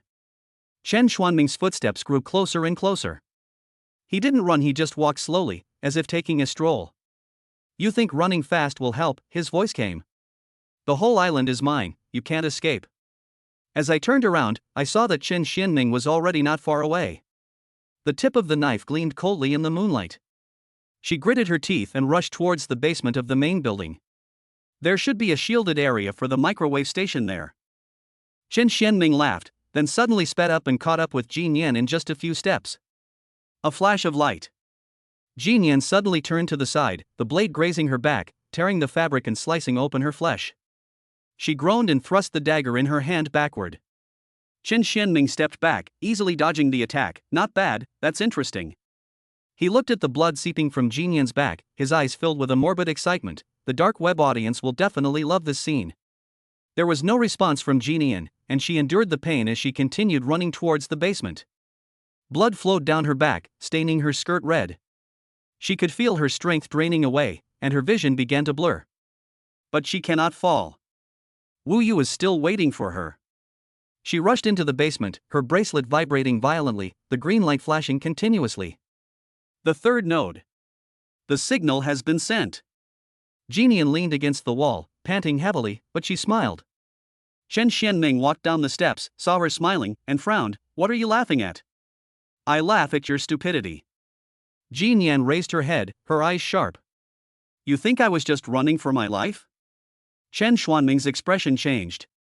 He rushed forward, grabbed Jin Yan by the neck, and slammed her against the wall. What did you say? Despite being choked and struggling to breathe, his eyes remained cold. He will come. Then you're dead. Chen Xianming stared at her, his eyes filled with madness. Suddenly, he let go and burst into laughter. Fine. Let him do it. I wanted him to come in the first place. That's more interesting. He raised the knife, pointing it at Memorial's shoulder, but before he comes, I'll make you bleed first. Otherwise, I'd be letting down the audience. The knife tip pierced down. In remembrance of closing one's eyes. She has done her best. The rest is up to Wu Yu. Chapter 62 The Dance of Death Row Inmates, The Game of Kings. The lights inside the glass amphitheater suddenly dimmed. The surrounding walls lit up simultaneously. It wasn't an ordinary screen, but a dense array of dark web live streaming windows. Hundreds of eyes were watching this place in the darkness. Welcome to tonight's grand finale. Chen Xianming stood behind Jin Yan, his fingers lightly stroking a metal device around her neck. Let me explain the rules of the game. He lifted the collar of the commemorative shirt, revealing the syringe that was attached to her carotid artery. The transparent tube contained a dark green liquid, and the needle had already pierced the skin. Richin, 0.2 milligrams is enough to be fatal. Chen Xianming tapped the syringe. This device is connected to a carbon fiber wire, and I hold the other end of the wire in my hand. He raised his right hand, and sure enough, he was holding a steel wire as thin as a hair in his palm. As soon as I release my grip, the tension disappears, and the syringe advances automatically. Your wife will die in convulsions in 3 seconds. Wu Yu stood at the entrance of the arena, covered in blood. He had just eliminated 17 mercenaries on the outskirts, which had taken a toll on his mental energy. Did you see that, Wu Yu? Chen Xianming smiled gently. Your methods are useless here. This is a primitive mechanical trap. Any fatal attack against me will make me loosen my grip. He paused for a moment, his eyes filled with a morbid excitement. Of course, I'll get bored if you do nothing. So I'm giving you a choice. Chen Xianming picked up a steel pipe from the ground and casually swung it twice. Come here, let me hit you. If you dodge or fight back, she'll die. The live stream window on the wall instantly went viral, with comments scrolling wildly. Wu Yu stared at the wire in Chen Xianming's hand, her brain working frantically. The system interface pops up at the edge of the field of view. Target detected, mechanical trap. Analysis in progress. Success rate, 0%. Recommendation, none. 0. The probability is 0. Wu Yu took a deep breath and slowly walked towards Chen Xianming. Jin Yan stared intently at him, her eyes bloodshot. She opened her mouth, but no sound came out. Very good. Chen Xianming nodded in satisfaction. Kneel down. Wu Yu knelt down. The steel pipe swung around and hit him on the back. The bones made a dull thud, and Wu Yu lay on the ground. The second blow landed on the shoulder, and the third blow landed on the side of the waist. The viewers of the dark web livestream went wild. This was a scene they had never seen before. A man was being trampled underfoot like a dead dog. But Wu Yu did not close her eyes. He stared at the ground, at the steel wire, and at the distance Chen Xianming moved with each swing. The system is frantically collecting data. Air humidity, 62%. Ground friction coefficient, 0.71. Chen Xianming's height, 178 centimeters. Swing angle, 32 degrees downward. Force, approximately 140 kilograms. Wire length, 2.4 meters. The commemorative chair is made of beech wood and weighs approximately 12 kilograms. The parameters accumulated rapidly in my mind, and the system constructed a huge physical model. But that's not enough. With too many variables, the calculation result is still 0. Chen Xianming brought the stick down again, this time aiming for the head. Wu Yu dodged to the side, and the steel pipe crashed to the ground, sending up pebbles. Oh? Chen Xianming raised an eyebrow. Still trying to struggle? I just don't want to die too quickly. Wu Yu raised her head, blood trickling from the corner of her mouth. Otherwise, how will you perform? Chen Xianming smiled and continued swinging. He used steel pipes, fists, and feet to torture Wu Yu in every way imaginable. With each roll and block, Wu Yu was using his body to collect more data for the system. A few minutes later, Wu Yu lay in a pool of blood.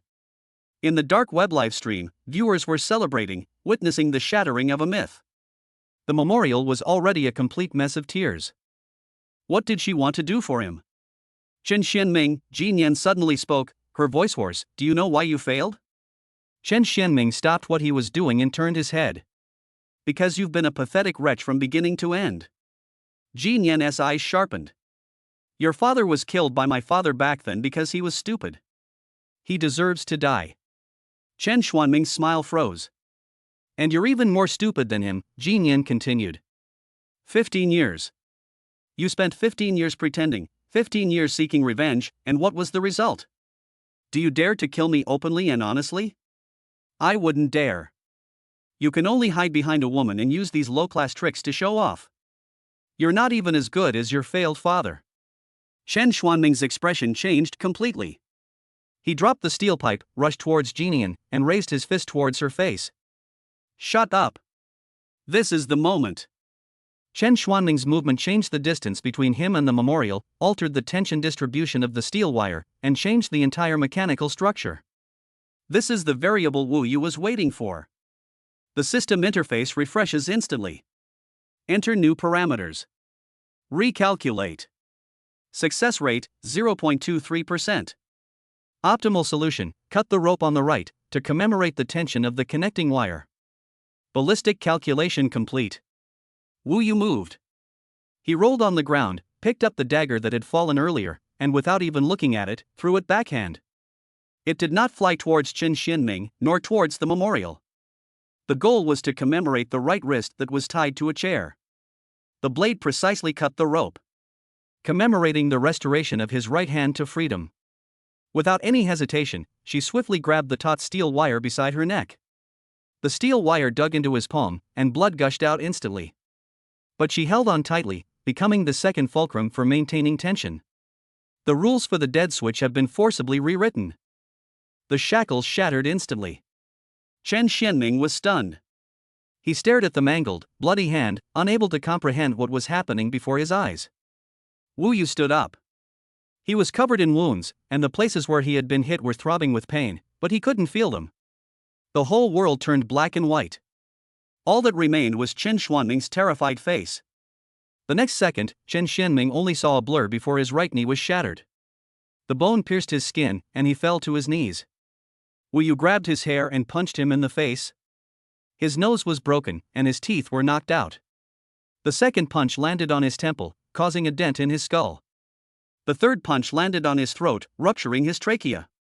Chen Xianming wanted to speak, but could only spit out blood. Wu Yu did not stop.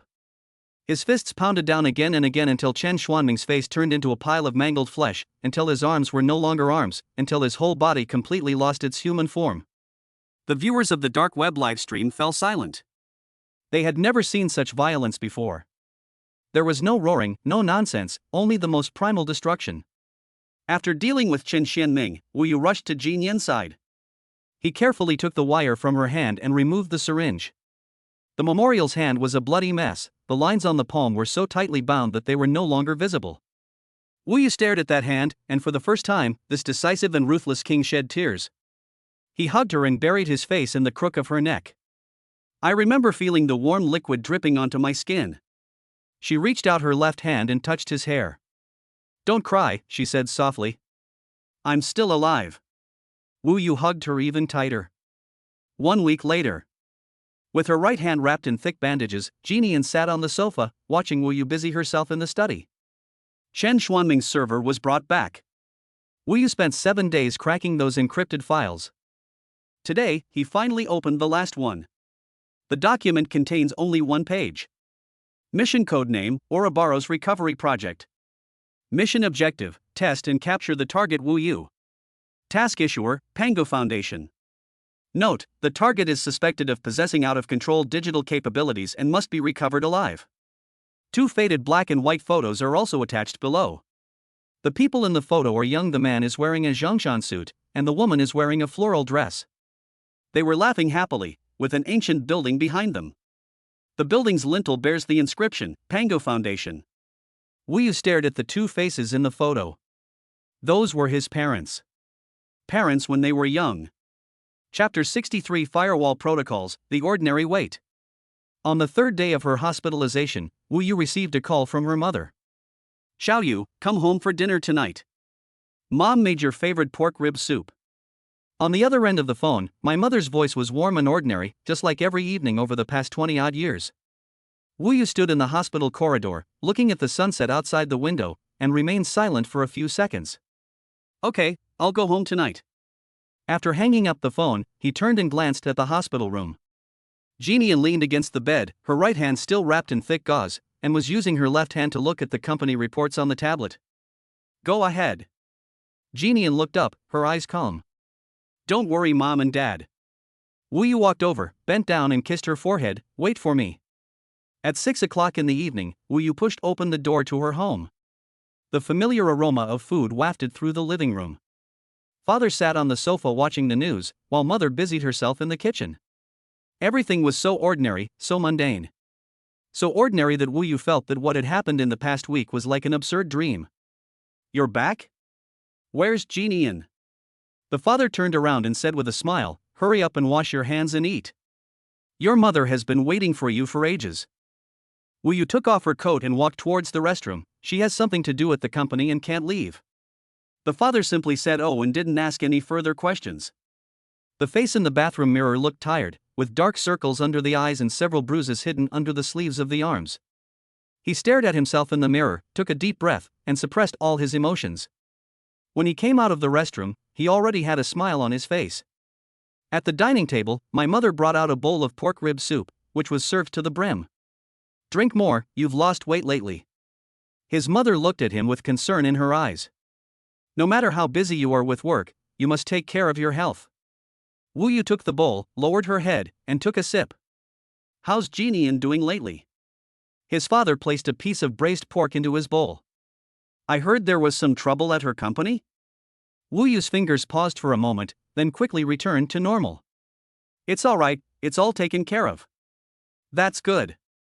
The father nodded. It's not easy for young people to start a business, so please help her out. Wu Yu responded and continued eating with her head down. He wanted to clarify his doubts, but didn't know how to bring them up. After the meal, Mother cleared the dishes, and Father brewed a pot of tea.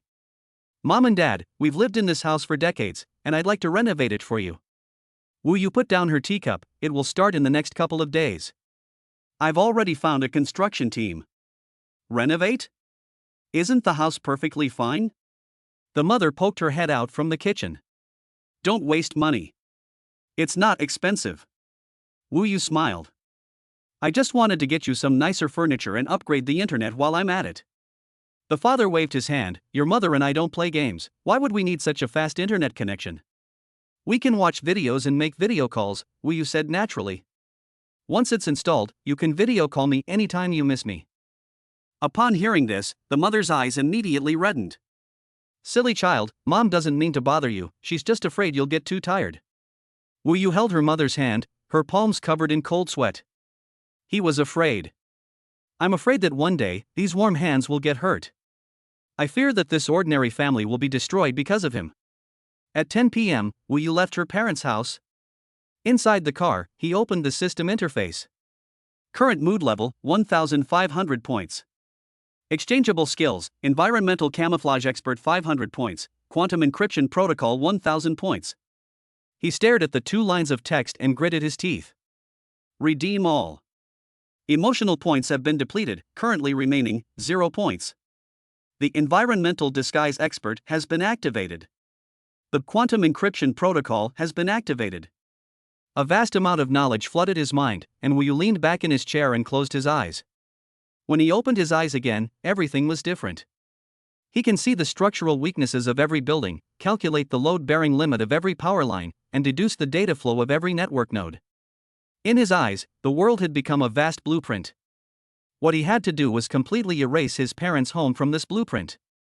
Over the next 3 days, Wu Yu used the pretext of renovation to completely remodel her parents' house. All doors and windows were replaced with special explosion-proof materials. They look like ordinary glass on the outside, but can actually withstand sniper rifle shots. The walls of the living room are concealed with an electromagnetic shielding layer, which no eavesdropping device can penetrate. The basement was converted into a separate safe house, equipped with an independent power supply and water purification system, capable of withstanding a magnitude 7 earthquake and small explosions. The most crucial element is the network. Wu Yu spent 2 whole days rewriting the entire community's underlying network protocol. He turned his parents' home into an information island. Any data stream entering this range will be automatically detected, filtered, and encrypted by the system. Data packets that are not authorized by him cannot enter or leave the system. On the fourth night of construction, Wu Yu sat at a makeshift workbench in the basement, staring at the code on the screen. He was making final adjustments. Suddenly, a red warning line flashed on the screen. Abnormal signal detected. Wu Yu's fingers stopped on the keyboard. He brought up the signal tracing program and quickly located the source. The signal came from my parents' router, or more precisely, from a piece of deeply hidden code in the router's firmware. This code has been around for 13 years. For the past 13 years, it has sent a piece of encrypted data to an unknown server every month. Wu Yu's heart raced. He began to crack it. At this moment, the quantum encryption protocol demonstrated its terrifying power. Encryption algorithms that would normally require months of computation by supercomputers were rendered as fragile as paper in its presence. 3 hours later, the encryption was cracked. The data content is displayed on the screen. There are only 2 words. Safety. It is sent once a month, and the content never changes. Safety. Wu Yu stared at those 2 words, his back covered in cold sweat. Who is monitoring his parents? Why is surveillance necessary? What does peace mean in this context? Is it to confirm that the parents are still alive, or to confirm that they haven't come into contact with anything they shouldn't have? He continued to track the target address of the signal. But this time, even the quantum encryption protocol failed. The endpoint of the signal was completely hidden behind some kind of technology he couldn't understand, like a transparent wall that he could see but couldn't get through. Wu Yu leaned back in her chair and closed her eyes. He remembered that photograph. The young parents stood in front of the Pango Foundation, smiling so happily. Who exactly are they? What is their relationship with the Pango Foundation? Do they know what's happening to their son? The questions kept piling up, but there were no answers. Wu Yu opened her eyes and deleted the hidden code. Since we don't know whether the other party is friend or foe, we should cut off contact first. He rewrote a disguise code to make the signal appear to be being transmitted normally, when in fact he had completely taken over the control. From now on, the right to send this peace signal is in his hands. The next morning, Wu Yu walked out of the basement. My parents are already up. My mother is making breakfast in the kitchen, and my father is watering the flowers on the balcony. Sunlight streamed through the window, bathing them in warmth and tranquility. Wu Yu stood at the door, watching this scene unfold. This is what he wants to protect. Ordinary, insignificant, and fragile. But it is more important than anything else. Xiaoyu, breakfast is ready, his mother called from the kitchen. They're here. Wu Yu walked over and sat down at the dining table. My mother brought over a bowl of porridge and a few side dishes. Mom, have you ever done any other jobs before? Wu Yu suddenly asked. The mother paused for a moment, then asked, Why are you suddenly asking this? Just out of curiosity. Your father has always worked in a factory, and I'm a school teacher. The mother smiled. It's been the same all my life, nothing much to say. Wu Yu stared into her mother's eyes. Those eyes were so clear that he couldn't see any flaws in them. Do you know an organization called the Pango Foundation? The mother's hand trembled, and the porridge spilled onto the table. Why are you bringing this up? The mother's voice softened. Where did you hear that from? Wu Yu didn't answer, she just stared at her. The mother remained silent for a long time before finally shaking her head. That was a long time ago, it's all in the past. What's up? Don't ask anymore, Xiaoyu. A hint of fear flashed in her mother's eyes. Some things are better left unknown than known. Wu Yu didn't ask any more questions. He stood up, walked to his mother's side, and hugged her. Mom, I will protect you. His mother patted his back, tears streaming down her face. Silly child. Chapter 64 The Queen's Gamble, Poison Bait and Hook. A new week.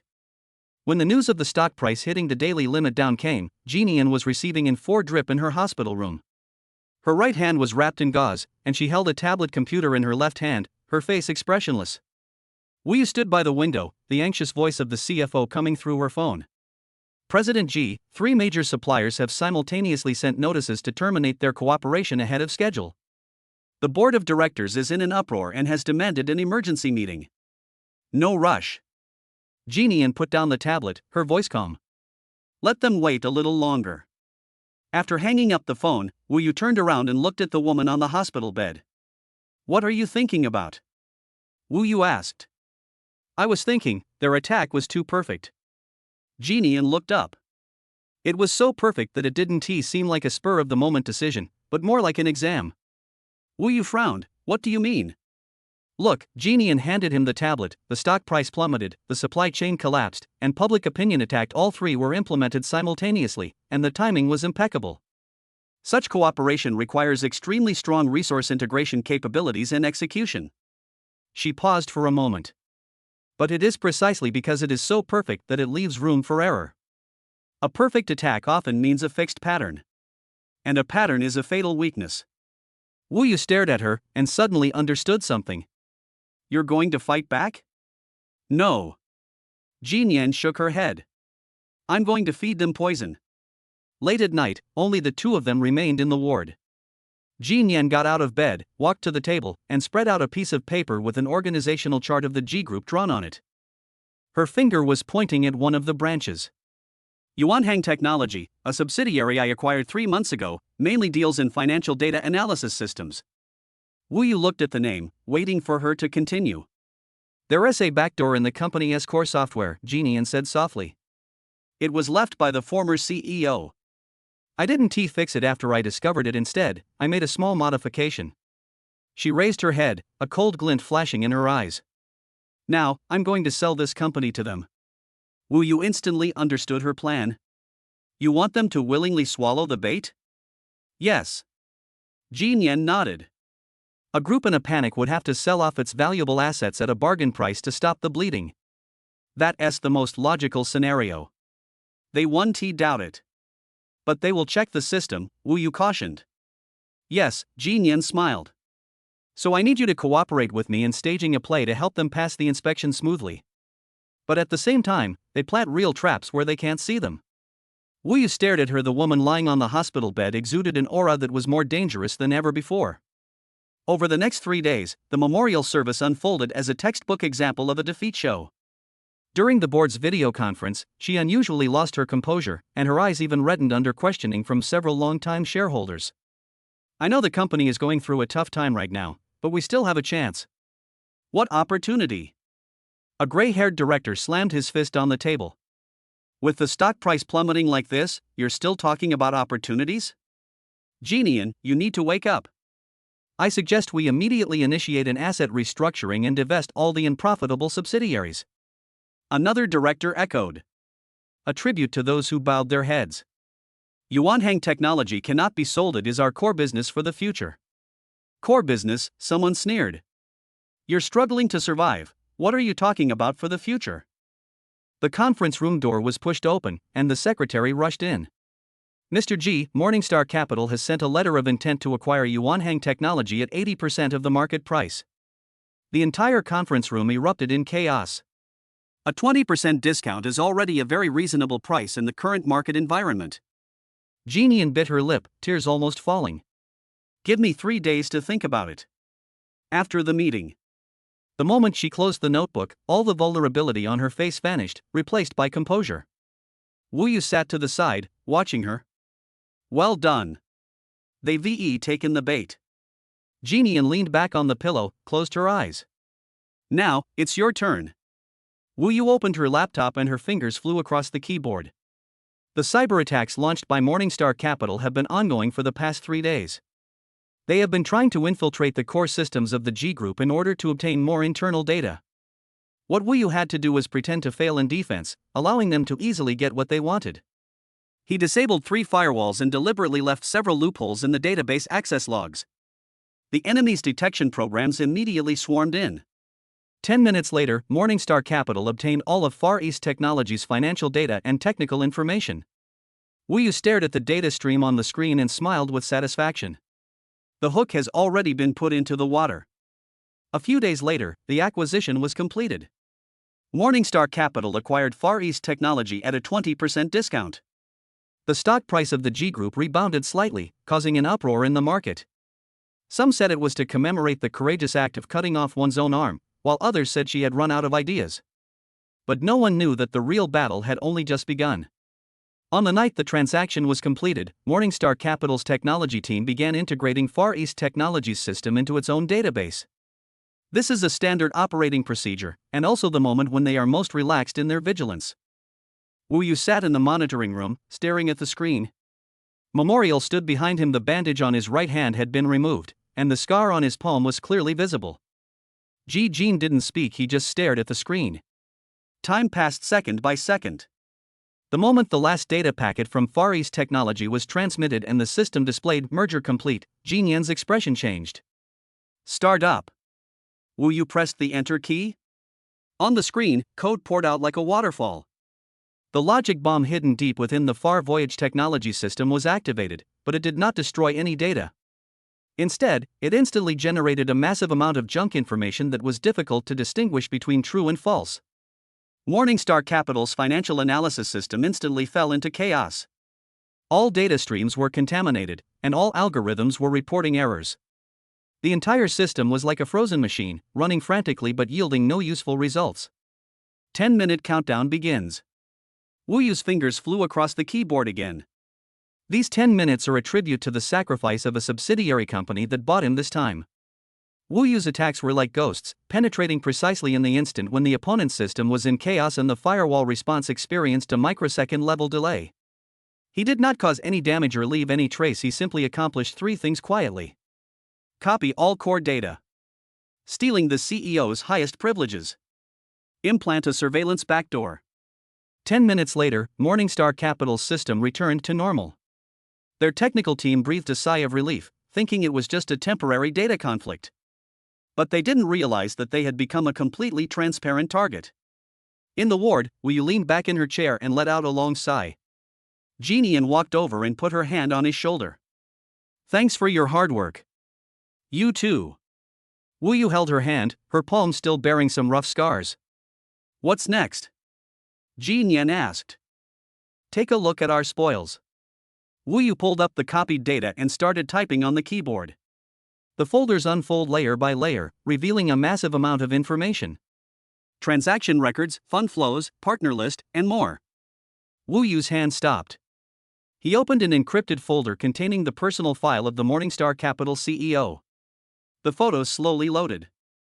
A middle-aged man with a gentle smile, dressed in a suit and tie. Wu Yu was all too familiar with that face.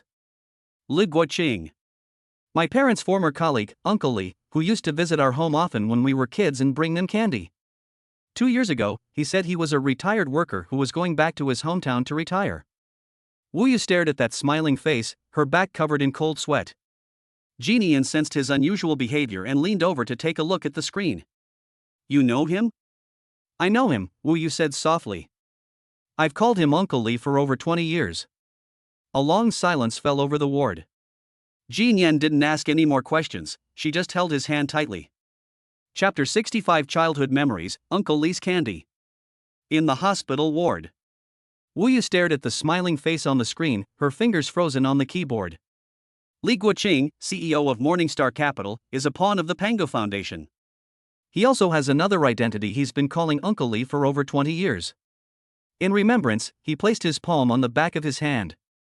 When the warmth of her palm reached her, Wu Yu realized that her hands were ice cold. Are you all right? Jin Yan asked. It's nothing. Wu Yu's voice was very soft. He often comes to my house, brings me candy, and teaches me to play chess.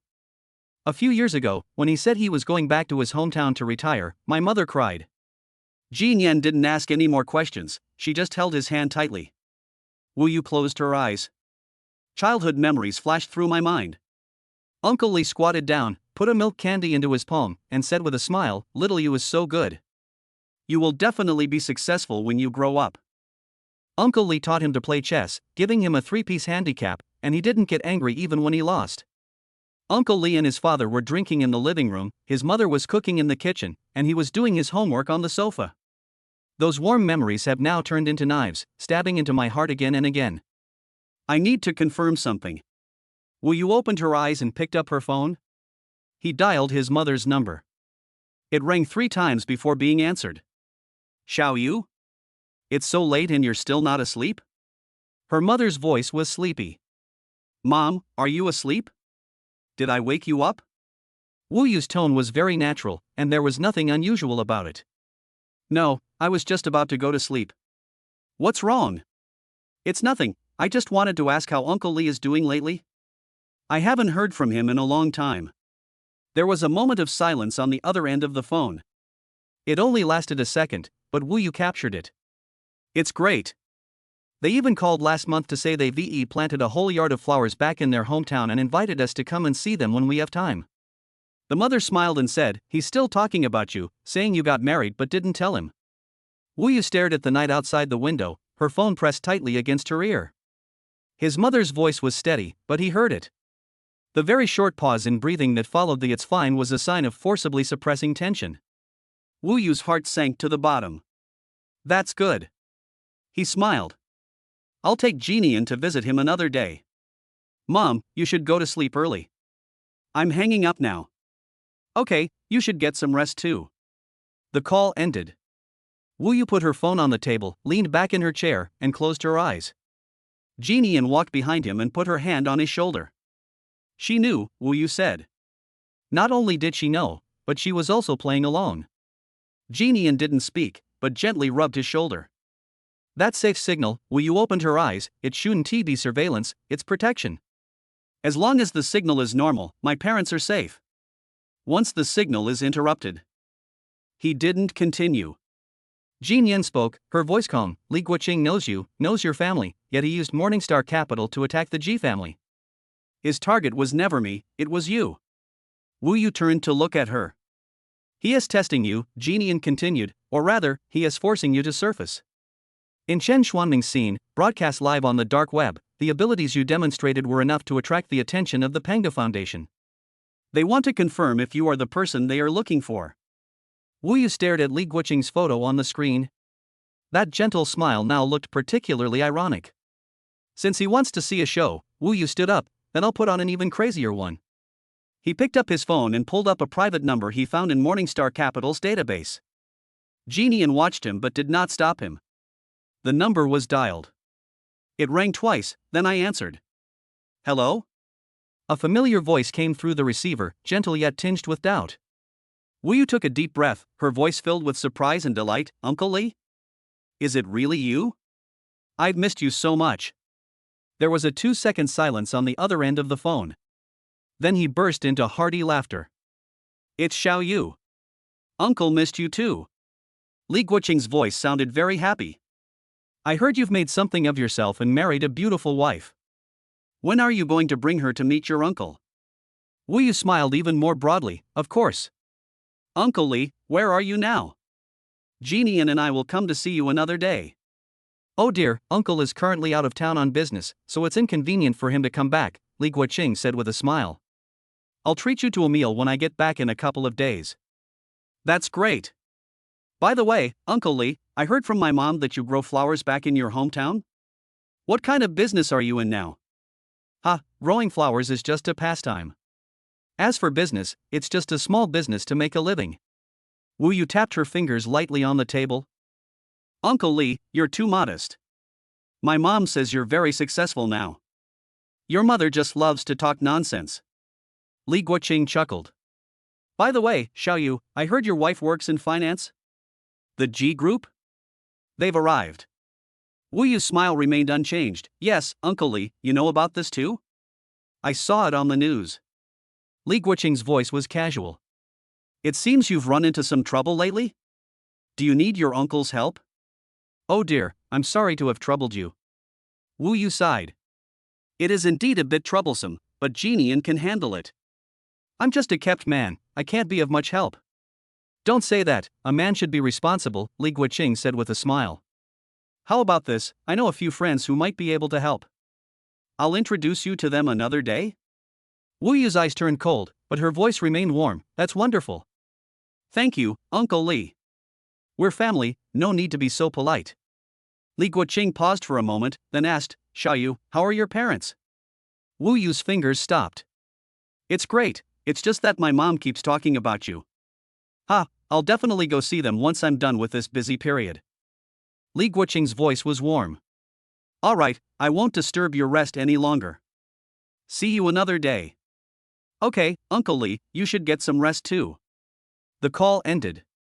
Wu Yu put down her phone, and the smile on her face vanished instantly. He was threatening me, Wu Yu said. His last sentence was a reminder that he could harm my parents at any time. Commemoration walked up to him. So what do you plan to do? Wu Yu looked into her eyes. There was no fear or hesitation in those eyes, only unwavering trust. I'm going to see him, Wu Yu said. To see him in person. There might be danger. I know. Wu Yu grasped her hand, but I have to go. I need to confirm one thing. What's up? Who are my parents? Jinian stared at him, remaining silent for a few seconds. I'll go with you. No. I have to go. Jinian's voice was calm. If you go alone, they will act without hesitation. But if I'm there, they will be hesitant to act. Why? Because I am Jinian, she smiled, the heiress of the G group, a public figure. If something happens to me, it will cause a huge uproar. No matter how powerful the Pango Foundation is, it doesn't want to be in the spotlight. Wu Yu stared at her, feeling both warm and afraid. You will be in danger. You will too. Jinian raised her right hand, the scar on her palm clearly visible. We are one, remember? Wu Yu took her hand and pulled her into his arms. I won't let you get hurt. I won't let you get hurt either, Jinian whispered in his arms. So we both have to come back alive. Outside the window, the night was deep. The city lights in the distance are bright, like a dreamlike ocean. As Wu Yu gazed at the lights, a thought flashed through her mind.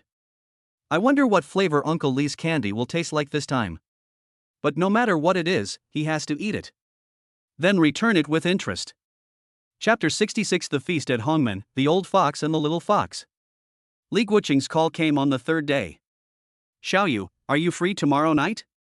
Uncle has booked a private room at Yunfeng Club. Let's have a good chat. The voice on the phone was as gentle as a spring breeze. Wu Yu held her phone and glanced at the memorial beside her. She was looking through Morningstar Capital's materials.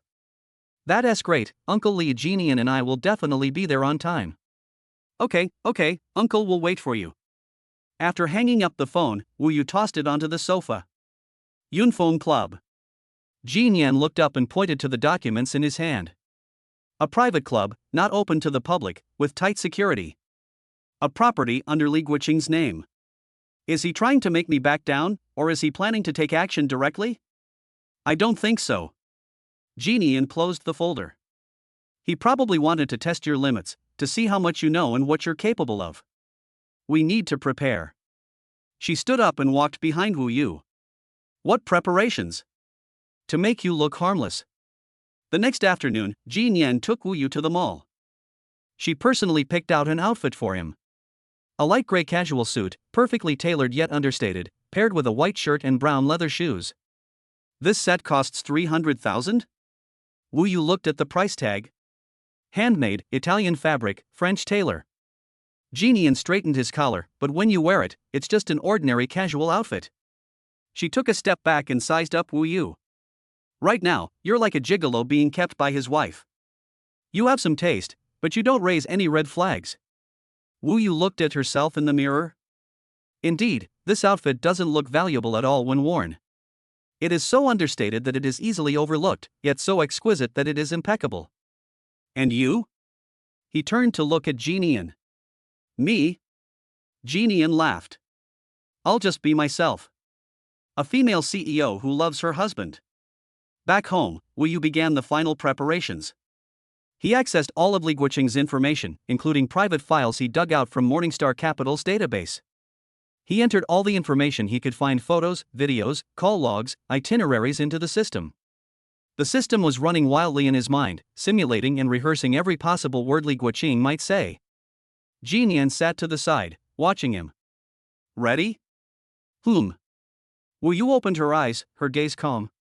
It's time to go see this Uncle Lee. At 6 p.m., the car was parked in front of the Hentang Club. This is a quaint building, hidden on a hillside on the edge of the city, surrounded by high walls and trees. 2 rows of bodyguards in black suits stood at the entrance, each one burly and with sharp eyes. Wu Yu and Jinian got out of the car, and the bodyguards immediately stepped forward to check on them.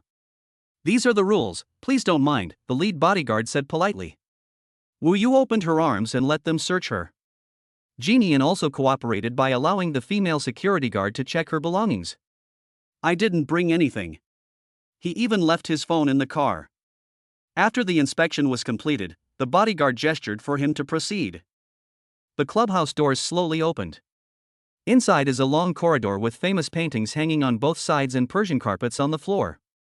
At the end of the corridor stood a familiar figure. Li Guoqing. He was wearing a dark blue tang suit, with a gentle smile, and opened his arms to greet them. Xiao Yu. You finally arrived. Li Guoqing walked up to Wu Yu, patted him on the shoulder, and looked at him with affection in his eyes. Let your uncle see, you've grown so much, you've really made something of yourself. Wu Yu smiled naturally. It's all thanks to Uncle Li for teaching me so well back then. Ha, uncle doesn't have that ability. Li Guoqing turned to Jian, a hint of admiration flashing in his eyes. This must be President Ji, right? I've heard so much about you. Jian nodded slightly. Mr. Li, you're too kind. Oh, don't call me General Manager Li, just call me Uncle. Li Guoqing pulled them inside. Xiao Yu's wife is family. The private room is on the 3rd floor. Wu Yu was stunned for a moment when she pushed open the door. It wasn't a luxurious banquet hall, but rather a cozy family restaurant. A round table, wooden chairs, warm yellow lighting, and several home-style dishes laid out on the table. Braised pork belly, steamed fish, sweet and sour pork ribs, and a bowl of chicken soup. These are some of Xiaoyu's favorite dishes when she was little, Li Guoqing said with a smile. Uncle specially asked the kitchen to make them. Try them, do you remember the taste? Remember. I will always remember. All right, good that you remember. Li Guoqing patted him on the back. Come on, sit down and eat. The three of them took their seats. Li Guoqing served food to Jian, his smile kind. President Ji has excellent taste. Xiaoyu has been smart since she was little. Back then, I taught him to play chess, and he utterly defeated me in just 3 days. Jian took the dish and smiled politely. He is indeed very smart. More than just smart, he's a diamond in the rough, Li Guoqing said, looking at Wu Yu. It's a pity that his parents protected him too well. There are many things he doesn't know. Wu Yu's internal alarm bells were ringing, but she feigned a confused expression. Uncle Li, what do you mean by that? It's nothing. Li Guoqing smiled, picked up his wineglass, and said, Come on, let's have a drink, uncle and nephew. After several rounds of drinks, the atmosphere at the table became more and more relaxed. Li Guoqing talked about Wu Yu's embarrassing childhood stories, which made Jian laugh. When Xiaoyu was 5 years old, she secretly ate a whole box of chocolates and ended up having diarrhea for 3 days. When he was 8 years old, he hid the TV remote in order to watch cartoons, and his dad beat him up as a result. When I was 10 years old. Li Guoqing spoke with great enthusiasm, and Wu Yu smiled in agreement. But his brain was working frantically. Micro-expression analysis, the target person's eye corner muscle tension increased by 3%. Psychological profiling, the other person is using memories to close the distance and lower your psychological defenses. Prediction result, there is an 81% probability that the next sentence will mention your parents. Really? Li Guoqing put down his wineglass and changed the subject. By the way, Xiaoyu, how are your parents doing? They've arrived. Wu Yu gripped the chopsticks, her fingers tightening slightly. It's fine, it's just that I'm getting old and I'm always nagging you to come home more often. Sigh, that is how parents are, Li Guoqing sighed. Their old jobs are easy, but they're a waste of talent. Wu Yu's heart tightened. He feigned an even more confused expression. Old job? My dad's always been in a factory, hasn't he? My mom's a teacher. Li Guoqing looked at him, but there was something indescribable in his eyes. Yes, your parents really sacrificed everything for you. He put a piece of fish on Wu Yu's plate. They could have had completely different lives. Under the table, Jian gently squeezed Wu Yu's hand. He took a deep breath. Uncle Li, what exactly are you trying to say? Wu Yu's tone was urgent. My parents. It's nothing, Uncle was just reminiscing. Li Guoqing smiled and changed the subject. Come on, eat your food, stop talking. After that, Li Guoqing never brought it up again. He talked about business, interesting stories, and life insights, behaving like a senior who genuinely cares about his juniors. But Wu Yu knew. Those few words were enough. Li Guoqing was testing him, trying to find out how much he actually knew. His reaction provided Li Guoqing with an answer. An ordinary person who knows nothing. A son who was well protected by his parents. A lucky guy who married a female CEO and is now enjoying a life of being a kept man. The dinner ended at 9 p.m. Li Guoqing took an exquisite box out of his pocket and handed it to the souvenir. It's just a small token of my appreciation. Upon opening the box, I found a brooch inside. Antique grade, inlaid with jade and gold, worth tens of millions. Uncle Li, you're too kind, Jin Yan tried to decline. Please accept this, it's a gift from your uncle to your niece-in-law, Li Guoqing said with a smile, then patted Wu Yu on the shoulder. Xiaoyu, talk to your uncle more often when you have time. You may not know yourself very well. Wu Yu smiled and accepted the box, then I'll thank Uncle Li on my behalf as a memento. We're family, no need to be so polite. Li Guoqing escorted them all the way to the entrance of the clubhouse. The car started and drove away from the henteing club. Looking in the rearview mirror, Wu Yu saw Li Guoqing still standing at the door, smiling and waving. That smile looked particularly eerie in the night. Chapter 67 The Devil's Whispers, The Queen's Disguise. The car drove into the underground parking garage, and neither Wu Yu nor Jinian said a word. A memento of holding that exquisite box. She didn't open the box until the elevator doors closed, staring at the jade brooch. It's breathing, Jinian suddenly said. Wu Yu turned her head and saw a very faint change in luster on the surface of the brooch, at a frequency of about once per second. A bugging device? Maybe more. Jinian closed the box. We'll talk about it when we get home. In the apartment, Jin simply put the brooch into a metal box. This is the Faraday cage that Wu Yu prepared last time. No electromagnetic signal can penetrate it. Wu Yu opened the laptop and connected the box to the computer via a special interface. System Startup Analysis. 3 seconds later, a 3D structure diagram appeared on the screen. This is not an ordinary listening device. The brooch contains an nanometer scale infrasound generator. The frequency is between 8 and 12 Hz, which is imperceptible to the human ear, but can directly affect the limbic system of the brain. Neural resonance microparticle emitter. Wu Yu read out the analysis results on the screen. It can cause negative emotions such as anxiety, suspicion, and irritability in the wearer. Memorial stood behind him, her face somewhat pale. How long will it last? Based on the structural calculations, it will take at least 3 months. Wu Yu turned around. Moreover, the effects will gradually accumulate, and eventually you might feel that everyone is trying to harm you, including me. The fingers clenched in remembrance. He wants to destroy us. No, Wu Yu shook his head. He wants you to destroy yourself. That's the cleanest way, no one will suspect anything. It's perfectly normal for a female CEO to have a mental breakdown due to excessive pressure. After a dozen seconds of silence, Wu Yu suddenly laughed. Jinian looked at him, her brows slightly furrowed. Since he wants to hear it, Wu Yu's smile was laced with madness. We'll tell him. What do you want to do?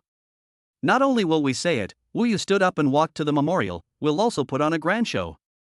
I'm going to modify it. Wu Yu pointed to the metal box and turned it into an emotional signal amplifier. What's the meaning? Li Guoqing wants to hear your breakdown through this device, so let him hear it. Wu Yu opened a design software. But it wasn't a real collapse, it was a script we had designed. He'll figure it out.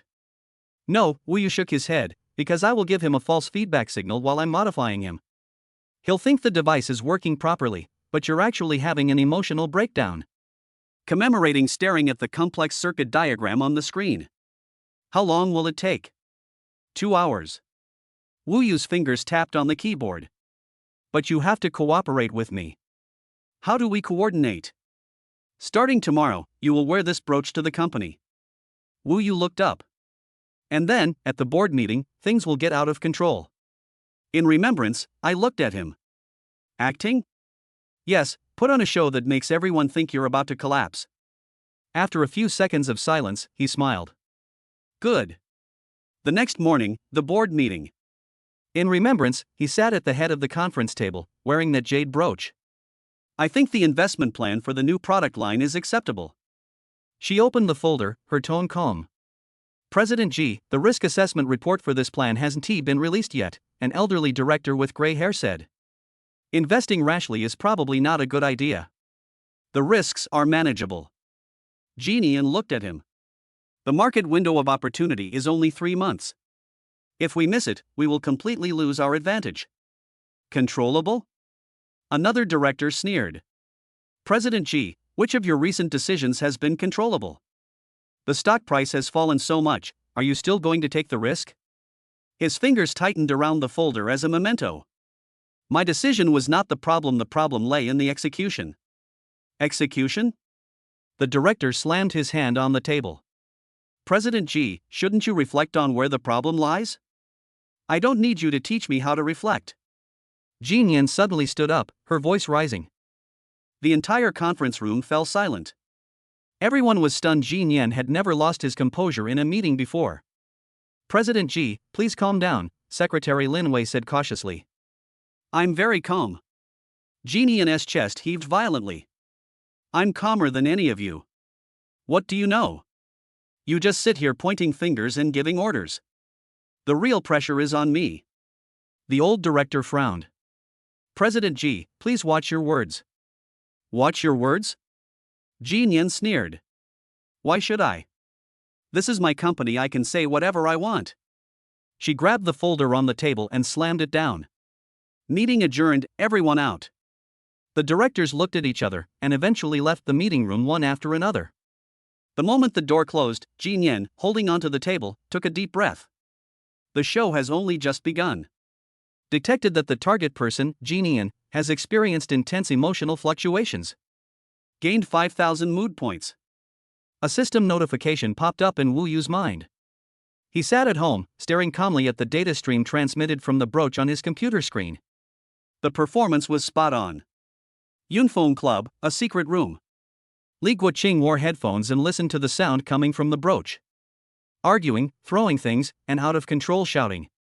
He smiled. As expected, it couldn't hold on any longer. 3 months? Li Guoqing laughed. It looks like 1 month will be enough. He picked up the phone and dialed a number. Prepare to close the net. The target is more fragile than expected. It was evening in the apartment. Wu Yu nodded as he listened to Jean Yin recount the events of the day. Next is the second scene. He looked at Jean Yin. At home, we're going to have a fight. To what extent? We need to make him feel like we're on the verge of divorce, Wu Yu said. You accuse me of being a kept man and being ungrateful, and I argue back, feeling wronged. In the end, you hit me. Jean Yin paused for a moment. Hit you? Yes, 1 slap, and it has to be loud. Wu Yu smiled. Don't worry, just use a camera angle. Jean Yin stared at him, remaining silent for a few seconds. Are you sure? I'm sure. Wu Yu grasped her hand. Trust me. At 10 p.m., the second play began. Do you even understand the pressure at work? Jean Yin stood in the living room, her voice icy. I'm working myself to the bone every day, and all you do is stay home. I want to help you too. Wu Yu's voice was filled with grievance, but you never let me get involved in company affairs. Help me? Jean Yin sneered. What can you do? Besides being a kept man, what else can you do? How dare you say that to me? Wu Yu's voice rose. What have I done to wrong you? Are you sorry to me? Jean Yin walked up to him, her eyes red-rimmed. You're a complete waste. I must have been blind to marry you. Jean Yin, don't go too far. I went too far. Jean Yin raised her hand and slapped him hard across the face. Snap. The crisp sound echoed in the living room. Wu Yu turned her face to one side and slapped her other hand hard, just 2 centimeters away from her cheek. Get out. Jean Yin's voice trembled. I don't want to see you. Wu Yu stood there, her shoulders trembling slightly, then turned and rushed into the bedroom. Bang. The door was slammed shut. In the living room, Jean Yin stood there, tears streaming down her face. It wasn't because of the script, it was because she really used force when she slapped him just now. Although she didn't touch him, that action made her heart ache. At the Yunfeng Club, Li Guoqing took off his headphones, his smile widening. Perfect. The relationship between Jean Yin and Wu Yu is deteriorating rapidly. Twice more, and they collapse on their own. Li Guoqing stood up, walked to the window, and said, Jean Yin, you've disappointed me greatly. Inside the apartment, the bedroom door was open. Wu Yu came out, and Jin Yan immediately rushed into his arms. "I'm sorry, I used too much force just now." Her voice trembled. "Silly girl." Wu Yu hugged her tightly, gently patting her back. "It doesn't hurt at all." "Real? Really?" Wu Yu lowered his head and kissed her forehead. "You acted very well, my queen." Commemoration looked up, tears still glistening in her eyes. "What do we do now?" "Now." Wu Yu smiled, a cold glint in his eyes. "The bait is fragrant enough. It's time to see when the fish will bite." He picked up his phone and opened an encrypted folder. Inside were records of all of Li Guoqing's funds, every single shady transaction meticulously documented. There is also some information about the management of the Pangu Foundation. Uncle Li gave us a very generous gift. Wu Yu handed her phone to Jinian. "We should return the favor." Looking at the data on the screen, Jinian asked slowly, "When to make a move?" "No rush." Wu Yu hugged her and looked out at the night view. "Let the bullets fly a little longer." After saying that, he dialed a phone number in Berlin, Germany. Chapter 68 Audit Storm and New Deals. At 11 p.m., Li Guoqing's phone vibrated slightly. He glanced at the screen and froze instantly. The email was sent from the encrypted server of the Pangu Foundation's Supreme Council. The sender's code is 0. The special audit team for Operation Ouroboros will arrive in 72 hours. Please prepare all relevant materials and interim reports. Li Guoqing's hands began to tremble. He knew all too well what this meant. Audits of the Pangu Foundation are never simply a matter of checking progress. This is a signal of a purge, a power grab launched by his rival, Martin. Li Guoqing invested hundreds of millions of yuan and used countless resources in the Ouroboros project, but what was the result? Wu Yu's identity remains a mystery, his ability assessment is still in the speculation stage, and he can't even produce a decent report. If the audit team arrives 3 days later and finds him empty-handed? No, it won't be as simple as just being dismissed. The Pangu Foundation has always been swift and decisive in its handling of incompetent individuals. Li Guoqing stood up and paced back and forth in his office. 3 days. He only has 3 days. All gentle methods, psychological manipulation, and emotional control are too late. He needed to get Wu Yu's ability data immediately, even if it was just a preliminary assessment, rather than facing the audit team empty-handed. He picked up his phone, hesitated for a moment, and finally dialed Wu Yu's number. "Xiaoyu, I hope I didn't disturb your rest so late?" Li Guoqing's voice returned to its usual gentle tone, without the slightest hint of anything amiss. "Uncle Li, what's wrong?" Wu Yu's voice sounded a little sleepy. "There is something I need to discuss." Li Guoqing hesitated for a moment, his tone becoming heavy. "Some truths about your parents.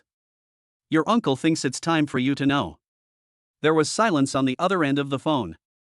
Li Guoqing could clearly hear Wu Yu's breathing become rapid. He knew that Wu Yu would definitely take the bait. "I'll be waiting for you at Yunfeng Club in half an hour." After saying that, Li Guoqing hung up the phone, leaning back in his chair with a cold look in his eyes. "Wu Yu, don't blame me. You brought this on yourself." Half an hour later, Wu Yu's car stopped in front of the Yunfeng Club. He got out of the car and went inside alone. He was no longer greeted by the polite bodyguard from last time, but by 2 rows of silent, burly men in black, the atmosphere tense and menacing. He was taken directly to a secret room on the 3rd basement level. There are no cozy family restaurants here. There were no warm yellow lights, only cold concrete walls and a glaring incandescent bulb that made it hard to open one's eyes. Li Guoqing sat in the only chair in the center of the room, his kind smile gone. "You're here?" He raised his eyelids slightly. "Uncle Li, is this the truth you were talking about?" Wu Yu looked around, smiled, and spoke in a relaxed tone. "Xiaoyu, I don't have time to play along with you." Li Guoqing stood up and walked up to him. "I need some things, and you'd better cooperate." "What is that?" "Your competency assessment data." Li Guoqing's voice was as cold as ice. "Who exactly are you? What technologies do you possess? Where are the boundaries of your capabilities?" Wu Yu tilted her head, as if she was really thinking about the question. "What if I said I'm just an ordinary person who's been lucky?" Snap. Without warning, Li Guoqing slapped him across the face. "Don't play dumb with me." Li Guoqing's eyes were bloodshot and filled with madness. Chen Xuanming's livestream, Morningstar Capital System, you think I know nothing about it? Wu Yu's face was turned to one side, and a trace of blood seeped from the corner of her mouth.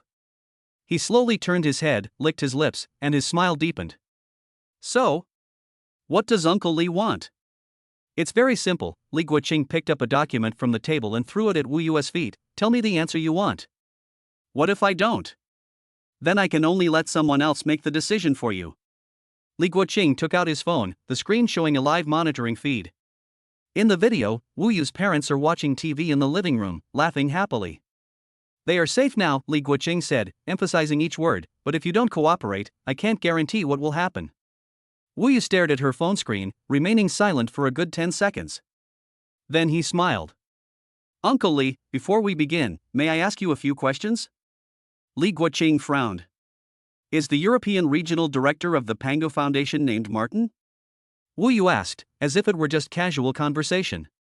Li Guoqing's expression changed instantly. How did you know? Martin's son, Wu Yu continued, completely ignoring his shock. Last week, wasn't he almost killed in a Berlin nightclub because of a drug overdose?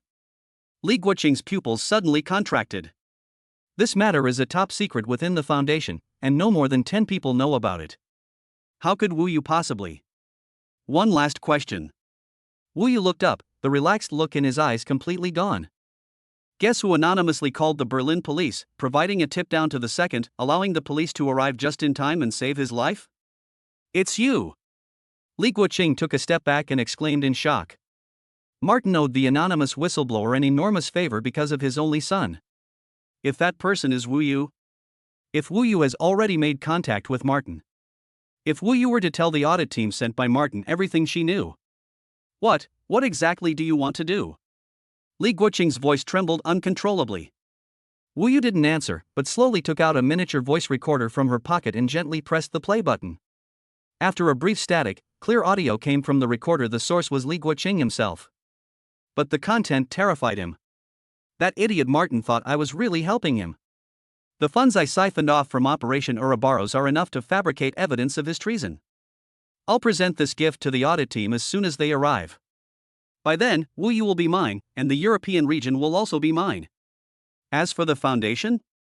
Whoever has the bigger fist calls the shots.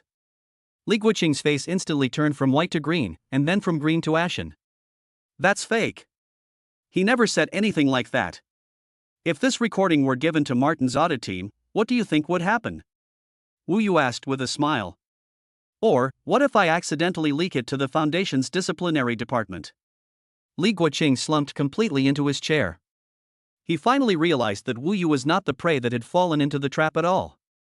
He was a devil who deliberately walked into the slaughterhouse and then put the butcher's knife to the butcher's own neck. Now, Wu Yu walked up to him and patted him on the shoulder. Let us talk about a new deal. You need a perfect report to handle the audit and keep your job. And I need a shield, an agent within the foundation to spread false information on my behalf. Li Guoqing raised his head, his eyes filled with only despair and fear. What kind of report do you want? His voice was hoarse. It's very simple. Wu Yu's smile returned to its gentle and harmless tone. Just right, the target Wu Yu has a C-level ability assessment, with limited potential. His biggest weakness is his pathological dependence on his wife's memorialism, making him extremely susceptible to emotional manipulation. I suggest a long-term observation period instead of initiating forced withdrawal. Li Guoqing closed his eyes. He knew that he had been completely transformed from a hunter into a chained hound. I understand, he managed to utter. Very good. Wu Yu nodded in satisfaction and turned to walk towards the door. Outside the gate, the memorial car was parked quietly, its bright headlights tearing through the darkness and illuminating the road ahead. In the sealed room, Li Guoqing slumped in a cold chair, his whole body drenched in cold sweat. My phone vibrated again. It was a text message from Martin. Looking forward to your report. Chapter 69 Audit Storm, A Dance in Shackles. Dawn. 3 black Mercedes-Benz vans silently glided into the parking lot of Yunfeng Club. Martin, dressed in a sharp, dark trench coat, looked particularly cold and hard in the morning light, his distinctively Germanic features striking. His gaze swept across the clubhouse entrance. Seal off Area A and physically cut off all communication signals. The technical team has taken over the command center server. I need to see all the raw data within 10 minutes. His men moved swiftly and professionally, like a pack of well-trained hunting dogs, quickly taking control of all entrances and exits. Inside Li Guoqing's temporary command center, Martin pushed open the door and entered, followed by 2 assistants. He walked straight up to Li Guoqing and slammed a document onto the table. "Li, hand over all the original data and evaluation reports for Project Ouroboros. We have reason to suspect that there is serious misconduct in your work." Li Guoqing hadn't slept all night. His face was pale, and his eyes were dark and swollen. But when he looked up, there was no panic in his eyes as Martin had expected, only a calm as still water. "Manager Martin, you've arrived very quickly." Li Guoqing slowly stood up, his movements even showing a hint of humility and arrogance. He took a thick report from the safe beside him and handed it over with both hands. "This is all the information on Operation Ouroboros, including the interim assessment report on target Wu Yu. All the raw data is on the server, and you can access it at any time." His calmness made Martin frown. This wasn't normal. This is not the reaction of someone who was about to be purged. "I hope your report, like your attitude, can withstand scrutiny." Martin snorted, took the report, and tossed it to the technical director behind him. "Begin the analysis." At the command, several technicians immediately got to work at their respective computers. Lines of data flashed rapidly across the screen, leaving only the crisp sound of keyboard typing in the command center. Martin stood to the side with his arms crossed, awaiting Li Guoqing's verdict. However, time passed second by second. The team leader in charge of data analysis was the first to look up, his expression as if he had seen a ghost. He took off his headphones, then put them back on, repeatedly comparing the 2 sets of data on the screen, and finally looked at Martin with a puzzled expression. "Supervisor, the data is fine." "What do you mean no problem?" Martin's voice deepened. "All the log files, behavioral patterns, and fund flows match perfectly. Every word in this report is supported by corresponding original data.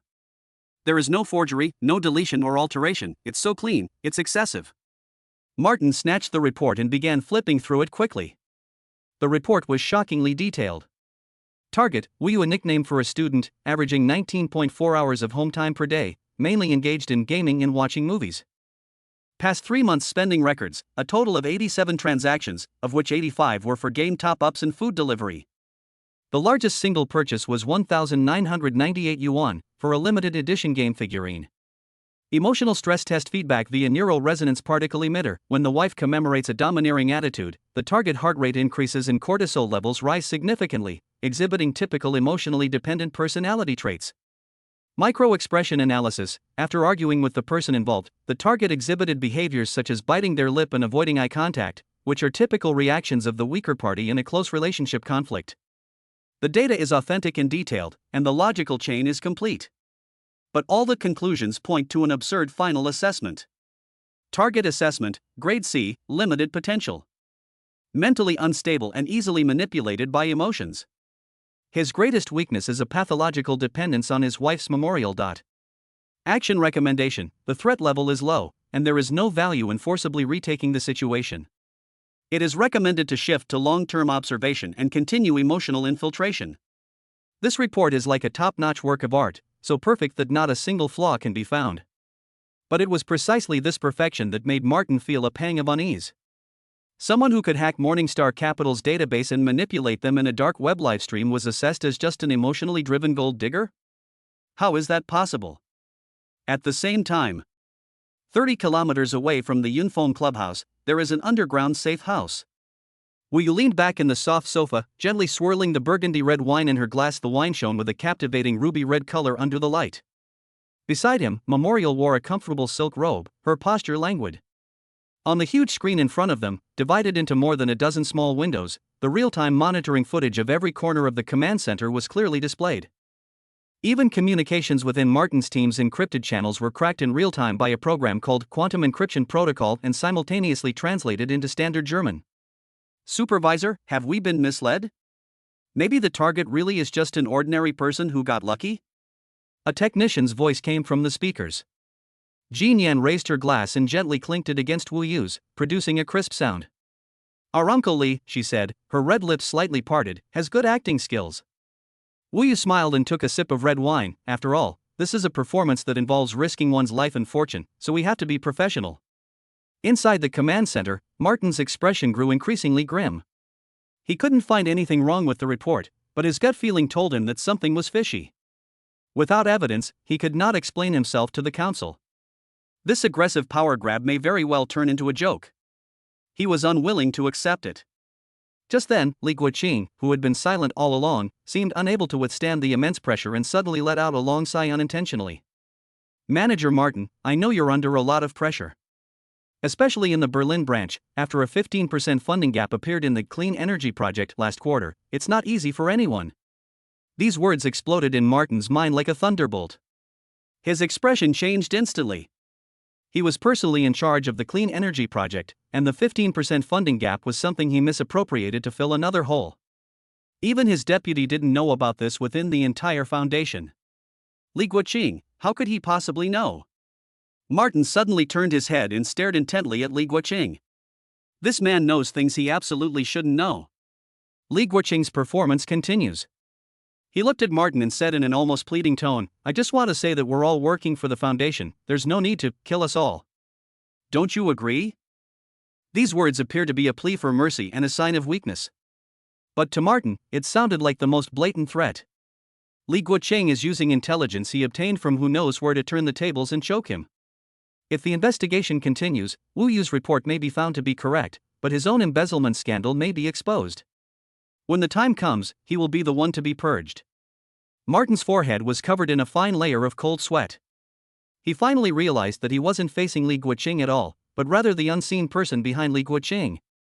He took a deep breath and squeezed out a few words through gritted teeth, "Pack your things." He walked to the table, picked up a pen, and hastily signed his name on the absurd audit report. In the conclusion section, he wrote heavily, "No abnormalities found, long-term observation recommended." This fierce power struggle ended abruptly. The audit team's vehicle disappeared into the morning light. Li Guoqing could no longer hold on and slumped into the chair, his whole body soaked in cold sweat. He won his bet.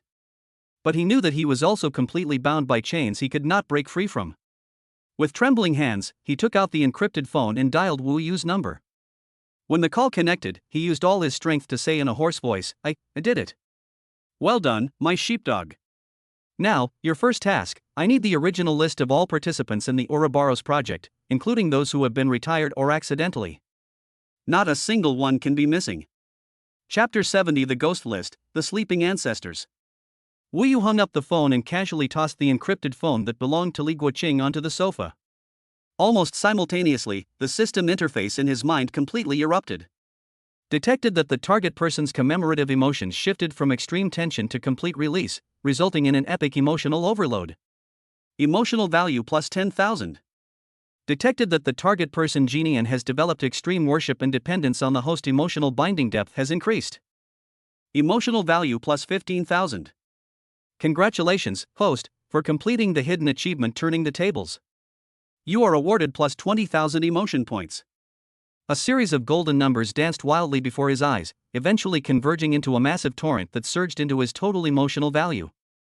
An unprecedented sense of fullness. Without the slightest hesitation, Wu Yu directly opened the system's exchange list. His gaze skipped over the dazzling array of A-level and S-level skills and landed directly on an option that had never appeared before, enveloped in a purple halo. The God of Protocols. Type, Network Rules System BUG level. Capability description, you are no longer a visitor to data, but a rule maker. Within limited scope, you can define, create, and erase anything based on network protocols. Emotional values required for redemption, 45,000. This is it. With a thought, Wu Yu chose to exchange. His immense emotional reserves were instantly drained, and an indescribable, mysterious feeling surged into his brain. The world seemed to be instantly disassembled and reconstructed into countless flowing data lines in his eyes.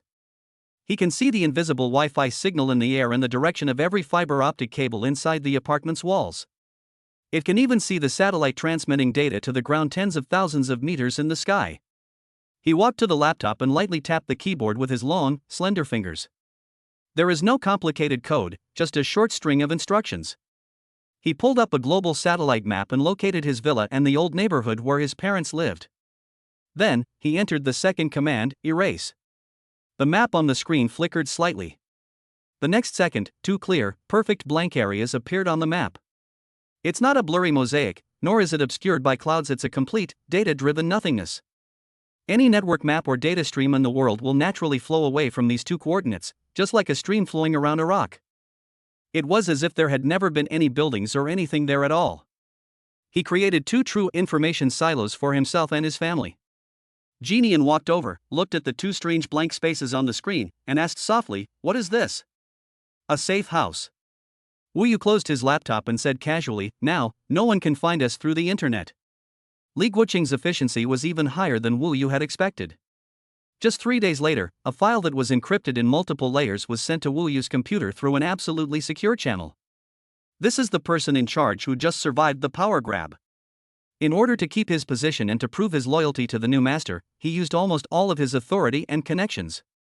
He cited reassessing the risks of historical projects to avoid security vulnerabilities as the reason. From the deepest data graveyard of the Panga Foundation, they unearthed a file that had been sealed away for nearly 20 years and was almost forgotten. Project Ouroboros' original list of participants. Wu Yu took a deep breath and opened the file. On the screen, lines of names and code slowly unfolded, like a cold, data-driven tombstone. The list is so long it's almost unsettling. Most of the names have turned gray. The status bar next to the names is labeled with various cold, impersonal words. Death during mission. Missing confirmed unrecoverable. Internal handling hazard level too high. Wu Yu's gaze swept quickly across the area, but her heart sank little by little. Every name on this list was once a living, breathing person, a genius in their respective field, but now all that remains is this short line of gray footnotes. His gaze eventually settled on the core researchers section. There, he saw two names that were both incredibly familiar and incredibly unfamiliar. Wu Weiguo. Su Wan. His father, his mother. Boom! Something seemed to explode in Wu Yu's mind everything before her eyes began to blur, and only a sharp buzzing could be heard in her ears. He stared intently at the two names, as if trying to etch them into his retina. Following the parents' names is a title marked with a special symbol. With the help of the system's translation function, Wu Yu deciphered the string of symbols. The first AI ethics architect. What kind of senior technician in a factory? What kind of outstanding middle school teacher? It's all fake. His parents were actually the first generation of researchers responsible for the core AI ethics framework in the Panga Foundation, a massive and terrifying organization. This is a world apart from the ordinary roles they have played for more than 20 years. Wu Yu's fingers began to tremble uncontrollably. He forced himself to keep looking down, to look at the status bar that would determine his fate. However, when his eyes fell upon the words there, his blood seemed to freeze instantly. What's written there is neither on duty representing survival, nor death or disappearance representing termination. Instead, there were two words he had never seen on this list before, words so bright red they were almost blinding. Hibernation Protocol. Hibernation Protocol. What does this mean? He recalled the undisguised fear and panic on his mother's face when she first heard the name Panga Foundation. I remember my father watering the flowers on the balcony. He seemed relaxed, but his eyes would always unconsciously scan the surrounding environment. It was a vigilance ingrained in his bones. Thinking of their unconditional indulgence towards him, and his useless state of being addicted to games and unwilling to work, he not only did not blame them, but also felt a little gratified and fortunate. It's not that they don't know, nor that they don't care. They are afraid. They were afraid that their son would be drawn into the vortex of the Panga Foundation just like them. Therefore, they would rather he be an ordinary person who does nothing, a mediocre otaku, living a peaceful and stable life, far away from all the trouble. Their ordinariness is a performance that lasted for more than 20 years, a performance so long it was heartbreaking. Wu Yu turned off the computer, stood up without saying a word, grabbed her car keys, and walked out. Where are you going? Jian Yan asked with some concern. Go home, Wu Yu said, her voice a little hoarse. Go back to my parents' house. When Wu Yu opened the door, he was greeted by the aroma of food. Xiaoyou's back? Why didn't you call ahead? Mother Suan, wearing an apron, poked her head out of the kitchen with a loving smile on her face. Perfect timing, I just made your favorite sweet and sour pork ribs, go wash your hands and eat. Father Wu Weiguo was sitting on the sofa, reading a newspaper while wearing his reading glasses. When he saw him come back, he merely raised his eyelids and adjusted his glasses. Were you kicked out by Jian Yan? Everything was exactly the same as usual, warm, peaceful, and full of the essence of life. But this time, Wu Yu felt a chill run down her spine. Over the course of more than 2 decades, they wove a net called Ordinary, protecting him firmly within it. Now, he has personally torn apart this net. Wu Yu did not expose all of this. As usual, he smiled and bantered with his father for a few moments, then went into the kitchen and gently hugged his mother from behind as she was cutting fruit. Mom. What's wrong? You're acting like a child. Suwon said with a laugh, then continued what she was doing. If one day, Wu Yu buried her head in her mother's shoulder, her voice muffled, I did something very dangerous, would you blame me? The fruit-cutting knife stopped. Suwon's body stiffened for a moment. But then she relaxed. She didn't turn around, but gently covered Wu Yu's hand that was holding her with her free left hand and patted it softly. Her voice was very soft as a sigh, yet it carried an indescribable power, enough to shake mountains. Xiao Yu, don't be afraid. No matter what you face, hold your head high. Because your mom and dad will protect you. Chapter 71 Emotional Rifts, Redemption of Memories. Wu Yu started the car. His parents spent 20 years of ordinary life building him an ivory tower away from the storms of life. He cannot, and will never, tear down this tower with his own hands. The next day, he walked up to Jeannie and handed her a USB drive. This is all the information I extracted from that list related to the initial AI ethical framework. The entire package was anonymously packaged and sent to Li Guoqing via jump servers in more than a dozen countries. Jeannie took the USB drive and immediately understood his intention. You want him to feed these things to the Panga Foundation as research results? Yes. Wu Yu's eyes were cold. I want the foundation to believe that Project Ouroboros has made groundbreaking progress, but all the credit belongs to Li Guoqing. The more indispensable he is, the more he will become the strongest shield in front of us. They use the foundation's own resources to feed its ambitions, and then use this well-fed beast to protect themselves. Each link is perfectly connected to the next, creating a seamless whole. Peaceful days seem to have returned. Wu Yu continues to play the role of a stay-at-home guy who enjoys being a kept man, cooking for Jean Yen, watching movies with her, and occasionally dominating some games. That earth-shattering secret was buried deep in his heart, as if it had never existed. However, beneath the calm surface of the lake, unseen cracks are quietly spreading. On the weekend, Wu Yu, who rarely cooks, prepared a large table of dishes and invited her parents over for dinner. The atmosphere at the dinner table was warm and harmonious. Suwon placed a piece of sweet and sour pork rib into Wu Yu's bowl, her smile as loving as it had been for over 20 years. Xiao Yu, your cooking skills are getting better and better. Of course, it doesn't matter whose son he is. Wu Weigua took a sip of his wine and rarely offered a compliment. Wu Yu was about to retort with a smile when Suwon suddenly picked up another piece of fish, put it in his bowl, and said in a natural tone, Alec, eat more fish, it'll help your brain. Your recent research must have been very demanding. Alec? These 3 short words, like a polar cold front, instantly swept through the entire restaurant. Wu Yu's smile froze. This is a tribute to the hand holding the chopsticks, which paused for a second in mid-air. Wu Weigua's hand, which was holding the wineglass, suddenly froze. The entire space seemed to have been paused, and even the air seemed to freeze. Suwon herself was stunned. She looked at Wu Yu with a look of confusion in her eyes. What did I say? She waved her hands hastily, as if trying to cover something up. Oh dear, look at my memory, I'm getting old, really getting old.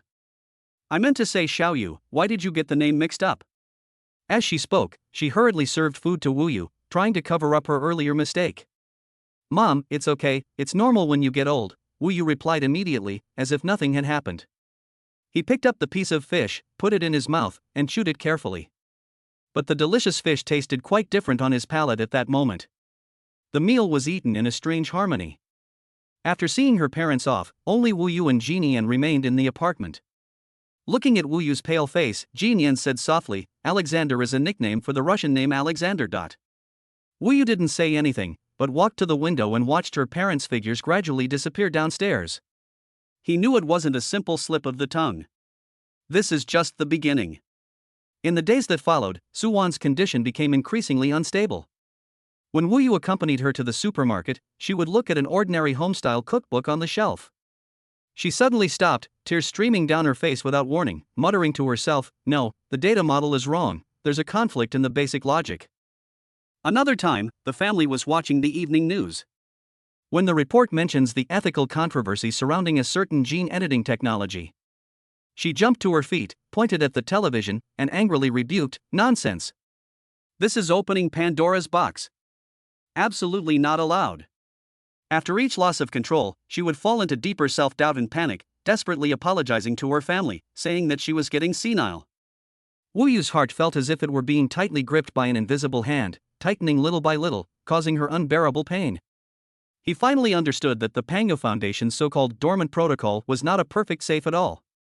It's more like a cruel mental stamp, forcibly covering and sealing off his parents' original personalities and memories. The repressed personality is trying to break free of its cage in a chaotic and disorderly way. Two memories, two personalities, are waging a war in her brain. Her mental world was that collapsing battlefield. For the first time, Wu Yu felt truly powerless. His system, his god of protocols, allows him to become the master of the network world and erase coordinates from satellite maps. But faced with his mother's slowly fading spirit, he could do nothing. If the status quo continues, sooner or later Mother will be completely lost in the ruins of her memories, becoming a stranger who doesn't even know who she is. Asking for help from the outside world? That would be tantamount to sending a direct signal to the Pango Foundation: the hibernation protocol has failed, and the target is awakening. The consequences would be unimaginable. His driving force underwent a complete transformation at that moment. It's no longer the ordinary task of protecting one's parents. Instead, it's about saving the mother's collapsing world. There must be a way. In his study late at night, Wu Yu stared at the information about the first-generation AI ethics architect on his computer screen and said to himself, "Since the mental imprint is a technology that works on the level of memory and spirit, then the antidote may not be on the physical level either." He put forward a bold hypothesis to the memorial beside him. What is the most frightening thing about spiritual matters? Looking at the light in his eyes, Genian seemed to be deep in thought. It's another, even more powerful spiritual shock. No, it's not an impact, Wu Yu shook his head. It's traction. If her memory is a ship lost in a storm, then I need a lighthouse, a powerful emotional anchor strong enough to guide her through the chaos and pull her back from the storm. Emotional appeal. But what is this point? Family affection? Love? These concepts are too broad. It must be a specific, unique obsession that belongs only to her personally, and even transcends the identity of Su Wan. The next day, Wu Yu returned to her parents' home. Together with Genian, he searched through the past, which had been buried by time, in that storage room filled with clutter. Yellowed photo albums, stacks of neat lesson preparation notes, and certificates of merit for outstanding teachers. All traces belong to Su Wan, a middle school teacher, and are flawless. Just when Wu Yu was about to give up, he touched a hard, square object at the very bottom of a wooden box. He took it out and blew off the dust. It was a vinyl record. The cover was somewhat worn, and the text on it was in Russian, which Wu Yu couldn't understand. He took the memorial and glanced at it. This is a composer from the former Soviet Union, Alexander Ivanov, a very niche figure. Wu Yu's heart skipped a beat. Alexander. With trembling hands, he opened the record's cover. Inside the cover, there is a line of small, elegant Russian characters written in blue pen. In remembrance, he softly read those words aloud. To my one and only pendulum, may your music be forever free. Pendulum. This word, like a bolt of lightning, cleaved through all the fog in Wu Yu's mind. He suddenly pulled out the encrypted phone that belonged to Li Guoqing and pulled up the ghost list that he already knew by heart. His fingers flew across the screen, and he directly located the core researcher area. A code name was prominently listed. Code name, Pendulum. Name, Alexander Ivanov. Position, core algorithm architect. Status, missing. Everything is connected. This niche composer is by no means an ordinary musician. He is a core member of the Pango Foundation. He is my mother's colleague. Wu Yu immediately placed the record on the old-fashioned record player at home and put down the needle. After a soft buzzing sound, a melodious and complex piano tune slowly flowed into the room. The melody was peculiar, as if every note was constructing a vast virtual world. Su Wan, who was picking vegetables in the living room, suddenly stopped. She slowly raised her head, her gaze piercing through time and space, looking towards the study. The bewilderment on his face seemed to be soothed by the melody at that moment. It works! Wu Yu was overjoyed. However, just as the music reached its climax, the stylus left a noticeable scratch. Sizzle. A piercing noise erupted, and the melody abruptly stopped. The record is damaged, and the music is incomplete. An incomplete key will not only fail to open the lock, but will also completely jam it. He needs the most original and complete musical score, or, to find that living pendulum.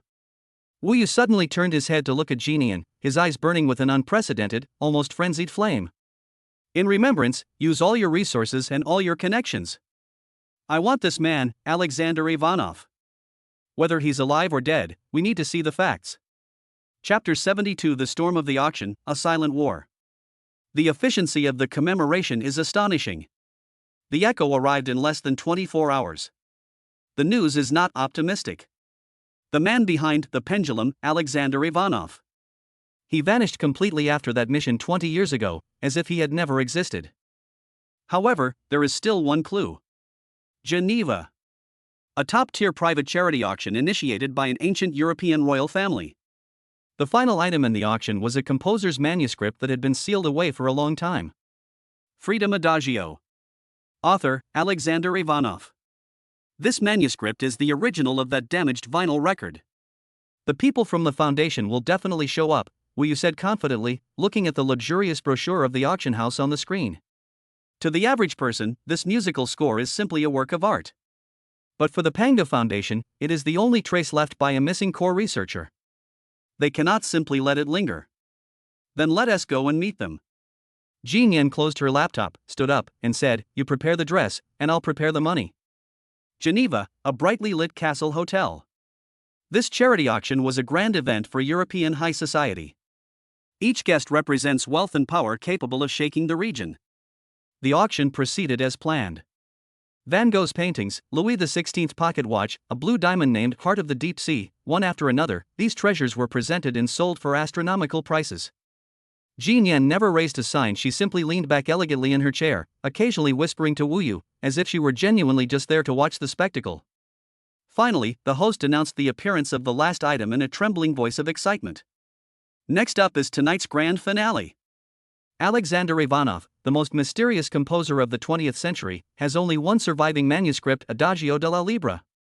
Under the spotlight, a yellowed sheet of music lay quietly on a velvet display stand. The atmosphere in the room instantly became subtle. Starting bid, 1 million euros.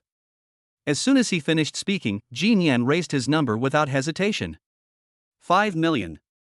She didn't even look at the number, she simply uttered a price that instantly silenced the entire room. The price was increased by 4 million in one go. This isn't an auction, this is a declaration of war. The host paused for a moment, then excitedly exclaimed, "This lady has bid 5 million. Is there anyone bidding higher?" 6 million. A deep, steady male voice came from a shadowy corner at the back of the hall. Wu Yu's gaze followed the sound. He was a European man who looked to be in his 60s. Her hair was meticulously combed, and she wore a well-fitting tailcoat. Every gesture she made exuded the elegance of an old-fashioned aristocrat. He wore a gentle smile, as if he were simply participating in a fun game. The cufflinks on his wrist, Wu Yu whispered a reminder. The memorial's gaze was like that of a man, and it saw the details that Wu Yu had mentioned. It was a cufflink made of platinum and obsidian, shaped like a coiled Ouroboros. The emblem of the Pango Foundation's internal council members. 10 million. Commemoratively, he raised the sign again. The entire audience erupted in uproar. Everyone could see that this was no longer an auction, it was a public contest of face and power between two giants. 11 million. The old nobleman smiled and continued to bet. 20 million. 21 million. 30 million. Prices are skyrocketing at a terrifying pace. The old nobleman always maintained a leisurely pace, adding only 1 million each time. Like a patient hunter, trying to wear down the opponent's will. Commemoration, on the other hand, uses the simplest and most direct method to repeatedly push prices directly to new round number marks. Backed by the massive G Group, the word concession doesn't exist in her vocabulary. Tonight, she's here to use money to pave a path to the truth. For her man. Also for his mother, who was tormented by painful memories. When the price soared to 50 million euros, even the smiles on the faces of the old nobles began to become somewhat forced. This number far exceeds the artistic value of the score itself. The left corner of his mouth was pulled upwards. It's a typical feigned expression, an attempt to hide pressure. Wu Yu's calm voice rang in Jin Yan's ears. His breathing rate has also noticeably increased. He's bluffing. This is the most accurate judgment Wu Yu made using her psychology master's skills, supported by massive amounts of data. 51 million. The old nobleman raised his paddle again, his voice still steady, but a flicker of emotion appeared deep in his eyes. He's almost at his limit, Wu Yu said. Push him one more time, with a number that he can't call, and that makes him feel incredibly frustrated. The memorial was raised. This time, she didn't call out a whole number. 5 million, 1 million, and 100,000. Everyone in the room was stunned. Just add 10,000? This is an absolute and blatant insult. It's like playing do de jeu, a card game, where you throw out a royal flush, but your opponent only uses a small 3 to beat you. It's not very harmful, but extremely insulting. The gentle smile on the face of that old European nobleman finally vanished completely. His face first flushed red, then turned ashen. He stared intently at the memorial, raising and lowering the number in his hand repeatedly. If he continues, he will use funds beyond his authorized limits, and he will be unable to explain himself when he returns. If he doesn't comply, the reputation of the Panga Foundation, which he represents, will be severely humiliated by this woman from the East today. In the end, he slowly put down the number plate, turned and left without saying a word. 51 million, once. 51 million, twice. 51 million, 3 times. Make a deal. Bang. The auction gavel fell. The entire audience erupted in thunderous applause, cheering for this powerful, decisive, and incredibly wealthy Eastern queen. Back in the hotel's presidential suite, the priceless sheet music was carefully placed on the table. Wu Yu flipped through the pages one by one, but his brows furrowed more and more tightly. The sheet music is precious. It bears the composer's revisions and emotional annotations, but other than that, it seems, there's nothing special about it. There were no hidden codes, no special symbols. It's just a simple musical score. Did they spend over 50 million euros just to buy nothing? What's wrong? Jin Yan took off her high heels and walked barefoot to his side. Seeing his serious expression, she thought he was still upset about spending so much money. She gently wrapped her arms around his waist from behind and pressed her cheek against his back. Don't be stingy with money. Money is meant to be spent. I'd pay any price as long as it helps my mom. Wu Yu turned around and looked at Jin Yan. He reached out and embraced Jin Yan tightly. Thank you. Thank you for doing so much for me. Bite. Target person Jin Yan detected. The emotion shifted from tense combat state to reassuring feeling of being protected, resulting in a huge emotional fluctuation. Emotional value plus 8,000. Detected the target person's memorial status, generating an extreme protective instinct towards the host, willing to give everything, significantly increasing the depth of emotional bond. Emotional value plus 18,000. Congratulations, host, for unlocking the hidden emotional bond, my queen. One-time reward, plus 30,000 emotional points. At this moment, the system panel began to jump wildly like never before. A massive amount of emotional data surged in like a flood bursting its banks. Wu Yu held the memento, her whole body frozen. He understood. He understood completely. The so-called mental imprint is a forced suppression of the mother's memories and personality using a coercive set of rules. Therefore, the key to unlocking it is definitely not something on the physical level. Sheet music is not a cure, it is merely a catalyst, a medium.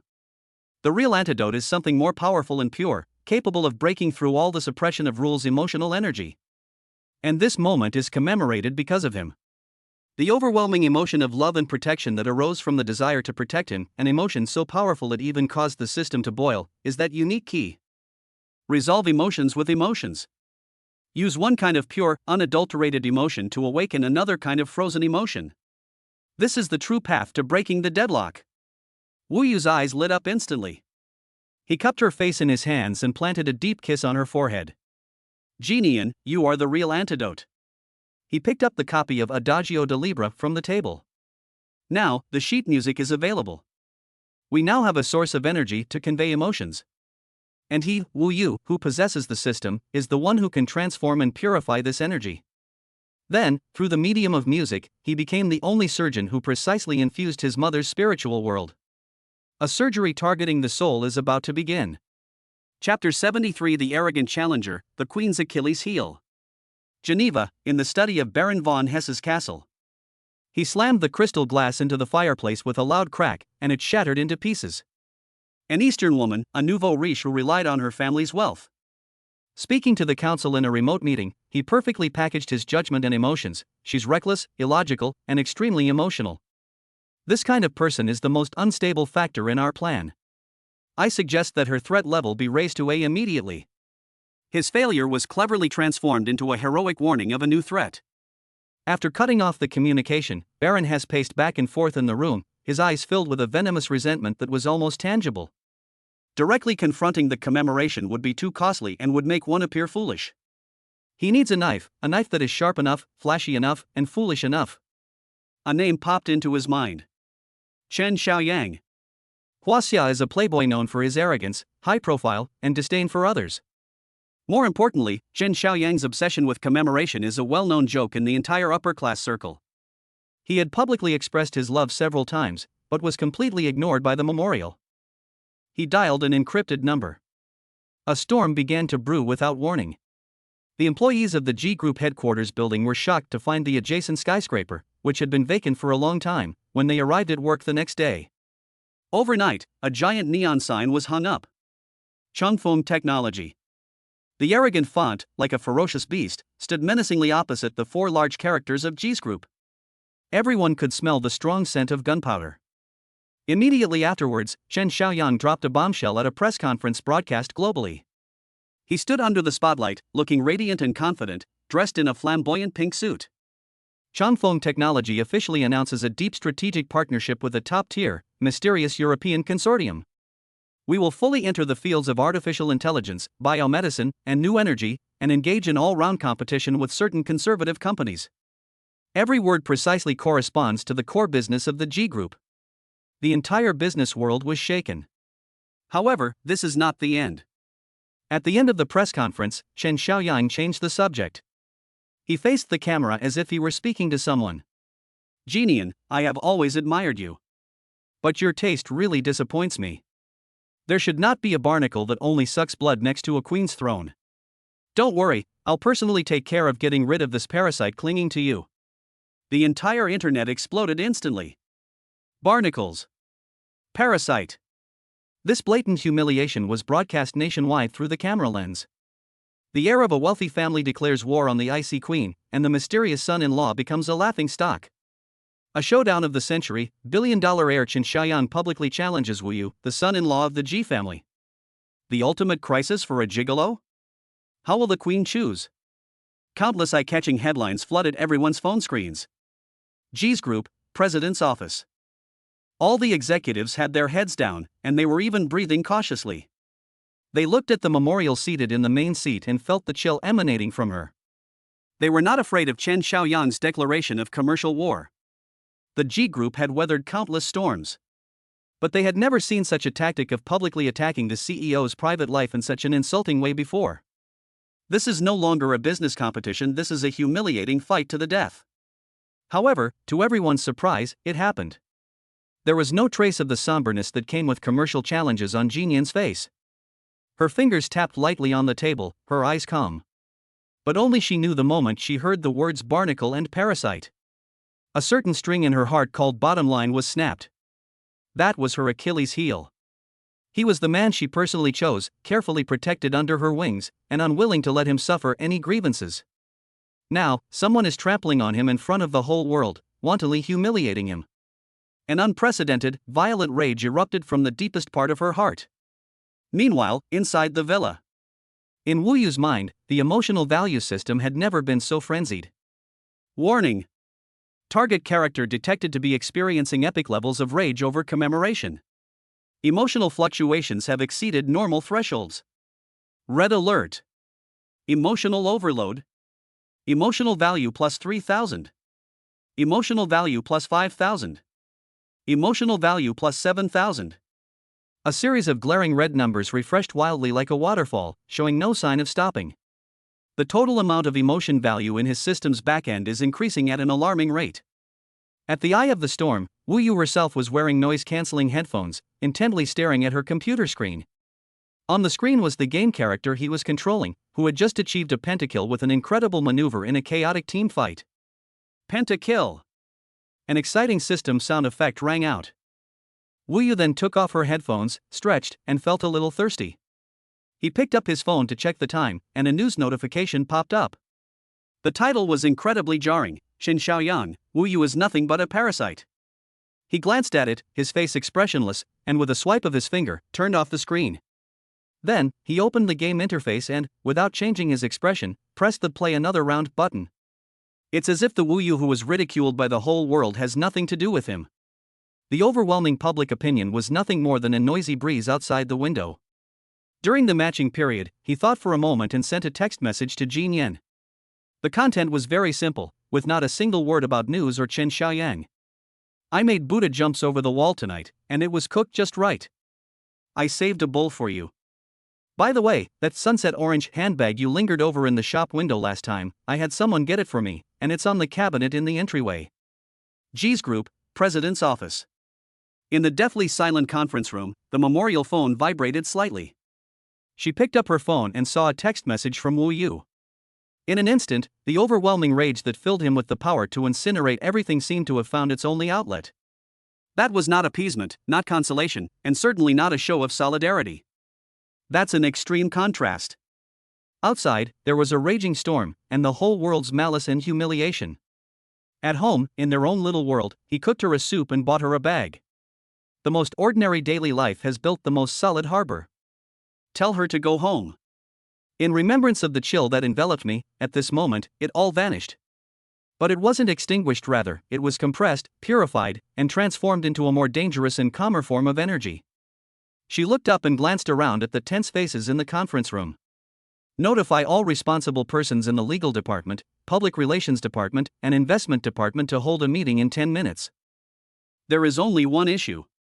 I want Changfeng technology to disappear from this world. Chapter 74 The Art of Lies, Killing Without Shedding Blood. When we remember pushing open the door to our home.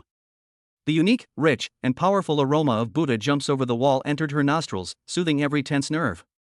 The living room lights were dimmed, and a delicate box lay quietly on the low cabinet in the entryway. She recognized it at a glance as the sunset orange handbag she had casually mentioned a few days ago. Wu Yu, dressed in cotton loungewear, came out of the kitchen carrying a bowl of soup. When I saw her, she had that same calm, slightly lazy smile on her face as always. You're back? Perfect timing, just in time. Outside, there was condemnation from all over the world, and relentless humiliation from business rivals. This is a warm soup, a new bun, and that man who seems to shield you from all storms. The anger she had forcibly suppressed suddenly burst forth the moment she stepped into her home. It didn't collapse, it melted. It transformed into a burning, indescribable sense of grievance that rushed straight to my eyes. Bite. In Wu Yu's mind, a soft golden light shone on the system interface. The target person's emotion has shifted from extreme anger to warmth of being protected, resulting in a significant emotional shift and intense emotional fluctuation. Emotional value plus 20,000. At the dining table, Jin Yan sipped her soup. Finally, he explained Qin Xiaoyang's business strategy and today's public declaration of war in detail. Wu Yu listened quietly, but her hands didn't stop. He picked up a piece of fish belly meat and skillfully and elegantly removed every tiny fish bone with chopsticks and a spoon. Then, the whole, snow-white piece of fish was placed into the commemorative bowl. The most troublesome thing is that he threatened to poach our Tianshu AI laboratory, which is our most important technological reserve for the future. Commemorating the moment, he put down his spoon, his brow finely furrowing. If the entire team is poached, the blow to the group will be devastating. Wu Yu wiped her mouth with a napkin, as if she remembered something, and casually said, "Oh, the person in charge is Dr. Wang, right?" His daughter seems to be a game streamer, her ID is Bubble, I even helped her win a few games last night. According to her, her father is currently worried about her esports qualification. A single sentence, falling lightly to the ground. He paused slightly as he picked up the soup bowl to commemorate the moment. Chen Xiaoyang's movements were faster and more ruthless than expected.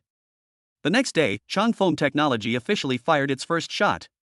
Target, Starring Technology, one of the most critical core chip suppliers for the G Group. Chen Xiaoyang launched a textbook example of a hostile takeover. They went on a buying spree in the secondary market and simultaneously made an acquisition offer to Starring Technologies shareholders at an outrageously high premium. The news caused an uproar in the industry. This move is tantamount to putting a knife to the throat of the G Group. If Starring Technology is taken over by Changfeng Technology, G's Group will face the risk of supply disruption for at least 3 core product lines. The commemoration must come to an end.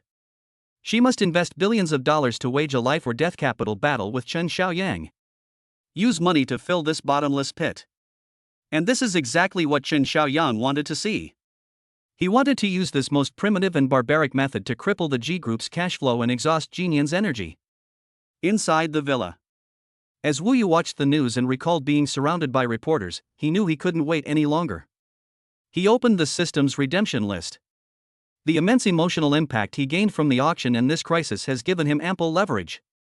His gaze swept past the A-level and S-level business skills, finally settling on a brand new, bug-level ability shrouded in mystery. The creator of urban legends. Type, Cognitive Intervention System BUG level. Ability description: you cannot create matter, but you can create facts. You can write a story with realistic details and, through the power of the system, spread it virally among a specific group of people, subtly changing their perceptions and judgments. Emotional values required for redemption, 60,000. This is it. Without the slightest hesitation, Wu Yu chose to redeem the item. Immediately afterwards, Wu Yu turned off the financial news and opened an anonymous forum that was both chaotic and free, with servers located overseas. He abandoned all business tactics and started typing on the keyboard. He was about to begin his creation. Late at night, while the G Group team was still working through the night to prepare for the capital battle the next day, a post titled "Mr. Chen and the Bowl of Red Bean Porridge That Was Betrayed" quietly appeared in a corner of the internet. The post was written in an extremely delicate style, carrying a sense of nostalgia belonging to the last century. The story portrays Chen Xiaoyang's deceased father as a tragic business tycoon filled with regret. The story says that when Mr. Chen was young, he was deeply in love with a woman. That woman was the daughter of the founder of Starring Technology, and also the current boss's aunt, who had long since married and moved overseas. The details of the story are so real they're outrageous. From the Hero brand fountain pen that Mr. Chen used when the two were communicating, which had been discontinued for many years, to the bowl of red bean porridge he brought to his lover who was staying up late to read. As a result, he tripped and fell on the road, spilling the porridge and getting the letter wet, leaving behind details that he would regret for the rest of his life. Even the red bean porridge was described in detail in the post, including the cooking time and sweetness. And the special flavor that my aunt liked the most, with a salted plum added. Everything seemed so poignant and moving. Thus, Chen Xiaoyang's cost-insensitive hostile takeover was perfectly redefined under the packaging of this story. This is not a cold-blooded business war. This is a son's deeply affectionate redemption in order to fulfill his father's dying wish and spare no effort to protect the family business of his father's former lover. This story is like an information nuclear bomb. Because it's so real, so touching, and so in line with the public's imagination of secrets of the wealthy and pure love. Overnight, through countless reposts and secondary creations by self-media, gossip accounts, and financial storytelling platforms, this dry business news story has completely taken a turn for the worse. It turned into a social drama that everyone was watching, the best emotional drama of the year. A heartbreaking love story, unveiling the untold love affair between Changfeng Technology and Xinhuan Technology. Chen Xiaoyang, I'm not acquiring anyone, I'm pursuing love on behalf of my father. The most heartfelt acquisition of the year. Mr. Chen's lifelong regret. The next morning, Chen Xiaoyang was completely stunned by the overwhelming news reports online. He felt like he punched the air, and then the whole world told him, "Your punch was so heartfelt." If he continues to forcibly acquire the property, then he is a cold-blooded capitalist who blatantly tramples on his father's pure love for commercial gain, and an unfilial son. If he abandons the acquisition, it would be tantamount to acknowledging the truth of the story. He admitted that his meticulously planned business attack was nothing more than a joke about chasing love on behalf of his father. His war was completely locked down in a way that he could not understand at all and was beyond comprehension. What made him even more furious was that Starring Technology's stock price plummeted because of this love story. It was frantically bought by countless onlookers and sentimental retail investors as a love protection concept stock, pushing it to an exorbitant price that even he found painful. Dilemma. Ultimately, amidst cries of support true love and protect love, the situation changed. A spokesperson for Changfeng Technology could only announce, looking dejected, that due to irrational market fluctuations, the company had decided to suspend its acquisition plan for Starring Technology. G's Group, President's Office. All the executives stared in disbelief at Changfeng Technology's embarrassing suspension announcement on the big screen. They prepared billions of dollars, stayed up all night, and were ready to fight to the bitter end. As it turned out, the enemy fled on their own when dawn broke. It was a near absurd, socially devastating defeat, a complete collapse of the army. What exactly happened? The investment director looked at the story of red bean porridge, and his worldview was shaken. There was no reply from the memorial. She stared at the ridiculous headline on the screen. What came to mind, however, was the image of Wu Yu casually mentioning Dr. Wang's daughter last night while picking fish bones. Chapter 75: The Clown's Challenge, The King's Chess Game. Inside the study of Baron von Hesse's castle. Chen, I must admit, you have disappointed me somewhat. Your methods are too soft, full of that tedious, roundabout way of doing things that's typical of Easterners. To deal with a barnacle attached to the hull, shouldn't you use the hardest shovel to pry it off and crush it in front of everyone? You must use a man's way to win back your dignity. The Baron attributed all his failures and humiliations to not being tough enough. Rage and resentment instantly consumed Qin Xiaoyang's last shred of reason. He wanted to prove himself. In the most direct, most violent, and most uncompromising way. The next day, a live broadcast that came out of nowhere instantly grabbed headlines across all media outlets. Qin Xiaoyang stood under the spotlight, wearing an exaggeratedly tailored bright purple suit, his hair slicked back, looking excited. Behind him was a huge electronic screen with several bright red characters written on it, crowning love. I, Qin Xiaoyang, hereby challenge a gentleman named Wu Yu to a public contest. He faced the camera, his voice high-pitched and manic. I will donate 1 billion yuan in cash to establish the Crowning Love Charity Foundation. We will have 3 matches. If Mr. Wu Yu wins any one of them, this 1 billion will be his prize. But what if he loses, or he doesn't dare to fight? He must admit to the whole world that he is a parasite who lives off the memory, and then disappear from her world forever. Immediately afterwards, the screen displayed the details of 3 matches. Race 1, high-speed racing on the Ring Mountain Road. The track features the notoriously difficult U-turns known as the Widowmaker. The second round, an artistic showdown. Share the stage with Luca Donati, one of Europe's most renowned masters of abstract art, and create an impromptu painting on the theme of love for 30 minutes. Third round, the final debate. He engaged in a public debate with the champion captain of Oxford University's top debate team on the question of whether a man's value lies in creating or consuming wealth. Racing, painting, debating. Each and every one of them was a doomed situation tailor-made for Wu Yu, the otaku who was addicted to games. This is not a duel at all. This was a premeditated, outrageously unequal public execution. The internet exploded instantly. Crazy. Qin Xiaoyang gambles 1 billion just to humiliate his love rival. The doomsday judgment of the gigolo, do you dare to accept the challenge? A showdown of the century or a joke of the century? Wu Yu faces the ultimate test. Countless headlines and topics spread like a virus, each word hinting at the same thing. Everyone was eagerly anticipating seeing Wu Yu, this parasite, be ground into powder by Qin Xiaoyang in the most spectacular way. G's Group, President's Office. As they watched the live stream, Qin Xiaoyang's arrogant and distorted face, radiating a chilling aura, made all the executives afraid to even breathe. Notify the legal department. She looked up at her secretary, Lin Wei, and said firmly, I want this so-called duel to completely disappear from the physical realm before it even begins. Also, have the security team visit Qin Xiaoyang and tell him that if he wants to cause trouble, he should come to me. A few minutes later. Just as the general counsel's trembling hand was about to make the call. Inside the villa. Before Wu Yu's eyes, the system interface was witnessing an unprecedented carnival. Warning! Target Genian has been detected to be experiencing an epic level of rage. The emotional fluctuation has exceeded the normal threshold. Red alert! Emotional barriers are being breached. The Queen's sore spot has been touched. Emotional value plus 30,000. Emotional value plus 50,000. Emotional value plus 70,000. A series of glaring red numbers, like a flood bursting its banks, frantically refreshed the screen. The total amount of his emotional value in the background is increasing at an alarming rate, heading towards an astronomical figure. Crisis? No, this is not a crisis at all. This is clearly the most generous, most considerate, and cash-spraying super ATM in history. Wu Yu looked at the crazed Chen Xiaoyang on the screen, then at the ever-growing string of numbers in her own account, and couldn't help but smile slightly. He picked up his phone and slowly dialed the memorial number. The moment the call connected, he could almost feel the chilling murderous aura emanating from the receiver. Don't. Wu Yu's voice carried its usual languidness, as if it were none of her business. Let him handle the memorial service. Moreover, the bigger the scene, the better. The person on the other end of the phone fell silent. Wu Yu continued to explain in that calm tone. If you use your power to suppress this matter now, the whole world will only say that you are guilty and that I, this gold digger, am only trembling behind your skirt. This is exactly the result they wanted.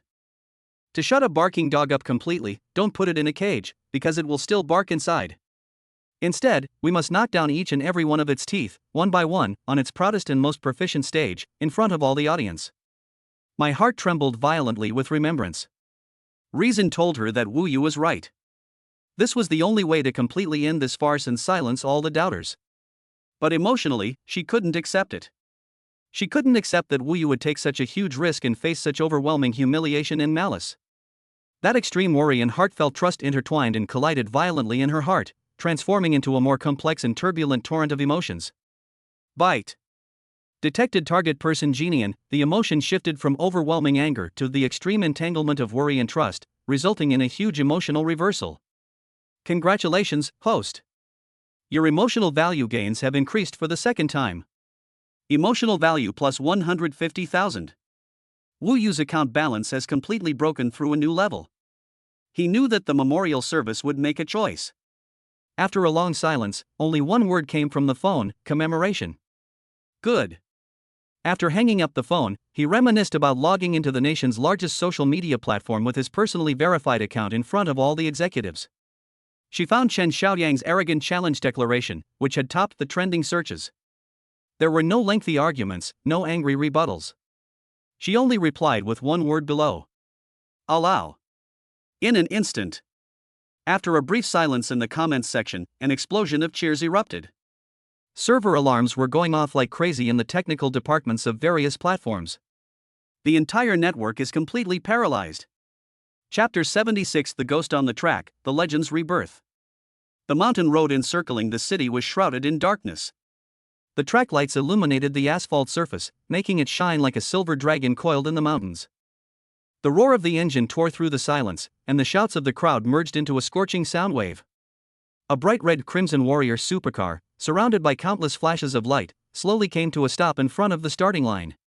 The car door opened, and Chen Xiaoyang stepped out surrounded by a group of hot models. He enjoyed being followed by the cameras, like an emperor reigning supreme. In stark contrast, there was a somewhat lonely Porsche 911 in the other corner. Wu Yu, dressed in ordinary casual clothes, sat in the car, looking out of place in the atmosphere around her. Chen Xiaoyang took the microphone from his assistant and, under the watchful eyes of the crowd, slowly walked up to Wu Yu. Mr. Wu. His smile was blatant and irritating, and his voice carried throughout the venue through the loudspeaker. Do you need me to give you 3 minutes? After all, safety comes first, don't worry your wife. Wu Yu sat in the car, and through the lowered window, she could see Chen Xiaoyang's smug face. He had no expression, just calmly looking ahead. Above that noisy field of vision, the system shop, visible only to him, was emitting a faint glow. His astronomical emotional value balance was enough to buy the entire store. His gaze swept across the area, and with his mind, he precisely clicked on the skill that was flashing with S-rank golden light. God-level driving intuition. Type: passive enhancement S-rank. Ability description: you will possess driving instincts akin to a fusion of an F1 champion and a top rally driver. Your brain will become a super biological computer, capable of calculating the optimal route, braking point, and power output within 0.1 seconds. Emotional values required for redemption: 60,000. Redeemed successful. Immediately afterwards, his thoughts turned to the point that it consumed 60,000 emotion points. It was just redeemed recently, and it's currently emitting a strange bug level ability. The creator of urban legends. Start up. The starting signal light suddenly lit up. Crimson Flame War God let out a roar and shot out like a crimson arrow, leaving everyone with only an arrogant back view. The Porsche 911, on the other hand, followed at a leisurely pace, behaving in an unremarkable manner. The race has begun. We can see that Chen Xiao's start was absolutely perfect. His perfect harmony between man and machine is simply an art, the commentator exclaimed passionately. As for Mr. Wu Yu, well, his start was very steady and safe. You can tell he was very cautious. Everyone thought the outcome of the match was already decided. However, at this very moment, in various racing forums, dark web sports car communities, and even some hardcore car enthusiasts' private chat groups, one seemingly casual post after another quietly emerged, like bamboo shoots after a spring rain. This starting motion looks familiar. It's not just familiar, it's exactly the same. Do you still remember the man who once dominated Dongming Mountain, the one who only appeared at midnight, codenamed Phantom? Impossible. Didn't he retire from the underworld 5 years ago after winning against the entire Yamaguchi Gumi team in an underground race for a woman? Rumors circulated that he had returned to a normal life, but I never expected it would be in this kind of situation. These posts are full of pictures and evidence, citing numerous sources, and are so detailed that they are outrageous. On the track. After passing the initial straight acceleration section and entering the series of curves, Wu Yu's entire demeanor changed. If before he was just driving, now he and the 911 seem to have become one. He no longer follows the lines and turns in a conventional manner. His car was like a ghost dancing on a knife's edge. Each time it enters a corner, it uses an unbelievable inertial drift. The wheels kicked up acrid blue smoke, and the rear of the car almost grazed the guardrail. The distance was so precise it looked as if it had been measured with a ruler. My God! What kind of wiring is this? Has he gone mad? Drift. Extreme drift. His speed hasn't decreased much at all. The commentator's tone had shifted from calm to horrified. Under the live broadcast, viewers around the world watched as the black 911 rapidly closed the distance to the car in front of it at a speed visible to the naked eye. Chen Xiaoyang saw the approaching ghostly figure in the rearview mirror, and cold sweat broke out on his forehead. That's absolutely impossible. His Crimson Flame Warrior is a track beast tuned by a top team. How could the other car, a stock 911, keep up with him? He slammed on the gas pedal, trying to shake off the other person. However, ahead lies the most terrifying part of this track, the devilish hairpin bend known as the Widowmaker. This is the ultimate test of both the car's performance and the driver's skill.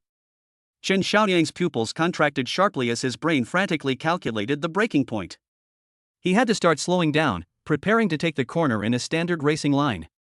This is the only option, and also the safest option. However, at the very moment he slowed down, the 911 behind him, instead of slowing down, seemed to go mad, its engine roaring even louder. It rushed straight toward the guardrail on the inside of the curve. What is he going to do? Is he going to commit suicide? The commentator's voice had completely changed. The entire audience held their breath. Just when everyone thought a terrible car accident was about to happen, Wu Yu's 911 suddenly turned the steering wheel, and the entire car rushed at an impossible angle directly into the inconspicuous drainage ditch on the inside of the track. Bang! The two wheels on the left side were precisely driven into the drainage ditch. The car tilted violently, sparks flying everywhere. He didn't hit the guardrail.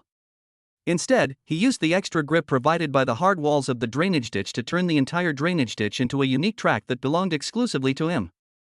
On the edge of physical rules, outside of everyone's perception. The black Porsche 911, with a terrifying speed that completely disregarded centrifugal force, sped past Chen Xiaoyang from the inside of the bend, hugging the apex. Ditch crossing method. This scene left all the racing commentators around the world who were watching the live broadcast speechless. Before the finish line. When the black Porsche 911 crossed the finish line a full half-minute ahead of schedule, with an almost cruising leisurely demeanor, there were no cheers, only gasps of astonishment. Wu Yu calmly opened the car door, even stretching and yawning, as if what she had just completed was not a life or death race, but just a boring morning exercise. He walked slowly off the track, past the Crimson Warrior that had just reached the finish line and whose owner was still sitting in the driver's seat, and headed towards the rest area. He didn't look at Chen Xiaoyang even once from beginning to end. That is the most complete disregard. The next second, the whole world went crazy. The hashtag Wu Yu is the Phantom exploded onto the top of the trending lists on all social media platforms worldwide with explosive speed. Countless self-proclaimed veteran car enthusiasts who witnessed the legend of the Phantom back then People started reminiscing online about the various miracles of Phantom, from how he beat a GTR in an AE86 to how he retired from the racing world to protect his lover. Each story is vividly crafted and deeply moving. Wu Yu not only won the competition, but he also created a legendary and awesome identity for himself in an unbelievable way. The ultimate level of playing dumb to outsmart others isn't about winning. Instead, after you win, the whole world will explain to you why he lost. In the VIP viewing room, as Genian watched the calm, even somewhat lazy figure on the screen, he felt his heart was about to jump out of his chest. Just then, Wu Yu's gaze seemed to pierce through the crowded people and through the thick glass, meeting her eyes precisely. He didn't smile, but simply nodded slightly in her direction. In that instant, Genian felt like she was about to suffocate. In a dark corner of the castle, Baron von Hesse looked at the calm face on the screen. He turned his head and whispered in German to his assistant behind him. The plan is completely changed. This Wu Yu is not a parasite. He is the true host.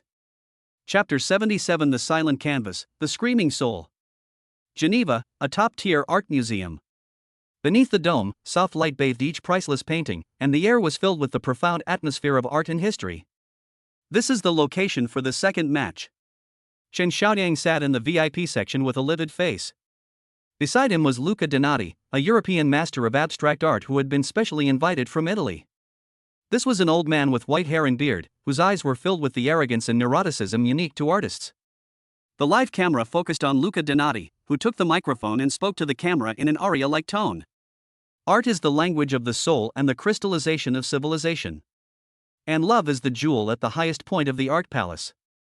I find it hard to imagine how an Eastern driver who has just come off a track filled with the smell of gasoline can understand such an ultimate question. Perhaps he'll draw a steering wheel, or a tire? That would certainly be a kind of love. A burst of affected laughter erupted from the audience. Audiences around the world could feel the intense tension in the master's words. All eyes were focused on Wu Yu in the center of the stage. He was dressed simply in a white shirt and casual pants. When asked by the host, he calmly replied, "I don't need paintbrushes or paints. Give me a bucket of pure black paint and a canvas big enough." The entire audience erupted in uproar. What is he up to? Performance art? That's absurd. This is an insult to art.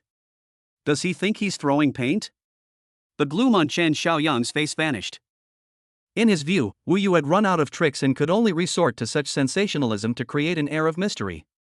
Commemorating the VIP seats on the other side. She doesn't understand art, but she understands Wu Yu. She knew that this man never did anything he wasn't sure of. Even so, her heart began to race uncontrollably. At the same time, the system interface in front of Wu Yu was flashing with a faint light. The dual emotional outburst from the racing incident caused his account balance to reach an unprecedented level. His thoughts raced through the system's online store. Finally, it stopped at a brand new support skill that was enveloped in a dense purple light and marked as bug. Emotional Resonance Field. Type: Cognitive Intervention System BUG level. Ability description: You cannot directly create emotions, but you can become an amplifier and broadcasting tower of emotions. Designate a core emotional source the target person the host is bound to. You can use a medium to forcibly amplify the target person's most intense emotions at this moment to all living beings within the field, allowing them to empathize on a soul level. Emotional values required for redemption: 100,000. This is it. Without the slightest hesitation, Wu Yu chose to redeem the item. Redeem successful. A huge canvas and a bucket of black paint were brought onto the stage. The 30-minute creation time has officially begun. Master Luca Donati gracefully picked up his brush and splashed brilliant colors across the canvas. His movements were full of rhythm, as if he were conducting a symphony. On the other hand, Wu Yu's art style can be described as wild. He didn't use any tools. He reached directly into the bucket of thick, black paint. Then, with their palms, fingertips, and even arms, they slapped, smeared, and splashed black onto the huge white canvas. That's not creative work. It was more like a primal, violent, and destructive outburst. Black paint splattered everywhere, and his white shirt quickly became stained. A madman. He's a madman. This is a desecration of the art museum. Luca Donati's supporters have issued angry accusations. The live stream chat was flooded with nothing but question mark and ha ha. Everyone considered it a clumsy farce. 30 minutes passed quickly. Master Luca put down his brush, his work was finished. It was a painting composed of countless bright blocks of color and lines, which looked gorgeous and complex, and drew praise from some celebrities. Before Wu Yu, on the huge canvas, was only a messy, dirty, chaotic, and shapeless mass of black. It's like a piece of trash that's been carelessly discarded. The judges looked at each other, their faces filled with difficulty and embarrassment. Chen Xiaoyang almost burst out laughing. He had already prepared champagne to celebrate the victory. The match is over, he stood up and announced in a loud voice. I think the result is already obvious. However, Wu Yu seemed not to hear him. He wiped his hands, turned around, and his gaze passed through the crowd, landing gently on Jinian. Jinian, could you please come up here for a moment? The clamor in the entire venue instantly ceased. All eyes were focused on the memorial. Under countless astonished, puzzled, and curious gazes. Without the slightest hesitation, Jinian stood up and walked steadily onto the stage. She walked over to Wu Yu and stood before the black canvas that everyone ridiculed as trash. Place your hand gently on it, Wu Yu said softly. The commemorative photos have been taken. She stretched out her fair palm and gently pressed it against the cold, sticky black center. The instant her palm touched the canvas, Wu Yu's mind issued the command in a deep voice. Emotional resonance field activated. In an instant, there were no special lighting effects or sound warnings. An indescribable torrent of emotion, so immense it could tear the soul apart, swept through the entire art museum in an instant. Everyone present was completely blank-minded. Their senses were deprived, their minds were overwhelmed. Their souls were forcibly dragged into the inner world of another person. They saw it. They witnessed the extreme fear and anxiety of their hearts being crushed when that black Porsche launched a suicidal charge on the deadly bend of the ring road. They heard it. They heard the pride and arrogance that resounded from the man's chest as he calmly stepped off the car after Wu Yu crossed the finish line first. They felt it. They felt the pain of being mocked by the whole world as a parasite. That overwhelming rage that wanted to destroy everything, and beneath that rage, a deeper, untouchable determination called protection. These emotions are so real, so surging, so pure. Worry, shock, pride, trust, and at the very depths of all those complex emotions, what settles down is that unfathomable, all-encompassing, intensely strong love. Wow! A noblewoman in an evening gown suddenly covered her face and wept bitterly. In this emotional state, she thought of her deceased lover. A serious-looking financial tycoon had tears streaming down his face, yet a childlike, happy smile appeared on his lips. In this emotion, he saw the image of his first love. No matter who it is, regardless of their identity or nationality. At that moment, everyone was overwhelmed by this pure and immense torrent of emotion emanating from the heart of remembrance. In this profound blackness, they saw the deepest and most precious love in their hearts. This black area is no longer messy graffiti. It is alive. It is the trembling of worry, the shout of pride, the protective wall, and the most original and profound form of love. Thump! From the other side of the stage, the sound of a heavy object falling to the ground could be heard. Everyone looked in the direction of the sound. The once arrogant art master, Luca Donati, was now deathly pale, trembling all over as he collapsed to the ground. He stretched out his finger, pointing intently at the black canvas with an expression of utter terror, as if he had seen a god. His lips trembled, and with all his might, he managed to utter a hoarse sound. No. That's not a painting. That was a miracle. Chapter 78: The King's Debate, The Value of Parasites. The internet was once again completely paralyzed because of Wu Yu. If we say, the first race, Wu Yu won by using his fake legendary identity, along with his skills and mystique. So, the second artistic duel. He presented the ethereal emotion of love to the world in a way that was almost divine.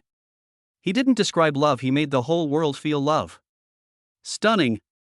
Wu Yu's paintings are not just pictures, they are the soul itself. A love of the century, an in-depth analysis of the emotions Mr. G poised in that painting. A man's ultimate romance. For you, I'm willing to resonate with the souls of the whole world. Public opinion has completely reversed. Wu Yu is no longer the gigolo whose worthiness needs to be debated. He was portrayed as a soul artist detached from worldly affairs. A man who truly understands love and can create the ultimate emotional experience.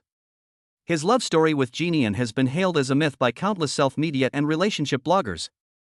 People began to frantically dig into Wu Yu's past, interpreting his addiction to games as an experienced artist exploring the spiritual core of the virtual world. His life at home can be interpreted as isolating himself from external disturbances and focusing on inner spiritual cultivation. All his flaws were redefined as strengths after this miracle. Chen Xiaoyang stared intently at the screen. The photo of Wu Yu and Genian standing side by side in front of that black canvas is filled with blessings and praise in the comments section below the photo.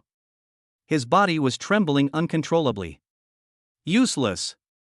All of you are useless. He slammed the tablet computer in his hand onto the ground, the screen shattering instantly. Artist? Miracle?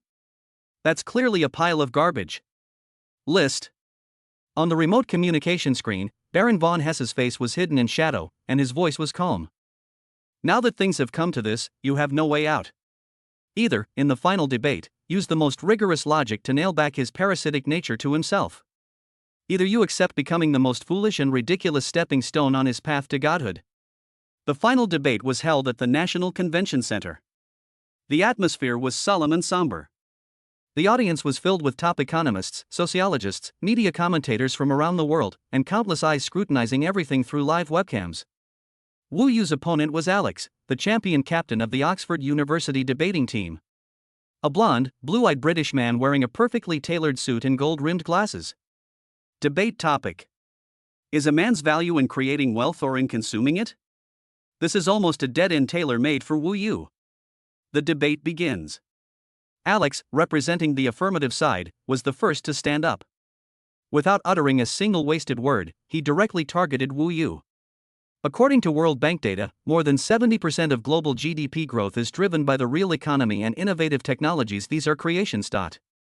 And an individual who is completely detached from social production, contributes no economic value, and whose entire consumption comes from the wealth of their spouse. In economic models, we call this a pure consumption unit. His voice was clear and calm. I am not denying the emotional value within the family, but at the macro level of society. This kind of value cannot be quantified, cannot be converted into tax revenue, cannot create jobs, and cannot promote the progress of human civilization. To glorify the act of an individual depending on others as a kind of value. It is an injustice to all men who strive and create value in all walks of life, and it is also a reverse kidnapping of women's independent spirit. A successful queen's crown should be set with the achievements she herself has created, not polished by the praise of a vassal. A series of logically sound and data-driven attacks precisely targeted Wu Yu. The scholars in the audience began to nod unconsciously. The trend of comments on live streams is also quietly changing. Although, what he said seems to make some sense. From a sociological perspective, Wu Yu is indeed a pure consumer. As he sat in the audience, his palms were damp with sweat. She wasn't worried that Wu Yu would lose, but she felt sorry for her. I feel sorry for him having to face this complete denial of him using cold logic and data all by himself. With everyone's attention focused on her, it was Wu Yu's turn. Everyone thought he would refute it from the perspectives of emotions, family, and companionship. However, Wu Yu simply stood up calmly. His gaze didn't even fall on Alex. In his vision, the system interface was emitting its last glimmer of light. That enormous emotional value balance was enough to support his final, and most thorough, extravagance. Questioning the truth. Type, Causality Interference System BUG level. Skill description, you don't need logic or argumentation. The question you raised will bypass the other party's knowledge system and logical defenses, and go straight to the core of their concept. Forcing the other person to engage in unavoidable thinking within your context. Emotional values required for redemption, 100,000. Redeemed successful. Wu Yu picked up the microphone without looking at the script or at her opponent. He asked the first question. How much GDP does the sunset over the Alps generate? What is its value? The entire audience was stunned. Alex's face, which had been prepared with countless logical rebuttals, froze. This is a completely unrelated question. Sunset? GDP? His mental database raced, but he couldn't find a single model that could answer the question. Value? Aesthetic value? Philosophical value? But how can these be quantified? He opened his mouth, but couldn't utter a single word. Without waiting for his answer, Wu Yu asked a second question. Tell me, how many shares of a listed company could your mother's smile be exchanged for? And what is its value? Mother's smile. This word bypassed all of Alex's academic barriers and directly touched the softest part of him as a human being. He couldn't answer. Because any answer would be a desecration of this question. The atmosphere at the scene began to turn eerie. Everyone realized that the debate had gone off track. Wu Yu wasn't debating at all, he was using a more sophisticated method to shatter the very foundation of the debate. Finally, Wu Yu's gaze gently fell on Ji Nian in the first row. He spoke his last words into the microphone, as if he were asking Alex a question, or as if he were making a declaration to the whole world. To me, every genuine smile from my wife is the most precious treasure in the world that is worth creating. I will dedicate my entire life to protecting and creating this unique treasure.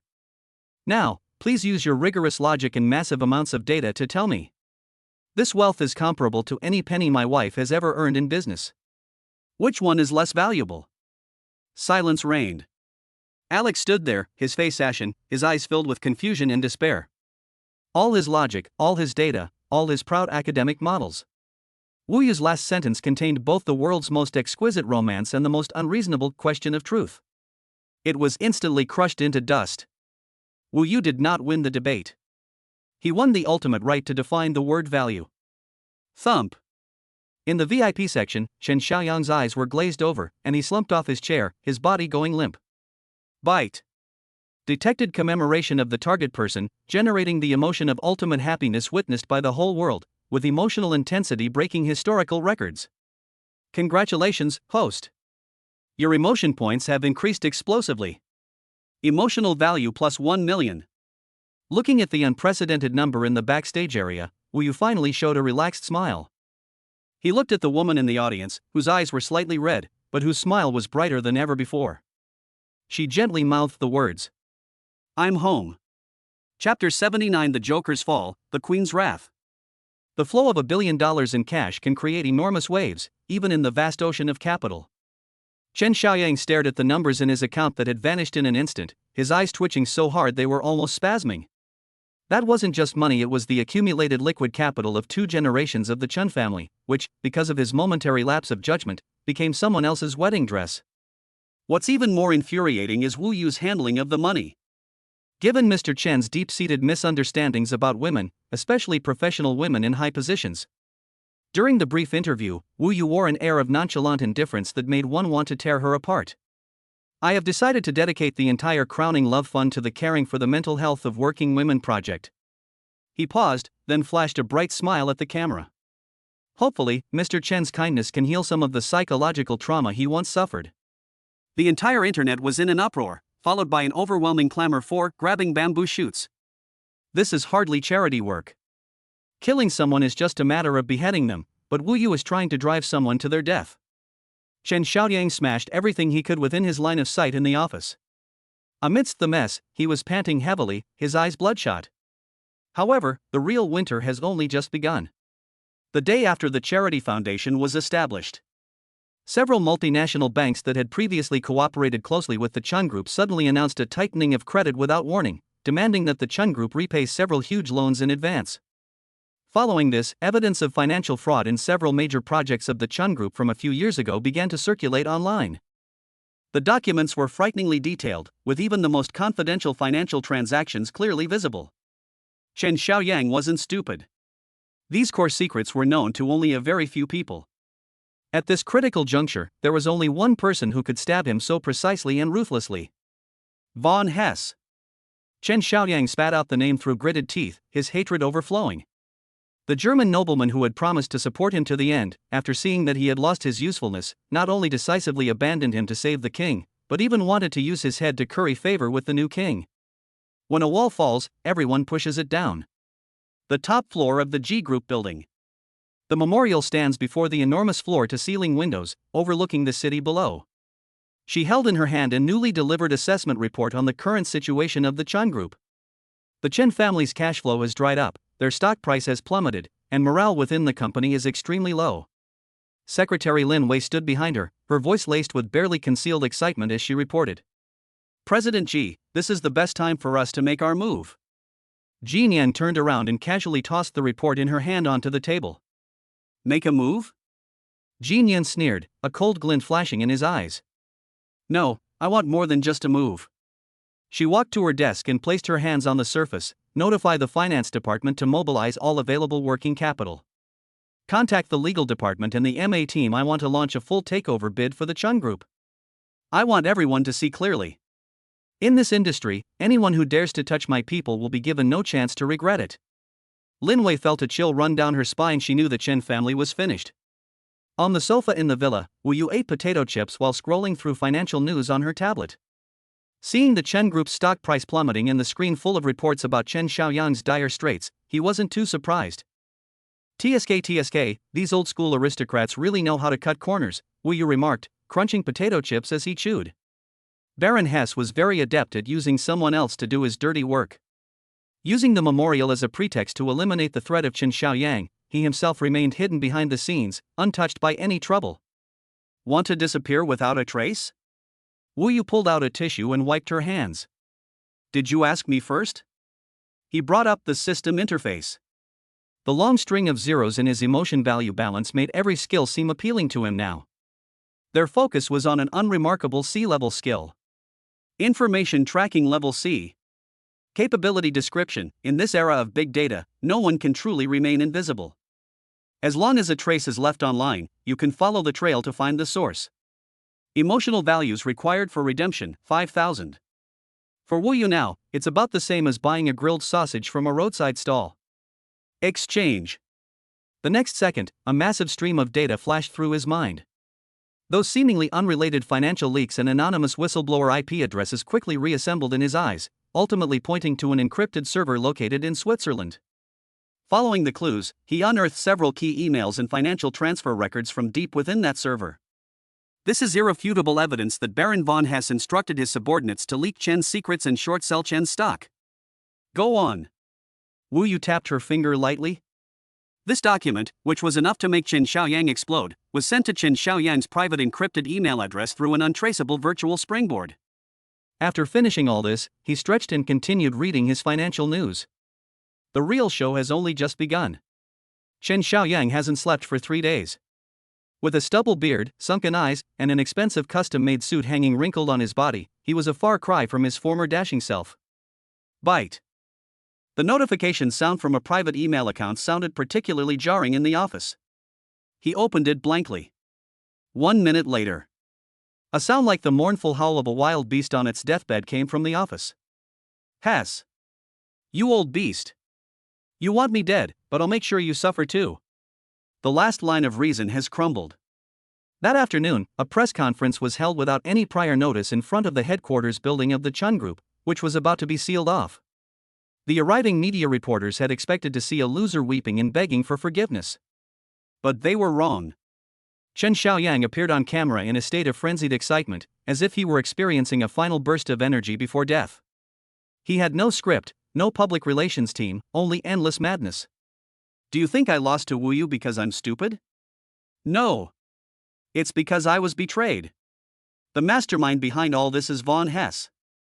That so-called European nobleman is nothing but a complete vampire. He frantically threw the printed evidence he had in his hand at the group of reporters.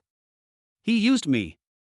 After squeezing every last drop of value out of me, he wanted to kill me to cover it up. Since I'm not going to live, then nobody else should either. The scene was chaotic, with camera shutters clicking incessantly. But that's not the most exciting part. Chen Xiaoyang had completely lost his mind. His eyes were fixed on the largest camera, as if he could see the old man in Europe through it. Do you think he's just an ordinary businessman? No. He has an organization behind him. A behemoth that's trying to control the direction of the global economy. I don't know its exact location or how many people are in it, I only know its code name. All the reporters held their breath, sensing that what they were about to hear might be a shocking news story. Chen Xiaoyang used all his strength to roar out that name. Pangu. They call themselves the Pangu Foundation. If the previous news was like bombs, then these two words are like nuclear bombs. Although most people have never heard of this name, in some hidden corners of the world, countless eyes suddenly narrowed at this moment. The live stream was suddenly and inexplicably cut off within 10 seconds of him saying the name. But it was too late. Well done.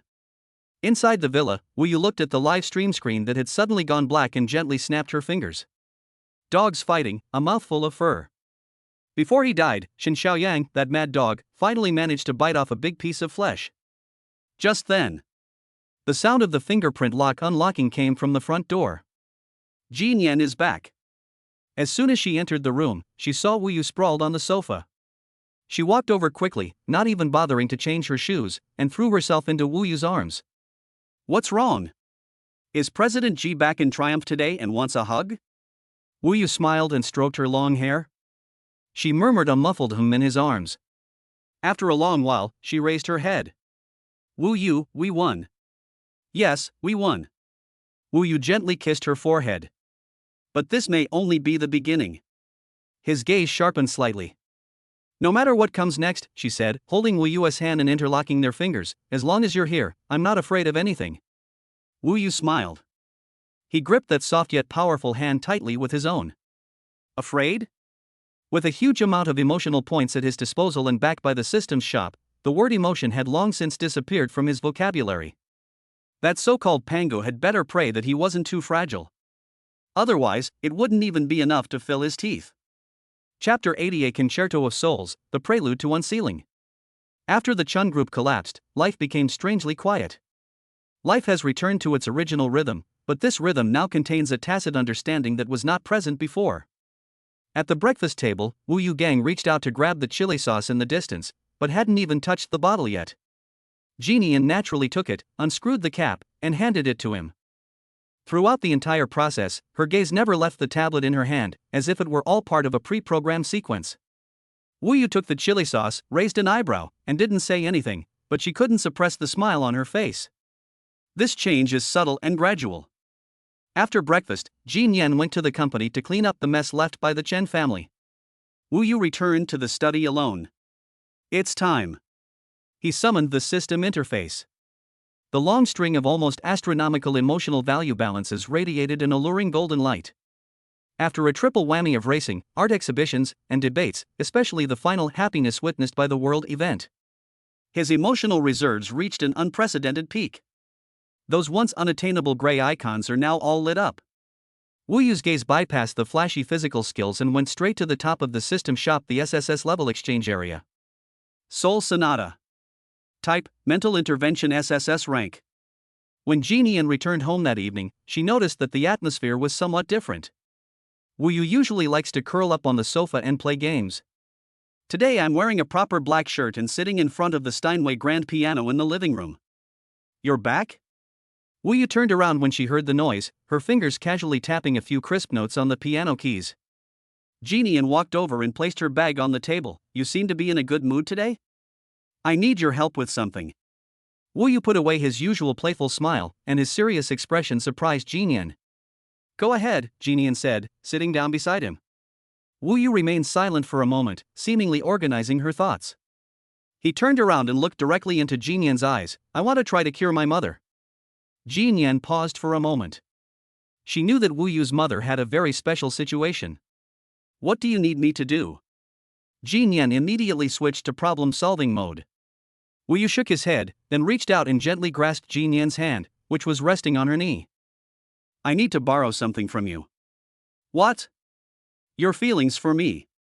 The next day, Wu Yu's mother was taken to the villa. She remained the same, sometimes lucid, sometimes manic. The operating room was located in the music room on the second floor, which had been specially soundproofed. The heavy curtains were drawn, leaving only a dim floor lamp on. The air was filled with a faint scent of incense, which calmed the mind. Wu Yu sat in front of the piano, her slender fingers gently resting on the black and white keys. He closed his eyes, took a few deep breaths, and adjusted his mental state. Soul Sonata, ready to begin. Jinian moved a chair and sat down next to him, so close that their arms were almost touching. Are you ready? Wu Yu asked softly. Jinian nodded, turned her head, and looked at Wu Yu's focused profile. Let's begin. The first note rang out. Freedom Adagio. At first, the melodies simply flowed gently through the room. But as Wu Yu infused his spiritual energy, the air began to undergo subtle changes. The world changed after Wu Yu activated his spiritual vision. He saw that his mother's body was shrouded in a thick, gray mist. Wu Yu tried to guide the music to become a spiritual tentacle to touch. But as soon as they got close, a huge rebound force made their heads buzz. He couldn't budge it in the slightest with his own strength alone. In memory, he called out in his mind, "Look at me, think of me." Sitting next to him, Jean was watching him play the piano with rapt attention. She remembered his nonchalant attitude when they first met. I remembered his domineering presence on the racetrack. I remembered his gentleness on the debate stage, when he stood up to the whole world to protect her. Various images flashed through her mind, and an emotion called love surged and churned in her heart like a tide. At that very moment, a miracle occurred. In Wu Yu's vision, countless golden specks of light drifted out from Jin Yan's body. They are warm, bright, and full of vibrant energy. Now! Wu Yu's fingers flew across the strings, and the music suddenly became more passionate. He used the power of Soul Sonata to guide the golden light points to converge into the music. The originally invisible sound of the zither now seemed to be edged with gold. A torrent of golden musical notes carries the memory of that unreserved love. With an unstoppable momentum, it crashed fiercely into the gray mist deep within the mother's mind. There was no sound in reality, but in the mental world, Wu Yu seemed to hear a deafening roar. His face turned deathly pale instantly, and large beads of sweat appeared on his forehead. This kind of spiritual clash was an immense burden for him. The seemingly indestructible mist trembled violently under the impact of the golden torrent. It tried to resist, releasing an even denser black mist to devour the golden light. But the love expressed in commemoration is too pure. It is a belief in protection, a steadfast commitment that never turns back once it has been made up. Although much of the golden light was consumed, it never went out. Instead, it burned brighter and brighter. "Open it for me." Wu Yu gritted his teeth and poured all his last bit of mental energy into it. A faint, yet undeniably real, cracking sound echoed in Wu Yu's mind. A hair-thin crack appeared on the black spiritual steel seal. Although it is small, it is a breakthrough that has never been seen in recent years. The music stopped abruptly. Wu Yu let her hands hang down as if exhausted, panting heavily, her entire shirt soaked with cold sweat. "Wu Yu! Are you all right?" Jin Yan was startled and quickly supported his swaying body, taking out a handkerchief to wipe his sweat. Wu Yu didn't have time to answer. His gaze was fixed on his mother in the wheelchair. The room was completely silent. 1 second, 2 seconds, 3 seconds. Just when Jin Yan thought he had failed and wanted to comfort Wu Yu, she witnessed a scene that she would never forget. That woman who was originally expressionless, like a puppet. On that pale, stiff face, the eyelashes suddenly trembled very slightly. Immediately afterwards, a crystal-clear tear slowly seeped from the corner of her tightly closed eye and slid down her cheek. With a plop, it dripped onto the back of her hand. That tear, under the dim light, reflected a light called hope. Chapter 81: The Queen's Spoils, the House Husband's Recipes. Early morning. Wu Yu sat quietly on the edge of the bed. In my field of vision, the system interface floats above my mother's sleeping profile. The once impenetrable gray, spiritual seal now shows changes in data. Completeness, 98%.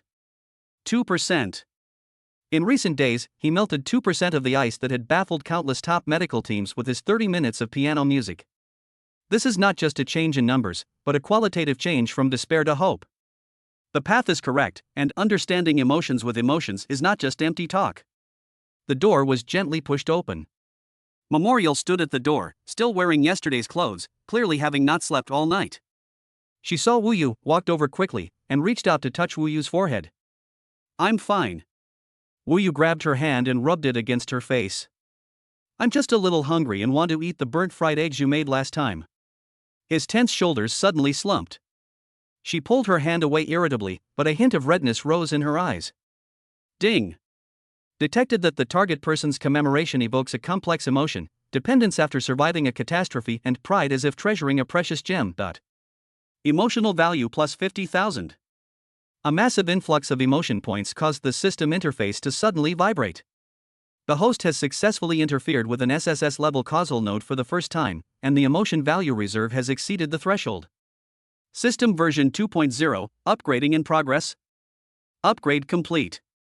New module added, causal database. Wu Yu raised an eyebrow. The new interface is less flashy and more sophisticated in its technological feel. That so-called causal database. It is automatically capturing every trace related to him and the memorial from the vast ocean of information. 3 days later, in the top-floor conference room of the G Group. The acquisition is now finalized. Ji Nian sat in the main seat and pushed a thick document in front of Wu Yu. The core assets of the Chun Group have been split up. Apart from the portion used to pay off debts, the rest are all here. She said in a flat tone, "This is your spoils." The executives present kept their eyes down, not daring to utter a sound. They witnessed firsthand how their CEO, Mr. Ji, ruthlessly dismantled and absorbed the Chun family business in just 3 days. And now, this queen has actually handed all of this over to her gigolo husband? Wu Yu picked up the document and flipped through it casually. Chun Feng Technology? He pointed to one of the pages. Their AI algorithms are interesting, but that's about it. Let's merge them into the Tianshu lab and have Dr. Wang mentor them. Our robot vacuum cleaner keeps hitting the wall lately, so let them develop a second generation as soon as possible. A few suppressed coughs echoed in the conference room. Upgrading a robot vacuum cleaner with a tech company worth tens of billions? And this one, a high-end chain restaurant under the Chen family. Wu Yu continued scrolling down. The location is great, but the food is just average. However, their global organic food supply chain is excellent. We'll separate them and supply them exclusively to nursing homes. As for the remaining stores, let's turn them into hot pot restaurants, since you love spicy food, right? Ji Nian smiled slightly and said, "Okay, I'll listen to you." As for this Dahua Entertainment, Wu Yu curled her lip in disdain. What terrible movies they make. Keep them, let them make more sweet romance dramas in the future, the kind that don't require you to think. You can watch these to relieve stress when you're tired from work. 10 minutes later, Wu Yu had arranged the vast Chen family business empire as clearly as making a family shopping list. The executives went from initial shock to numbness, and finally their gazes towards Wu Yu changed. This guy is nowhere near being a gigolo. This is clearly a tycoon who treats billions of assets like building blocks. Their attitude of regarding money as dirt is best described with the word awesome. That evening, Wu Yu had just returned home when she was greeted by a group of special guests. Dr. Wang, along with several core members of the Tianshu laboratory, stood neatly in the living room. Each of them carried large and small bags of gifts, with restrained smiles on their faces. "Mr. Wu, President Ji." Dr. Wang adjusted his thick-rimmed glasses, his expression solemn. "What? Is the lab running out of funding?" Wu Yu asked, nestled on the sofa, a controller in her hand. "No, the funding is more than sufficient." Dr. Wang turned around and took a bright red banner from his assistant behind him. "We are here on behalf of Bubble to thank you." The banner was unfurled with a whoosh. 8 large, gold-stamped characters were prominently embroidered on it. A shining example of esports, helping his father climb the ranks. Puff. Ji Nian, who was drinking water, spat out a mouthful of tea. She didn't bother wiping the tea stains from the corner of her mouth, staring incredulously at the banner, then at the serious-looking Dr. Wang. Wu Yu's lips also twitched. He recalled the past time when, in order to test Bubble's AI learning ability, he had let it dominate the game and make it call him dad, a rather perverse pleasure. "I didn't expect these engineering students to be so honest." "Well, I appreciate the sentiment." Wu Yu quickly rolled up the banner and stuffed it under the sofa cushion. "Be more low-key in the future, and don't do these superficial things." Dr. Wang and the others nodded frantically, their eyes filled with admiration. After this incident, the Tianshu team's loyalty to Wu Yu reached its peak. In this household, they only recognize 2 bosses, Boss Ji, who is generous with money, and Mr. Wu, who helps them level up. After seeing off this group of adorable bookworms, Wu Yu's smile gradually faded. A red highlighted term suddenly popped up in the newly unlocked causal database of the system. Baron von Hess. The database automatically correlated and analyzed massive amounts of information, tracing the flow of funds from Chen Xiaoyang's Swiss account to a secret offshore fund in Monaco. The actual controller of this fund is the Hess family. More importantly, the fund has recently made several large expenditures that have flowed to an organization called the New World Order Forum. Panga Wu Yu squinted, tapping his fingers lightly on the table. The name Chen Xiaoyang uttered seemed to be not without reason. Just then, Lin Wei hurriedly walked in, holding an exquisitely crafted black invitation card with gold foil stamping. "President Ji, this is an urgent document that I just received." Commemoration received the invitation and opened it. A faint scent of pine wood wafted through the air. The invitation was simple. Ms. Memorial, a distinguished young Asian entrepreneur, was invited to attend the annual New World Order Forum in Monaco next week. In addition to the Hess family's eagle crest, There are several other ancient family crests that have only appeared in legends at the end of the inscription. Another trap. Jin Yan sneered, casually tossing the invitation into the trash can. I'm not going. They sent the invitation right after Chen Xiaoyang's accident. It's obvious they have ulterior motives. A hand stopped her. Wu Yu took the invitation from her hand and gently stroked the raised emblem on it with his fingertips. Since they've already set the table, wouldn't it be very impolite of us not to go? Wu Yu said with his signature harmless smile. Wu Yu, that wasn't an ordinary business cocktail party. Jin Yan frowned, her tone serious. That's their home turf. In Europe, the power of these ancient families is deeply entrenched, and the law is merely a reference for them. I know. Wu Yu raised her head, a cold glint flashing in her eyes. It is precisely because it is a den of dragons and tigers that we must venture into it. They've been scheming against us in the shadows for too long. It's only fair to retaliate in kind. This time, I'm going to their lair and give them a big gift. He recalled the stubborn mental imprint in his mother's mind. His intuition told him that he might find the key to completely remove the stamp there. Seeing that Wu Yu was determined, Jin Yan stopped trying to dissuade him. She took a deep breath and grasped Wu Yu's hand. Okay, I'll go with you. Wu Yu brought up the system interface. Since we're going to that kind of place, we naturally need to make some preparations. Monaco is not only a playground for the wealthy, but also a world-renowned gambling city. Consume 100,000 emotional points to exchange for an S-rank skill, Sixth Sense Crisis Foresight. Consume 50,000 emotional points to exchange for an A-level skill, Mastery of Card Games. Information flooded my mind instantly. Wu Yu closed her eyes to process the information for a moment, and when she opened them again, her entire demeanor had undergone a subtle change. That languor is still there, but beneath that languor lies a cheetah-like sharpness. He casually picked up a deck of cards from the table. Cut, shuffle, and deal the cards with one hand. The movements were fluid and fast, so fast that only after images could be seen. With a snap, 5 cards were neatly arranged on the coffee table. Flush. Wu Yu looked at Jin Yan and asked, "Wife, are you ready to go and dominate the battlefield?" Chapter 82 Nobles at the card table, knives under the card table. Monte Carlo, a tiny place of only 2 square kilometers. It was filled with the world's most expensive yachts, sports cars, and the desire for money. As night fell, a welcome dinner hosted by the Hess family was held on the seaside terrace. The air was filled with the fragrance of fine clothes and the rustling of hair. Wine cups clinked and toasts were exchanged. Anyone who appears here could easily have a family fortune that would earn them a place on the Forbes list. Mr. G, Mr. Wu. Baron von Hess walked over carrying 2 glasses of champagne. He wore a well-tailored, handmade suit, his hair was neatly combed, and he wore that standard, even fake, aristocratic smile.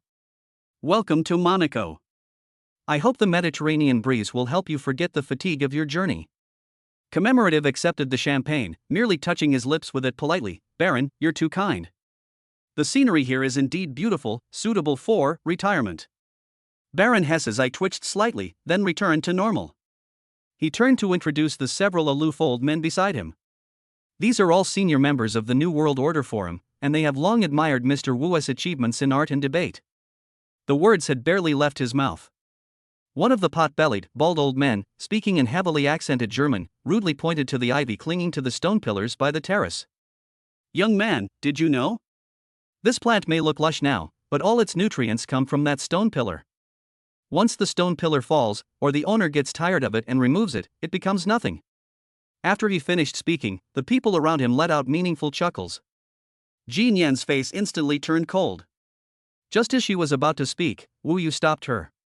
Wu Yu slowly picked up a napkin and gently wiped the corner of her mouth. Then, he looked at the bald old man and, with a smile, spoke in a German language that was purer and more archaic than the old man's. Your Excellency, your knowledge of botany seems somewhat limited. In the Far East, there is a vine that is usually inconspicuous, but the fruit it bears, just one of which can kill all the animals in an entire forest overnight. He paused, then his smile widened. We call it heartbreak grass.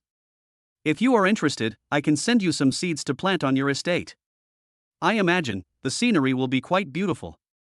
The laughter of the old man abruptly stopped.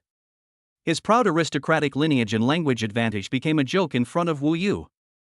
Baron Hess gave Wu Yu a deep look and then smoothed things over, saying, Mr. Wu is truly learned. Gentlemen, please excuse me for a moment. Halfway through the banquet, a waiter carrying a tray passed by Wu Yu. When he left, Wu Yu had a pure black metal card in his hand. The card had no words on it, only an embossed image of an Ouroboros and a line of small, gold-stamped text: Sky Casino, Room 001, 2300 hours. Pangu. Back in her room, Wu Yu looked at the Ouroboros pattern. The Sky Casino is the most mysterious place in this hotel. It is not open to the public and only serves the most exclusive members. Jeannian looked at the card, her brow furrowed. Their choice of that location is probably not just about gambling. Of course it's not gambling. Wu Yu twirled the card between his fingers. He looked at Jeannian. Are you scared? It's not too late to back out now. Jeannian walked up to him and straightened his bow tie, her movements gentle yet firm. We have no way out now, do we? Your war is my war. If they want to watch the show, I'll make them lose the stage too. Ding. Hidden emotional bond my queen activated. When the host and the target character face a powerful enemy together, the efficiency of gaining emotional points is temporarily increased by 20%. It's exactly 11 o'clock. A dedicated elevator goes directly to the top floor of the hotel. The Sky Casino lives up to its name, with its enormous dome made of a single piece of bulletproof glass, offering a view of the dazzling starry sky that seems within reach. In the center of the room stood a dark green oval gambling table. Baron Hess and the other old men were already sitting there, each with a mountain of chips piled up in front of them.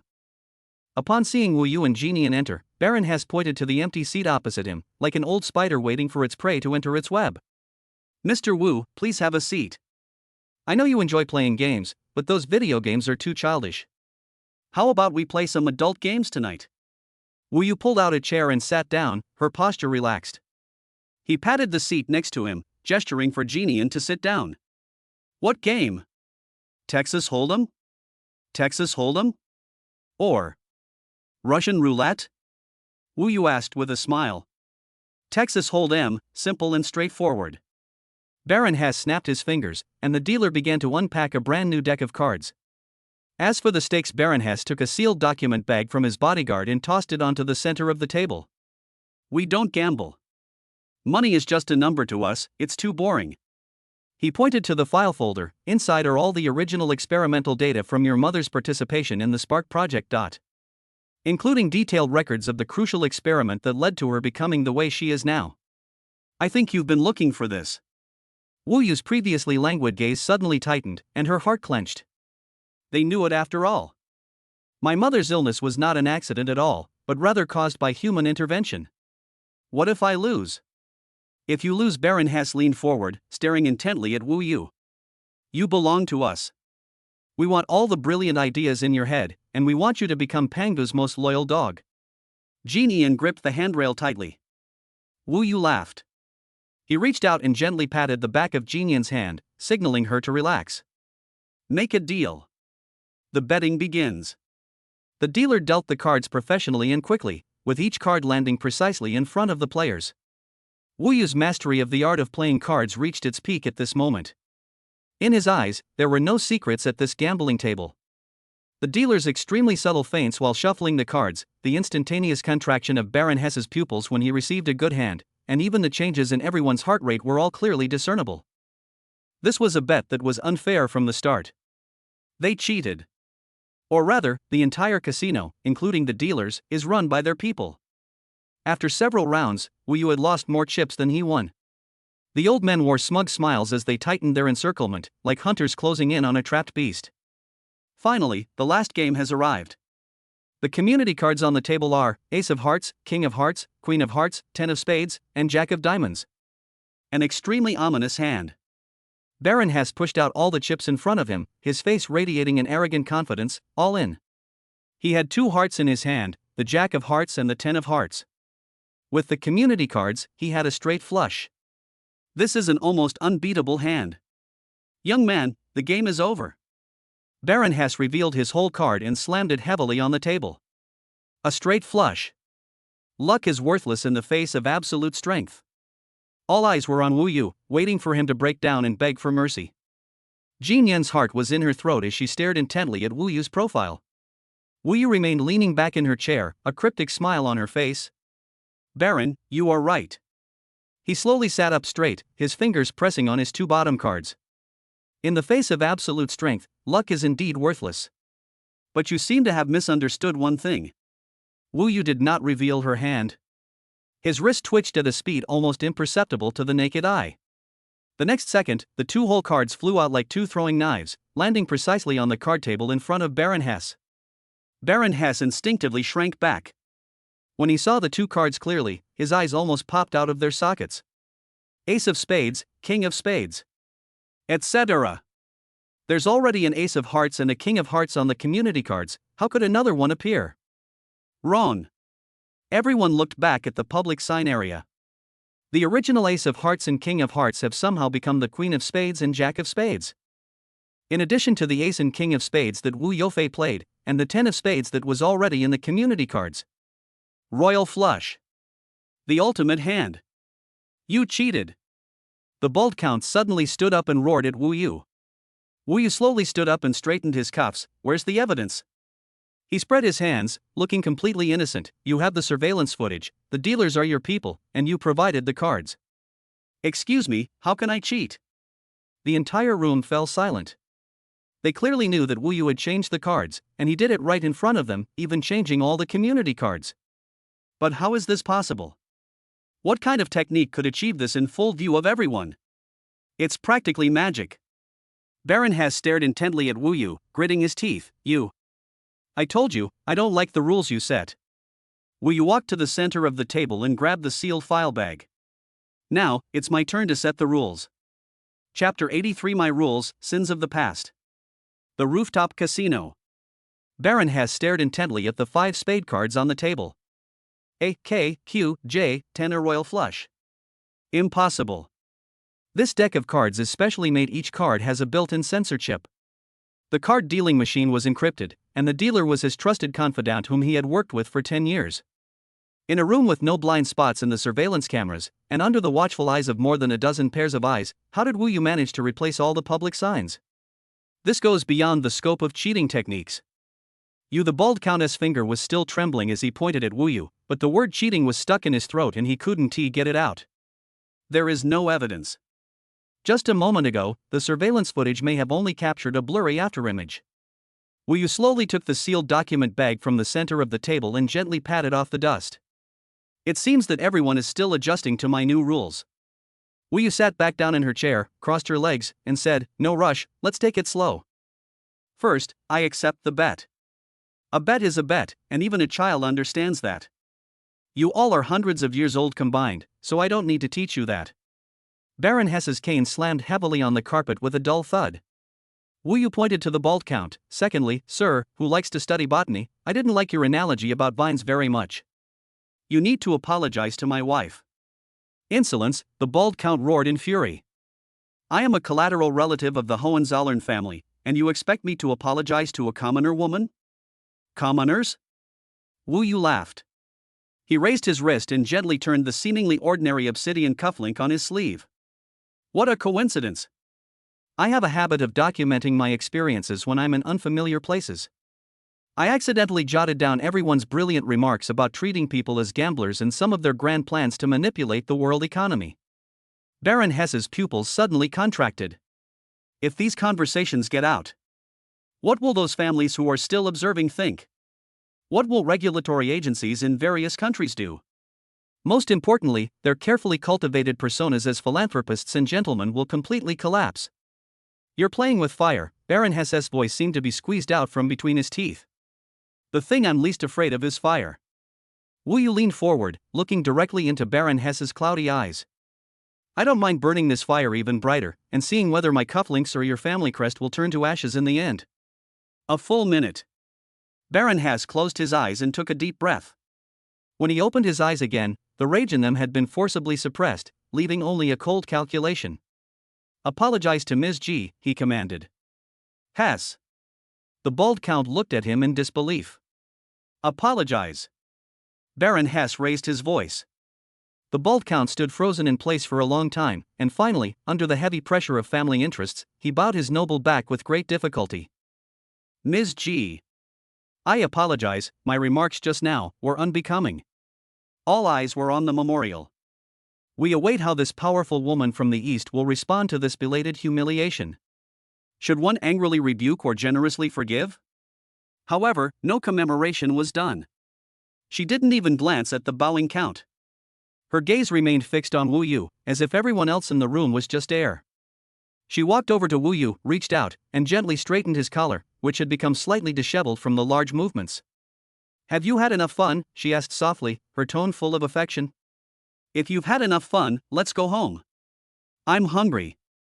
The ultimate contempt is not a hysterical retaliation, but rather when you stand in front of me and I cannot see you at all.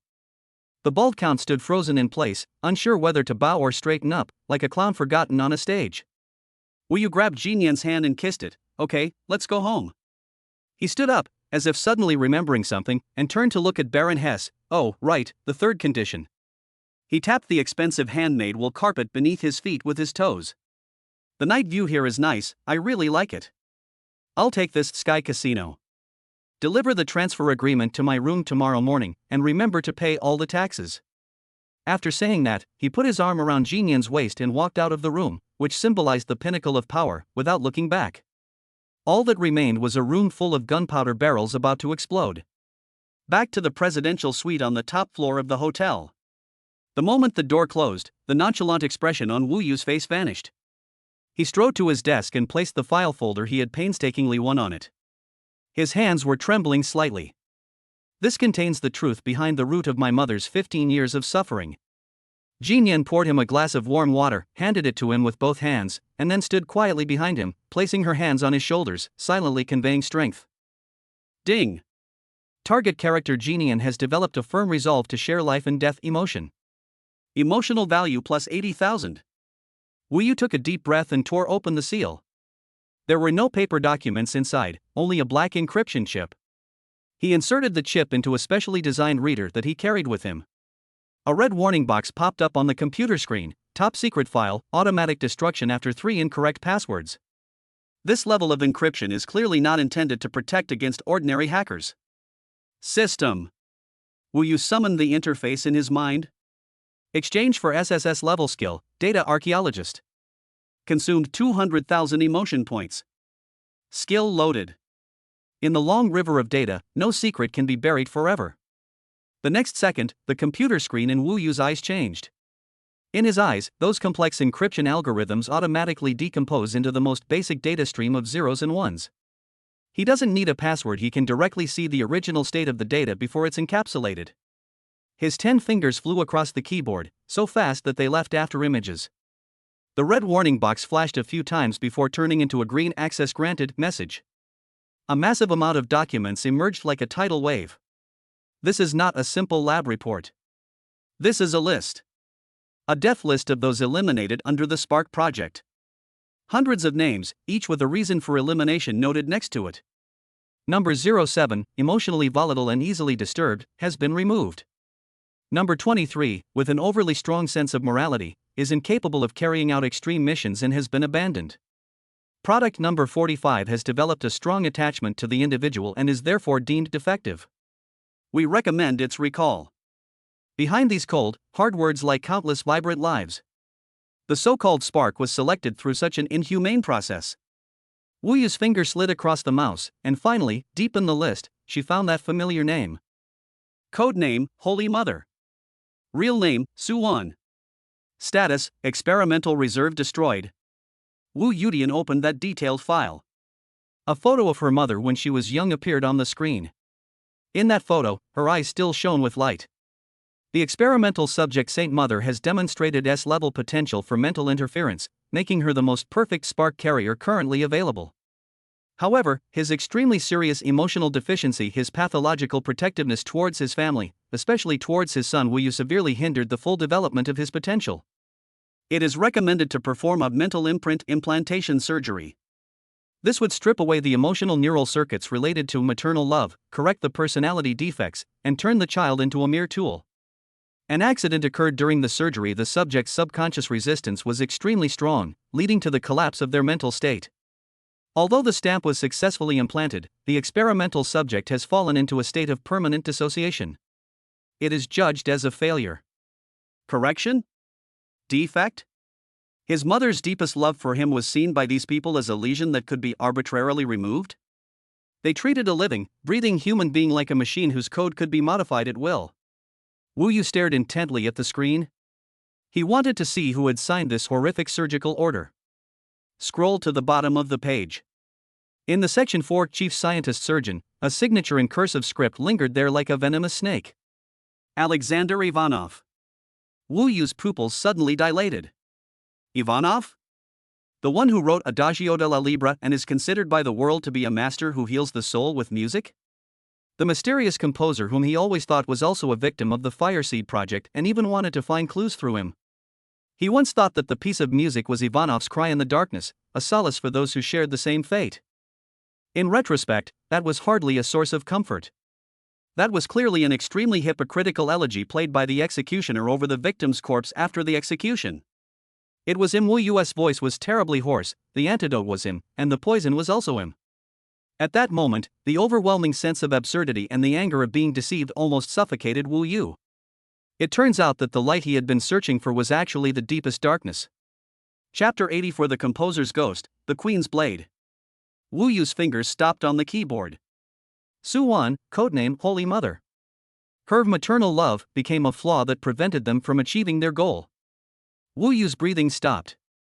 It wasn't anger, but the absurd feeling of being completely manipulated. The antidote he had been searching for turned out to be the one who had personally implanted the poison the composer he thought was in the same boat. Wu Yu?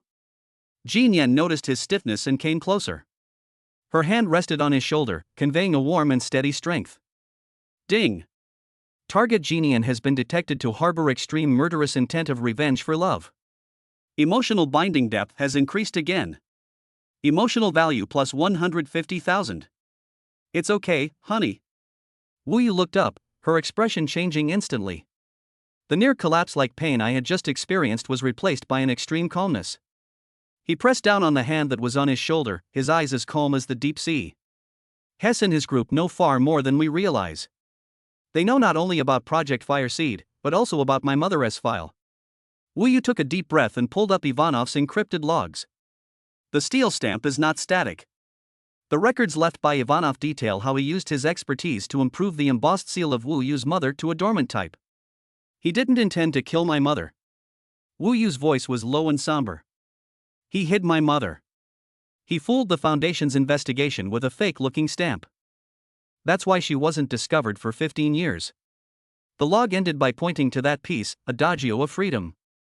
That's not a cure, it's a coordinate system. Ivanov used the structure of the music to mark his hiding place. We must find him, to commemorate him. Only he can safely remove my Mother-S seal. Wu Yu's motivation changed from revenge to rescue. Alright, activate the Global Intelligence Network immediately. Jin Yan's murderous intent was instantly replaced by precise tactics. She turned and walked toward the communicator, her voice icy. I need all of Ivanov's information, a list of all the scientists who participated in the Fireseed program, especially those marked as missing.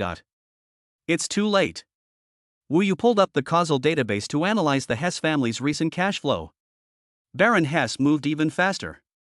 On the screen, several multinational financial institutions that have deep cooperation with the G Group announced almost simultaneously that they would tighten credit and demand early repayment of loans. Meanwhile, several foundations sold off shares of the G Group, indicating signs of disruption in the global supply chain.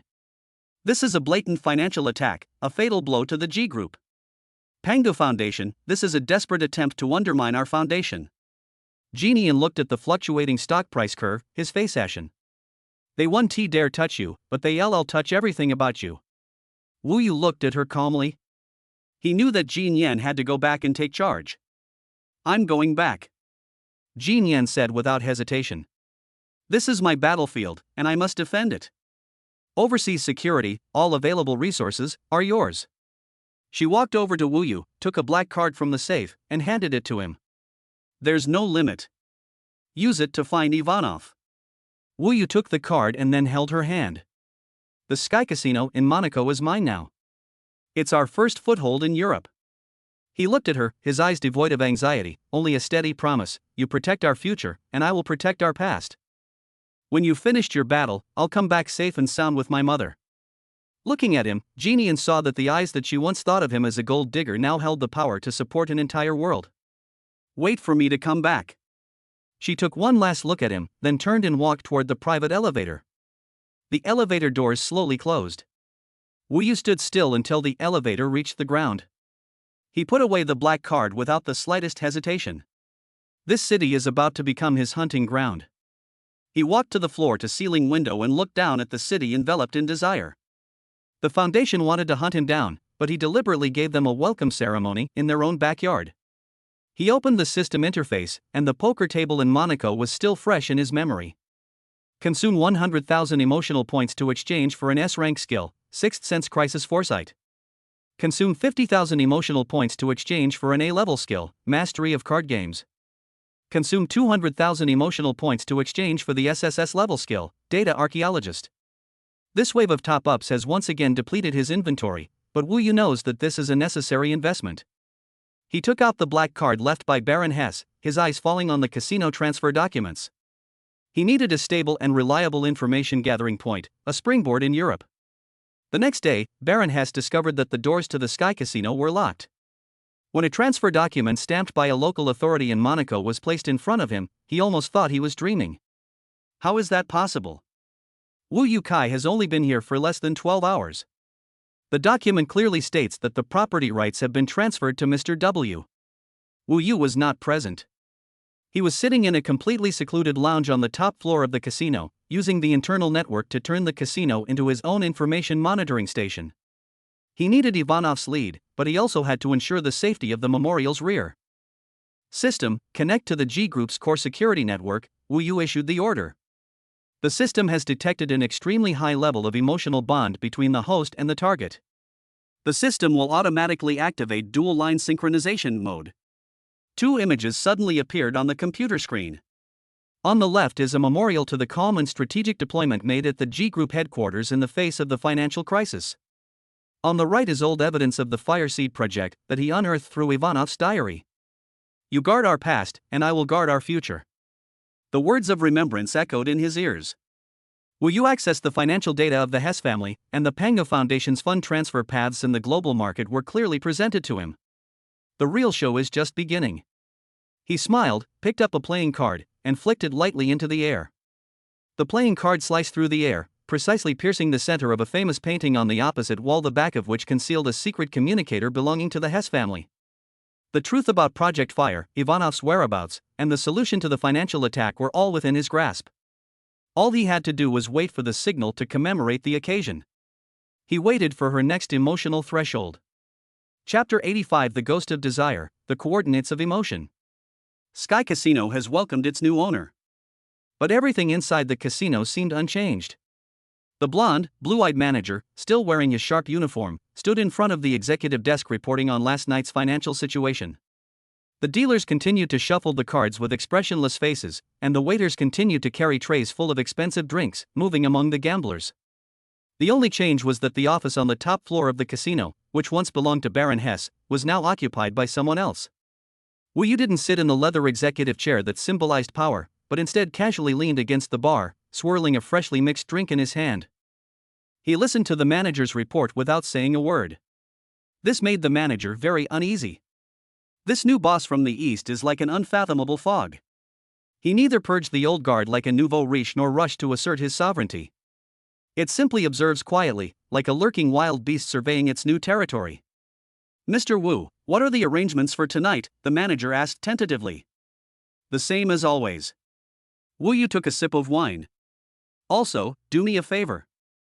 He pulled a stack of casino chips worth millions of euros from under the bar and pushed it over. I'm looking for someone. A recluse who disappeared in Europe 20 years ago, with exceptional artistic talent, especially obsessed with music. Wu Yu's tone was calm: spread the word out, and whoever can provide valuable clues will get these chips. The manager's pupils contracted slightly.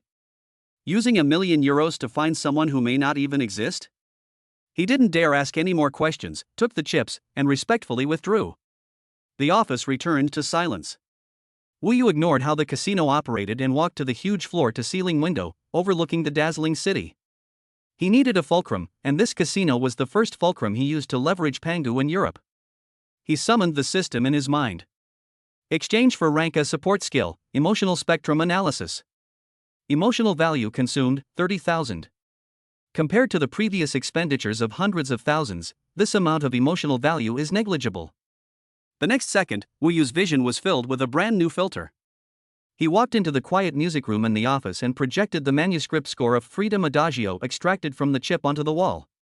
The moment that emotional spectrum analysis was activated, the musical score before my eyes changed. Those black musical notes, rests, and slurs are no longer just simple musical symbols.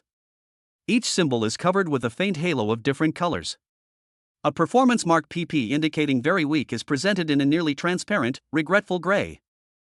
A mark indicating extreme strength FF burns with a crimson gold hue, a desperate search for light.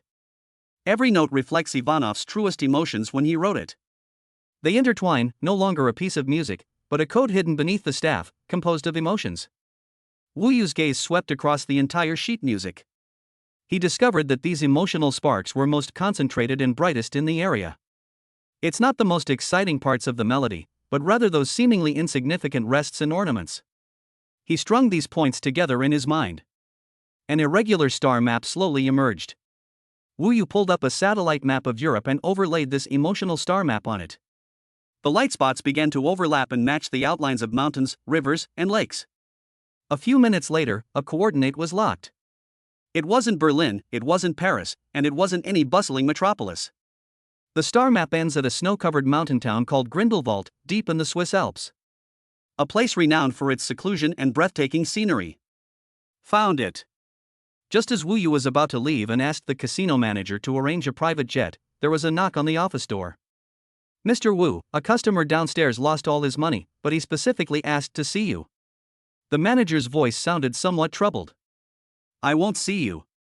Wu Yu had no time to deal with this kind of gambler. He said he wanted to apply for a job as a sound engineer here. "A sound engineer?" Wu Yu stopped moving. The warning from the sixth sense is a strong premonition, as if a key piece of the puzzle is about to appear. "Let him come up." A few minutes later, an old man wearing a tattered jacket and reeking of alcohol was brought in. He looked to be at least 60 years old, with gray hair and a stubble beard, but his eyes were not at all as cloudy as a drunkard's. He glanced around the luxurious office, his gaze finally settling on the Steinway grand piano. Wu Yu didn't speak, she just looked at him. He noticed that the old man's hands were very steady, his finger joints were large, and there were thick calluses on the base of his thumb from years of gripping some hard object. Those marks weren't from playing the piano, they looked more like marks from holding a gun. "You want to be a sound engineer?" Wu Yu broke the silence. The old man grinned. "I heard this place has a new owner, so I thought I'd try my luck. I've lost all my money, so I need to find a job. Play a piece for me to hear," Wu Yu said, pointing to the piano. The old man didn't stand on ceremony, he walked straight over, lifted the lid of the zither, and sat down. He didn't play any world-famous pieces, but rather a melody. "It is a segment from Adagio de la Liberté." As soon as the piano music started, Wu Yu's expression changed instantly. The old man played very well, with skillful technique, but he deliberately changed the rhythm and intensity at several key transitions. What should have been an ascending scale full of hope was played by him with a sense of despair. The chords that should have been filled with repentance were played by him with a cold and ruthless tone. This wasn't a mistake. This is a code. A living verifier. Ivanov had indeed prepared a backup plan. When the music ended, the old man turned his head and looked at Wu Yu. Wu Yu remained silent. He walked to the piano and sat down next to the old man. "You played it wrong." Wu Yu spoke, then raised her hands and placed them on the piano keys. Instead of starting from the beginning, he directly continued playing the passage that the old man had just misplayed. The same melody, flowing from Wu Yu's fingertips, became something completely different. He played that ascending scale with extreme gentleness, as if he were seeing the first ray of dawn at the end of darkness, filled with cautious hope. He touched that chord with a broken yet gentle force, expressing the deep-seated regret and self-redemption to the fullest extent. What he played was Ivanov's most genuine emotion, which could only be seen through emotional spectrum analysis on the score. Bite. The last note dissipated into the air. The old man sat there, his body stiff, his whole body trembling violently. He slowly turned his head and stared intently at Wu Yu. After a long while, he spoke in a low voice with a heavy Russian accent. "Mr. Ivanov, I've been waiting for you for a long time." Wu Yu's heart finally settled down. However, the old man's next words made his heart jump into his throat again. However, the Foundation's cleaners have already arrived in Grindelwald. Chapter 86: A Thousand-Mile Battlefield, A Silent Symphony. The top level of the G Group. The group's top executives were seated around a huge circular conference table. However, at this moment, only anxiety and helplessness remained on their faces. President G, the stock price has fallen below the offering price 3 years ago. Our funds deployed in the secondary market to support the price have been wiped out in an instant. The CFO's voice was hoarse, his eyes fixed on the screen. Our North American branch just sent an urgent report. Global Technology unilaterally terminated its chip supply contract. Our 2 core product lines, which we were focusing on promoting in the second half of the year, have had their lifelines severed. The same goes for the European market. Several distributors we've worked with for 10 years are willing to pay exorbitant penalties to terminate their contracts with us. There must be a mastermind behind this. Panic is spreading. This was a premeditated and costly strangulation. The opponent's knife was already pressed against the throat of the G Group. All eyes were on the memorial. She didn't look at those alarming statistics. Instead, he calmly looked at a world map on his tablet, gently swiping his finger across it. This composure, in stark contrast to the panic throughout the conference room, only made the atmosphere more tense. Finally, she raised her head. Stop all media relations and abandon any efforts to support the stock price. One sentence caused an uproar in the conference room. What? President G. This is tantamount to announcing to the market that we've given up. The stock price will completely collapse. Ignoring the astonishment of the crowd, Genian continued to issue the second order. Shrink all non-core business lines, including real estate, entertainment, and all projects that cannot generate positive cash flow in the short term. No matter the cost, I want to see 100 billion in liquidity in the group's main account within 3 days. The meeting room was completely silent. If the first order was to give up resistance, then this second order was tantamount to cutting off one's own limbs. From the market's perspective, this is tantamount to a giant corporation selling off its assets and preparing for its demise before it dies. President G, please reconsider. This will completely destroy investors' confidence. We an old minister stood up tremblingly, trying to dissuade him. The gaze of remembrance fell upon him. Execute the command. That evening, the chairman's office was brightly lit. This place has been transformed into the highest command center for the G Group. The memorial stands before the enormous floor-to-ceiling windows, overlooking the dazzling lights of the city below. Behind her, members of the core analysis team were typing rapidly on their keyboards. Massive streams of data converge, are analyzed, and reorganized on the screens in front of them. Mr. G, we've found it. The chief analyst suddenly stood up and said excitedly. The main funding for this attack came from a German investment bank called Deutsche Future Capital. We traced its funding path, and the actual controller is the Hohenzollern family. He paused, then added, it's that guy who was, by Mr. Wu in Monaco. Memorial's gaze remained unwavering. She uttered only 4 words. His Achilles heel. Yes. The analyst immediately pulled up an encrypted file. This investment bank recently leveraged its funds tenfold and is building a large position in oil futures, betting that the situation in the Middle East will worsen next month, causing oil prices to plummet. This is their biggest gamble this year, almost their entire fortune. The gaze of commemoration fell upon the red data bar representing a leverage of tens of billions of dollars. How much more funding do we need to gain an absolute advantage and completely break their leverage? Genian asked. The CFO looked troubled. President G, we've reached our limit with the emergency funds we could mobilize. I also tried contacting UBS and Citibank, but their attitudes were ambiguous, clearly due to pressure from Panga. We're still short 20 billion. That 20 billion will be the last straw that breaks the camel's back. The atmosphere in the office became tense again. Just then, the CFO's encrypted satellite phone rang. The screen displayed an unfamiliar number from Monaco. He answered the phone with a puzzled look and put it on speakerphone. Hello?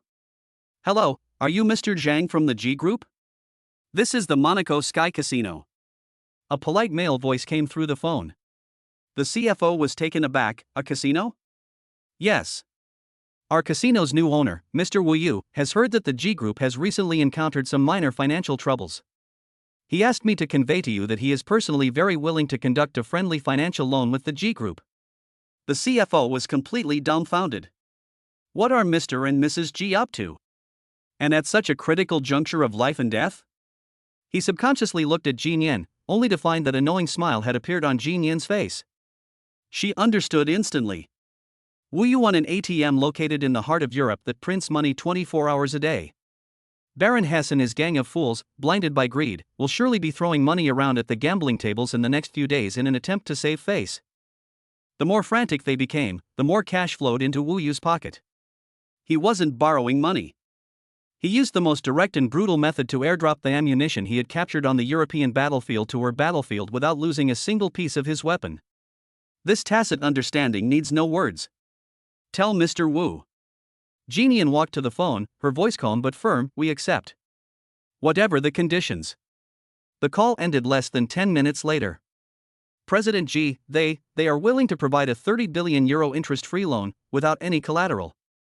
The only requirement is that we prioritize supplying their casinos with a batch of the latest VR gaming headsets next quarter. Would you trade the outcome of a financial war worth hundreds of billions of dollars for a few game consoles?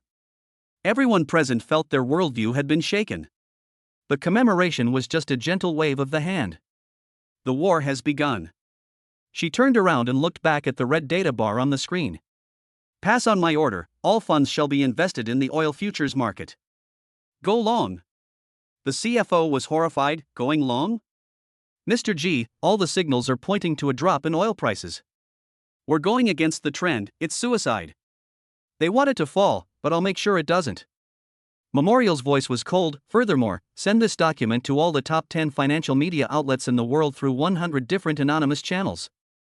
She gently pushed a black, encrypted USB drive to the center of the table. Inside are the original evidences of all the financial fraud and market manipulation by Deutsche Future Capital over the past 5 years. It was Wu Yu who used his data archaeologist skills to dig out the evidence from the garbage heap of the internet, evidence strong enough to nail them to the pillar of shame. The next day, global financial markets opened. An unimaginably large sum of money, like a prehistoric behemoth, stormed into the oil futures market, going against everyone's expectations and going long aggressively. Oil prices were abruptly driven up within minutes. Inside the trading hall of Deutsche Future Capital, a cacophony of wailing and howling filled the air. Just as they were scrambling to close their positions and cut their losses, an even more devastating blow came. Reuters, Bloomberg, The Wall Street Journal. At the same time, the front pages of all the world's top financial media outlets were dominated by an explosive news story. A shocking scandal at a century-old investment bank. Deutsche Future Capital accused of massive financial fraud. The first domino fell. The stock price crashed, creditors panicked and rushed to withdraw their funds, and regulatory agencies intervened urgently to investigate.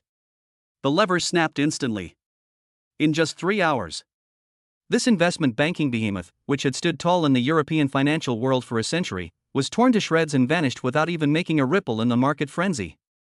The foundation of the Hohenzollern family was directly severed by this attack. A thunderous cheer erupted in the command center of the G Group. Everyone was embracing and celebrating this incredible, miraculous comeback. Commemoration quietly withdrew from the revelry and walked alone to the French windows, watching the dawn gradually break outside. My phone vibrated slightly. It was a message from Wu Yu. A photograph. The photo shows the magnificent snowscape of the Alps. Snow blankets the rolling mountains, while the town at their foot shines brightly, like stars scattered across the earth. Below the photo is a line of text. The scenery is beautiful. I'll bring you a piece of milk chocolate when I get back. The moment she saw the message, a genuine, incredibly reassuring smile bloomed on Jean Yin's face. Her battle is over. His battle has only just begun. Chapter 87: The Shadow Beneath the Snow-Capped Mountain, A Silent Hunt. Sky Casino. Wu Yu picked up the internal phone on the table and dialed the casino manager directly. Immediately prepare a private jet for me to fly to Switzerland, the fastest and most luxurious kind. They announced that the new owner of Sky Casino was going to the Alps to ski and relax. The manager on the other end of the phone was stunned for at least 3 seconds. Wu Yu continued, also, find me the best Russian-speaking ski instructor, 10 times the salary. I need to see him now. He hung up the phone, looked at the astonished Dmitri, and raised his glass. Mr. Dmitri, congratulations on finding a new job. Ready to enjoy an expensive ski vacation? Half an hour later, a Gulfstream G650 private jet roared up from the VIP passage of Monaco Airport in an extremely high-profile manner. Inside the cabin, there were luxurious leather sofas and expensive champagne. Dmitri sat awkwardly on the sofa, completely unable to understand Wu Yu's actions. Wasn't this tantamount to deliberately putting himself in the hunter's trap? The plane had just entered Swiss airspace. Wu Yu was resting with his eyes closed when a sharp pain suddenly came from between his eyebrows. The alarm from the sixth sense, like the most sensitive radar, detected a slight anomaly. In his perception, on the land below shrouded in night, an invisible giant net made of spiritual power was slowly unfolding. They're here. Wu Yu opened her eyes. Dmitri froze, instinctively reaching for his waist. The place was empty. In order to get through security, he gave up all his weapons. Don't be nervous, instructor, Wu Yu smiled. Enjoy the flight. The plane landed smoothly at a small private airport near Grindelwald. Snow-covered peaks and majestic mountains. This place, hailed as the most beautiful town in the world, is like a fairyland in the morning mist. However, the moment Wu Yu and Dmitri stepped off the gangway, at least 3 cold thoughts swept over them. Precise and efficient. This is the cleaner's greeting. Wu Yu seemed oblivious, stretching and taking a deep breath of the fresh air from the snow-capped mountains. The scenery is really nice. I should definitely bring back a chocolate as a souvenir when I get back. He casually remarked, then pulled the still-dazed Dmitri towards the town's most famous cafe. A warm fireplace burned in the cafe. Wu chose a window seat with a magnificent view of the snow-capped mountains outside. A smiling waitress with flaxen hair walked over. "Gentlemen, what would you like to order?" Her voice was as clear and melodious as a mountain stream. 2 cups of the strongest black coffee, thank you, Wu Yu said with a smile. The waiter turned to prepare. Dmitri lowered his voice and said quickly in Russian, "That woman is suspicious." "I know." Wu Yu's gaze fell on the snow scene outside the window, seemingly not taking the matter to heart. Soon, 2 steaming cups of coffee were served. When the waitress placed one of the cups in front of Wu Yu, she tapped the rim of the white porcelain cup lightly and rhythmically with the tip of her index finger. Thump, thump, thump, thump. That wasn't a random touch, but a carefully designed hypnotic rhythm that could directly affect the subconscious.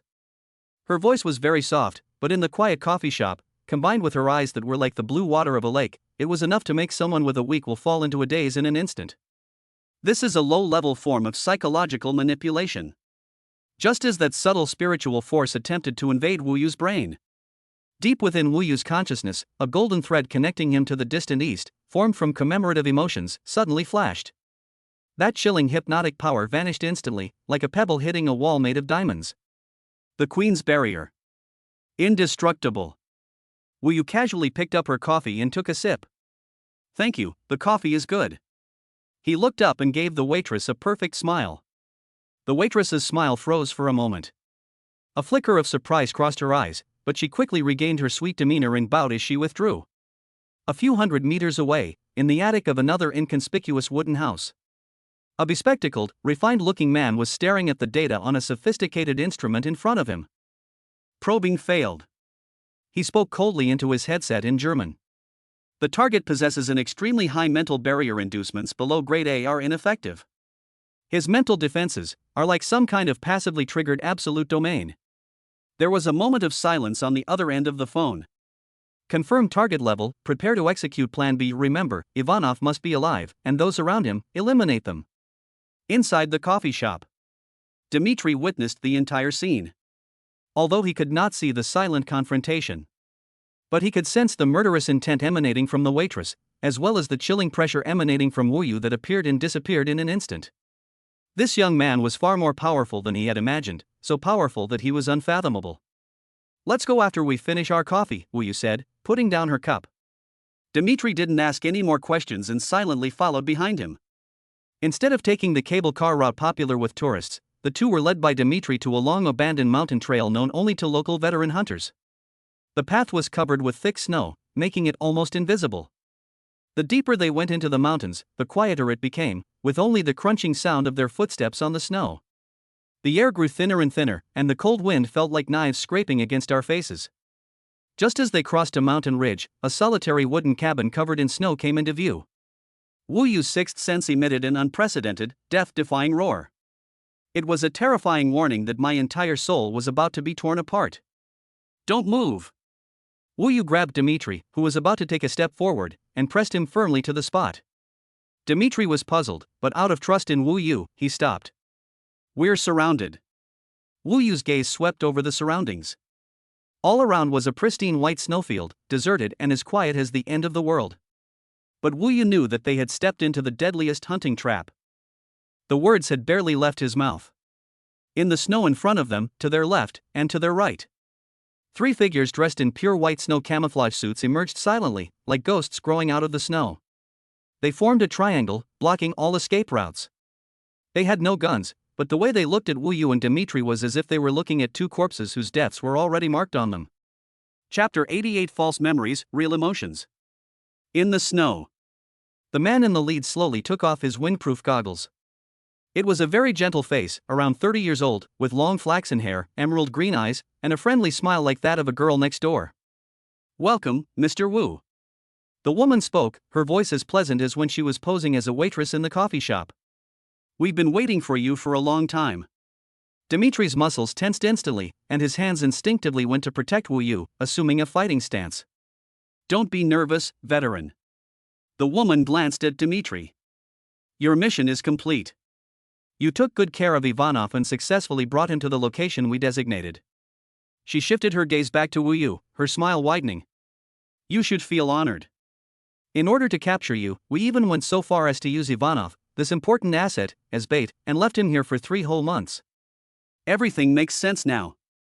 Why was Dmitri able to find himself so easily? Why is the Foundation moving so slowly? From the moment he stepped into Monaco, he had already fallen into a carefully laid trap. They had already located Ivanov, but they hadn't taken any action. They are waiting. They watched as this big fish, who had never left any image record in their database but was marked as the highest threat, walked right into their trap. Recovering Ivanov is the mission. The real objective is to capture Wu Yu. The game is over now. A strange light shone in the woman's codename Dreamweaver emerald green eyes. She didn't make any move, but Wu Yu's world changed in that instant. Fragments of false memories were forcibly poured into his mind. Scene 1. The top floor office of the G Group. Jean Yan wore a burgundy evening gown, her face adorned with a charming and captivating smile that Wu Yu had never seen before. She tiptoed and kissed Chen Xiaoyan's lips. Chen Xiaoyang smugly put his arm around her waist, turned around and mouthed a contemptuous gesture at Wu Yu, who was standing at the door. Waste. Scene 2. In the pristine white hospital room. The mother, Su-wan, sat up from the hospital bed, her eyes filled with hatred and disgust. She pointed at Wu Yu and screamed at the top of her lungs. It's all because of you. If it weren't for you, this burden, I wouldn't have become like this. Why don't you just die? Scene 3. Wu Yu's face is being shown on screens all over the world. News anchors, passers-by on the street, company executives, teammates in games. Everyone was pointing at him and bursting into deafening laughter. Look, that gigolo. Does he really think he's some big shot? He's nothing but a dog kept by President Xi. Disgusting. Hypocritical. Parasites. Countless acts of malice, like foul-smelling silt, enveloped him layer by layer, dragging him toward an endless abyss. His consciousness began to tear apart, and his soul wailed. Pain. Despair. Self-denial. This is the power of the Dreamweaver. She doesn't destroy your body, she directly corrupts your soul, causing you to sink into the hell you've created for eternity. However, just as Wu Yu's mental defenses were about to completely collapse, his system panel, deep within his consciousness, began to flash wildly.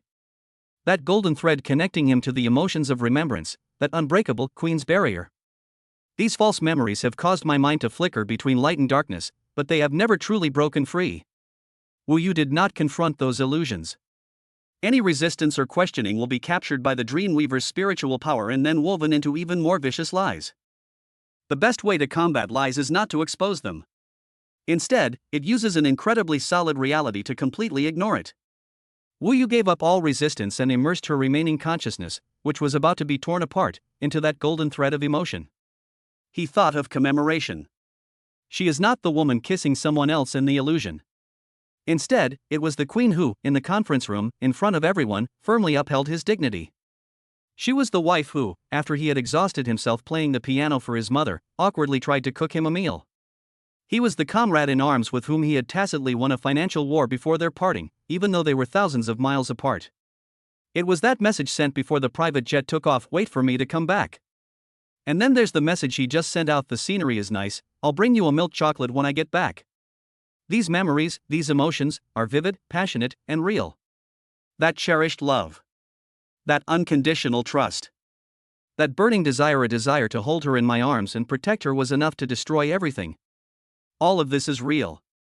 When these most genuine emotional energies slowly rose from the depths of Wu Yu's heart, like a sun. All the false fragments of memory in his mind, those vicious, cold, twisted lies. Without even a chance to struggle, it quickly melted, evaporated, and vanished into nothingness. The smile on the face of the Dreamweaver standing in front of Wu Yu instantly froze. She took a step back abruptly, and blood flowed from her nostrils. Her mental attack was forcefully backfired. How is this possible? Wu Yu slowly raised her head. "It's my turn." His eyes regained their clarity, but his usual languor and gentleness had vanished without a trace. He glanced at the system panel, which was triggering a flurry of alarms. Warning. Host has been subjected to an SSS-level mental attack. Emotional link overload. Ding. Detected a strong emotional resonance with the target person Genian, triggering a "I will protect you at all costs" sentiment. Emotional value instantly explodes. Emotional value plus 300,000. Wu Yu's gaze fell on an option flashing red at the bottom of the system interface. Host's emotional connection has reached the soul resonance level, meeting the final skill unlock requirements. Consume 300,000 emotion points to exchange for an activate SSS level skill, emotional shockwave attack form? Confirm. Wu Yu silently recited in her heart. The next second, he poured all his consciousness into the golden thread connected to the memorial. He did not evoke any anger or hatred. He simply recalled the purest love and protection he had felt from the memorial in that very moment. Without reservation, the emotional shockwave was blasted towards the three cleaners on the other side. An invisible, incredibly warm torrent of emotion instantly swept across the snowy landscape.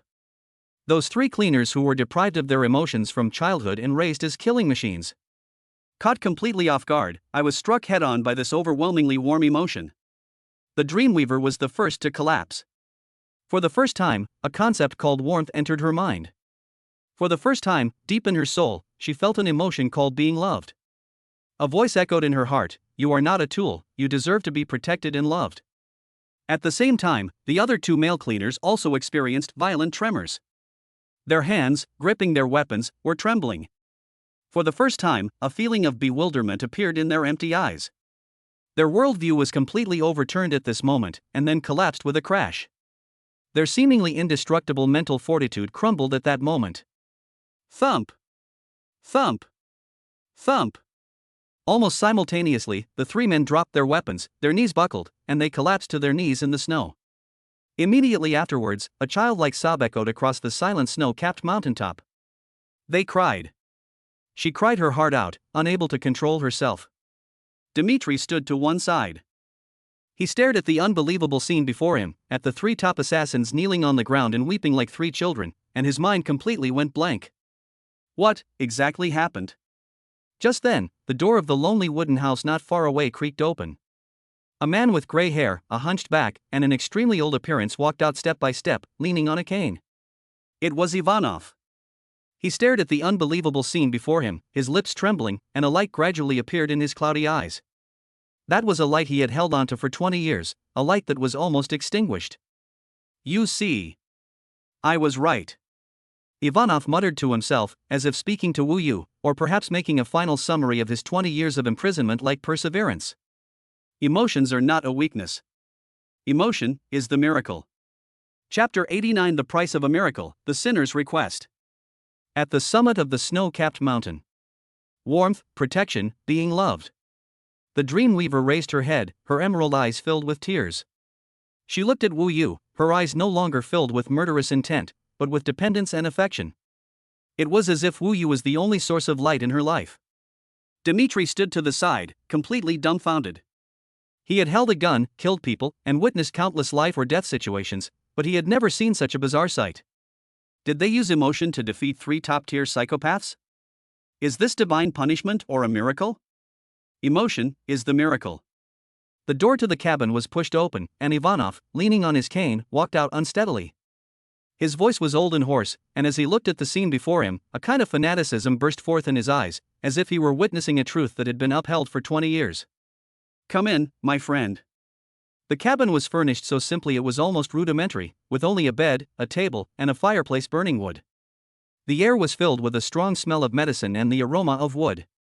Will you help Dmitri sit down, his gaze falling on Ivanov? He could clearly feel the vitality of the old man in front of him. Like firewood in a fireplace about to burn out, with only a tiny ember remaining, clinging to life by sheer willpower. Your mother's stamp is an improved version of mine. I call it the dormant type. Ivanov cut to the chase without beating around the bush. He coughed violently a few times, as if he were coughing up his lungs. It's like a safe built with spiritual power, locking your mother's core personality and memories inside perfectly, fooling the Foundation's 20 years of scanning. But precisely because of this, it isolated her from all emotional communication with the outside world, turning her into an island. Wu Yu's heart sank. This is also the root cause of her declining health. Ivanov's voice was filled with exhaustion. That safe, while protecting her, was also slowly absorbing her life energy to sustain its own existence. If this continues, in less than 3 years, she will be completely exhausted. This is a race against time. How do we untie it? Wu Yu's voice was low. 2 things are needed. Ivanov held up 2 withered fingers. First, there's an instrument I secretly manufactured, the mental resonance device. It can transform pure emotional energy into a specific frequency that can be absorbed by the spiritual world, like a key that precisely opens that safe. And the second one? Ivanov raised his head and stared intently at Wu Yu. A powerful, stable, and absolutely pure emotional source serves as the energy core to activate the device. He spoke slowly and deliberately. You, and your wife far away in the east, the unbreakable emotional bond between you. It is the most perfect source of emotion that I can find in this world. The moment the words left his mouth, the entire cabin fell silent. Wu Yu's pupils suddenly contracted. I've been observing you for a long time, Ivanov said with a complex smile. From the moment you stepped into Geneva, every step you took has been calculated. That auction, that idiot Chen Xiaoyang, the Monaco betting. Everything was a pawn I laid out, a high-stakes gamble that led you here over a period of 20 years. He admitted it. He deliberately leaked the score for Adagio de Libra. The goal was to simultaneously attract the Foundation's cleaners and a variable who was not under the Foundation's control but possessed powerful emotional influence. He was betting that someone like Wu Yu would appear. Someone who can end all of this. Wu Yu felt no anger, but instead a chilling sense of absurdity rose in her heart. He thought he was the one playing the game, but he never imagined that he himself was a pawn being meticulously manipulated. However, the ultimate goal of this game is to make him win. My time is running out. Ivanov coughed up a mouthful of blood, staining his shirt red. Dmitri immediately stepped forward to help him up. The resonator is in the basement of this wooden house. Ivanov, panting heavily, pointed to the ground. However, it's still missing a crucial core component, the Hypnos crystal. That thing is stored in another class, a secret base of the Foundation located in the Alps, called Eden. He grabbed Wu Yu's sleeve with all his might, his eyes filled with pleading, hope, and atonement. I beg you, to take it, to save your mother, and to complete my final act of atonement. Looking at the old man who had spent his entire life trying to make amends for a mistake, Wu Yu felt the last trace of hatred in his heart vanish. He wasn't doing it for Ivanov. He did it for his mother, and also to put an end to the evil that began with the Spark project. Okay. Wu Yu nodded. I promise you. At the same time. Pangol Foundation, European Council headquarters. In the cold conference room, the light from the holographic projection illuminated each of the expressionless directors. Baron Hesse's image, before everyone's eyes, was flashed by a red light and then disappeared completely. Due to his repeated failures and foolish actions in Monaco, he was unanimously voted by the council to be stripped of all his powers and become a pawn. In the main seat, a figure that had always been shrouded in shadow slowly stood up. He is the Foundation's chief executive officer for Europe, codenamed the Prophet. Report. A cold female voice rang out. An encrypted document is projected into the air in front of the Prophet. Mission objective, recover Ivanov. Executing unit, Dreamweaver cleanup team. Task status, failed. Details: 3 team members exhibited abnormal mental signals, identified as contaminated. After engaging in an unknown interaction with the variable omega in the database, they severed their mental link with headquarters and are currently out of contact. Contaminated. The word prophet was repeated in a low voice. He raised his hand and made a light sweeping motion in the air. Upgrade Wu Yu's threat level from Explorer level to level A. His voice wasn't loud, but it echoed in the conference room. Activate the Arbitrator Squad. Target, Grindelwald. Task requirements. The prophet's gaze pierced through the shadows, landing on the coordinates of the snow-capped mountain town on the map, and he uttered his final words. Eliminate all sources of pollution and recover all out-of-control assets, regardless of the cost. Chapter 90: The Calm Before the Blizzard, The Queen's Return. With that murmur of emotion as the miracle, Ivanov's body was completely exhausted. Gentlemen! Dmitri roared and lunged forward, but only managed to detect a faint breath. Ivanov fell into a deep coma, like a candle wick that had burned out and could go out at any moment. Wu Yu walked to the corner of the wooden house and found a shortwave signal amplifier that had been modified by Ivanov. Amidst the hum of the static, he dialed the number etched deep within his soul. The call was answered almost instantly. Husband? The voice of remembrance came through, tinged with weariness, but more so with a sense of calm that comes after the dust has settled. Wu Yu could imagine that she must have just finished a thrilling battle. She was standing on the top floor of the G Group building, looking down at the kingdom she had reclaimed. It's me. Wu Yu's voice was soft and calm. I found a way to cure Mom, and things are going very smoothly. I'll be able to go home soon after I finish taking care of the last few things. There was a few seconds of silence on the other end of the phone, commemorating the victory just won in a commercial battle that lasted 72 hours. The complete uprooting of the Hohenzollern family shocked the entire European financial world. But when Wu Yu said, "I'll be home soon," her tense nerves finally relaxed. All the victories paled in comparison to his simple wish for peace. Good. The memorial was described in just one word. Hang up the phone. Wu Yu didn't even have time to savor the peace of mind that came across the distance. The next second, his system panel flashed wildly in his mind without warning, bursting with blood red light. Extremely high threat alert. Warning. Multiple plasma-mental units detected approaching at supersonic speed. Estimated arrival time, 5 hours 58 minutes. Comprehensive threat assessment, adjudication level. Host's current combat strength assessment, unable to fight. Survival probability, 0.01%. System suggested strategy: immediately abandon all current objectives and utilize the complex terrain of the Eden base to maneuver and seek a glimmer of hope. A direct confrontation will inevitably result in certain death. The blood-red characters, each one like a knife, pierced deeply into Wu Yu's nerves. The Arbiter. The Foundation's most advanced violent purge machine. They don't even bother with mental manipulation. Their existence is solely for the purpose of completely erasing their targets from the physical realm. Wu Yu glanced at Ivanov, who was barely breathing in his arms, and at Dmitri, whose eyes were bloodshot and who was clinging to Ivanov. He opened the system shop, his eyes quickly scanning the dazzling array of skills. S-rank skill, Thor's Hammer, a single target attack with immense power, but ineffective against multiple enemies. SS level skill, Spatial Blink, an amazing escape skill, but he can only take one person with him.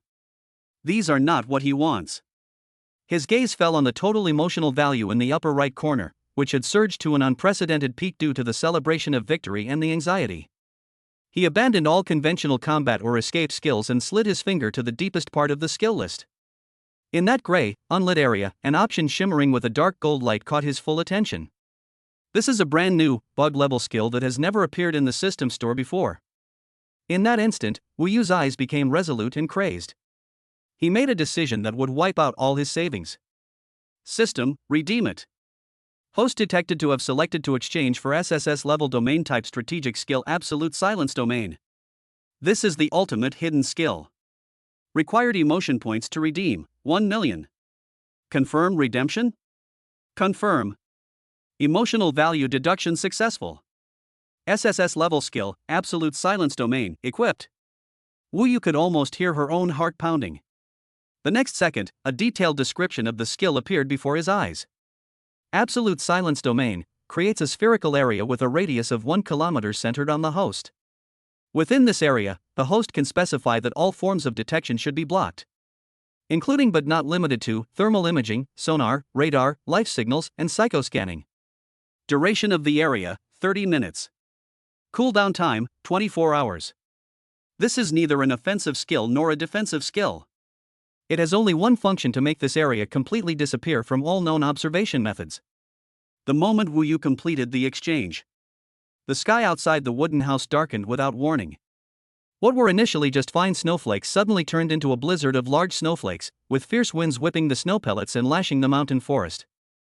Visibility dropped to 0 in an instant. Wu Yu knew that this was not a natural phenomenon. He is the arbitrator. They were using their powerful mental strength to forcibly distort the weather, creating a perfect stage for their hunt. They intended to use the blizzard to conceal their movements.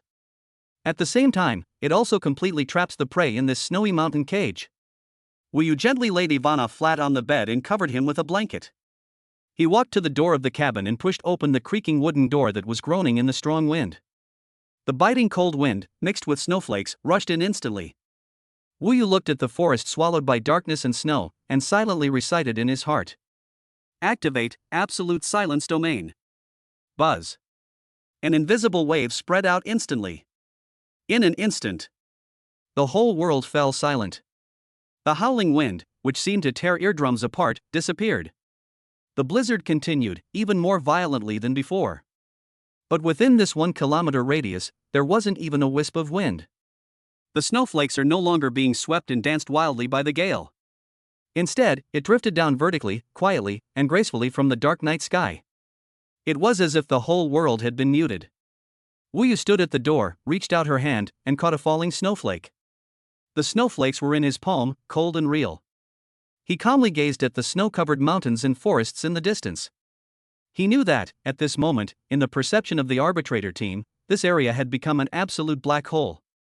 They lost their goals and their direction. He used 1 million emotional points to secure 30 minutes of absolute safety for himself and for everyone in the cabin. A crazy betting game has begun. The stakes were his life and everyone else's. What he was waiting for was his queen, who, with her vast army, would tear through the blizzard and descend upon his battlefield. 5 hours and 57 minutes. Wu Yu watched the melting snow in her palm and waited calmly. He was waiting for more than just rescue. It is also a clarion call for counterattack. Chapter 91: The Silent Hunt in the Snow Mountain. Absolute silence zone activated. Within the area, the wind stopped, and the snow fell. The world has never been so quiet. Wu Yu remained calm. He walked to the still unconscious Ivanov and gently covered him with the wool blanket next to him. "Take good care of him," Wu Yu said softly. Dmitri nodded mechanically. At the same time, inside the temporary command vehicle of the arbitrator team, the captain, a man codenamed the Judge, was staring at the huge tactical screen in front of him. On the screen, various data in the target area are changing in real time: thermal response, vital signs, sound spectrum, everything is normal. But just a moment ago, all signals disappeared. On the screen, the mountainous area representing the wooden houses turned into a perfect, pure black circular void. A data black hole. Report. Target lost in thermal imaging. Report. Drone communication lost. Satellite signal blocked. Mental scanning team report. The target area is blocked by an invisible wall. Our mental energy has been bounced back. The constant stream of reports created an awkward atmosphere inside the command vehicle. For the first time, the Judge's brow furrowed deeply. He took off his tactical glove, revealing his right hand covered in old scars, and tapped lightly on the cold control panel. Unknown. This is the situation they hate the most. They are the Foundation's sharpest blade, responsible for physically clearing away all obstacles. In their world, everything should be quantifiable, analyzable, and destructible. And now, there is an incomprehensible nothingness there. Inside the quiet cage, Wu Yu didn't waste a single second admiring his masterpiece. He turned around and calmly looked at the 3 trembling babies in the corner. In absolute silence, every word he uttered seemed to strike the depths of the other person's soul. Tell me everything about the arbitrator. Their operational protocols, psychological weaknesses, and the background of their captain. The Dreamweaver raised her head, her face still wet with tears, showing only the submission and awe of someone who had survived a catastrophe. In her perception, Wu Yu in front of her was no longer human. Rather, they are gods who walk among humans, wearing human skin. She was very open and honest. The arbiters are purely physical and technological elimination units. They abhor and even fear anything that cannot be quantified by data, especially high-level psychic abilities. Captain Judge, he has a demon in his heart. The voice of the Dreamweaver rang directly in the minds of the three, which was their way of communicating as mental beings. 20 years ago, he failed in a mission to retrieve a test subject from a mental experiment. That key target disappeared accidentally under close surveillance. That was the only stain on his career. Wu Yu's lips curled up slightly. A perfect hunting plan instantly formed in his mind. He doesn't need to fight. He was driven by his inner demons to become a judge. He looked at Ivanov, who had just woken up, and the old man instantly understood his meaning, a glint of light flashing in his cloudy eyes. He lip-read a long-forgotten code name. Very good. Wu Yu turned to Dmitri, his voice calm. Old soldier, dig a few inconspicuous snow pits at the edge of the territory. Then, he looked at the Dreamweaver. Later, your mental power will be my mouthpiece. The judge cannot tolerate the unknown. Group A, Group B, in battle formation, infiltrate towards the edge of the target area. I need to know what's inside that dark zone knot. The order has been issued. Two fully armed team members, like two keen hunting dogs, crept step by step toward that desolate area. Their every step landed silently on the snow, their tactical goggles digitizing everything around them. However, the moment their tactical boots stepped into the edge of the absolute silence realm, an anomaly has occurred. On one of the team members' eyepiece screens, all the data streams instantly exploded into a jumble of garbled text. Immediately afterwards, a faint, almost imperceptible, yet eerily chilling mental fluctuation gently swept across their minds along the edge of the domain. The frequency of that fluctuating energy was exactly the same as that of the missing experimental subject from 20 years ago. Sizzle, sizzle. A static noise came through the headset. Immediately afterwards, a faint sigh, as if spanning 20 years, resounded deep within their minds. Ah! The team member on the left panicked, slipped, and fell straight into a snow pit covered with fresh snow. He was not injured.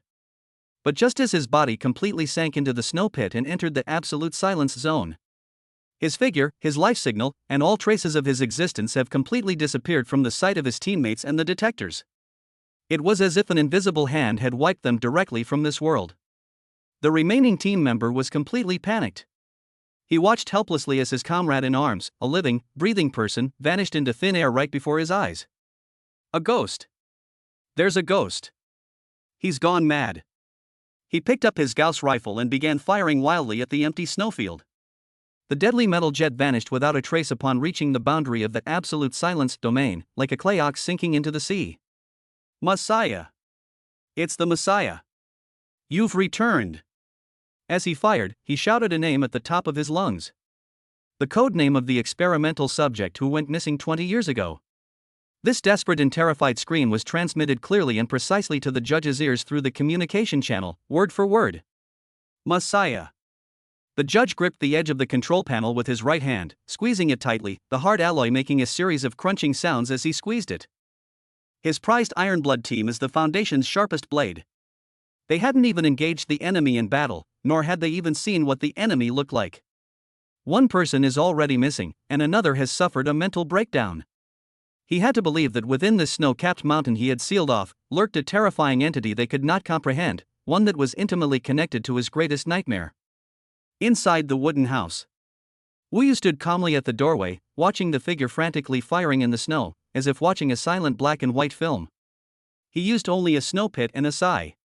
This disintegrated the enemy's vanguard. He knew this was just an appetizer. Tonight, he will turn this snow-capped mountain into a vast psychological hunting ground that belongs only to him. And he was the only hunter. Chapter 92: The Devil's Deal. The first round of confrontation has ended. The arbitrators' team, like a group of statues nailed to the spot, surrounded the data black hole, but dared not take another step forward. The wind and snow raged and roared outside the domain, and all they faced was an absolute nothingness that swallowed up sound, heat, and even their companions. Waiting allows fear to fester.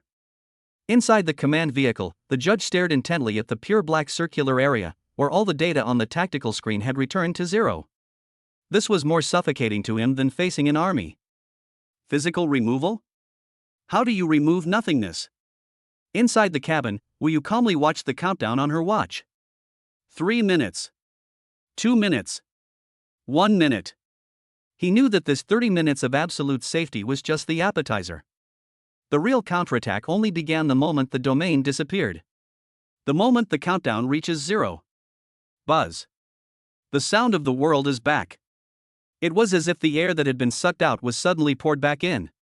The howling wind, the roaring blizzard, and the mournful cries of trees breaking under the weight of the snow. All the sounds, at 10 times the volume, savagely assaulted the ears and brains of the judge's team members at the same time. The stark contrast in their senses caused them to experience momentary hearing loss and dizziness. Right now. Let's do it. Wu Yu's command echoed in the mind of the Dream Weaver. The Dream Weaver and the other 2 purified cleansers had an absolute piety in their eyes. They unleashed their spiritual power without reservation, and following Wu Yu's instructions, wove a web of despairing illusions that covered the entire battlefield. Through the tactical visors of all the arbitrator's team members, the world had changed. The snow beneath my feet is no longer pristine white. One after another, pale, rotting arms emerged from the snow. In the surrounding cedar forest, indistinct shadows, shrouded in black mist, rose up. Their facial features were contorted, they emitted silent wails, and black blood flowed from their empty eye sockets. Hundreds and thousands of shadows, from all directions, with stiff steps, stretched out their cold hands and slowly reached out to grab them. Don't come any closer. Get away. The illusion lasted only 3 seconds. 3 seconds later, everything returned to normal. The snow was still snow, and the trees were still trees. But those 3 seconds were enough to completely break their nerves, which were stretched to the limit. Faith collapsed completely at that moment. They are no longer the Foundation's sharpest blade, no longer the hunters high above. They were sacrifices who broke into the cemetery and were surrounded by ghosts roaming the night. Back to back. Defensive formation. The judge roared, but his own voice was trembling. The team members instinctively huddled together, forming a circle of despair, their Gauss rifles pointing futilely at the empty space around them.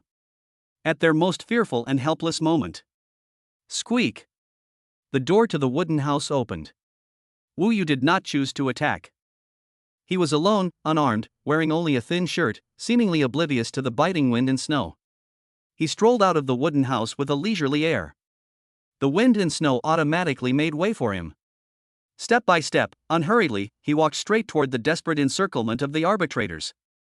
His very existence became the greatest mystery on this snow-capped mountain. It was more oppressive than that 3-second illusion. Stop! The judge pointed his gun at Wu Yu, but his arm was trembling slightly. This young man showed no energy fluctuations or mental reactions. He was just an ordinary person through and through. Can an ordinary person stroll leisurely through a blizzard? Could an ordinary person really drive his elite squad to the brink of mental collapse, causing them to fire into thin air? The judge demanded sternly, "What exactly are you?" Wu Yu stopped 10 meters away from him. "I am nothing." His voice was very soft. "I'm just here to tell you something." Wu Yu's gaze passed over the judge and looked towards the deeper mountains shrouded in wind and snow in the distance. He uttered a sentence that froze the judge's soul. 20 years have passed, and it's time for the flowers in the Garden of Eden to have a new owner. The judge's pupils instantly shrank to pinpoints. Garden of Eden. The Foundation's class a secret base in the Alps.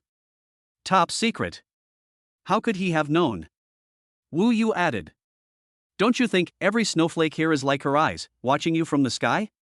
This sentence ripped open the judge's memories that had been sealed away for 20 years. 20 years ago. The S-Class mental energy test subject, codenamed Messiah, unexpectedly disappeared from the Eden base under his supervision, despite being under strict surveillance.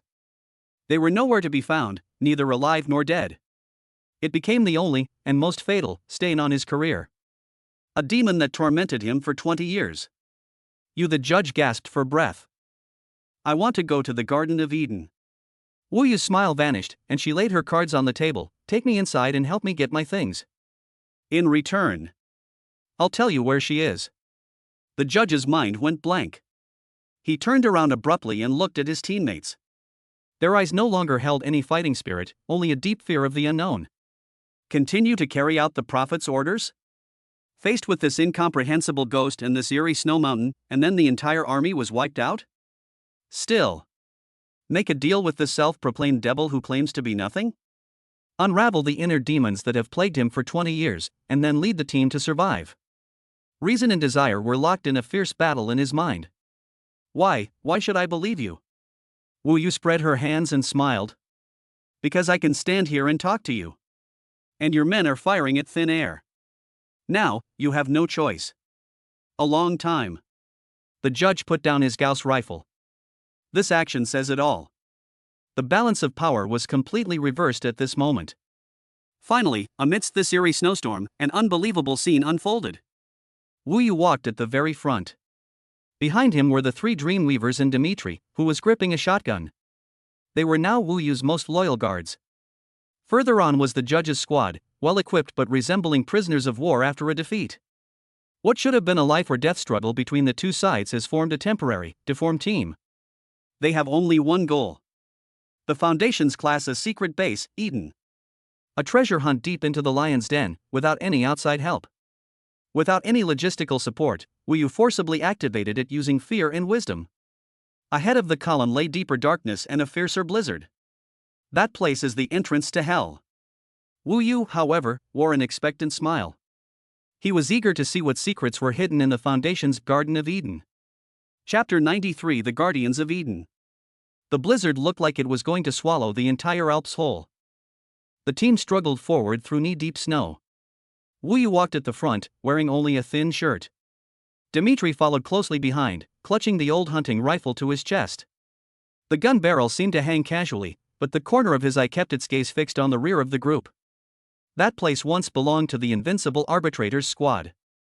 They were fully armed and well equipped, but now they trailed behind dejectedly.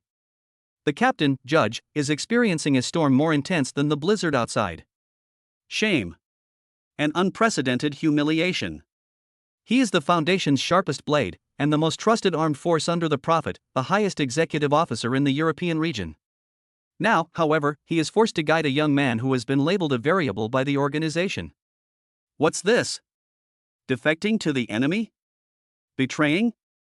No, this hurt him even more than betrayal. It's a feeling of powerlessness that comes from being completely crushed, leaving no room for even the thought of resistance. The bizarre scene kept replaying in his mind. The team members disappeared into thin air. The codename that had been sealed away for 20 years echoed in my mind. And then there was the night parade of 100 demons, which lasted a full 3 seconds and was enough to drive a predator to the brink of mental collapse.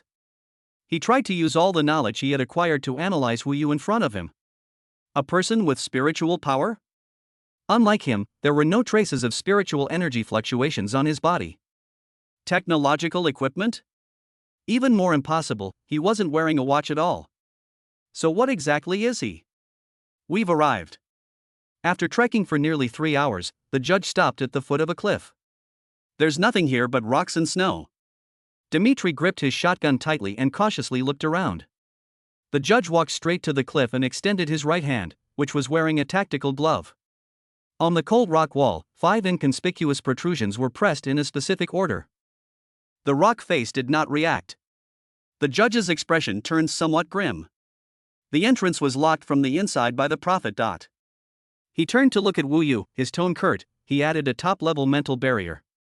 Unless you have his authorization, or alternatively, you could force it open with absolute force, but that would trigger the self-destruct program of the entire base. The Prophet clearly foresaw that he would betray him, or rather, be coerced. The Foundation's top executive officer never allows any pawn to escape his control. Let me. The Dreamweaver stepped forward. After Wu Yu purified her with that warm emotion, her attitude towards Wu Yu changed from fear to a kind of fanatical worship. She closed her eyes, her fair fingertips gently touching the cold rock wall. Her spiritual power, like the finest spider silk, cautiously probed into the rock wall. The next second, she groaned, her body swayed, and her face turned pale instantly. No. She opened her eyes, her gaze filled with horror. This barrier, it's alive. It's like a giant logic processor. Any mental energy that tries to crack it will be captured, analyzed, and then assimilated. It's not just a lock, it's also a trap. A trap specifically designed for those with spiritual powers. However, Wu Yu simply walked forward calmly. He didn't look at the wall, but instead looked at the Dreamweaver. Don't fight it, and don't analyze it. Wu Yu reached out and gently placed her hand on the Dreamweaver's shoulder. All you need to do is become a conduit. The Dreamweaver still doesn't understand what this means. A pure and warm energy, unlike anything she had ever felt before, flowed into her spiritual world through Wu Yu's palm. That was not an order. This is not an instruction. It is not any form of spiritual power. That was an emotion. A love that transcends thousands of miles, yet remains fervent. It is a tribute to the sense of peace and longing that welled up in my heart when I heard him say, "I'll be home soon," after winning that fierce business battle. It was when Wu Yu faced a desperate situation that he thought of her, and the protectiveness and longing that arose in his. However, this light brought with it a deeper sense of oppression than darkness. A cold, sterile air, mixed with the smell of disinfectant and metal, rushed out from the depths of the passage. This is the Garden of Eden. An underground kingdom, isolated from the world, built beneath a snow-capped mountain. The wind and snow were kept out of the door. The passageway was completely silent. Wu Yu, however, wore an expectant smile. He took a step forward and was the first to enter this cage that imprisoned countless secrets. He really wanted to see it. In the Foundation's Garden of Eden, besides the Hypnos crystal that could save her mother, how many other shameful things are still hidden away? Chapter 94 Underground Labyrinth. The massive metal gates slowly closed behind them. The last gust of wind and snow was completely blocked. The world fell into another extreme silence. This is the outer passage, which is 3 kilometers long. There is a monitoring camera and a laser sensing matrix every 50 meters. The judge's voice broke the silence. The Dreamweaver. Wu Yu uttered 3 words calmly. "Yes, my lord." The Dreamweaver bowed its head reverently and closed its eyes. Her purified, incomparably pure spiritual power spread forward silently, like an invisible mist. The red indicator light on the surveillance camera at the top of the passageway flashed twice before going completely off. The deadly laser sensors inside the walls also briefly malfunctioned. They gained a brief period of invisibility within this impregnable underground fortress. The crowd filed in. They were about 500 meters inside the passage when Wu Yu suddenly stopped walking. "What's wrong?" Dmitri immediately gripped his shotgun tighter. Wu Yu did not answer. He simply looked up at the alloy ceiling above him. His sixth sense was pounding wildly. An invisible pressure was pressing in from all directions. The temperature in the base was dropping at a visible rate, and exhaled breath condensed in the air. A very low-frequency electronic buzzing sound began to echo in the passage, making people feel uneasy. "It's Pandora." The judge's face turned extremely ugly. "The base's core intelligent AI has been activated. It's guiding us." Wu Yu's gaze swept ahead, where 3 forks appeared, to a slaughterhouse it has prepared for us. The judge's pupils contracted slightly. He certainly knew the AI's intentions, but he didn't say so. But Wu Yu saw right through it. This guy is a monster. "Judges," Wu Yu suddenly turned around, a warm smile on her face, "it's time for you to continue contributing." "What do you mean?" "Go down the left road," Wu Yu pointed. "Make a big commotion, the bigger the better, and attract all of Pandora's attention." "You want us to be bait?" one of the arbitrator's team members roared in anger. Wu Yu's smile remained unchanged. "Or, you can try now to see if you can get out of here." His tone was very flat. But behind that calm demeanor lies absolute confidence. The judge stared intently at Wu Yu, his chest heaving violently. A few seconds later, he squeezed out a single word through his teeth. "Walk." He led his squad and charged into the passage on the left without hesitation. Soon, loud explosions and gunshots rang out from that direction. The computing power of Pandora was instantly attracted. "Let's go in the middle." Without even glancing at the battlefield, Wu Yu led Dmitri and the Dreamweaver into the deepest and darkest passage in the middle. This road looks ordinary. But after only a few steps inside, the surrounding environment began to distort. The walls became soft and undulated, like the esophagus of some giant creature. The ground beneath my feet had turned into a sticky swamp, and I sank deep into it with every step.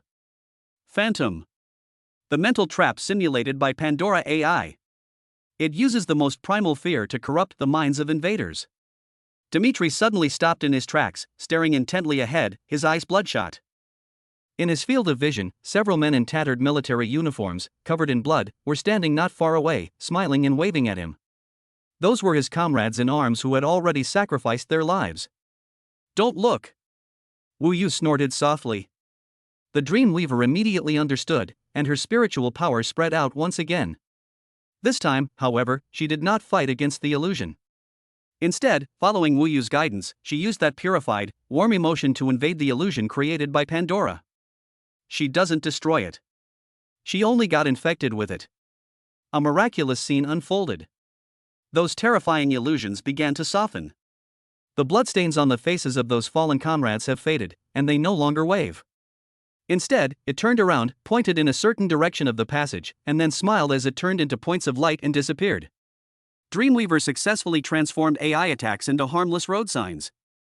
This way, she said, pointing in that direction with delight. However, in the instant they turned around. Laugh. A laser beam, almost invisible to the naked eye, suddenly shot out from the crack in the wall. The target is Wu Yu's brow. AI is far more cunning than we imagine.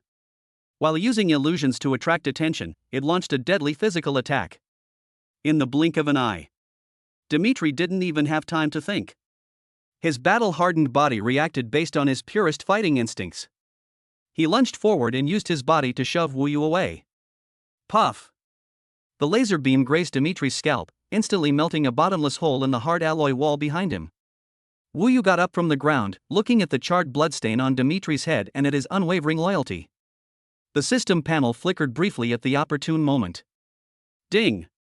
A strong emotional resonance of protecting at all costs has been detected with the target person, Dmitri. Emotional value plus 5,000. Wu Yu did not hesitate. He channeled all the newly arrived energy into his senses. In an instant, the entire illusionary corridor became crystal clear in his eyes. The twisted walls and sticky ground had all disappeared. A clear, undisturbed golden path, composed of pure energy, emerged in his vision. It's like a golden thread, precisely piercing through all the fog created by AI. Follow me. Wu Yu did not let the Dreamweaver solve the problem again.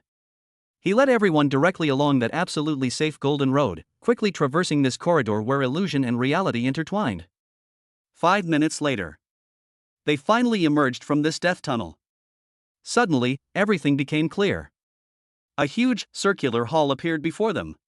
The hall has a very high dome, which is carved with intricate star maps. And in the very center of the hall, a crystal emitting a deep blue glow, as if it contained the entire vast starry sky, was quietly suspended in mid-air. It was surrounded by countless visible, complex energy runes, exuding an These are 8 silent lumps of iron in front of me. That's the real tough battle in this treasure hunt. This Garden of Eden is indeed not so easy to enter. Chapter 95 Killing Machine, Watcher. 8 tall figures emerged from behind the alloy hatch. They are the Foundation's top-tier bioengineered guards. Emotionless, the ultimate weapon that exists solely for killing. The Watchers. Wu Yu's eyes, however, were unusually calm. He quickly issued the order. Dreamweavers. Disrupt their sensory systems with illusions. Don't try to control them, just create a blind spot for 1 second. Dmitri. Find their weaknesses. Find their traps. Don't engage them head-on. Yes, my lord. Receive. Almost the instant Wu Yu finished speaking, the 8 Watchers moved. They did not charge. Their movements were so agile that they seemed completely out of place for their bulky bodies. The alloy floor beneath their feet was trodden into shallow depressions, and 8 black afterimages, from 8 directions, surrounded the group in the center of the hall with perfect tactical encirclement. Dmitri's eyes turned bloodshot, and he let out a furious roar. Years of combat experience instantly put him in peak condition. He had no weapons. But he himself is the strongest weapon. He suddenly slid in to avoid a grab from a Watcher in front of him, sliding along the ground with his body and reaching down with his right hand. He held in his hand a sharp metal fragment that had been melted and solidified by the laser beam. Instead of attacking the Watcher's thick armor, he used an extremely tricky angle to stab the metal fragment hard into the joint behind the opponent's knee. Sparks flew everywhere. The Watcher froze for a moment. It's this very second. Dmitri used the momentum to roll and dodge the powerful stomp of another Watcher, successfully entangled the 2 enemies, and bought Wu Yu precious breathing space. But on the other hand, the Dreamweaver is in trouble. Her mental energy surged forth like a tide, attempting to weave illusions that would confuse the mind. But the moment these mental powers touched the Watcher, it was like hitting a wall. The Dreamweaver shuddered violently, 2 streams of blood flowed from her nostrils, and her face turned deathly pale. My lord, no! Her mental power screamed in Wu Yu's mind.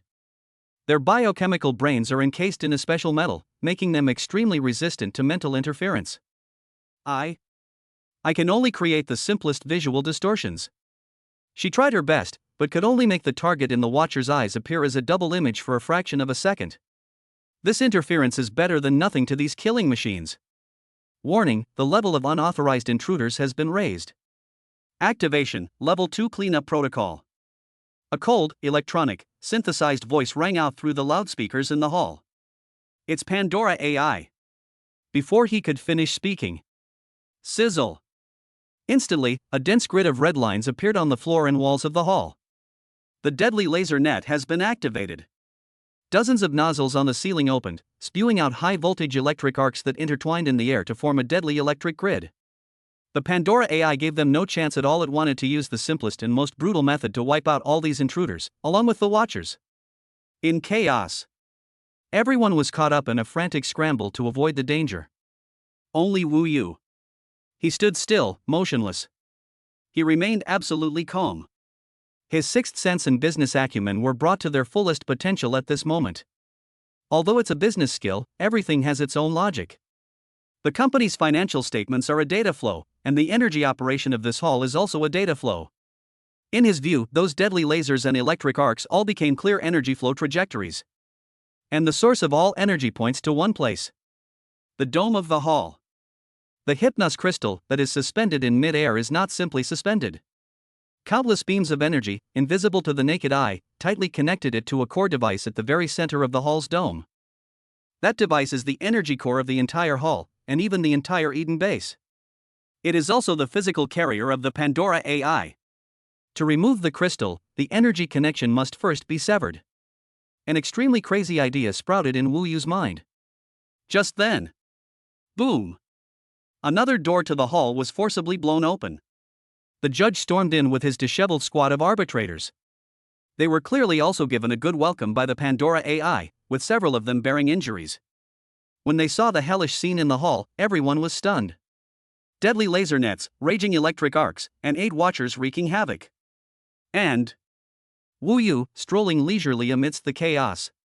The judge's eyes held an incredibly complex expression. Anger, shame, and a hint of fear that even he himself was unwilling to admit. Wu Yu's gaze pierced through the obstacles and landed on the judge's face. He even took a moment to give him a bright smile. Judge. Wu Yu's voice pierced through the noise of the explosion and the electricity. Your mission is to recover all out-of-control assets. Right now, these 8 lumps of iron are the biggest out-of-control assets. They don't recognize people, they just want to dismantle everything here into its parts. Wu Yu pointed to the Watchers and then to the dome's defense system. He offered a deal that the judge could not refuse. Help me, defeat them, I'll get what I want, and then I'll take you away. Otherwise. Wu Yu's smile became playful. Let's all stay here and see if your alloy armor is tougher, or if the laser net here is denser. You. The judge was trembling with anger. But he had to admit that what Wu Yu said was true. If Wu Yu fails, they will also be disposed of like trash by the Pandora AI. Cooperating with this demon is their only chance of survival. Reason and pride were locked in a fierce battle in his mind. Ultimately, the instinct for survival prevailed over everything. The judge looked at his few remaining teammates, gritted his teeth, and roared. The Arbiter's squad. All firepower, target, watchman. Fire. The order has been issued. The arbitrators raised their Gauss rifles, and deadly jets of metal converged into streaks of blue fire, slamming into the black killing machines. A makeshift coalition of hunters, prey, traitors, and madmen. At the heart of this underground kingdom, the most ferocious war song resounded. Wu Yu's gaze had already transcended all the flames of war. It locked onto the dome. That real, Pandora's switch. Chapter 96 Bloodbath, Seizing the AI. Inside the hall. The clash between the arbitrator's squad and the 8 watchers was simple and brutal. The blue jet spewed from the Gauss rifle exploded into brilliant sparks on the watcher's black alloy armor, leaving only faint traces. The watcher's counterattack, however, is a physical crushing defeat. Each punch they threw was accompanied by a piercing shriek that tore through the air, and each grappling move was enough to create a terrifying dent in the alloy wall. Boom! A member of the arbitrator's team was grabbed by the ankle by a watcher, swung around, and slammed hard to the ground. The specially designed combat suit shattered instantly, and the crisp sound of bones breaking could be clearly heard. The judge, his eyes bloodshot, fired wildly, roaring, "Hold on! Hold on for me! Don't let these lumps of iron get near that young man." He knew better than anyone that the only way to break the deadlock was through Wu Yu, who was standing outside the battle. Dimitri, on the other hand, transformed into a true lone wolf on the battlefield. Instead of confronting the watchman head-on, he used his keen sense of the battlefield to frantically weave through the gaps between bullets and laser nets. He slid to a corner, precisely pried open the cover of a laser emitter, and then ripped off the wiring inside with brute force. The laser grid in one area was instantly extinguished. The energy fluctuations throughout the hall grew increasingly violent, and the alarm blared as if it would tear a person's head apart. But Wu Yu turned a deaf ear to all of this. He simply looked up and gazed silently at the hypnos crystal bound by countless energies on the dome above. In his eyes, there was no war, no smoke of gunpowder. There are only countless interwoven energy flows, and the cold computational logic hidden behind those energy flows. The Dream Weaver. Wu Yu's voice calmly echoed in the minds of the three. Do you see that core device at the top of the crystal? Concentrate all your mental energy on it and find the control port of Pandora. Empty your mind, don't fight, don't think. Don't be afraid, all you need to do is become a conduit. Yes, my lord. The Dream Weaver responded devoutly. The next second, the spiritual power of the Dream Weaver touched that cold barrier of logic. This time, it's completely different. It cannot be cracked. It melts instantly. Warning! Warning! An intrusion into an unresolved chaotic data stream has been detected. Logic module disordered. Error code 999. The core algorithm is crashing. For the first time, the voice of the Pandora AI contained chaotic radio waves resembling panic. Buzz. At this moment, all the lights, all the laser grids, and all the electric arcs in the entire hall went out. The 8 watchers who were wreaking havoc suddenly froze. Like a toy whose power has been cut off, they instantly froze in place, maintaining various menacing poses. The entire world came to an absolute standstill. This is a once-in-a-lifetime opportunity. Now! Wu Yu snorted softly. Cut it off. A resolute glint flashed in the eyes of the Dream Weaver. She transformed that warm emotional energy into the sharpest blade and slashed fiercely at the last energy beam connecting the crystal. Snap! A crisp snapping sound rang out sharply in the silent hall. All the energy connections binding the Hypnos crystal snapped instantly. The enormous crystal, which seemed to contain the entire starry sky, lost its levitation force and, carrying immense weight, crashed down towards the very center of the battle. Its point of impact was right next to a judge team member who had just been knocked down and was unable to move. Careful! The judge's roar was drowned out by the impending impact. In the blink of an eye, a figure pounced out like a cheetah. It's Dimitri. He didn't even have time to think. His body's instincts had already driven him to make the only choice. He rolled over and rushed to the teammate, turning his back towards the falling crystal. Puff! The heavy crystal slammed into Dimitri's shoulder and back. His bones groaned under the strain, and a mouthful of blood spilled from the corner of his mouth. But he did not fall. He gritted his teeth, his leg muscles bulged and veins stood out, and he managed to steadily support the crystal, which weighed hundreds of kilograms, on his own body. And at that very moment. Warning! Core power source cut off. Base self-destruct sequence activated. All exits are now blocked. Countdown, 10 minutes. The Pandora AI's electronic voice, filled with madness and anger, resounded throughout the entire base. A blood-red countdown appeared on the wall. 10 o'clock. 9:59. Above the dome of the hall, a heavy alloy door slowly opened, revealing a deep, upward-facing passageway. There's an exit, a member of the arbitrator team shouted in surprise. A glimmer of hope also flashed in the eyes of the judge. However, Wu Yu's sixth sense issued an unprecedentedly sharp alarm at this moment. That's not a way to survive. That was the final grave prepared for them by the AI. A nuclear waste disposal site filled with deadly radiation. It wants them to walk into their own death in despair. Wu Yu's gaze swept quickly across the entire hall. The self-destruct program has been initiated in 10 minutes, they will be completely buried here. He looked at Dmitri, who was gasping for breath as he held up the crystal with his life. Look at the dream weaver whose eyes are full of dependence. He looked at those arbitrators who, though enemies, were now bound to him on the same boat. He won't let anyone die here. His gaze finally settled on the enormous Hypnos crystal in Dmitri's arms. He looked up again and gazed at the core device on the dome, which had become dim due to the loss of its crystals. An incredibly crazy, even outlandish, idea exploded in his mind. Judge. Wu Yu suddenly spoke, his face showing no despair, but rather a near manic smile. Do you want to live? The judge was about to order his men to rush toward the exit when he heard this and paused. That exit is a radiation zone. Going in means on-site cremation, guaranteed to be thoroughly cooked. Wu Yu's tone was as casual as if she were discussing the weather. You dare to take the lifeline offered by AI? Have you lost your mind? You. If you want to live, take your men and direct all your firepower at that piece of junk I destroyed on the dome. Wu Yu's finger pointed once again at the dim core device. Give me. Bomb it down. Chapter 97: A Narrow Escape, The Recycling Channel. 8:47. 8:46. Time, measured in seconds, is devouring their lives. Are you crazy? The Inquisitor roared, that's the heart of the entire base, built with ultra-dense alloy. Our firepower simply can't. Then let's give it a try. Wu Yu interrupted him, or, you can stay here and wait for it to swallow you and your pride up. The judge's chest heaved violently. He looked at his few remaining teammates. All units. He abruptly raised his gun, aiming it at the dome. Concentrate fire. Shoot it down.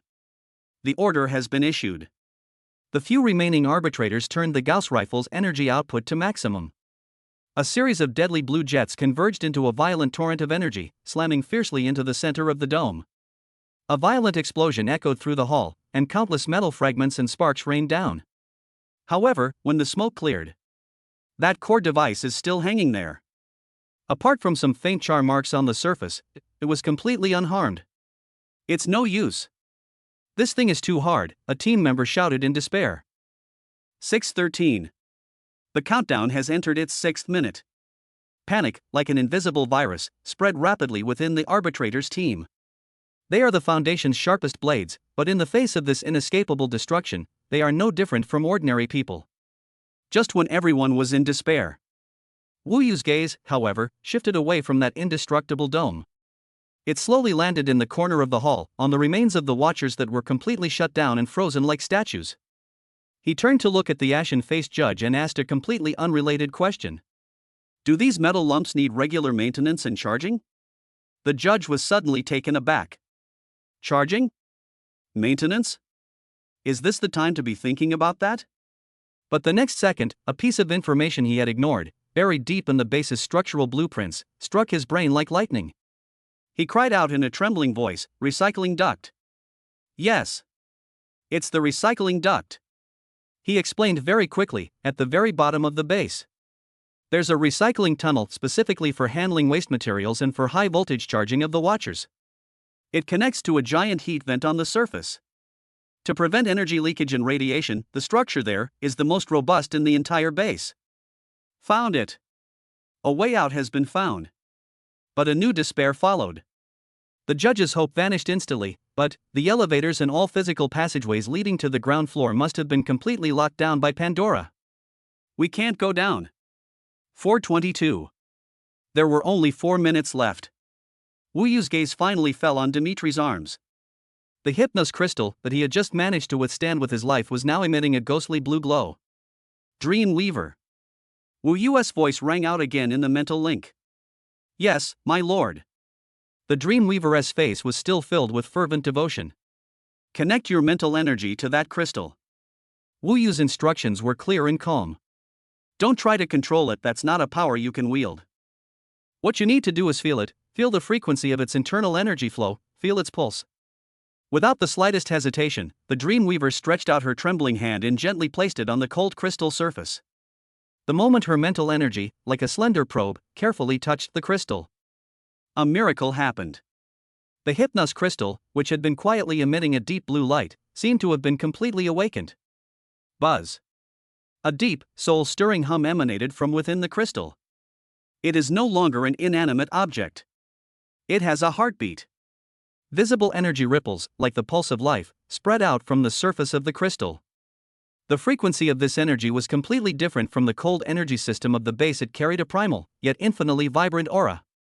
Pandora AI represents the ultimate in logic. This crystal, once activated by emotional energy, represents the ultimate chaos. This is it. Wu Yu's eyes flashed with a sharp light.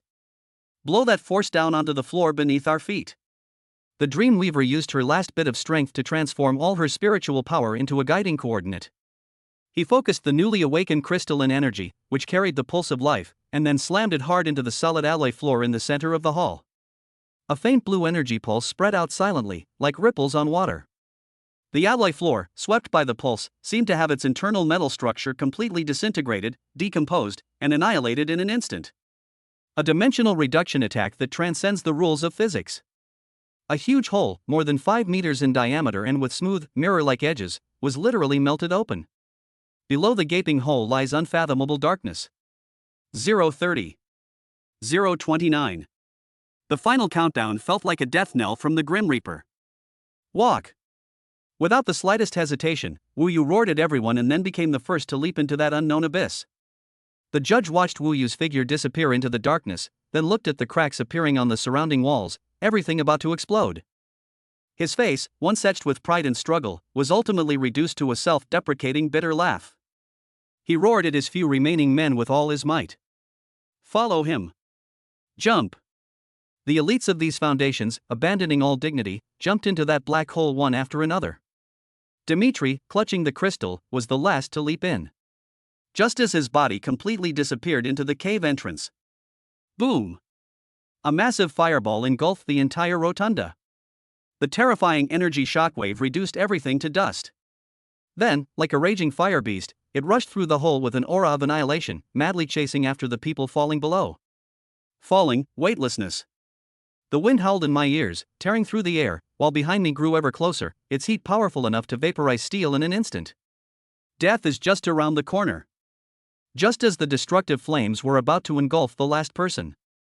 Bang! Everyone crashed heavily onto a cold, hard metal surface. The excruciating pain spread throughout her body, but no one paid any attention to it. They rolled, struggled, and raised their heads. All that could be seen was the end of the passage. A huge, heavy, circular metal gate, its surface covered with a thick layer of frost, stood there silently. On the door, there is also a clear warning sign indicating high-temperature exhaust. Recycling channel.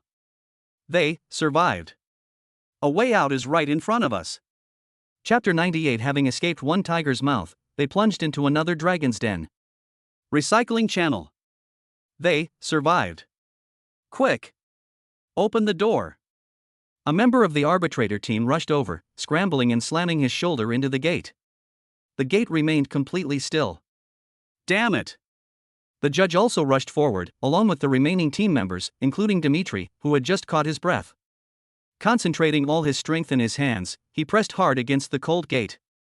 1, 2, 3. Open. The men's muscles were bulging, and the veins on their necks were standing out. They were using all their strength. However, the gate, which was completely sealed off from the outside by the low temperature and snow, did not even budge. From the deep well overhead came an even more terrifying roar. It was the sound of the entire base structure completely collapsing. The metal floor beneath my feet shook violently, and countless cracks spread from the joints in the walls. The shockwave from the explosion is about to arrive.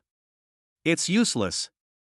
The judge released his grip, slid down against the wall, his face deathly ashen. We can't get out. His pride, his will, and the very base he once thought was invincible were all crushed to pieces. In this violently shaking, cramped space that was about to be completely swallowed up. Only Wu Yu. He calmly walked to Dimitri's side and looked at the Hypnos crystal in his arms, whose light had dimmed considerably. Its energy was consumed by more than 90% in that devastating attack. But there's only a little bit left. Everyone, stand back. The judge suddenly raised his head and looked at the young man. Wu Yu gently placed his hand on the crystal. Dreamweaver, he gave his final command in the mental link. Do you still remember the feeling that commemoration brought you? Yes, my lord, the Dreamweaver replied, devout and fervent.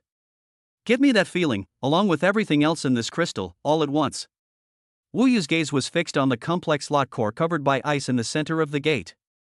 Shoot it out. The Dreamweaver poured all his spiritual power, and the warm emotions that Wu Yu had purified and that belonged only to commemoration, into the crystal. Buzz. The dim crystal, as if in a final burst of light, suddenly shone with unprecedented brilliance. That wasn't a deep blue, but a light that was almost pure white and intensely hot.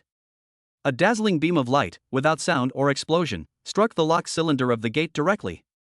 Before everyone's astonished eyes, the complex slot core, made of ultra-dense alloy, was able to withstand the impact of a nuclear explosion. It melted silently and rapidly. It turned into a pool of molten iron, glowing red-hot. Collide! Wu Yu let out a low roar. The judge and Dmitri reacted instantly. He led the group and rammed them hard into the gate that had already lost its support. Boom! The gate collapsed with a crash. The biting wind, carrying a blizzard, instantly filled the entire passage. They escaped. And the Hypnos crystal in Wu Yu's hand. After exhausting its last glimmer of light, it turned into a plain, unremarkable gray stone with a few cracks. The group had just scrambled out of the vent, barely having time to breathe in the fresh air. Behind them, a deep rumble echoed from within the entire snow-capped mountain. The next second, the salute of hell has been fired. A massive explosion erupted, gushing out from the vents beneath their feet. The towering flames formed a destructive pillar of light with a diameter of over 100 meters, tearing through the night and turning half the sky into an eerie red. The Eden Base, an underground kingdom that imprisons countless secrets and sins. In the violent explosion, it was completely wiped out from the inside. However, this earth-shattering explosion became the final straw that broke the camel's back. Click! A crisp cracking sound from the mountaintop drowned out all the roar. Everyone instinctively looked up.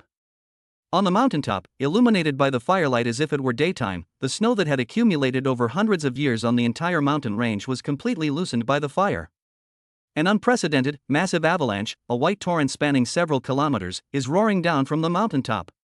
It's over one of the arbitrator's team members' legs went weak and he collapsed to the ground. Having just escaped the tiger's mouth, they plunged into the dragon's abyss. Amidst this apocalyptic scene of cataclysmic destruction, Wu Yu slowly walked up to the judge. The answer you want to know. He spoke calmly. The judge snapped back to reality and stared at him blankly. Wu Yu didn't say anything more, but just glanced at Dreamweaver. The Dreamweaver understood, and her spiritual power transformed into an invisible stream of information, instantly flooding into the judge's mind. That's an address. Located in South America, in a secluded, sun-drenched seaside town. Next came a series of photographic images. A girl with a ponytail chases seagulls on the beach. A girl in a school uniform smiled brighter than the sun at her graduation ceremony. A young woman was carefully trimming a bunch of roses in her flower shop, a happy and peaceful smile on her face. Messiah. She did not die. Ivanov used a clever deception to send her out of Eden and erase all traces of her existence. It allowed her to live the ordinary life she deserved. The judge's body began to tremble violently. A nightmare that has lasted for 20 years. 20 years of guilt. 20 years of self-torture. At this moment, it was completely shattered and reduced to nothingness. Two streams of hot tears slid down his weathered eyes. Those weren't tears of sadness. It is liberation, it is rebirth. He looked at Wu Yu in front of him. This devil who dragged him into hell and then personally pulled him up to heaven. Thump! The judge threw down his gun and knelt on one knee before Wu Yu on the hillside that was about to be swallowed by an avalanche. He lowered his head, which had been proud for half his life, and with the Foundation's oldest and most solemn ceremony, in a hoarse voice, he made his vow. From this day forward, I, the judge, and my squad, I will offer you my eternal loyalty. The moment he uttered his vow, Wu Yu's system panel flashed wildly in his sea of consciousness, bursting out with an unprecedented golden light. Ding! Successfully recruited the A-level unit Arbiter Squad. Gained the absolute loyalty of the target, the judge. Host's influence and control greatly increased. An extremely large amount of complex high-level emotional fluctuations, including liberation, rebirth, awe, and frenzy, were detected. Emotional value plus 800,000. This high-stakes gamble, venturing deep into the lion's den and facing a life-or-death struggle for treasure, has finally yielded its reward at this moment. However, the moment of celebration did not arrive. Rumble! The deafening roar was already close at hand. The colossal white wall that seemed to swallow the heavens and earth cast a massive shadow that completely enveloped them, along with everything that had just happened. The next second, a white torrent surged forth. Wu Yu and his group were completely swallowed up. Whether they live or die is unknown. Chapter 99. After the avalanche, the wisdom beneath the snow. A world of white. Wu Yu opened her eyes in the darkness. I can't move my whole body. Cold snowflakes rushed into my nostrils, and a chill squeezed in from all directions. He tried to inhale deeply, but could only get a little air, and a burning pain shot through his lungs. Wu Yu, on the contrary, calmed down. Panic will only make him use up oxygen faster. He must remain calm. He began to move his fingers, first his right index finger, then his middle finger. The snow is very heavy, but not enough to completely crush people. He slowly bent his arm to clear a little space, then began to feel around. I touched a hard object. The hypnos crystal that had completely lost its luster. Wu Yu held it, and the sensation from her fingertips was strange. The crystal was colder than the surrounding snow. But after holding it for a few seconds, he noticed that the stone began to warm up. Wrong. It wasn't the stone that was getting warmer, it was frantically absorbing the heat from his palm. An idea flashed through my mind. Wu Yu placed the crystal on her chest, and after it was thoroughly heated by her body temperature, she quickly turned it around and used the hottest end to rub the snow pressed against her face. Z. An extremely faint melting sound. It works. He began using the crystal as a tool to melt the snow in front of his nose little by little, clearing out a small space where he could breathe. After doing all that, his muscles were trembling, but at least he could breathe normally again. Next is the direction. Sixth sense. In this environment, the senses are severely suppressed, and one can only vaguely perceive signs of life around them, but cannot determine their exact location. Wu Yu gripped the crystal tightly and forcefully struck a protruding rock beside him. Thump! Thump! Thump! The sound traveled far through the snow. He stopped and listened intently. A few seconds later, a faint response came from afar. 3 knocks, as well. Someone is alive. Wu Yu began digging. He had no brute force, no tools, so he could only use the crystal as a shovel to melt the snow layer bit by bit. Time passed very slowly. Every breath felt like bargaining with death. After an unknown amount of time, a rustling sound suddenly came from ahead. Immediately afterwards, a hand wearing a tactical glove emerged from the snow. That hand grabbed Wu Yu by the collar and yanked him into a small space. You are still alive. The judge's face was covered in ice, and his voice was hoarse. Wu Yu looked around. It was a small space of less than 2 square meters. Besides the judge, 2 other adjudicator team members sat against the wall, their faces pale, but still alive. How did you do that? Wu Yu asked. The judge brandished the military dagger in his hand, then pointed to a ventilation hole that had been dug out at the foot of the ground. Special Forces Basic Course Avalanche Self-Rescue. Find the point of least pressure, create a cavity with your breathing, and then dig a passage. He looked at the crystal in Wu Yu's hand, his expression complex. And you? You dug it out of a rock? More or less. Wu Yu didn't explain further. The judge took a deep breath. Where are the others? Alive. Wu Yu was certain. My sixth sense can vaguely sense it, but I don't know exactly where. The judge immediately stood up. Then dig. I'll determine the direction, and you'll be in charge of locating it. Without exchanging any words, the 2 immediately began to cooperate. The judge taps the snow wall with a dagger and judges the structure and density based on the echo. Wu Yu then closed his eyes, using his sixth sense to capture those faint life signals, and then pointed out the general direction. This was their first real collaboration. Half an hour later, they unearthed their first person, the Dreamweaver. Her face was as pale as snow, but her eyes could still be opened. Upon seeing Wu Yu, her lips moved. My master. Don't talk. Wu Yu helped her up and let her lean against the wall. The Dreamweaver shook its head and closed its eyes. The next second, a faint but extremely stable mental fluctuation emanated from her body. That was a spiritual beacon. The judge looked up abruptly. What is she doing? It's to guide others, Wu Yu said. As long as they are still conscious, they can sense this signal and then cooperate with us to dig from within. The subsequent rescue efforts became much more efficient. With his powerful mental strength, Dmitri sensed the Dreamweaver's beacon, dug himself out of the snow, and joined the rescue team. But they ran into trouble when they dug out the sixth person. The arbitrator team member was severely injured. With a collapsed chest and extremely weak breathing, he showed almost no signs of life. One team member hesitated. "Captain, he might." "Shut up." The judge interrupted him, squatted down himself, and dug the snow with his bare hands. Wu Yu watched his retreating figure without saying a word. 10 minutes later, the team member was carried out. Although he is still in a coma, at least he is still alive. The judge wiped the ice off his face. "Here, we don't abandon anyone." By the time everyone had been rescued, it was already dark. The blizzard stopped, but the temperature dropped to -30 degrees Celsius. They must find shelter, or they will freeze to death. There. Dmitri pointed to an inconspicuous rock face. There was a crack there, as if it had been opened by the impact of an avalanche. The group crawled inside and discovered a hidden world inside a natural cave, small but large enough to shelter them from the wind and snow. Even more surprisingly, deep inside the cave, there was a waterproof metal box. This is. The judge opened the box, inside which were neatly arranged compressed food, first aid medicine, thermal blankets, and an old-fashioned hand-cranked generator. Ivanov's backup plan. Wu Yu squatted down and pulled a notebook from a hidden compartment in the box. The cover of the notebook contained no text, only a string of seemingly meaningless numbers. Wu Yu turned to the first page. It's not text. It's code. The code is densely packed, along with numerous hand-drawn flowcharts and comments. "What is this?" the Dreamweaver asked, leaning closer. Wu Yu did not answer immediately.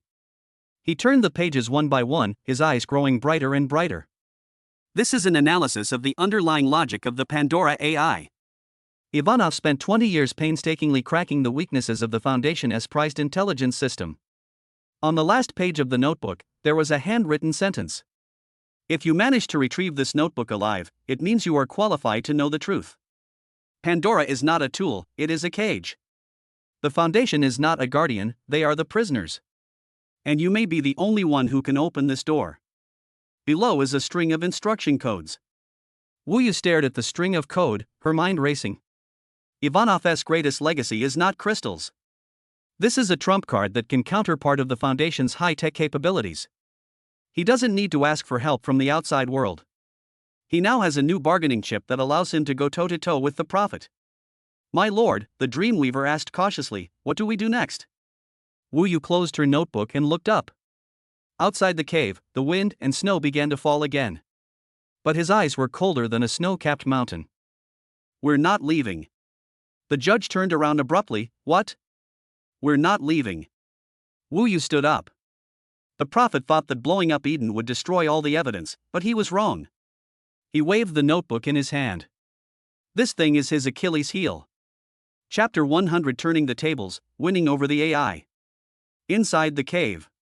Wu Yu sat down against the stone wall, holding the notebook left by Ivanov in his hand, and turned the pages one by one. The firelight reflected off his face, flickering uncertainly. The judge was squatting by the campfire, bandaging the wounds of an injured team member. "Captain," one of the team members whispered, "do we really have to follow him?" The judge paused, but did not answer. Another team member chimed in, "But we're from the Foundation. If we're discovered." "What was discovered?" The judge looked up, his voice calm. "It was discovered that we came out of Eden alive? Or were we discovered to have followed an outsider and blown up the Foundation's secret base?"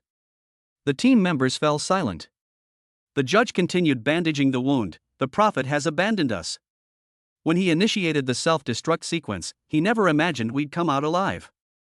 After he finished speaking, the cave became so quiet that only the crackling of the campfire could be heard. Dmitri sat in the corner, wiping his old hunting rifle. He looked up at Wu Yu, then at the judge, but said nothing. Wu Yu closed his notebook and looked at the metal box deep inside the cave. He stood up, walked to the box, and pulled out a palm-sized device from a hidden compartment. The outer shell is rusted, but the internal structure is well preserved. It was an old-fashioned satellite communication terminal. He opened the terminal and, following the instructions in his notes, began typing in a complex string of code. The screen lit up. A line of green text popped up, "System self-check in progress. Connecting to satellite signals." Signal strength, weak. Searching for available nodes. A few seconds later, a rudimentary interface appeared on the screen. Wu Yu took a deep breath and began inputting the instruction code left by Ivanov. Pandora, you are free.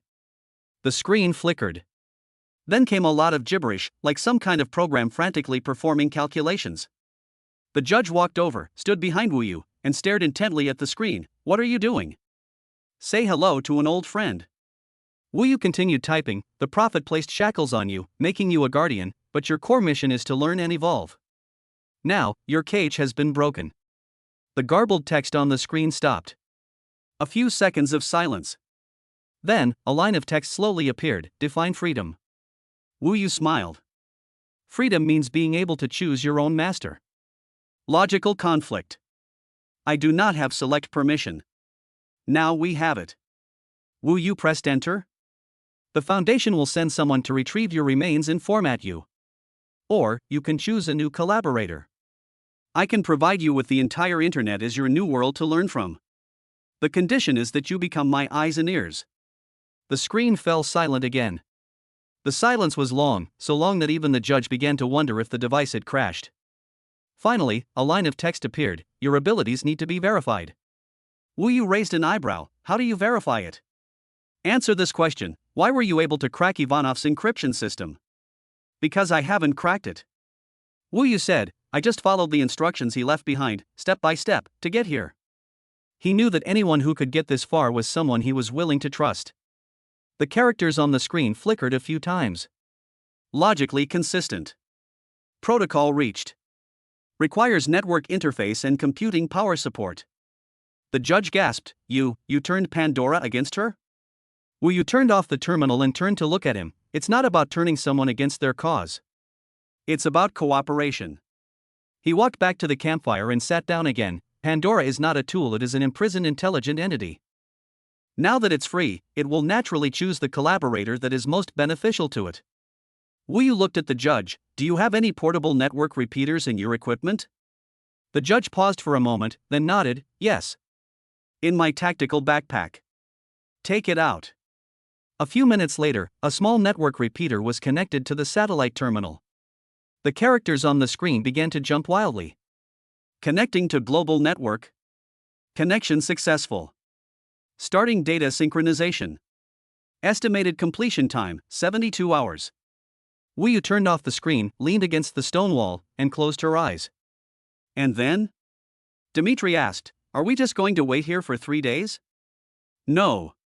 Wu Yu opened her eyes. Let's go down the mountain. The judge frowned. Go down the mountain now? There's still a blizzard outside, and we don't have enough equipment. Pandora will help us. Wu Yu stood up, walked to the terminal, and entered a line of commands. A few seconds later, a detailed topographic map appeared on the screen. A winding route is marked on it, stretching from the cave all the way to the foot of the mountain. The optimal route has been planned, avoiding all avalanche-prone areas. Estimated travel time, 6 hours. The judge looked at the map with a complicated expression. It can even hack into weather satellites? More than.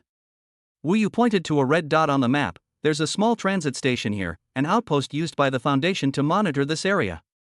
Pandora has taken control of the communication systems there. He turned to everyone and said, pack your things, let's go. The team set off again. This journey went much more smoothly than the previous one. Pandora monitors the surrounding environment in real time via satellite, and whenever danger appears ahead, the terminal will issue an alarm, prompting them to take a detour. 6 hours later, they arrived at the transfer station at the foot of the mountain. It was a small building disguised as a weather station, dilapidated on the outside but fully equipped inside. Wu Yu pushed open the door, but there was no one inside. Pandora has cleared the personnel records here. He walked to the communication station, picked up the phone, and said, now, it's time to say hello to our friends. He dialed a number. The phone rang 3 times before being answered. Sky Casino, hello. It's me, Wu Yu said.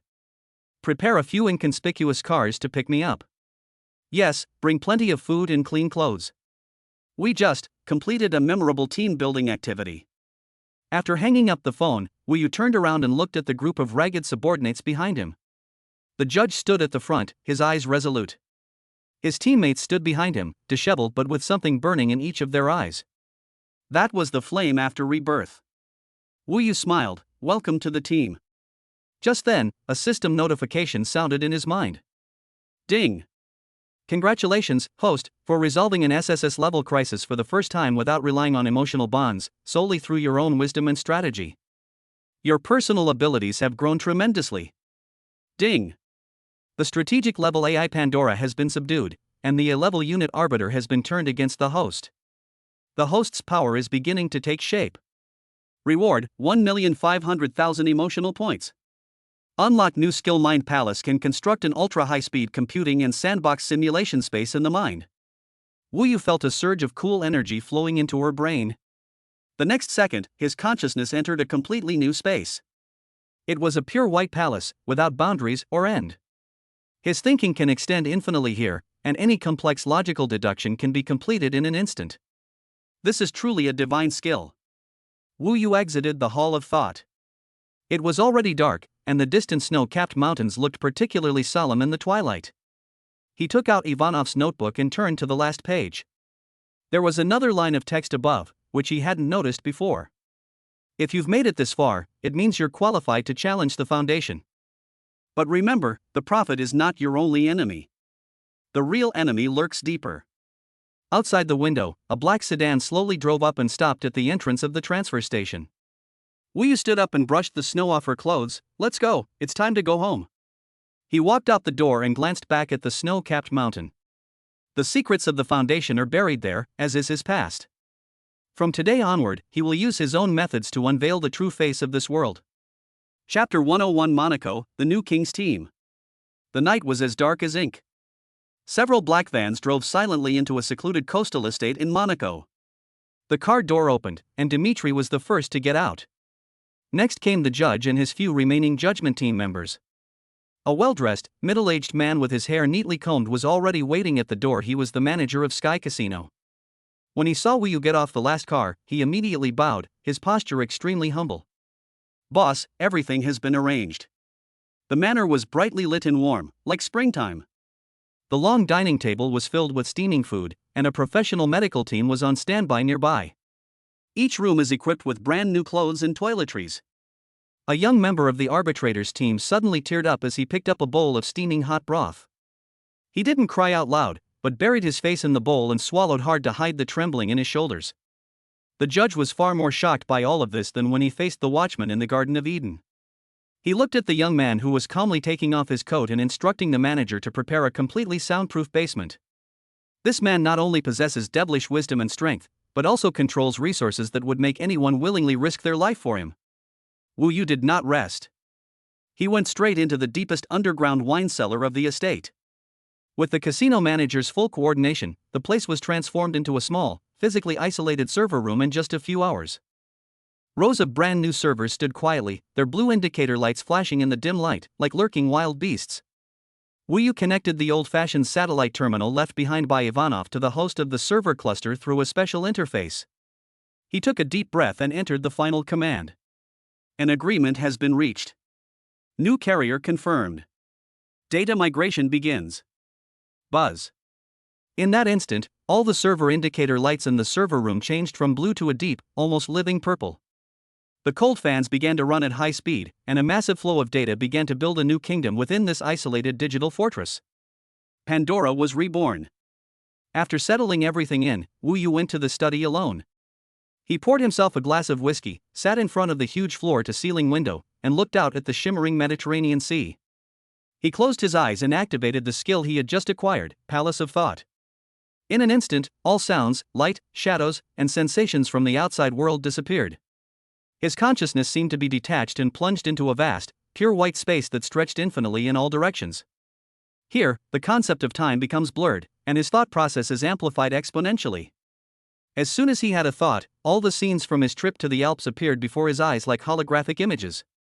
From the first meeting with the judge to the final moment when the avalanche swallowed everything. He slowed down every detail, every enemy attack, and every teammate's reaction countless times, repeatedly conducting sand table simulations. Soon, he gained insight into a great deal of information that he had previously overlooked in the chaos. The arbitrator's squad is highly capable, but their operational methods rely excessively on standard operating procedures (SOPs). Once their equipment is damaged, or they encounter unforeseen circumstances beyond their plans, chaos immediately ensues. Their fighting spirit is built upon a sense of superiority stemming from their technological advantage. While the Prophet's mental attacks are powerful, they seem to be limited by distance and medium. Within the Eden base, he could be ubiquitous through the Pandora AI, but once he left that environment, his power was greatly weakened. And then there's the Foundation. This rigid and inflexible organizational structure is full of exploitable cracks and contradictions. When Wu Yu input the conclusions he derived in the thinking hall into Pandora through the terminal, the newly born AI demonstrated its true value. A few seconds later, a detailed analysis report, hundreds of pages long, appeared on Wu Yu's screen. Analysis target, Pango Foundation. Organizational structure, tree-like structure, with power highly centralized in the hands of the Prophet.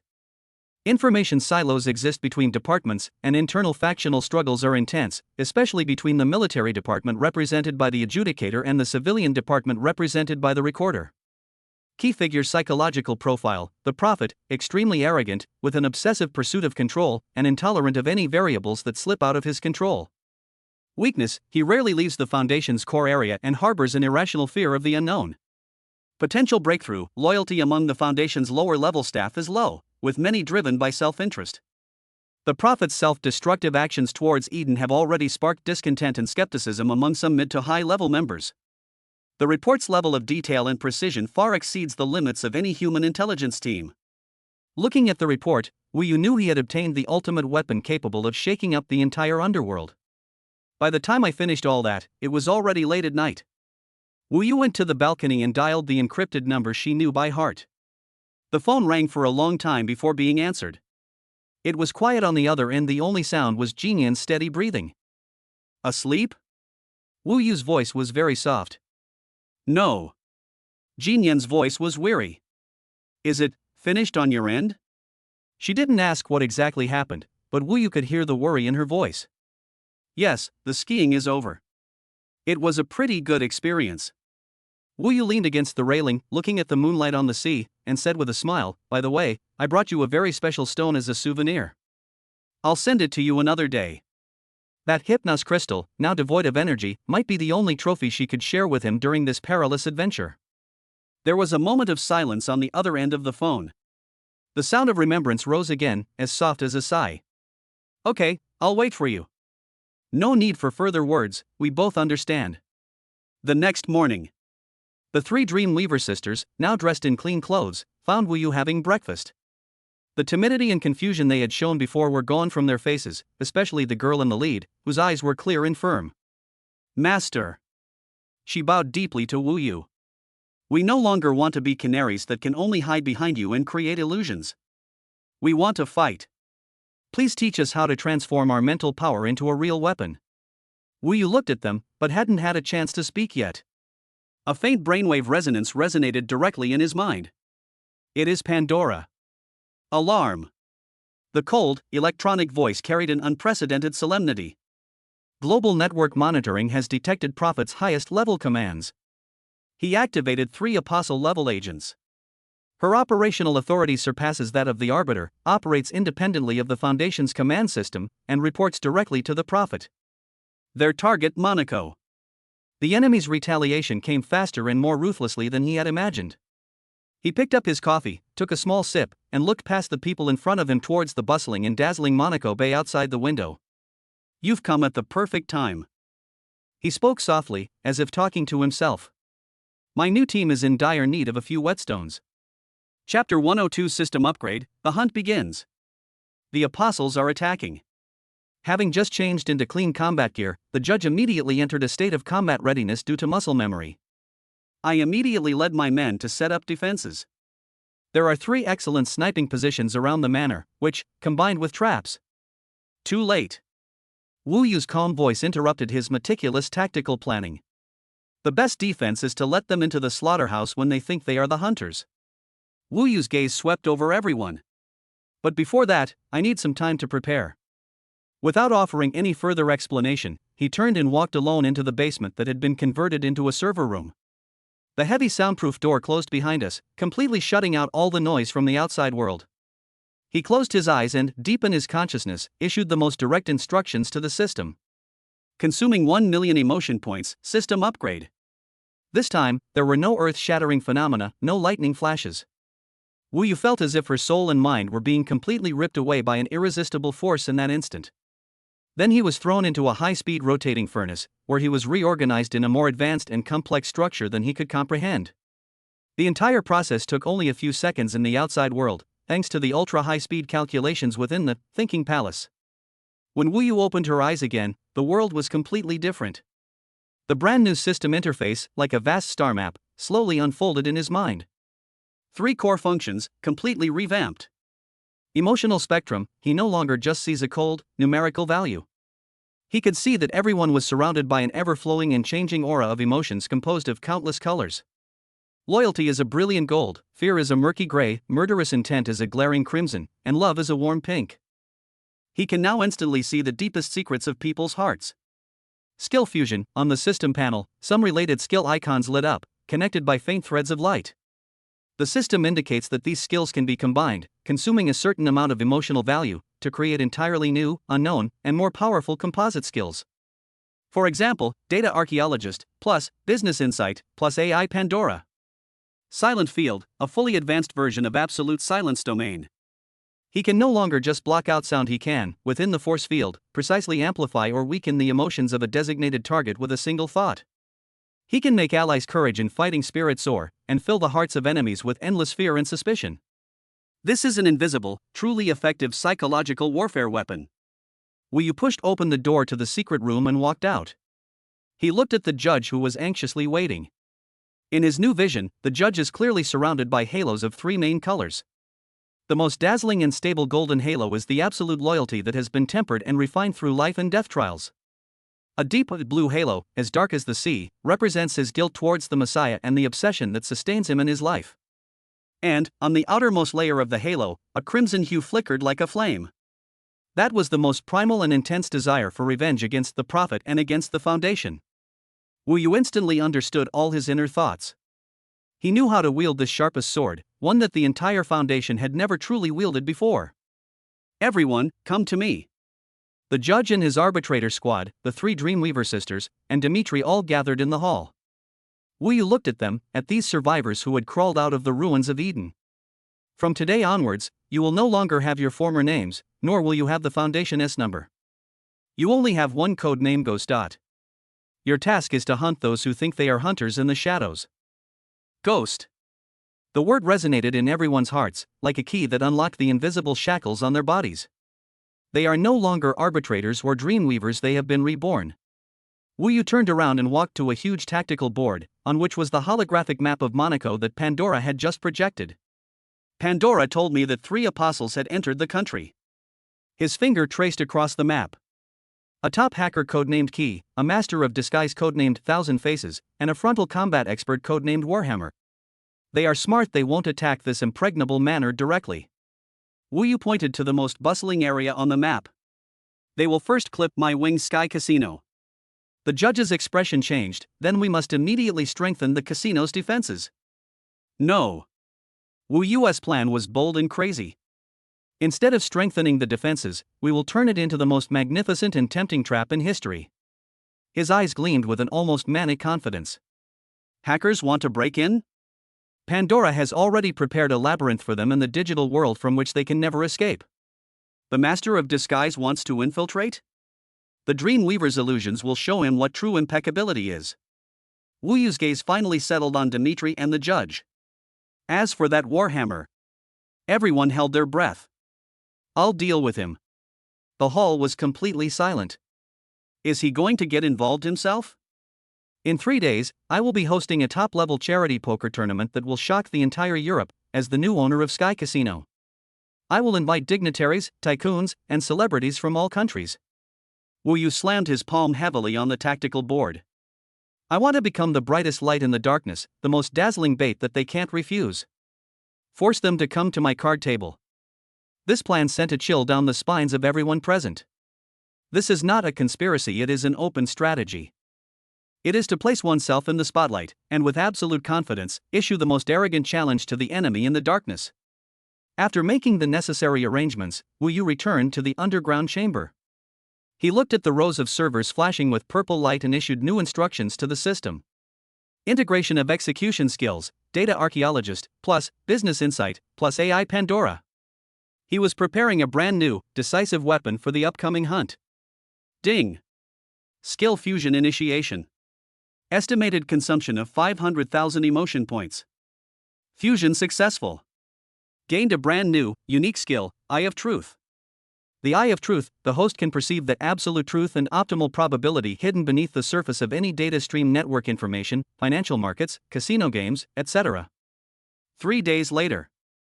VIP lounge on the top floor of Sky Casino.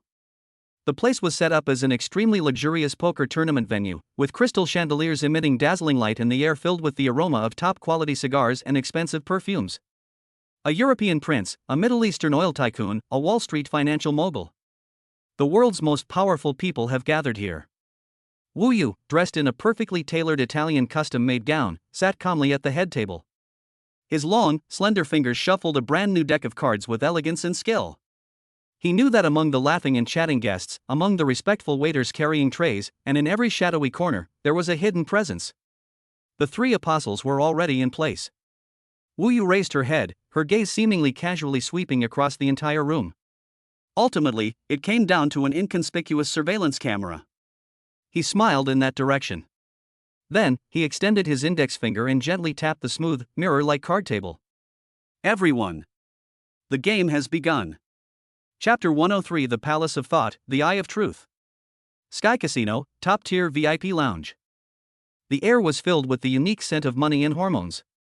The crystal chandelier illuminated every chip and every face, whether greedy or excited. Wu Yu, holding a glass of champagne, moved effortlessly through the crowd. He was like the king of this casino. Every smile and every glance he gave attracted a crowd of admirers and followers. But in his view of the emotional spectrum, this glamorous world presents a completely different picture. The Middle Eastern oil tycoon's body was a mixture of greasy gold and arrogant purple. The popular actress next to him was a mass of desperate attempts to squeeze into that golden, hopeless pink. In this colorful ocean of emotions, there are 3 extremely discordant splashes of color. A clump of gray, like filthy silt, hidden in a corner, represents extreme vigilance. A clump of green, constantly shifting shape, was mixed in with the waiters. That was the imposter's tension. The last regiment, and also the most dangerous. It was a blood-red color, like ice frozen in amber, the absolute calm of an apex predator before launching an attack. In the Palace of Thought, Wu Yu's consciousness seamlessly connects with Pandora's massive data stream. The entire casino, all the cameras, all the microphones, became his eyes and ears. A holographic battlefield quietly began to form in his mind. Target key has been accessed. Pandora's cold electronic notification sounded. Attempting to brute force the core security system. Wu Yu issued the order from within the Hall of Thought: let him in, give him the highest authority. And while you're at it, give him a big gift. Inside a remote underground safe house. The hacker, codenamed Key, smiled contemptuously at the rapidly scrolling code on the screen. That's too easy. In his view, the security system of Sky Casino was nothing more than a fragile toy made of paper. He easily bypassed all firewalls and obtained administrator privileges. An encrypted file appeared conspicuously on his desktop. Wu Yu's complete secrets.zip. The Key's heart started pounding wildly. Success! He couldn't wait to click download. However, a strange thing happened with the progress bar. Download progress, 1%. Download progress, 10%. Warning! Unknown data stream detected. Reverse intrusion. Local hard drive is being formatted. The smile on Key's face froze instantly, replaced by endless terror. He frantically typed on the keyboard, trying to disconnect, but it was too late. At the same time, all his devices went black. A line of purple characters slowly appeared. Practice makes perfect. Casino lobby. Wu Yu's emotional spectrum captured another anomaly. The thousand faces disguised as a waiter is experiencing a violent fluctuation in his emotional aura. He tried hard to make his emotions resemble the numb, slightly obsequious blue of the other waiters. But this clumsy imitation is like a tattered garment, with tense green and uneasy yellow constantly seeping through. Wu Yu gently touched her headset. Dreamweaver, do you see that waiter at the bar, trying so hard to hold his breath and act like a pushover? Let him see the person he fears most. In the crowd, the three Dreamweaver sisters, disguised as female companions, exchanged a glance. An invisible spiritual force, like a fine spider web, instantly locked onto the apostle codenamed Thousand Faces. Thousand Faces was carrying a tray and carefully walking past two wealthy men who were arguing. Suddenly, he felt a wave of dizziness. The world before my eyes began to distort and melt. The dazzling crystal chandelier transformed into a cold, enormous eye. The faces of the surrounding guests all transformed into the faces he knew best and feared most. Prophet. Countless prophets were staring intently at him with the same emotionless gaze one would give an ant. Waste. You failed. The foundation has no need for losers. The icy voice exploded in his mind. No. It wasn't me. I didn't. At this moment, Thousand Faces completely collapsed. He let out a shrill scream, and the tray in his hand crashed to the ground with a bang, champagne and glasses shattering all over the floor. The entire hall fell silent instantly. All eyes were on the waiter who had suddenly gone mad. He was exposed. Just as he was in a daze and tried to escape. Two men, both dressed as waiters, flanked him naturally. One of them accidentally bumped into him, while the other helped him up and whispered in his ear, "Sir, you've had too much to drink. Let me help you to the lounge." A tiny needle coated with a potent sedative had silently pierced his neck. Thousand Faces went limp and completely lost consciousness. The whole process was smooth and seamless to outsiders. It was just a routine procedure for a casino to handle a drunk customer. In the corner, the judge watched his team members quietly lead the target away from the scene. Then he nodded almost imperceptibly in Wu Yu's direction. In his eyes, this young man was no longer the target they needed to protect. Rather, he was a strategist who planned and won battles from afar, a king. Wu Yu's gaze calmly swept across the entire room. That murky gray mass disappeared. That chaotic mass of green also disappeared. Only the last piece remained, frozen blood red. He knew that the real battle was just beginning. Wu Yu strolled back to the main table and sat down. "Everyone, sorry to keep you waiting." He signaled to the dealer to deal the cards, then picked up his own hole cards and glanced at them. The Eye of Truth instantly provided the optimal solution. But he didn't follow. He folded, a look of frustration on his face, as if regretting missing a good opportunity. In the following rounds, he sometimes made bold calls, but was always beaten by someone with a bigger hand at the last moment. Sometimes they are cautious, but sometimes they miss opportunities because they are too cautious. He perfectly portrayed a top-tier rich second-generation heir who was rich, foolish, and not very lucky. A perfect prey, one that can be killed in one strike. The warhammer disguised as a waiter stood not far away, like a lifeless statue. The crimson hue on his body remained completely still. He is waiting. Waiting for a perfect opportunity. Finally, the opportunity came. A new round begins, and the huge pot makes the atmosphere at the poker table extremely tense. Wu Yu has obtained her trump card.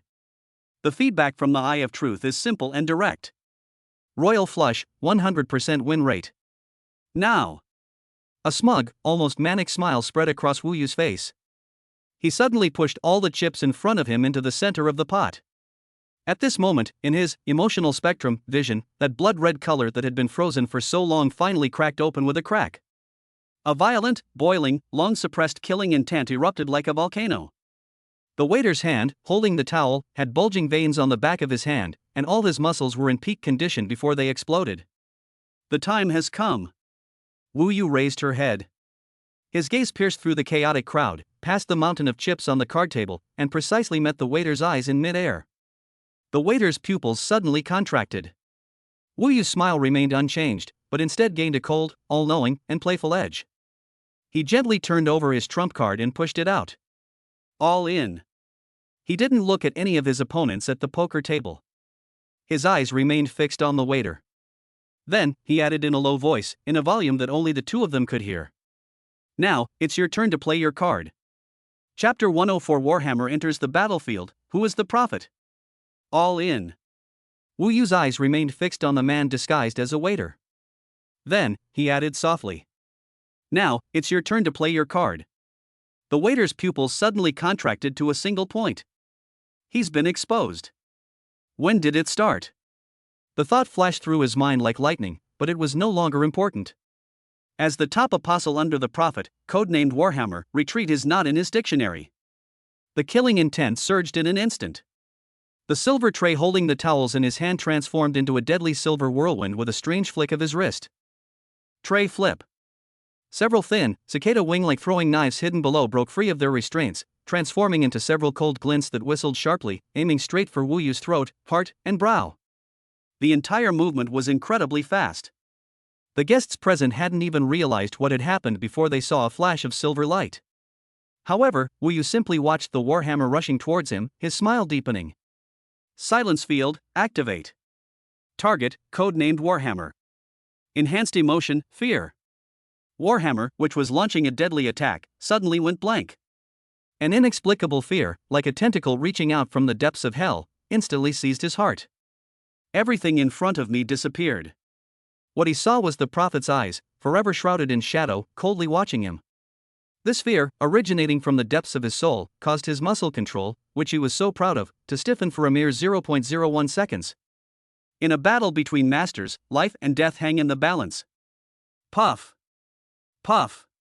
Puff. The throwing knives, which should have accurately hit their targets, drew several strange arcs in the air. A blade grazed past Wu Yu's ear, severing several strands of his hair. A slash tore the cuff of his expensive suit. The rest were all firmly nailed to the wall behind him, which was made of precious walnut wood, and the hilts of the knives continued to hum. The entire audience erupted in uproar. Oh my God! Is this a performance? That's so exciting!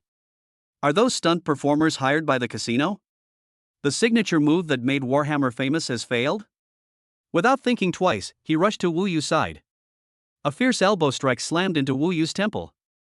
This blow is enough to shatter the skull of an adult. However, a hand that was even faster than his reached out from the side. The hand steadily caught the Warhammer elbow strike. He looked up.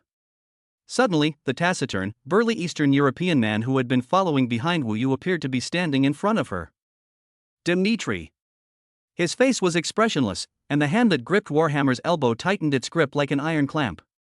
Warhammer acted decisively, grabbing at Dmitri's eyes with his other hand. But in the very instant he acted, the guests and security personnel who had been watching the commotion suddenly moved.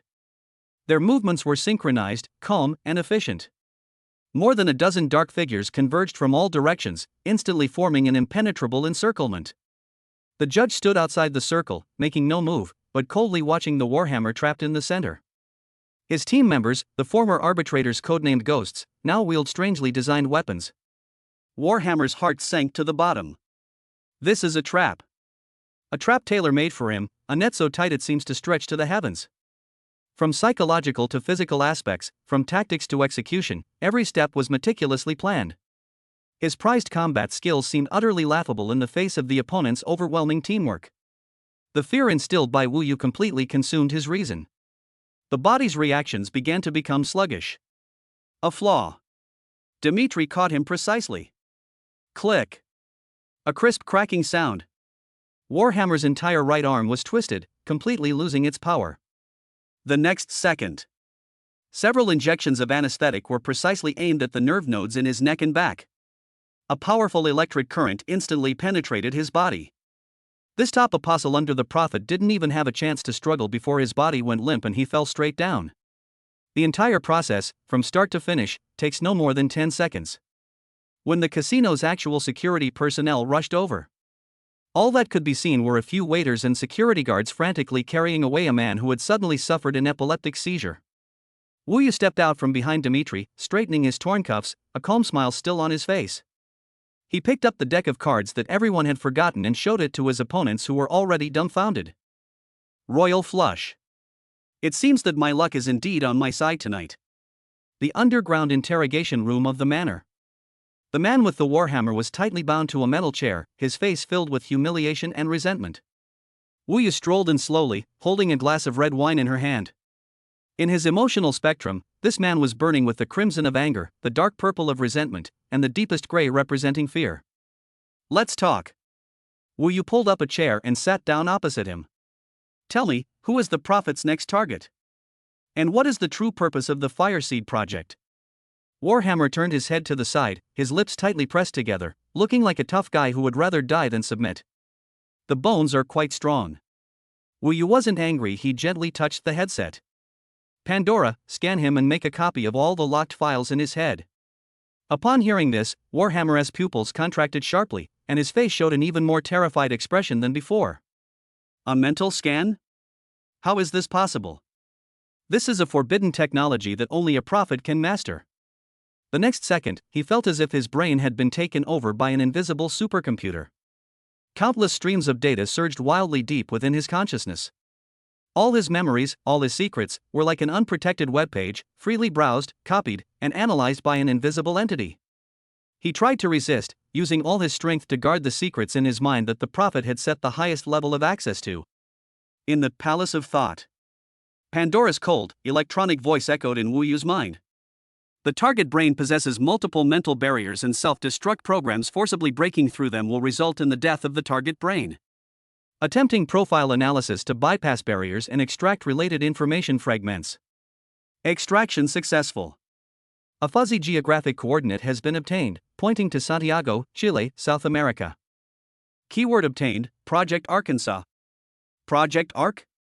Wu Yu's brows furrowed slightly. This sounds much grander than any Spark project.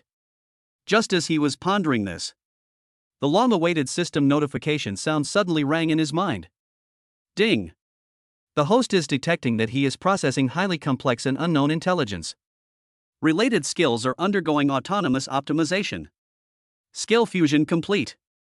Congratulations, host, you have acquired a brand new and unique skill, information tracing.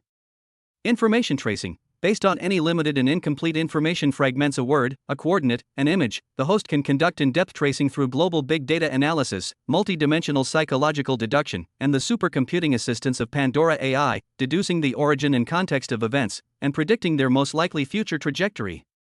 Wu Yu's eyes lit up instantly. This skill was tailor-made for the ARC project.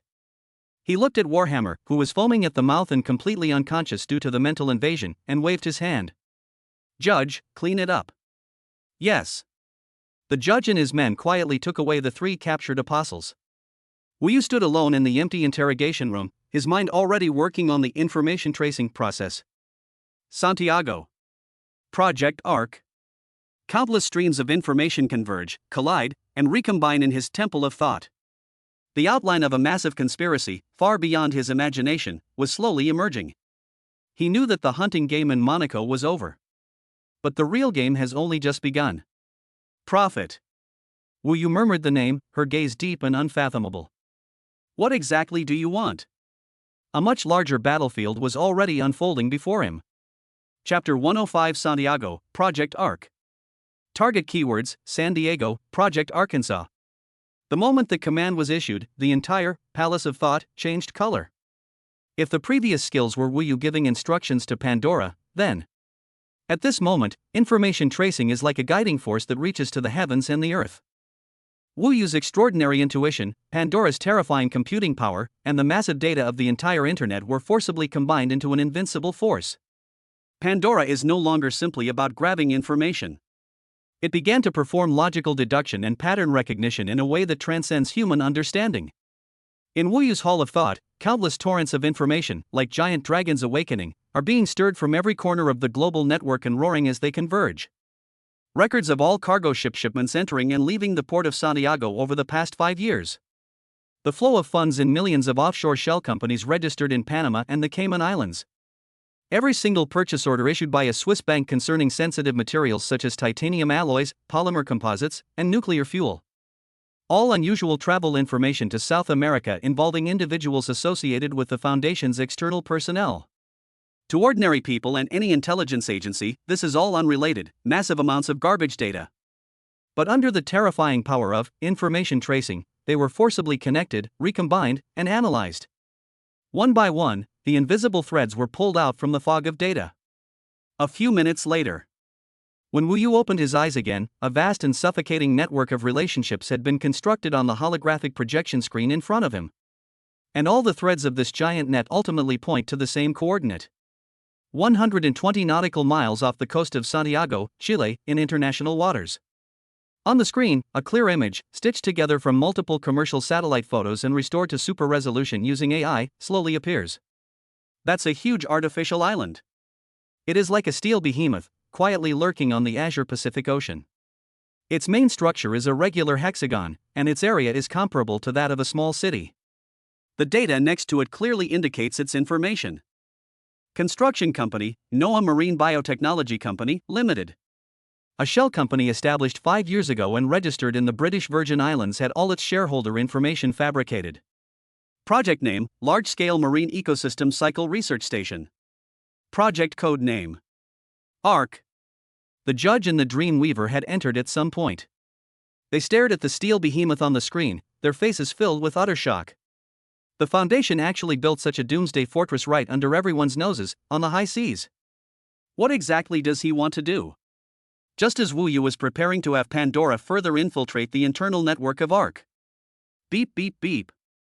The piercing alarm sounded throughout the entire control room. On the screen, everything was instantly replaced by a blood-red color. Pandora's cold, electronic voice carried a certain emotion called urgency. Highest alert. Interception of top-level internal instructions within the Foundation. The purification sequence has been activated. Target, Monaco. Executive Unit, Plague Squad. The Plague Squad? Upon hearing this name, the judge's face turned deathly pale. It was a fear that came from the very marrow of one's bones. What is that? Wu Yu asked. The judge's lips trembled slightly as he spoke with difficulty, his voice hoarse. The Foundation's dirtiest and most terrifying force. They are the Prophet scavengers, specializing in dealing with out-of-control assets and leaked secrets. They never use firearms, their weapons are invisible. Genetic weapons, nanoviruses, colorless and odorless chemical agents. They can make a city of 1 million people disappear from all life signs within 24 hours. We're finished. They're here, none of us can escape. In the eyes of the judge, the hard-won confidence crumbled in the face of the word plague.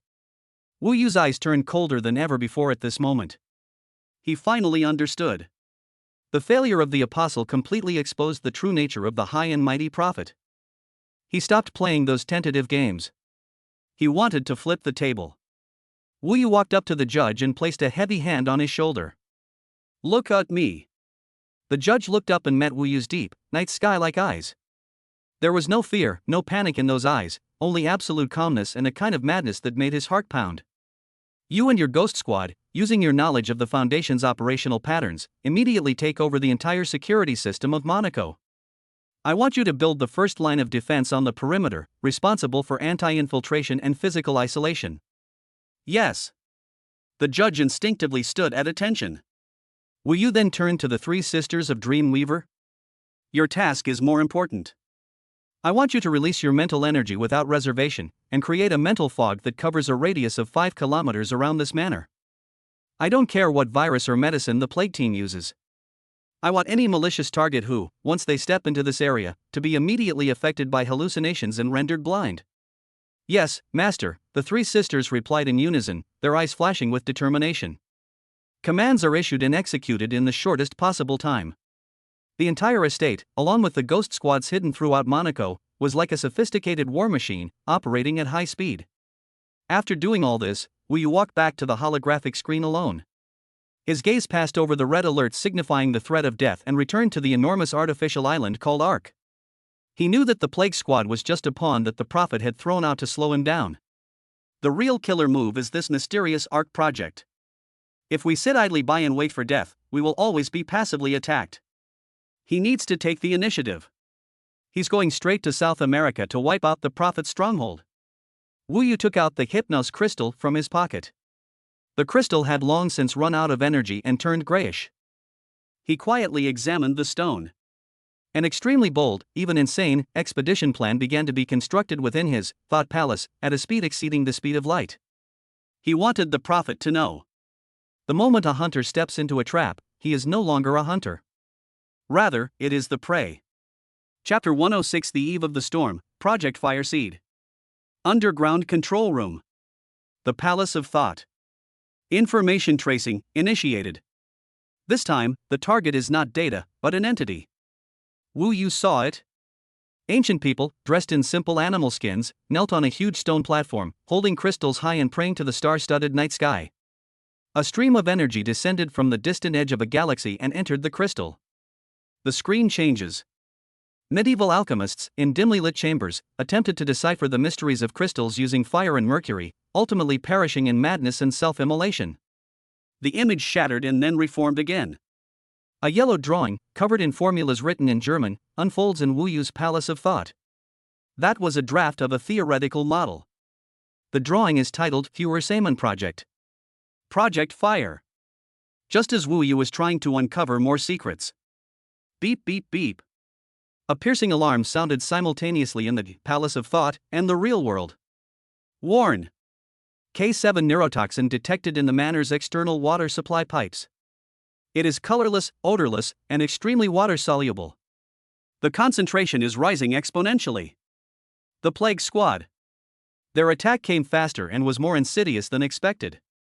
No guns or cannons are needed, no charges required. Simply turning a valve on the city's water supply system is enough to turn this impregnable manor into a silent tomb. Sever the external water source and activate the internal circulating pure water system. Tracy the source of pollution in reverse. Wu Yu's voice showed not a trace of panic. The order has been executed. Pandora's efficiency is terrifying. The source of pollution has been identified. It is located 300 meters from the manor, in Zone B, at a municipal maintenance well. The target is disguised as a municipal pipeline repairman. On the holographic screen, a red dot is precisely marked. By stitching together footage from satellites and city surveillance cameras, the man pretending to make a phone call next to the manhole cover was magnified to reveal every detail. Wu Yu pressed the communicator. Judge. Exist. Coordinates sent. I don't want to see him again. There was a brief silence on the other end of the communicator. Immediately, the voice of the judge rang out. Receive. The entire process takes no more than 10 minutes. The judge's communication was restored, with a faint sound of wind in the background. Target cleared. A high-frequency encrypted communicator was found on him, which is cyclically transmitting signals on 3 different frequency bands. It should be the positions of the other 3 groups. Wu Yu looked at the 3 question marks on the holographic screen, which had turned gray due to the loss of signal. Follow the clues to find the melon. Pull them all out. Yes. Wu Yu cut off the communication, and the control room returned to silence. He knew that the plague team's target was not just him. In the logic of the prophet, anyone who has had in-depth contact with Wu Yu, this out-of-control variable, is a potential threat that needs to be purified. The first name came to mind. Commemorate. He took out the encrypted phone and dialed the number he knew by heart. The phone rang for a long time before being answered. It was quiet on the other end, and I could hear Jinyan slightly tired but steady breathing. It's so late, is something the matter? It's nothing serious. Just a reminder that the weather has been bad lately, it looks like it's going to change, be careful of the flu. The person on the other end of the phone seemed to pause for a moment. This kind of unsolicited concern is unlike his usual style. Also, I had Pandora send your company's security system a copy of the latest antivirus software. Remember to have the tech department upgraded immediately. Wu Yu continued, it's very important. Antivirus software? Yes, specifically to detect and eliminate some new and more dangerous viruses. Wu Yu used a method that only the 2 of them could understand. The data package containing the composition, characteristics, transmission routes, and decryption methods of all biochemical agents used by the plague team was transmitted to the Memorial Group's server. He did not say what kind of dangerous situation he was facing. He simply, in his own way, erected a protective umbrella for her, one that was unaware of the impending doom, in remembrance of her. There was a long silence on the other end of the phone. It went on for so long that Wu Yu thought the signal had been lost. Good. The sound of remembrance rang out once again. You too, be careful. The warmth in Wu Yu's eyes vanished instantly after she hung up the phone. Waiting for the prophet to play his next card will always leave you on the defensive. He needs to take the initiative. Let's go to Santiago. Let's turn that so-called arc upside down. A plan took shape rapidly in his temple of thought. The candidate was quickly selected. Dmitri. This silent, burly Eastern European man was his most unconditionally trusted shield, and he had to carry him. Ella is the eldest of the three Dreamweaver sisters. She possesses the strongest mental fortitude, enabling her to handle all sorts of bizarre and unexpected situations. She is the team's safety net. As well as. Wu Yu's gaze fell on the judge who had just returned with his team. Get ready, Wu Yu said. We're going to South America. The judge looked up, a hint of doubt in his eyes, but did not ask why. I need your experience. You need a chance for revenge. Wu Yu saw through his thoughts. This time, I'm going to make you personally shatter everything you once believed in. More importantly, Wu Yu wants to completely tame this sharp blade through this perilous expedition. What he wanted was not a subordinate who was forced to follow him for personal gain. He is not a knight, but a true knight on whose back you can entrust yourself with confidence. Pandora, Wu Yu turned to the center of the control room. While I'm gone, Europe is yours. Use the money in my account to do whatever you want. The huge sum of money he won at the Sky Casino remains untouched to this day. Gentlemen. At the moment I was reborn, more than 100,000 server nodes belonging to me were activated worldwide. Wherever you are, I am your ever-present eyes and ears. The night was deep. A jet-black Gulfstream G650 private jet, without any airline markings, quietly taxied on the runway of a private airport in Monaco before soaring into the sky. Inside the cabin, Wu Yu, Dimitri, the judge and the Dreamweaver Ella have changed into brand new identification and clothing. On the surface, they appear to be an ordinary business team on a business trip to South America. No one knew that this plane was heading towards the eye of a storm that would shake the entire underground world. The plane entered the stratosphere, and the flight became stable. Wu Yu closed his eyes to rest, constantly deducing every possible next step in the thinking hall. Just then, Pandora's encrypted communication rang directly in his mind. Sir, through in-depth source tracing analysis of the formatted underlying data within the Eden base, I discovered a name hidden beneath the highest level of authority. Wu Yu's consciousness focused instantly. Besides the Prophet, there is another person in charge of the ARC project. His internal code name was Dr. Based on the comparison of incomplete personnel files, this person is the chief scientist of the Spark project 20 years ago. Pandora's electronic voice paused for a moment, as if confirming the information to come. At the same time, he was also your mother's doctoral supervisor back then. Chapter 107: The Doctor's Shadow, The Truth About the Ark. Inside the cabin, Dimitri was meticulously wiping his saber. The judge closed his eyes to rest, but his taut jawline betrayed his inner turmoil. Ella, the Dreamweaver, the once timid girl, is now quietly gazing out the window. Wu Yu withdrew his consciousness from the Hall of Thought. He opened his eyes, and the shock brought by the file about the doctor was still echoing in his mind. Come here, everyone. He spoke, breaking the silence in the cabin. The three of them immediately surrounded them. From now on, Ella, your codename is Nightmare. Wu Yu's gaze fell on the girl. Ella, no, Nightmare, nodded solemnly. Our goal for this trip to South America is a project codenamed ARC. Wu Yu projected the holographic image of the artificial island that Pandora had analyzed onto the desktop. Besides the Prophet, there is another key figure in charge of it. Wu Yu's gaze shifted to the judge. His internal codename was Doctor. The moment the words left his mouth, the judge's body trembled violently. PhD. Within the Foundation, this codename signifies taboo and deity.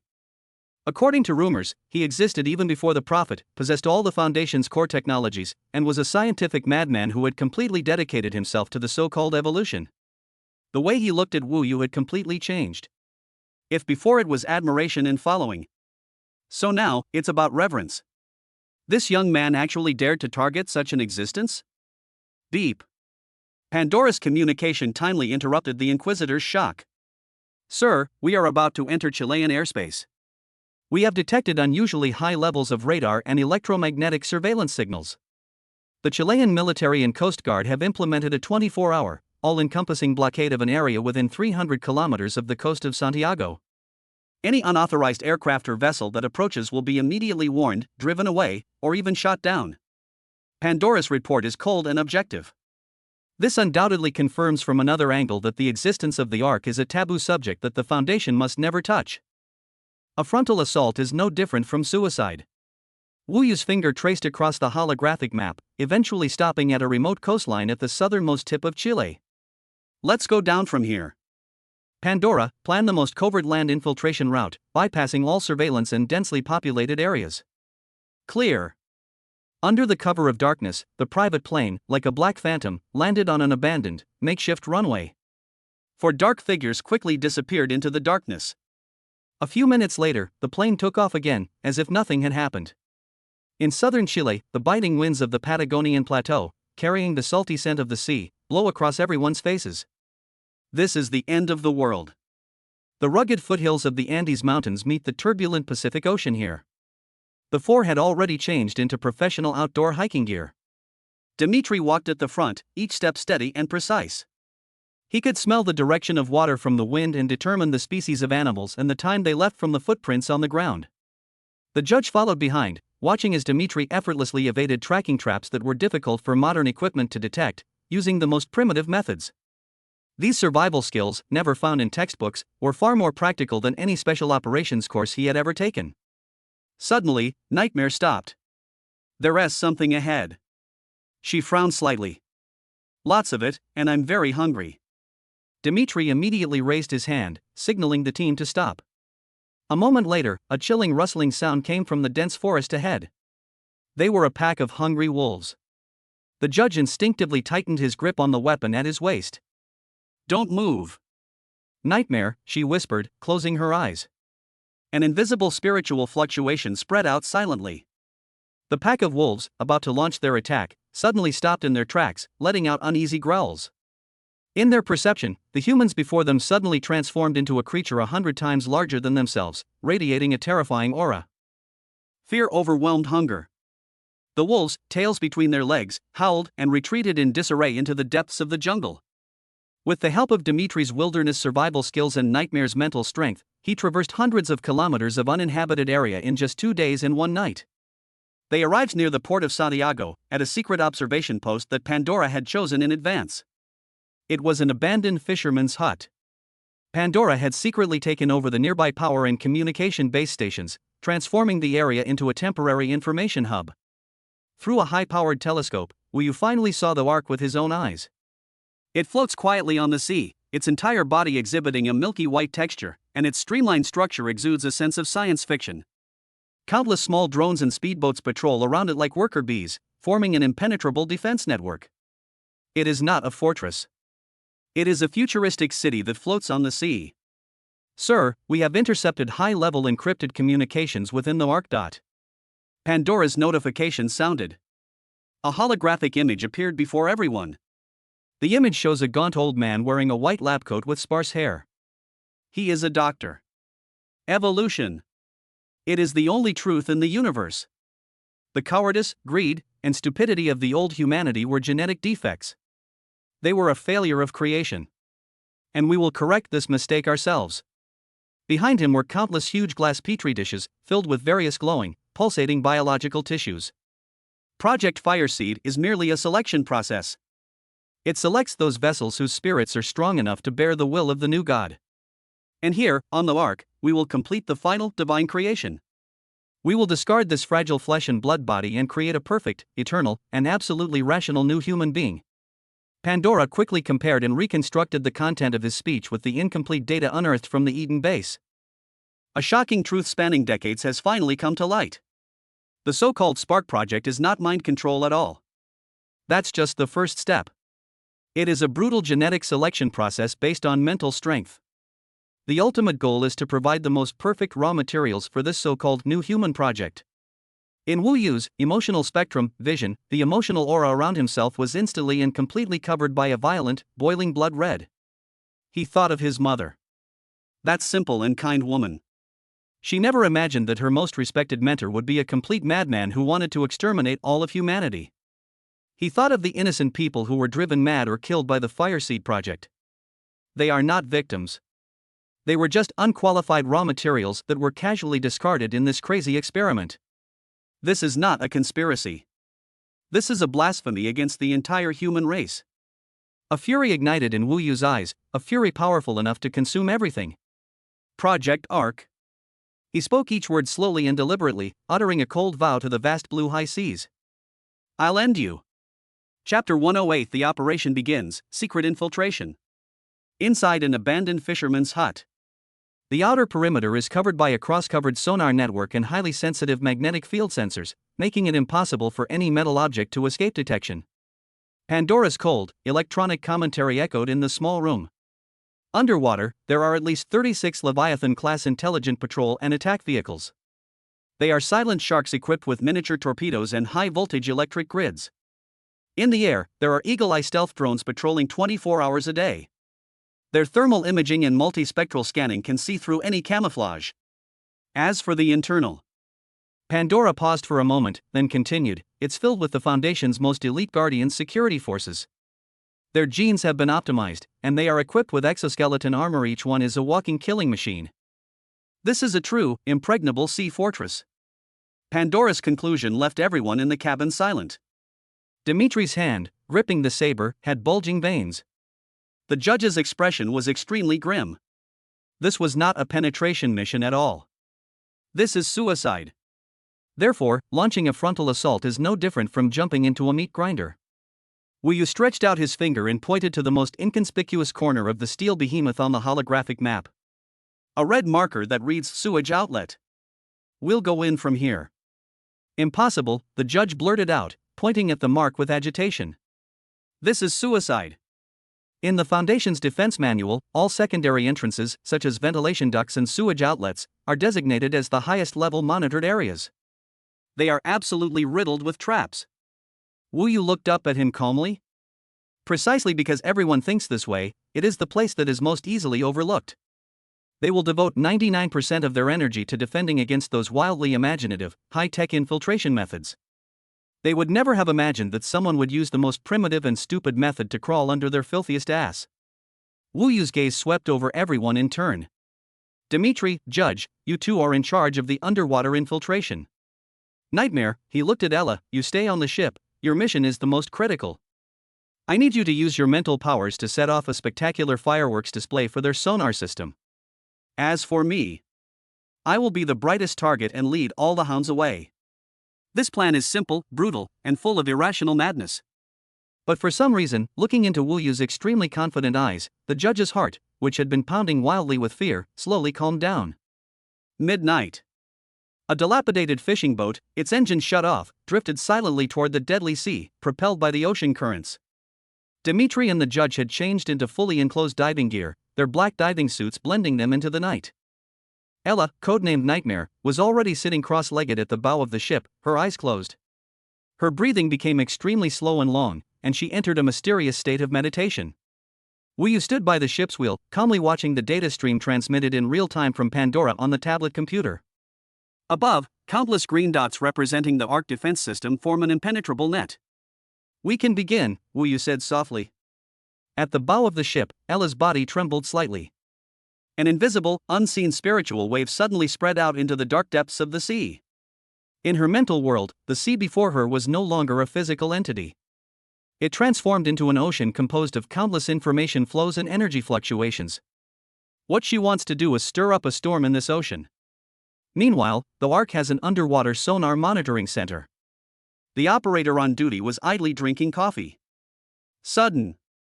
The huge monitoring screen in front of him was instantly flooded with countless chaotic red signals. Beep beep beep beep. The alarm blared throughout the entire monitoring center. What's going on? Report. The sonar system is experiencing unexplained interference. Numerous false echoes are being detected. Damn it. Are they a pod of dolphins? Or whales? The entire monitoring center was in complete chaos. Just as they were scrambling to filter out the noise, Wu Yu gave the second instruction into the headset. Pandora, lay the bait. Instruction received. The next second. In the central command room of the Ark, the highest level alarm suddenly sounded. Warning! Warning! An unusually high energy signal has been detected in Gamma 7. Origin unknown. Energy level is rapidly increasing. On the command screen, a huge red exclamation mark was flashing wildly. Immediately dispatch all Hawkeye drones and Leviathan patrol teams to Gamma Sector 7 for interception. Authorize the use of maximum firepower. It must be destroyed before it gets close to the Ark. The security chief, who was in charge of the command center, let out a hoarse roar. In an instant, countless drones took off from the deck of the Ark, and speedboats shot across the sea like arrows. We sped off towards the source of the unusual signal, several kilometers away. The impregnable defensive formation was forcibly torn open, leaving a huge gap. Go into the water. Wu Yu issued the next instructions. Dmitri and the judge exchanged a glance, then silently disappeared into the icy seawater. The world fell silent instantly. All that remained was his heavy breathing and the tinnitus caused by the water pressure. The darkness of the deep sea is purer than any night, carrying a sense of oppression that can devour everything. Under the dim light of their tactical headlamps, they soon arrived at their destination. It was a huge, circular metal gate with a diameter of over 5 meters. It was firmly embedded in the massive underwater structure of the Ark, its surface covered with crisscrossing red laser sensing lines. This is the sewage outlet. A sewage outlet even more robust than the door of a bank vault. The judge gestured for Dmitri to be on alert. He swam to the gate, took out a miniature detector resembling a cobra's head from his toolbox, and attached it to the gate's control system. A series of complex data and structural diagrams were immediately displayed on the microcomputer on his arm. He took out a piece of special polymer as thin as a cicada's wing and carefully attached it to the laser mesh. Those deadly red beams of light were bent and refracted, carving out a safe passage for only one person at a time. He crawled through and took out a pair of oddly shaped scissors. Instead of cutting the power grid, he connected the two ends of the scissors to the main power supply line of the power grid. After a faint hum of electricity, the power grid's energy was diverted into a bypass virtual loop. The system showed everything was normal, but in reality, this deadly electric grid had become a mere decoration. Finally, he firmly attached a hand-cranked physical hacking device to the mechanical lock cylinder in the center of the gate. He began to turn the joystick forcefully, round and round. Time passed by, second by second. Fine beads of sweat appeared on his forehead. There can be no mistakes in this process. Finally. Rumble. The heavy alloy gate slowly opened a crack inward. A warm current suddenly gushed out from the crack. Despite the powerful current, the two managed to squeeze through. The gate, behind them, slowly closed again. They succeeded. We stepped into the heart of this sea fortress. But the real danger has only just begun. On the fishing boat. Wu Yu heard the judge's excited whispers through his earpiece. We're in.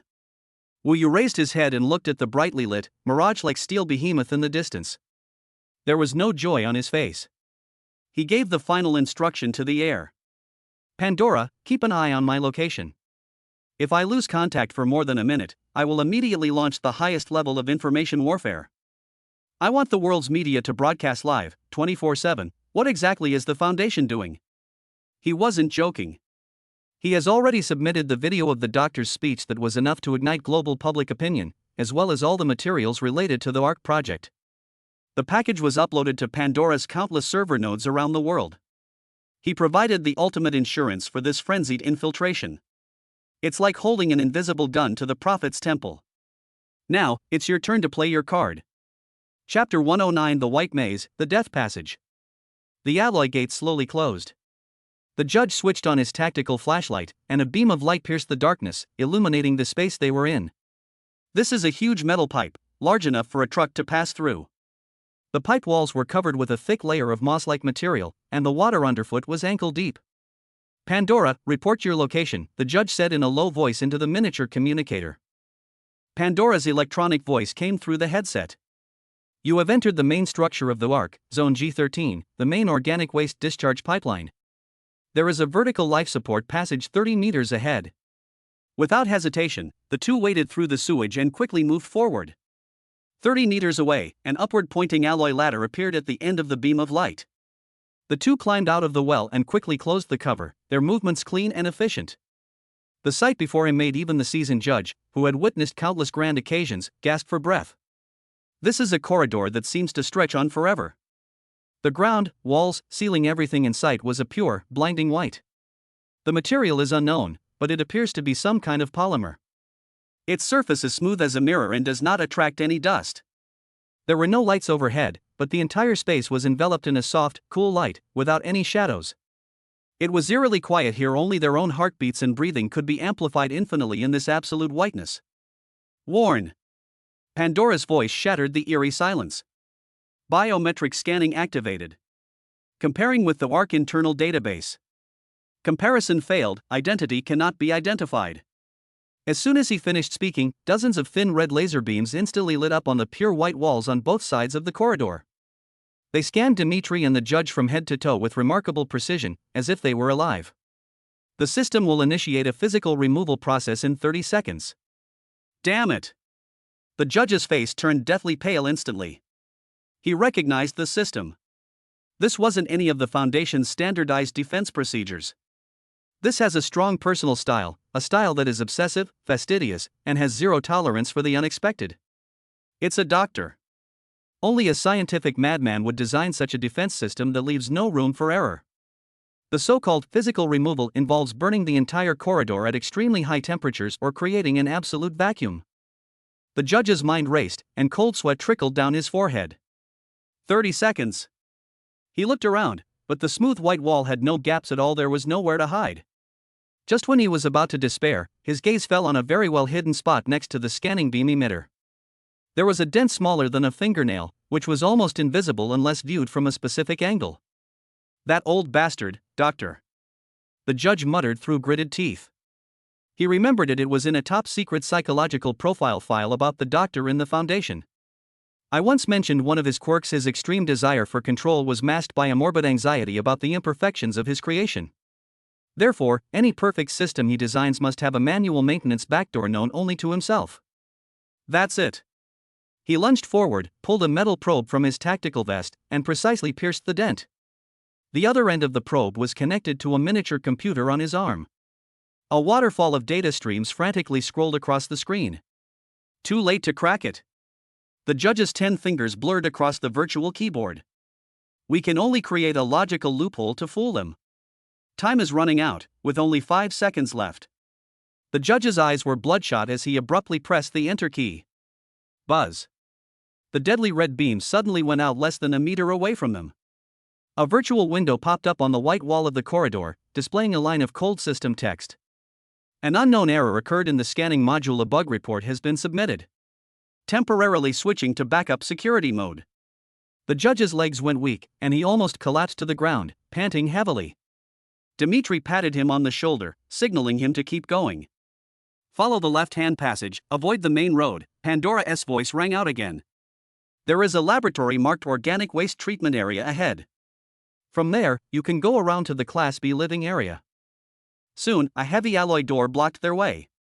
Above the door, in cold, bold lettering, is the sign, Organic Waste Disposal Area 03.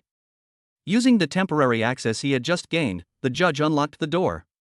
Behind the door was an even larger space. Hundreds of giant glass containers, each 10 meters tall, are neatly arranged, resembling a gloomy specimen forest. The container was filled with a pale yellow formalin solution, soaking all sorts of bizarre biological remains. The judge saw a container containing a human-like baby's head with 3 pairs of insect compound eyes. In another container was a human arm covered in fish scales, with sharp bone spurs at the ends of its 5 fingers. There are also many more twisted and deformed organs and limbs that are simply indescribable in words. These are the failed products of the New Human Project. In the eyes of a PhD, they are substandard garbage that needs to be disposed of. This shocking scene made even Dmitri, a man who had crawled out of mountains of corpses and seas of blood, feel intensely uncomfortable. The judge felt a wave of nausea wash over him.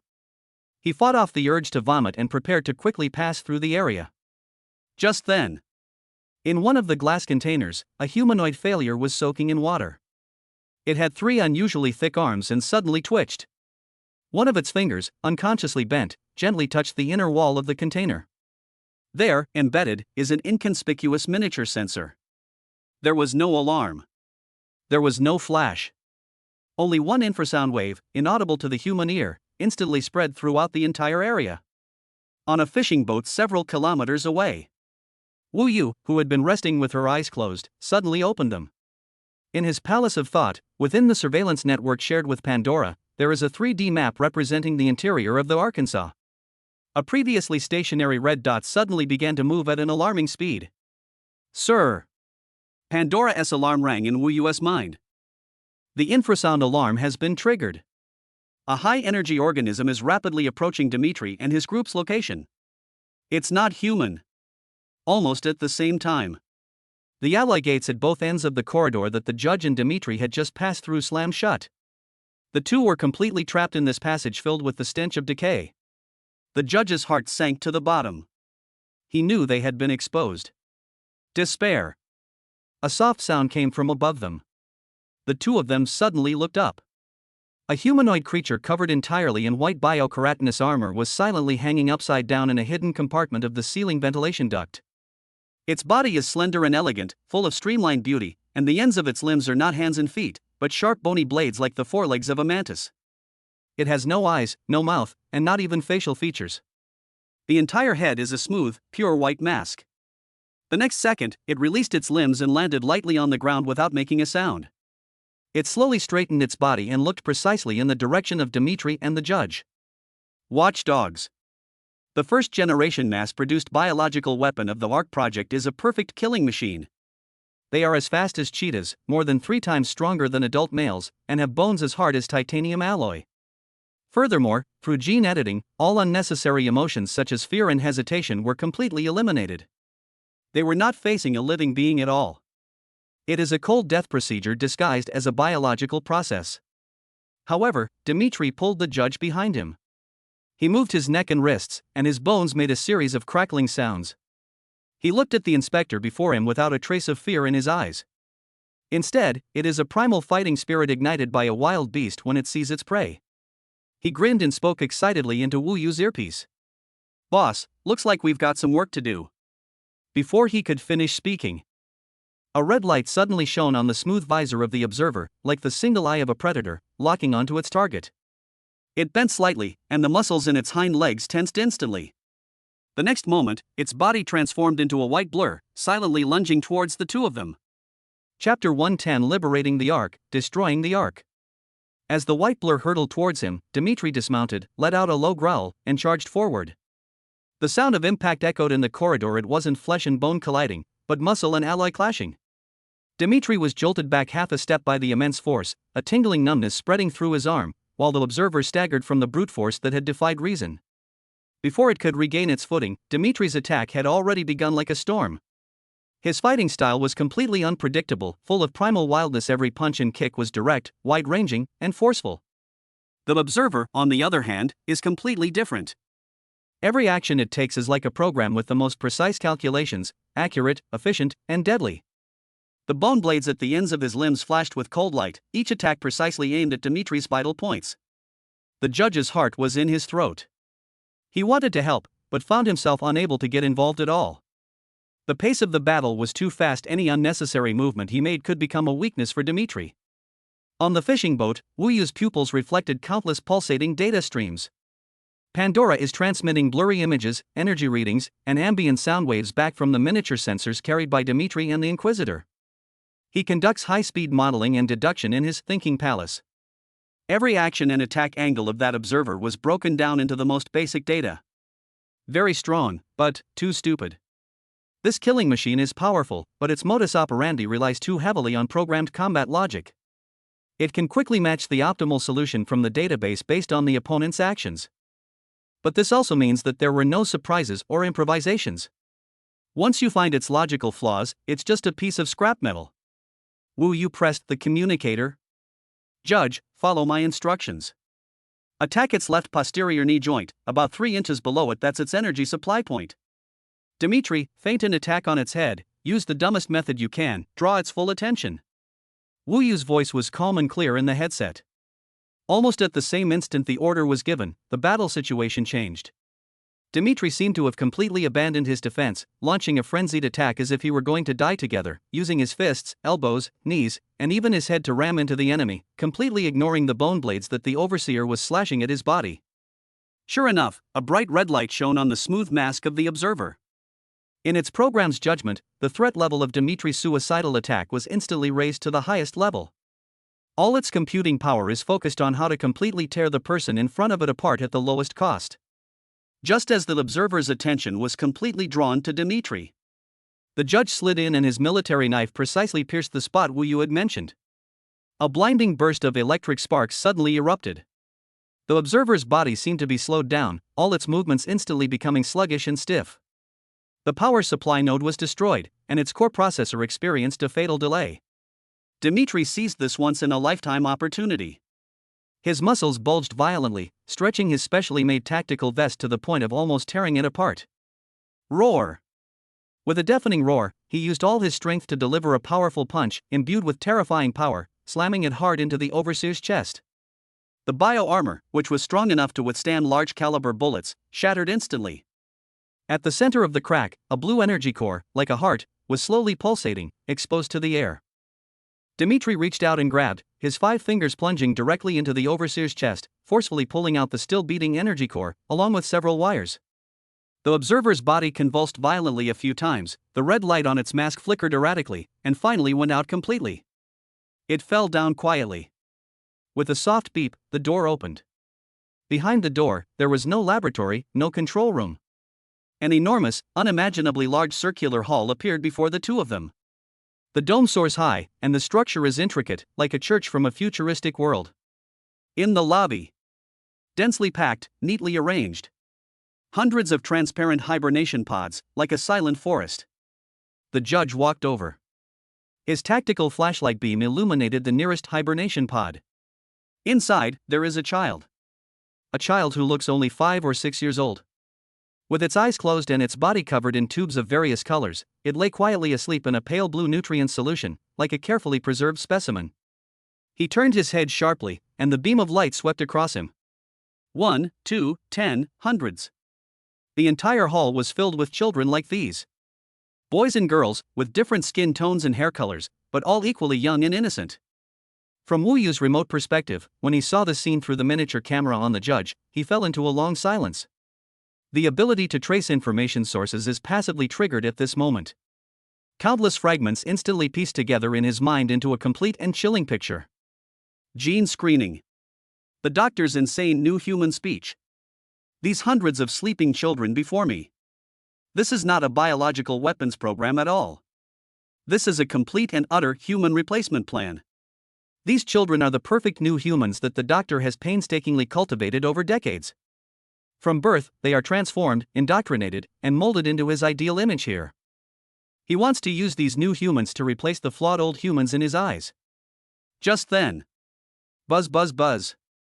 The alarm suddenly blared throughout the entire rotunda. The red alarm lights flashed wildly, making each child's pale face look airy and terrifying. At the end of the corridor came the sound of heavy, rapid footsteps. More monitors are on their way. Boss. Dmitri looked towards the judge's camera, his voice low, retreat, or blow it all up. In his logic, there are only these two options. However, Wu Yu's voice came through the headset. Judge, locate the central control console in this area. With your authority, unlock all hibernation pods from emergency locks. Dmitri, prepare for battle. Guard the door. The judge looked up in shock, forgetting even to answer. Boss, you mean? He couldn't believe what he was hearing. Wu Yu's voice was resolute. Plan changed. We are not here to destroy the Arkansas. He looked at the innocent children sleeping in the nutrient solution on the screen.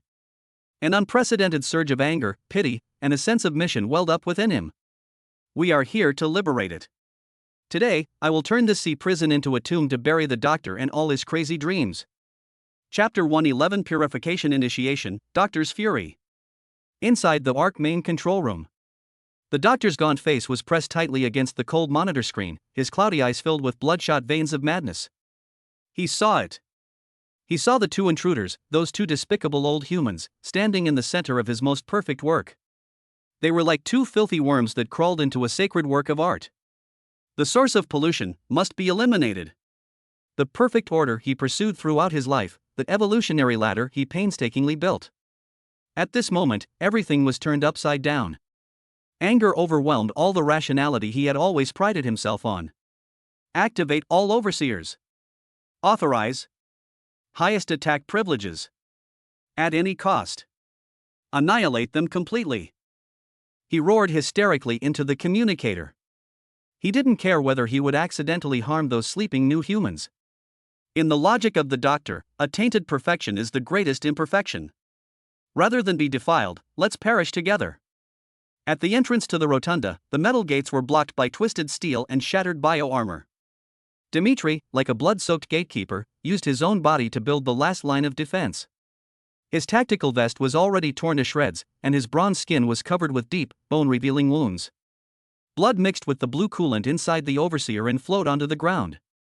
A tidal wave of white figures surged forth from the shadows of the corridor. There were no roars, no battle cries, only the sharp whistling of bone blades slicing through the air and the muffled thuds of metal colliding. Dmitri abandoned all defense. He traded injuries for injuries, using the most primitive and savage fighting methods to withstand the first wave of impact. A bone blade from an overseer pierced his left shoulder. Without even looking, he grabbed the creature's smooth head and slammed it against the wall with all his might. The white faceplate shattered, and the blue energy core burst forth with blinding sparks. But he knew he couldn't hold on for long. These things are tireless and fearless of death. And he will bleed, he will be exhausted. On the other side, the judge knelt in front of the central control console, his 10 fingers moving so fast on the virtual keyboard that they almost left after images. Sweat dripped from his forehead onto the cold metal casing. With his deep understanding of the Foundation's system architecture, he frantically searched for any access vulnerabilities left by the PhD. However, the opponent's defense was like a wall without a door. Warning: the other party's system is performing a self-destructive lock at the underlying logic level. Conventional cracking methods are ineffective. Pandora's cold, electronic voice rang in his earpiece. I need a physical interface to bypass its firewall and directly attack the core data. The judge's movements suddenly stopped. Physical interface. He raised his head, glanced at the figure behind him that was about to be submerged by the white wave, and a resolute look flashed in his eyes. Without the slightest hesitation, he used his military knife to pry open the side casing of the control panel, revealing the densely packed circuit boards inside, which were shimmering with a faint light. He pulled out a strangely shaped black USB drive from the innermost pocket of his tactical vest. This is his last trump card. A military-grade virus, codenamed Data Avalanche, which is considered a top taboo within the Foundation. Once injected, it will trigger a chain reaction of data collapse within the target system, like a real avalanche, instantly overwhelming all logic and defenses with massive amounts of junk information. This is a suicidal fighting style. He's using Pandora's invincible spear to attack the Doctor's absolutely solid shield, and the battlefield is right here in this small control panel. Pandora! Take over it! He let out a low growl and forcefully shoved the black USB drive into a data port on the circuit board. Z. After a slight electrical hum. A silent war, fought only between zeros and ones, suddenly erupted. Pandora's computing power surged into the core system of the Ark through this small opening. On the miniature screen on the judge's arm, the red code representing the Doctor's defense system was like encountering its natural enemy, and was frantically devoured, overwritten, and assimilated by the blue data stream representing Pandora. On the other side, Dmitri once again tore a lunging overseer in half, but his own abdomen was also slashed open by the bone blade of another overseer. The excruciating pain caused his vision to gradually blur. His breathing grew heavier and heavier, and each punch felt incredibly strenuous. He could hear his own heart pounding like a drum, and he could also hear. The electronic voice that came from the control panel was the countdown to unlocking. 30 seconds. 20 seconds. 10 seconds. Just as an overseer breached his last line of defense, and its sharp bone blade was about to pierce his heart. Bite. A crisp, clear electronic sound resounded throughout the entire rotunda. It was like the sound of a liberating bell. At the same moment, the red warning lights on all the hibernation pods turned into a soft green. The hatch slowly rose. Hiss. White, cool air, like morning mist, spread out, enveloping the entire hall in a hazy atmosphere. Inside the main control room, as the Doctor stared at the system interface on the screen, now completely stained blue, and at the slowly opening hibernation pods, the last vestige of rationality in his eyes crumbled. Madness completely consumed him. Since I can't have it, then, let's all perish together. He stretched out his withered fingers and slammed them down on the last and largest red button on the control panel. Purification process initiate. He was going to release the highest concentration of nerve gas to activate all the heavy automated weapons hidden in the ceiling. He wanted to turn this hall, along with everyone inside, whether intruders or his perfect creation, into a pile of inorganic minced meat and dregs. However, Wu Yu had anticipated this step. The instant Pandora breached the system, it also seized control of the Ark's broadcasting system. On the fishing boat, Wu calmly watched everything on the screen, and through his headset, he simultaneously gave the final instructions to Pandora and the distant nightmare. Let's begin. Use the lullaby we've prepared. Wake them up. The next second, the piercing alarm stopped abruptly. Instead, there is an ethereal, melodious tune with a strange, soothing power. It wasn't played through a speaker. Instead, Pandora controls the energy core of the Ark, directly affecting the cerebral cortex of organisms by changing the magnetic field frequency of the entire region. At the same time, this melody was amplified and magnified by the nightmare's spiritual power, turning into an invisible hand. It passed through the cold nutrient solution and over the deadly poison gas, gently, so gently, caressing the soul of every sleeping child. It was as if they were whispering in each other's ears. Wake up, children. The game is over. Chapter 112 Awaken. Son of the Ark. The alarm stopped abruptly. The observers who were frantically pouring in from the shadows of the corridor stopped in their tracks. 1 second they were ruthless killing machines, the next they were like puppets with their spines removed. Their combat programs are engaged in a deadly conflict with the Guardian programs written deep within their genes. The Doctor's order to destroy everything creates an irreconcilable paradox with their sole purpose protecting the new humans. These perfect killing machines are trapped in a logical deadlock. Their bodies began to convulse violently and uncontrollably, and the single red eye representing slaughter on their smooth visor flashed and throbbed wildly. Some of the monitors began banging their heads against the wall, making dull thuds.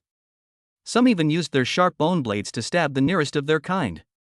These cold, impersonal programs, amidst contradictory instructions, collapsed and self-destructed one after another.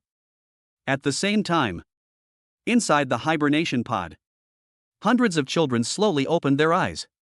His eyes were like those of a newborn baby, full of curiosity about the world.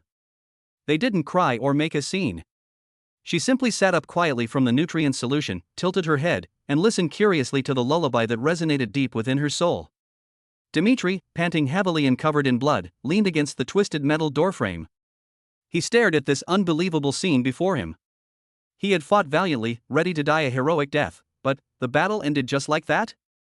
A little girl who looked only 5 or 6 years old, with flaxen hair, carefully climbed down from the nearest hibernation pod, barefoot. She walked slowly, step by step, to the giant covered in blood. She was not afraid.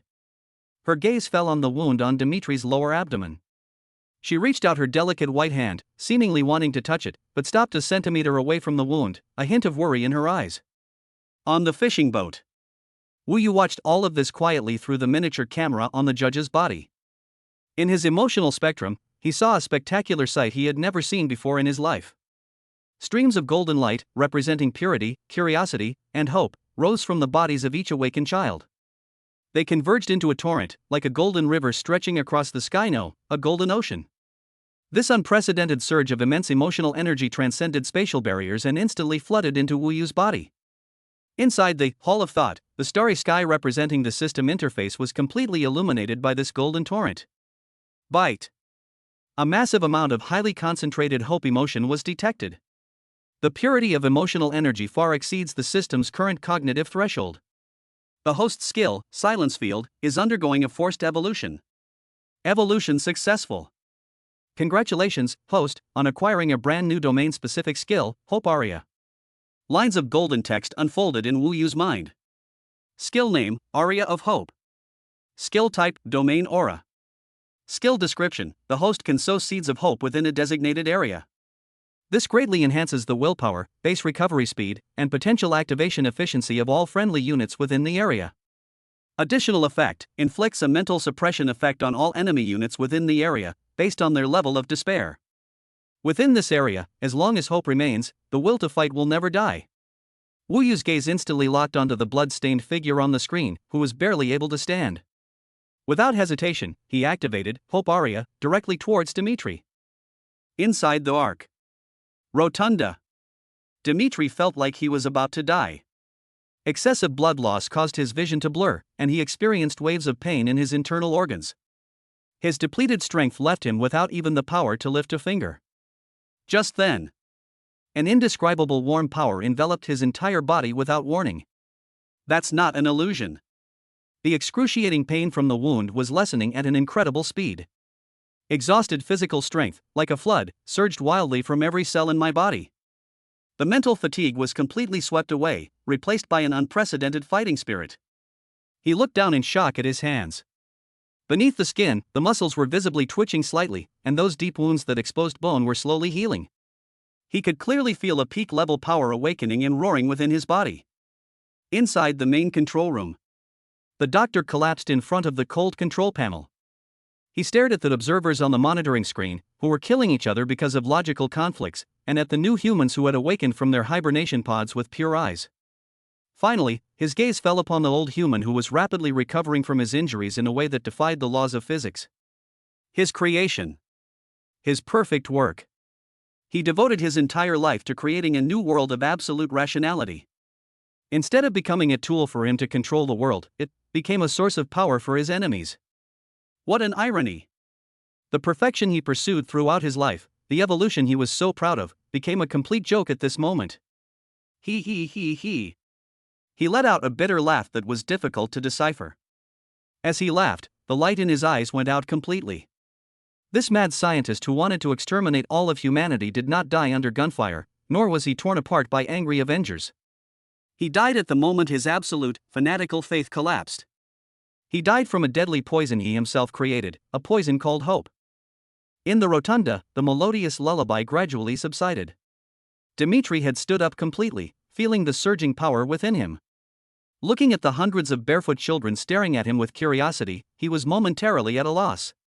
Before him, the little girl with flaxen hair finally mustered all her courage. She reached out her little hand and gently touched Dmitri's rough fingers with her fingertips. There was no temperature, but Dmitri felt as if he had been struck by a weak electric current. Wu Yu watched this seemingly frozen scene through the screen. He knew that from this moment on, his goal was no longer just revenge and self-preservation. He spoke into his headset to all his subordinates present, issuing a completely new order. Judge, Dmitri. Your mission now is to become the guardians of these children, and not one of them can be left behind. Pandora, calculate the safest evacuation route. Also, send a small gift to the Foundation's prophet. Tell him that his doctor is dead, and his ark is now mine. Now, let's talk about the custody of these children. We take them home. Chapter 113 Evacuation, Ark activated. Inside the circular hall. Hundreds of children, like fledglings just peeking out of their eggs, looked with pure and innocent eyes. Curiously observing this unfamiliar world, and the two old humans covered in blood before him. Dmitri leaned against the twisted doorframe, feeling the surging power of the aria of hope, his wounds slowly healing and his strength rapidly recovering. He looked at the children, and this giant, who had never frowned on the battlefield, now didn't know where to put his hands. The little girl with flaxen hair was still standing in front of him. Meanwhile, on Wu Yu's side. Sir, I have completed 100% takeover of the Ark core system. The analysis results exceeded expectations. This is not just a sea-based experimental platform. Pandora's electronic voice carried a hint of excitement. It is a semi-submersible ecological mothership with long-range navigation capabilities. 70% of its propulsion and ecological circulation systems are in a dormant state. The doctor doesn't seem to have any plans to move it anytime soon. Long-distance sailing capability? Ecological mothership? Wu Yu looked at the holographic model of the steel behemoth that was quietly floating on the sea. A single thought, like a wildfire, instantly ignited his entire temple of thought. Evacuation? Why evacuate? This place boasts the Foundation's most advanced technology, virtually unlimited energy, and an independent ecological cycle system. And hundreds of new humans with unlimited potential.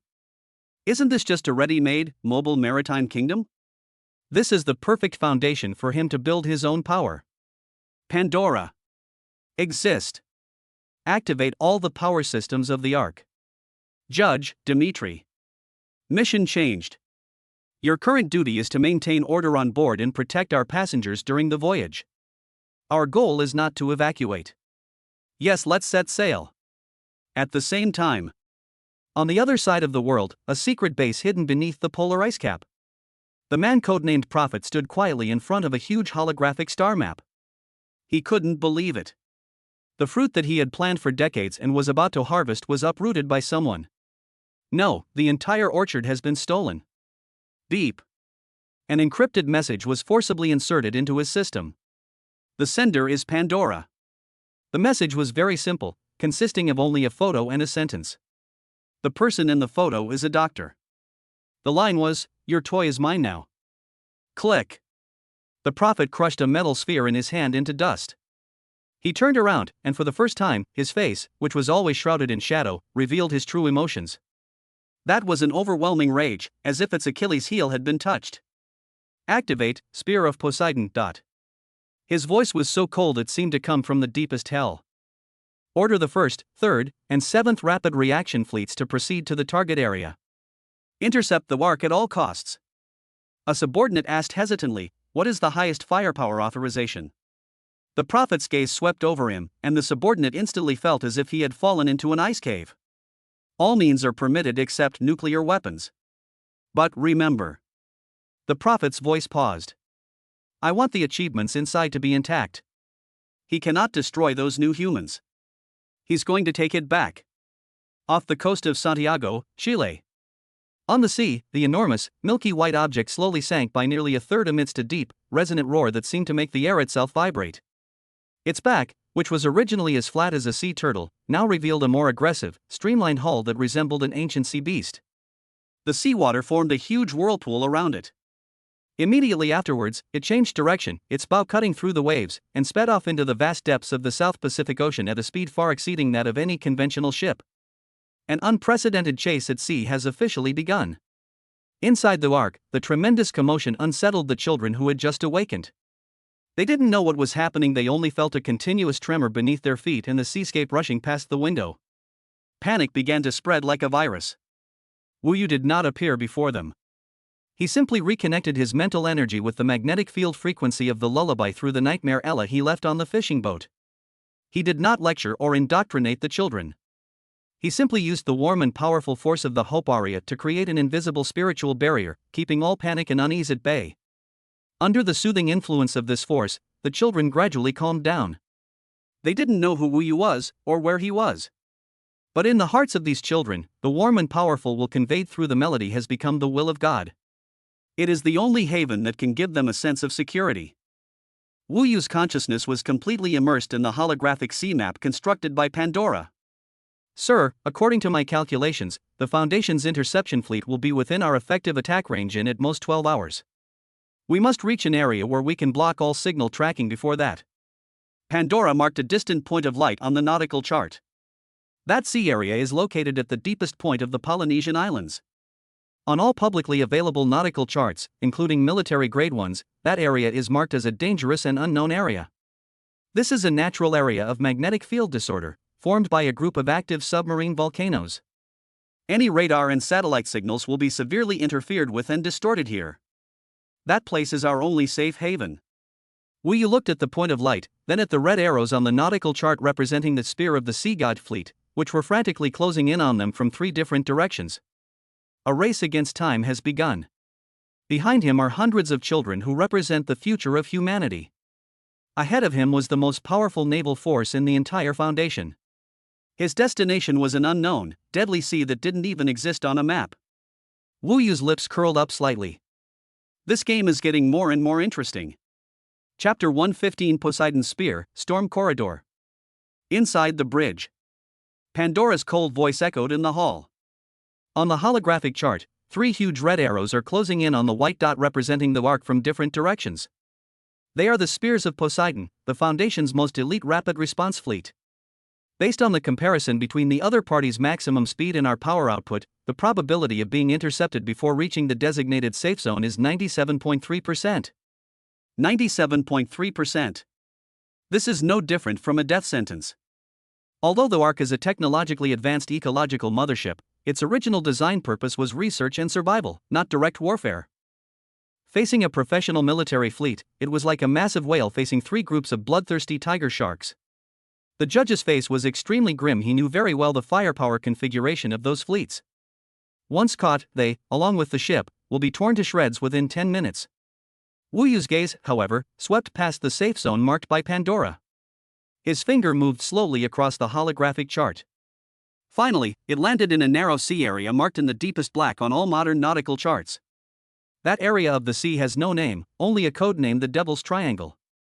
Because of its complex seabed topography and extremely unstable climate. Historically, any ship that attempted to cross there has vanished without a trace. Pandora, change course. Let us go this way. The judge's pupils suddenly contracted. Storm corridor? He practically roared. That's suicide. No ship can get through there. It's a pure natural barrier. Wu Yu did not explain.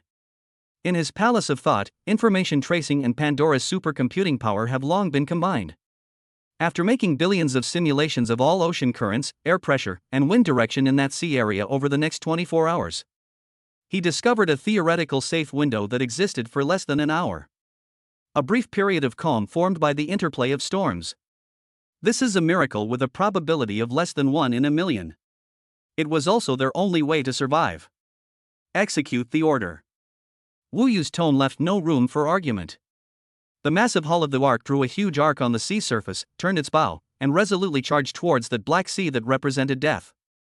Just then, Pandora's alarm sounded again. Warning! Long-range high-frequency mental shockwave detected. Source: Spear of Poseidon flagship. The enemy is trying to disrupt the mental state of the new humans and cause chaos within us. Before he could finish speaking, inside the rotunda, the children who had just quieted down suddenly all showed expressions of pain. Some of the young children suddenly began to sob softly, followed by bewildered screams. Nightmare! Wu Yu's voice rang out directly in Ella's mind on the fishing boat through the communicator. Ella, who was sitting cross-legged, trembled slightly as an invisible mental barrier suddenly opened up around the Ark. At the same time, Wu Yu closed her eyes. Hope Aria, full power activated. The warm, golden light was no longer limited to treating Dimitri, but transformed into a huge field of emotional stabilization, instantly enveloping the entire interior of the Ark. The children's crying gradually subsided. In their perception, a warm and powerful will, like a gentle father, softly soothed the fear and unease deep within their souls. Their hope was continuously stimulated in this invisible spiritual confrontation, and it became the most powerful source of energy for Wu Yu's aria of hope. Psychological attack, ineffective.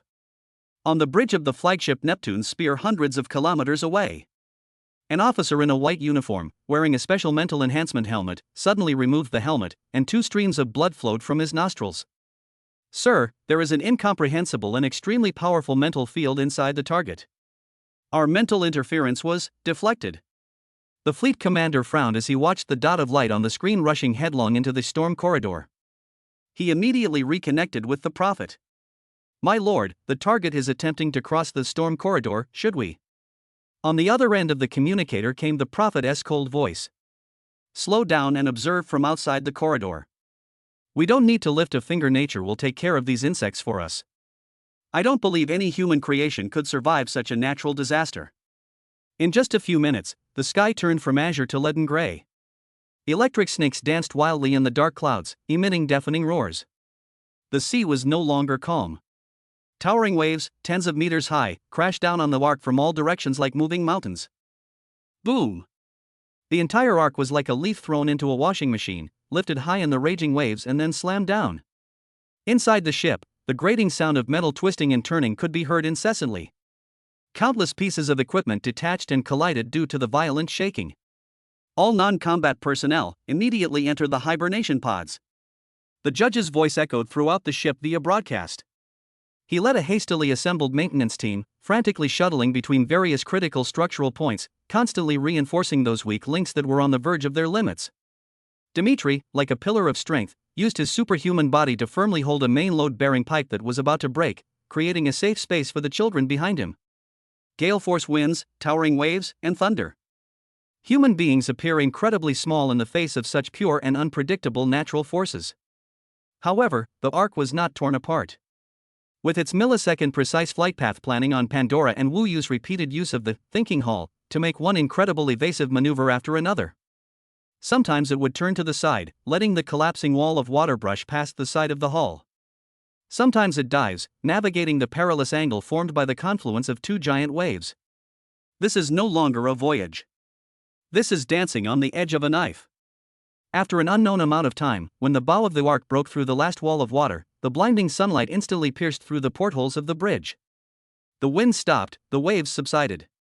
Behind them, the storm corridor had completely transformed into a thunderous hell that no living being was allowed to set foot in after they passed through it. They left the spear of Poseidon fleet far behind on the other side of the world. They succeeded. After several more hours of smooth sailing, a giant volcanic island, completely covered by lush green vegetation and shrouded in mist year-round, appeared at the edge of the horizon. The ark slowly slowed down, like a traveler returning home, and sailed into a huge and secluded natural harbor surrounded by mountains. As the hatch slowly opened, the first rays of warm sunlight fell upon the children for the first time. They cautiously stepped out of the cabin, and when they saw the real blue sky, white clouds, and the vibrant green island, after a brief silence, a burst of suppressed, joyful cheers erupted. Wu Yu stood at the highest point of the bridge of the ark, overlooking this island that did not exist on the map. Listen to the children's heavenly laughter coming from below. Inside the Hall of Thought, the golden ocean of hope was once again stirred into towering waves by the children's emotions. He knew that everything was different now. He was no longer the fugitive struggling for revenge and self-preservation. He now possesses an invincible mothership, a group of subjects with unlimited potential, and a maritime kingdom unknown to the world. He, Wu Yu, has become a new king unknown to anyone on this vast sea. Chapter 116, Landing on the Island, the cornerstone of the world. The massive alloy hatch slowly rose. A ray of sunlight cast a warm golden glow on the ground. Hundreds of children crowded at the cabin door, their eyes filled with curiosity and fear. They had never seen a world like this before. The little girl with flaxen hair was the boldest. She was barefoot and cautiously stepped out first. She looked down and saw her feet sinking into the lush green grass. A scent mixed with the fragrance of earth and plants filled her nostrils. She looked up and saw the boundless blue sky, and the white clouds floating in the sky, like cotton candy. She was stunned. Then, she opened her arms and let out a cheer, like a fledgling bird that had just learned to fly, rushing into the sunlight. 1, 2, 3. All the children rushed out. They ran and tumbled, touching the unknown flowers and plants with their tender little hands, and feeling the breeze on their cheeks. The childlike nature, suppressed deep within their genes, is completely liberated at this moment. This land became the best gift for their new life. Wu Yu stood on the bridge, silent, simply watching the scene unfold. In his view of the emotional spectrum, there are golden emotions representing joy and new life. It rises from the grass below, flowing into his palace of thought, nourishing the ocean called hope. He knew this was just the beginning. Dimitri, you need to find a stable, clean freshwater source and identify which plants and animals on the island are non-toxic and edible. Safety first. Judge, you will lead a team of engineering robots to scan the heat sources of Pandora and locate the island's energy core. Commands are issued via internal channels, which is concise and efficient. Dimitri didn't carry any high-tech equipment. He simply walked to the edge of the island, knelt down, grabbed a handful of soil, sniffed it, closed his eyes, and listened intently. In less than half an hour, he found a clear stream flowing down from a mountain ravine deep in a dense forest. Meanwhile, guided by Pandora's holographic map, the Inquisitor traversed the complex volcanic landscape and arrived at the center of the island. There, a huge natural cave entrance is continuously spewing out scorching steam. Geothermal vent. An energy source sufficient to support the operation of a small city. The two basic elements for survival, water and energy, were secured within the first hour of landing. But Wu Yu knew very well that the real challenge came from the hearts of those children. The doctor left a set of rules in their minds. If these rules are not gently erased, they will only become a group of highly intelligent monsters in the future. Ella. Wu Yu connected with Ella's communication. Boss. I need you to do one thing: use your abilities to build them a dream. A dream big enough and interesting enough. Wu Yu rejected any form of forced indoctrination. He wanted to liberate the minds of these children in the gentlest way possible. Soon, all the unused virtual reality pods inside the ark were activated. Guided by the mental power of Nightmare Ella, a vast mental playground was constructed. In this playground, children can learn languages through games, distinguish between good and evil in fairy tales, and establish basic concepts of right and wrong through historical simulations. While the children laughed in their dreams, the judges waged another silent war in front of the server matrix at the bottom of the ark. His target was the highly encrypted personal database left behind by the doctor. The doctor is dead, but his knowledge and secrets remain here. That old bastard, even his passwords have that obsessive-compulsive neatness about them, the judge muttered to himself. He didn't attempt a brute force attack, as that would only trigger the database's self-destruct mechanism. He put himself in the role of the doctor and used psychological profiling to try to understand the logical habits, blind spots in thinking, and even childhood traumas of that scientific madman. This is a mental dissection of the dead. After failing thousands of times, he finally entered a complex code that combined prime numbers, gene sequences, and a piece of classical music score. On the screen, a scarlet shackle opened with a click. A vast amount of information came into view. The judge's gaze was fixed on a folder with the highest privileges named Ouroboros, which was then completely captivated. He opened the file, which contained no complex scientific data, only a design drawing. A purification network that encircles the entire Earth and consists of countless space-based stations. Project Ark was not the doctor's ultimate goal at all. It was only to preserve a seed of humanity for the new world after the purification. This madman really wants to restart the whole world. Meanwhile, the island's transformation work was proceeding smoothly under Pandora's direction. A giant automated robotic arm extends thick cables from inside the Ark, like a neural network, and connects them to the geothermal vents. A massive geothermal converter rose from the ground. With a deep hum, the violet energy from the depths of the Earth was transformed into stable and pure electrical energy, which flowed back into the energy core of the Ark. This sea fortress is becoming one with the entire island. Wu Yu stood beside the geothermal vent, feeling the slight tremors of the ground beneath his feet and the smell of sulfur in the air. He took out the Hypnos crystal, which he had obtained from the Dream Weaver and which had become dull and lifeless, from his pocket. The instant he brought the crystal close to the nozzle, the crystal in my hand seemed to come alive, emitting a high-frequency hum. The dim patterns inside actually lit up again. It yearns for the immense energy deep underground. Pandora's report rang in Wu Yu's mind at just the right moment. Sir, external intelligence monitoring indicates that the Foundation's Spear of Poseidon fleet is still lingering on the outskirts of the storm corridor. They seem convinced we've perished at sea and are currently conducting a wreckage salvage operation. This should buy us at least 2 weeks of safety. Night falls. Wu Yu assembled his core team.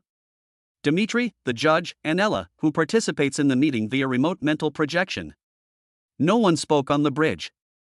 Through the huge porthole, you can see the campfires burning brightly in the camp below, and the innocent laughter of children can be faintly heard. In the distance, there is a tranquil and profound starry sky and sea. This place is peaceful, tranquil, and full of hope. From today onwards, this place will no longer be a refuge. Wu Yu turned around and looked at his most trusted followers.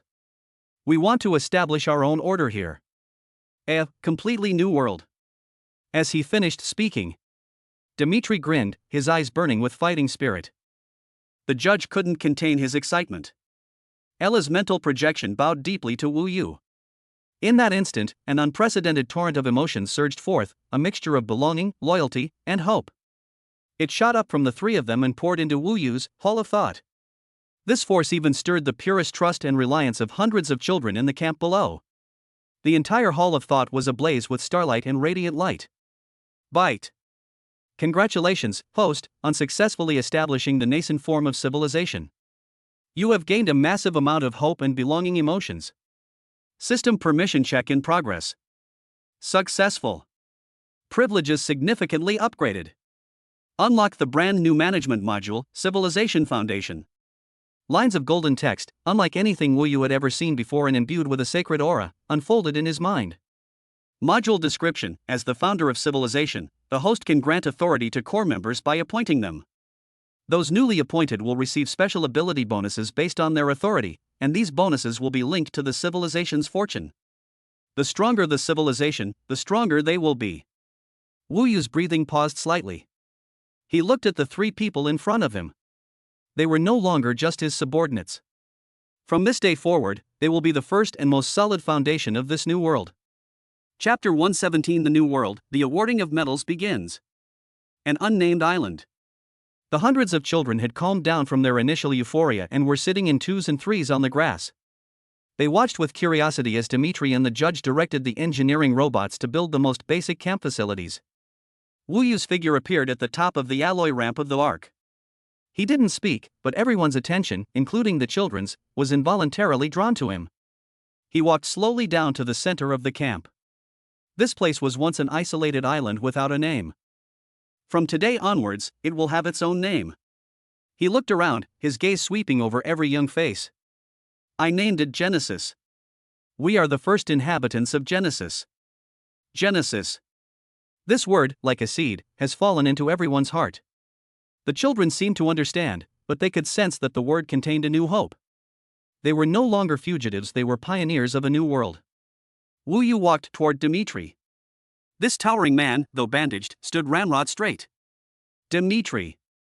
Wu Yu placed her hand on his broad shoulder. I hereby appoint you as the shield of Genesis. Your duty is to protect all our families and defend against any external threats. The Civilization Foundation module surged out from the void and instantly entered Dmitri's body. Dmitri's body jolted violently, and the muscles beneath his bronze skin began to undulate slightly in a peculiar rhythm.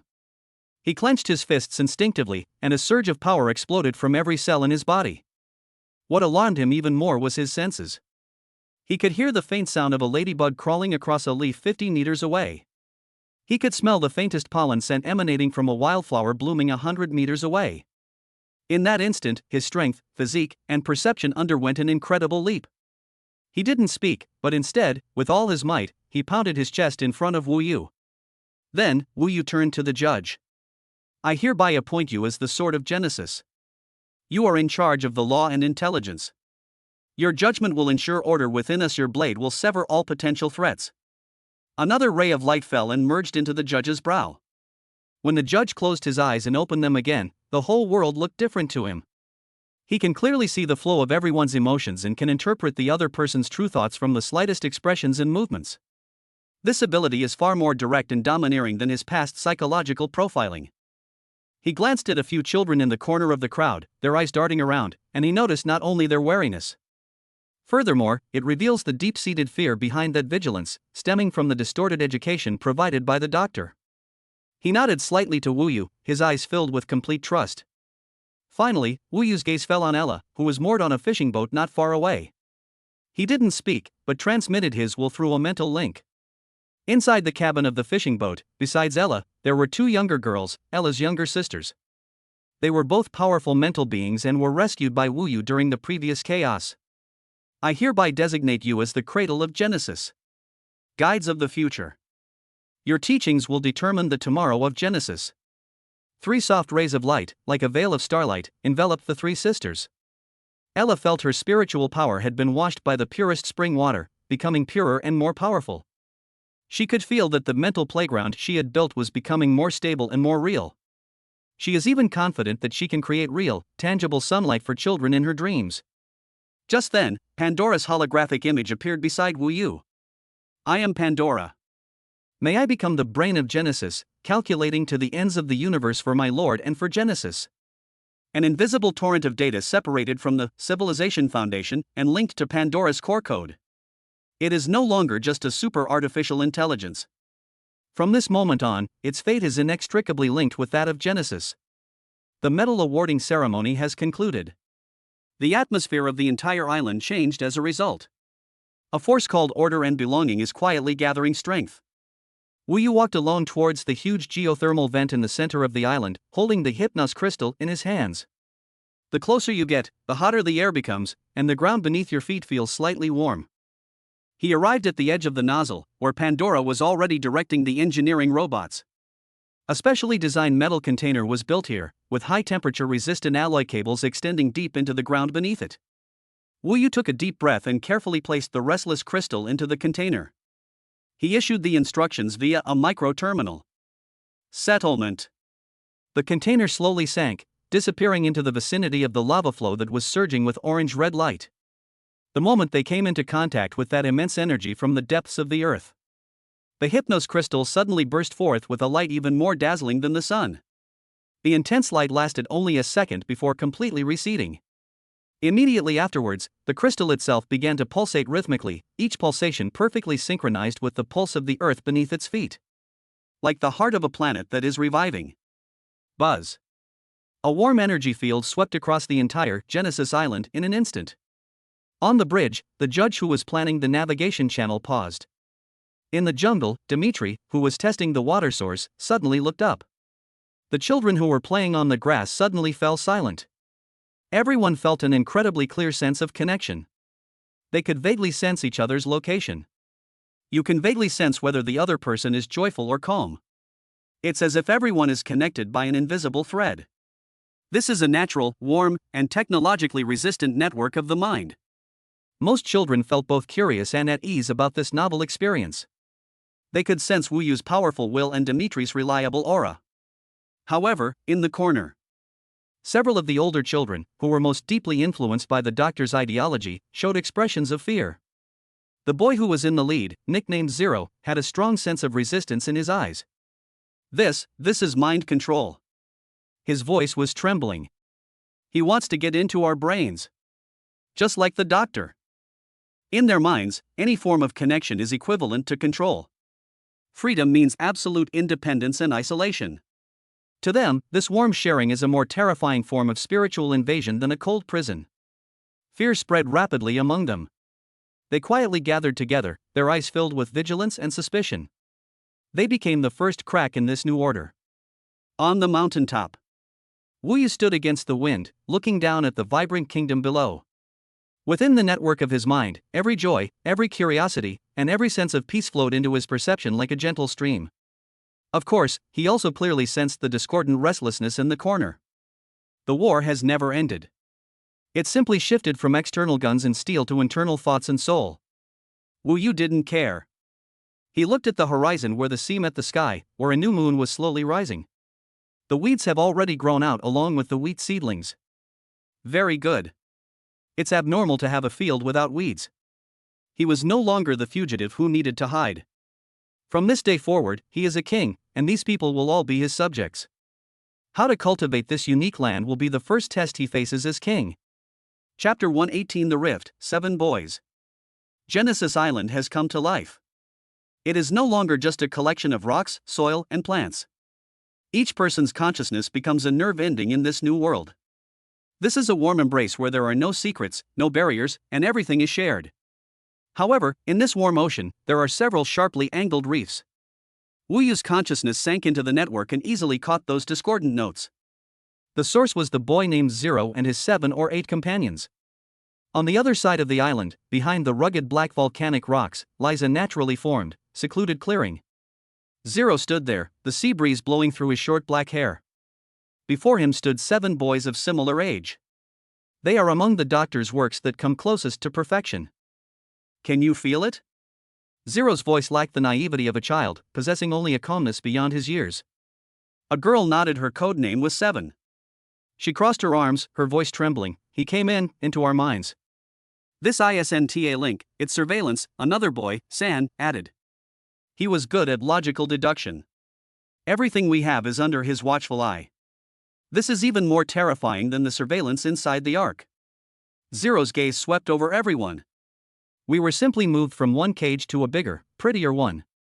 That guy named Wu Yu is far more cunning than Dr. The doctor controls us with a cold order and the laws of survival, while he corrupts our will with some vague and ethereal things. He is making us weak, like those discarded old humans, controlled by our emotions. We have to do something. Soon, the probing began. In Ella's mental playground, while other children are immersed in fairy tales. 7 suddenly posed a paradoxical question to Ella, who was in charge of teaching. If an all-knowing God creates a stone that even he cannot lift, is he still all-knowing and all-powerful? This question directly challenges the underlying logic of the dream world.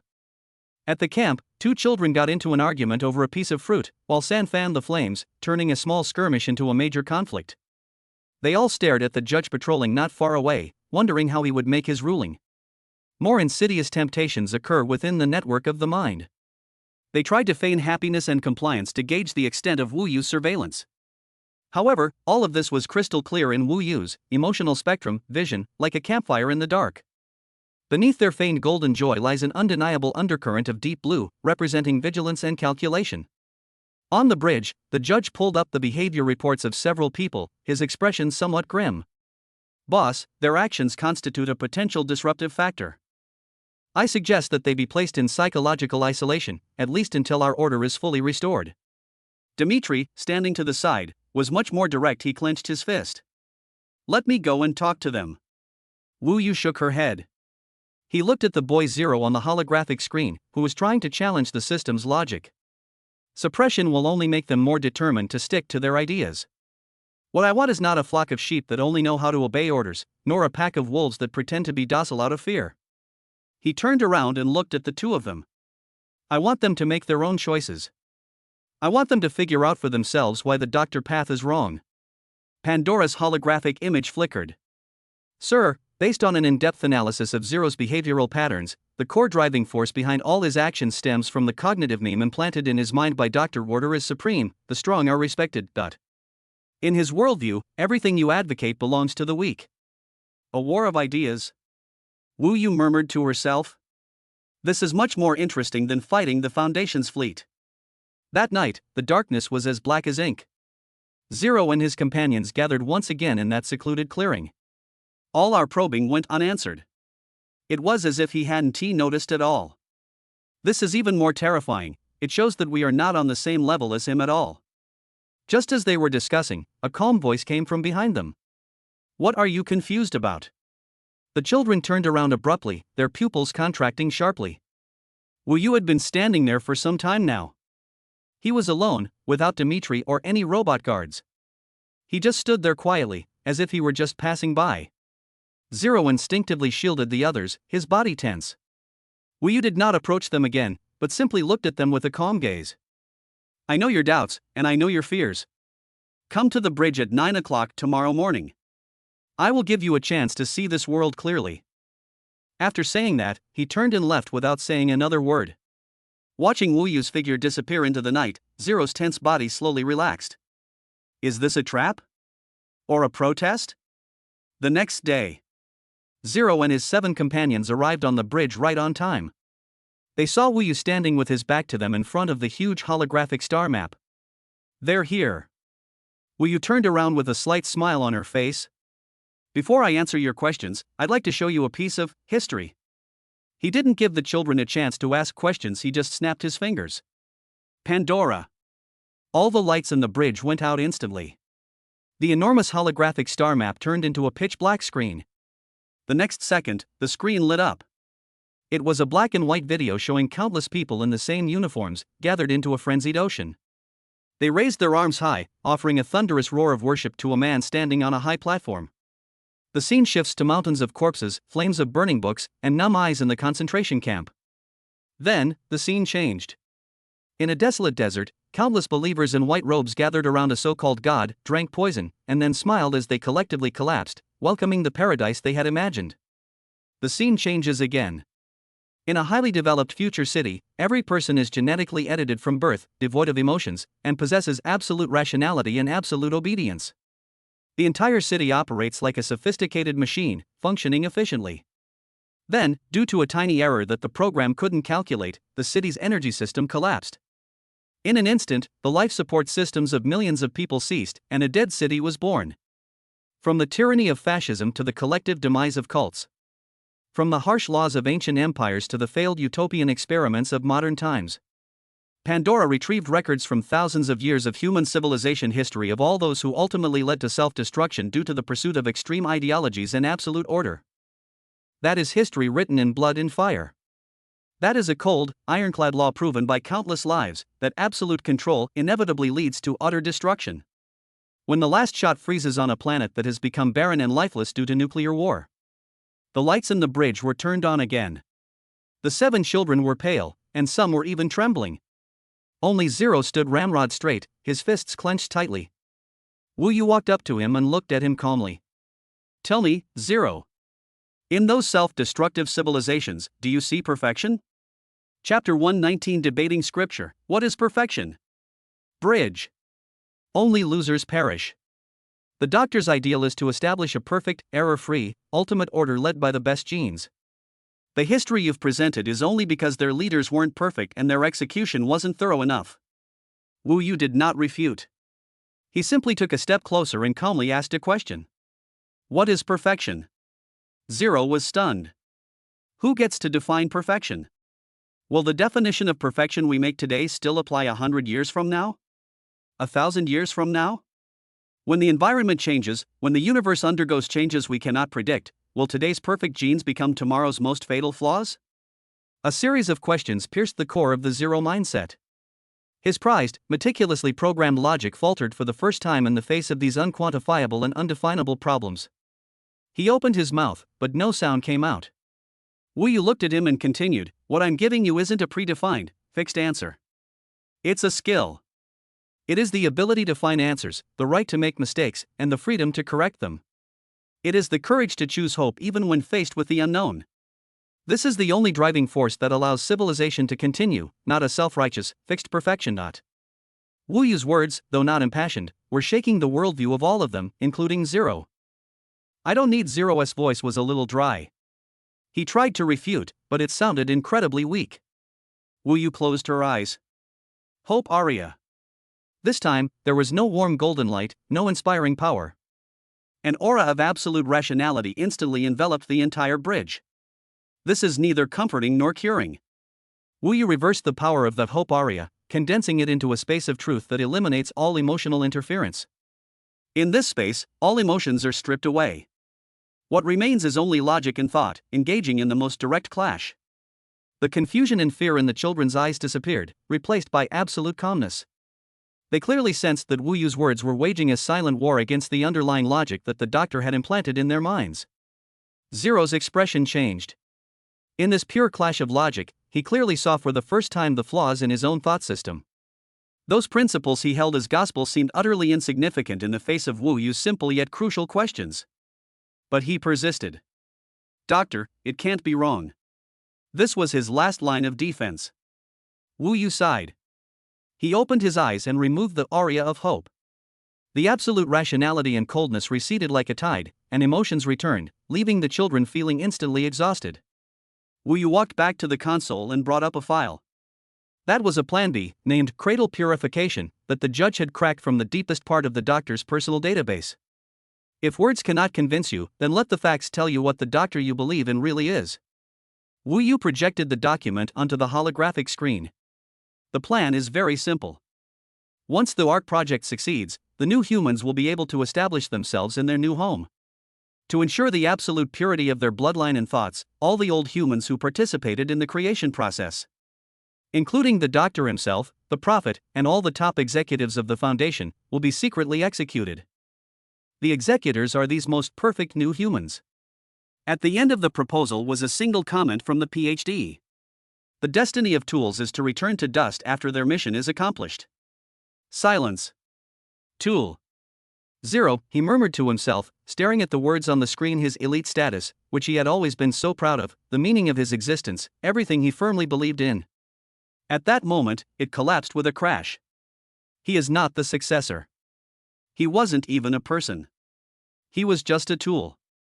A tool destined to be discarded, used, and then discarded. Some of his companions behind him collapsed to the ground, while others clutched their heads in pain. The God they believed in prepared their graves with his own hands. This kind of collapse is far more painful than any physical torture. For the first time, a real crack appeared in the solid defense that Zero and his companions had built. The doubt and vigilance in their eyes were replaced by a deeper sense of confusion. Wu Yu knew that the rest would take time.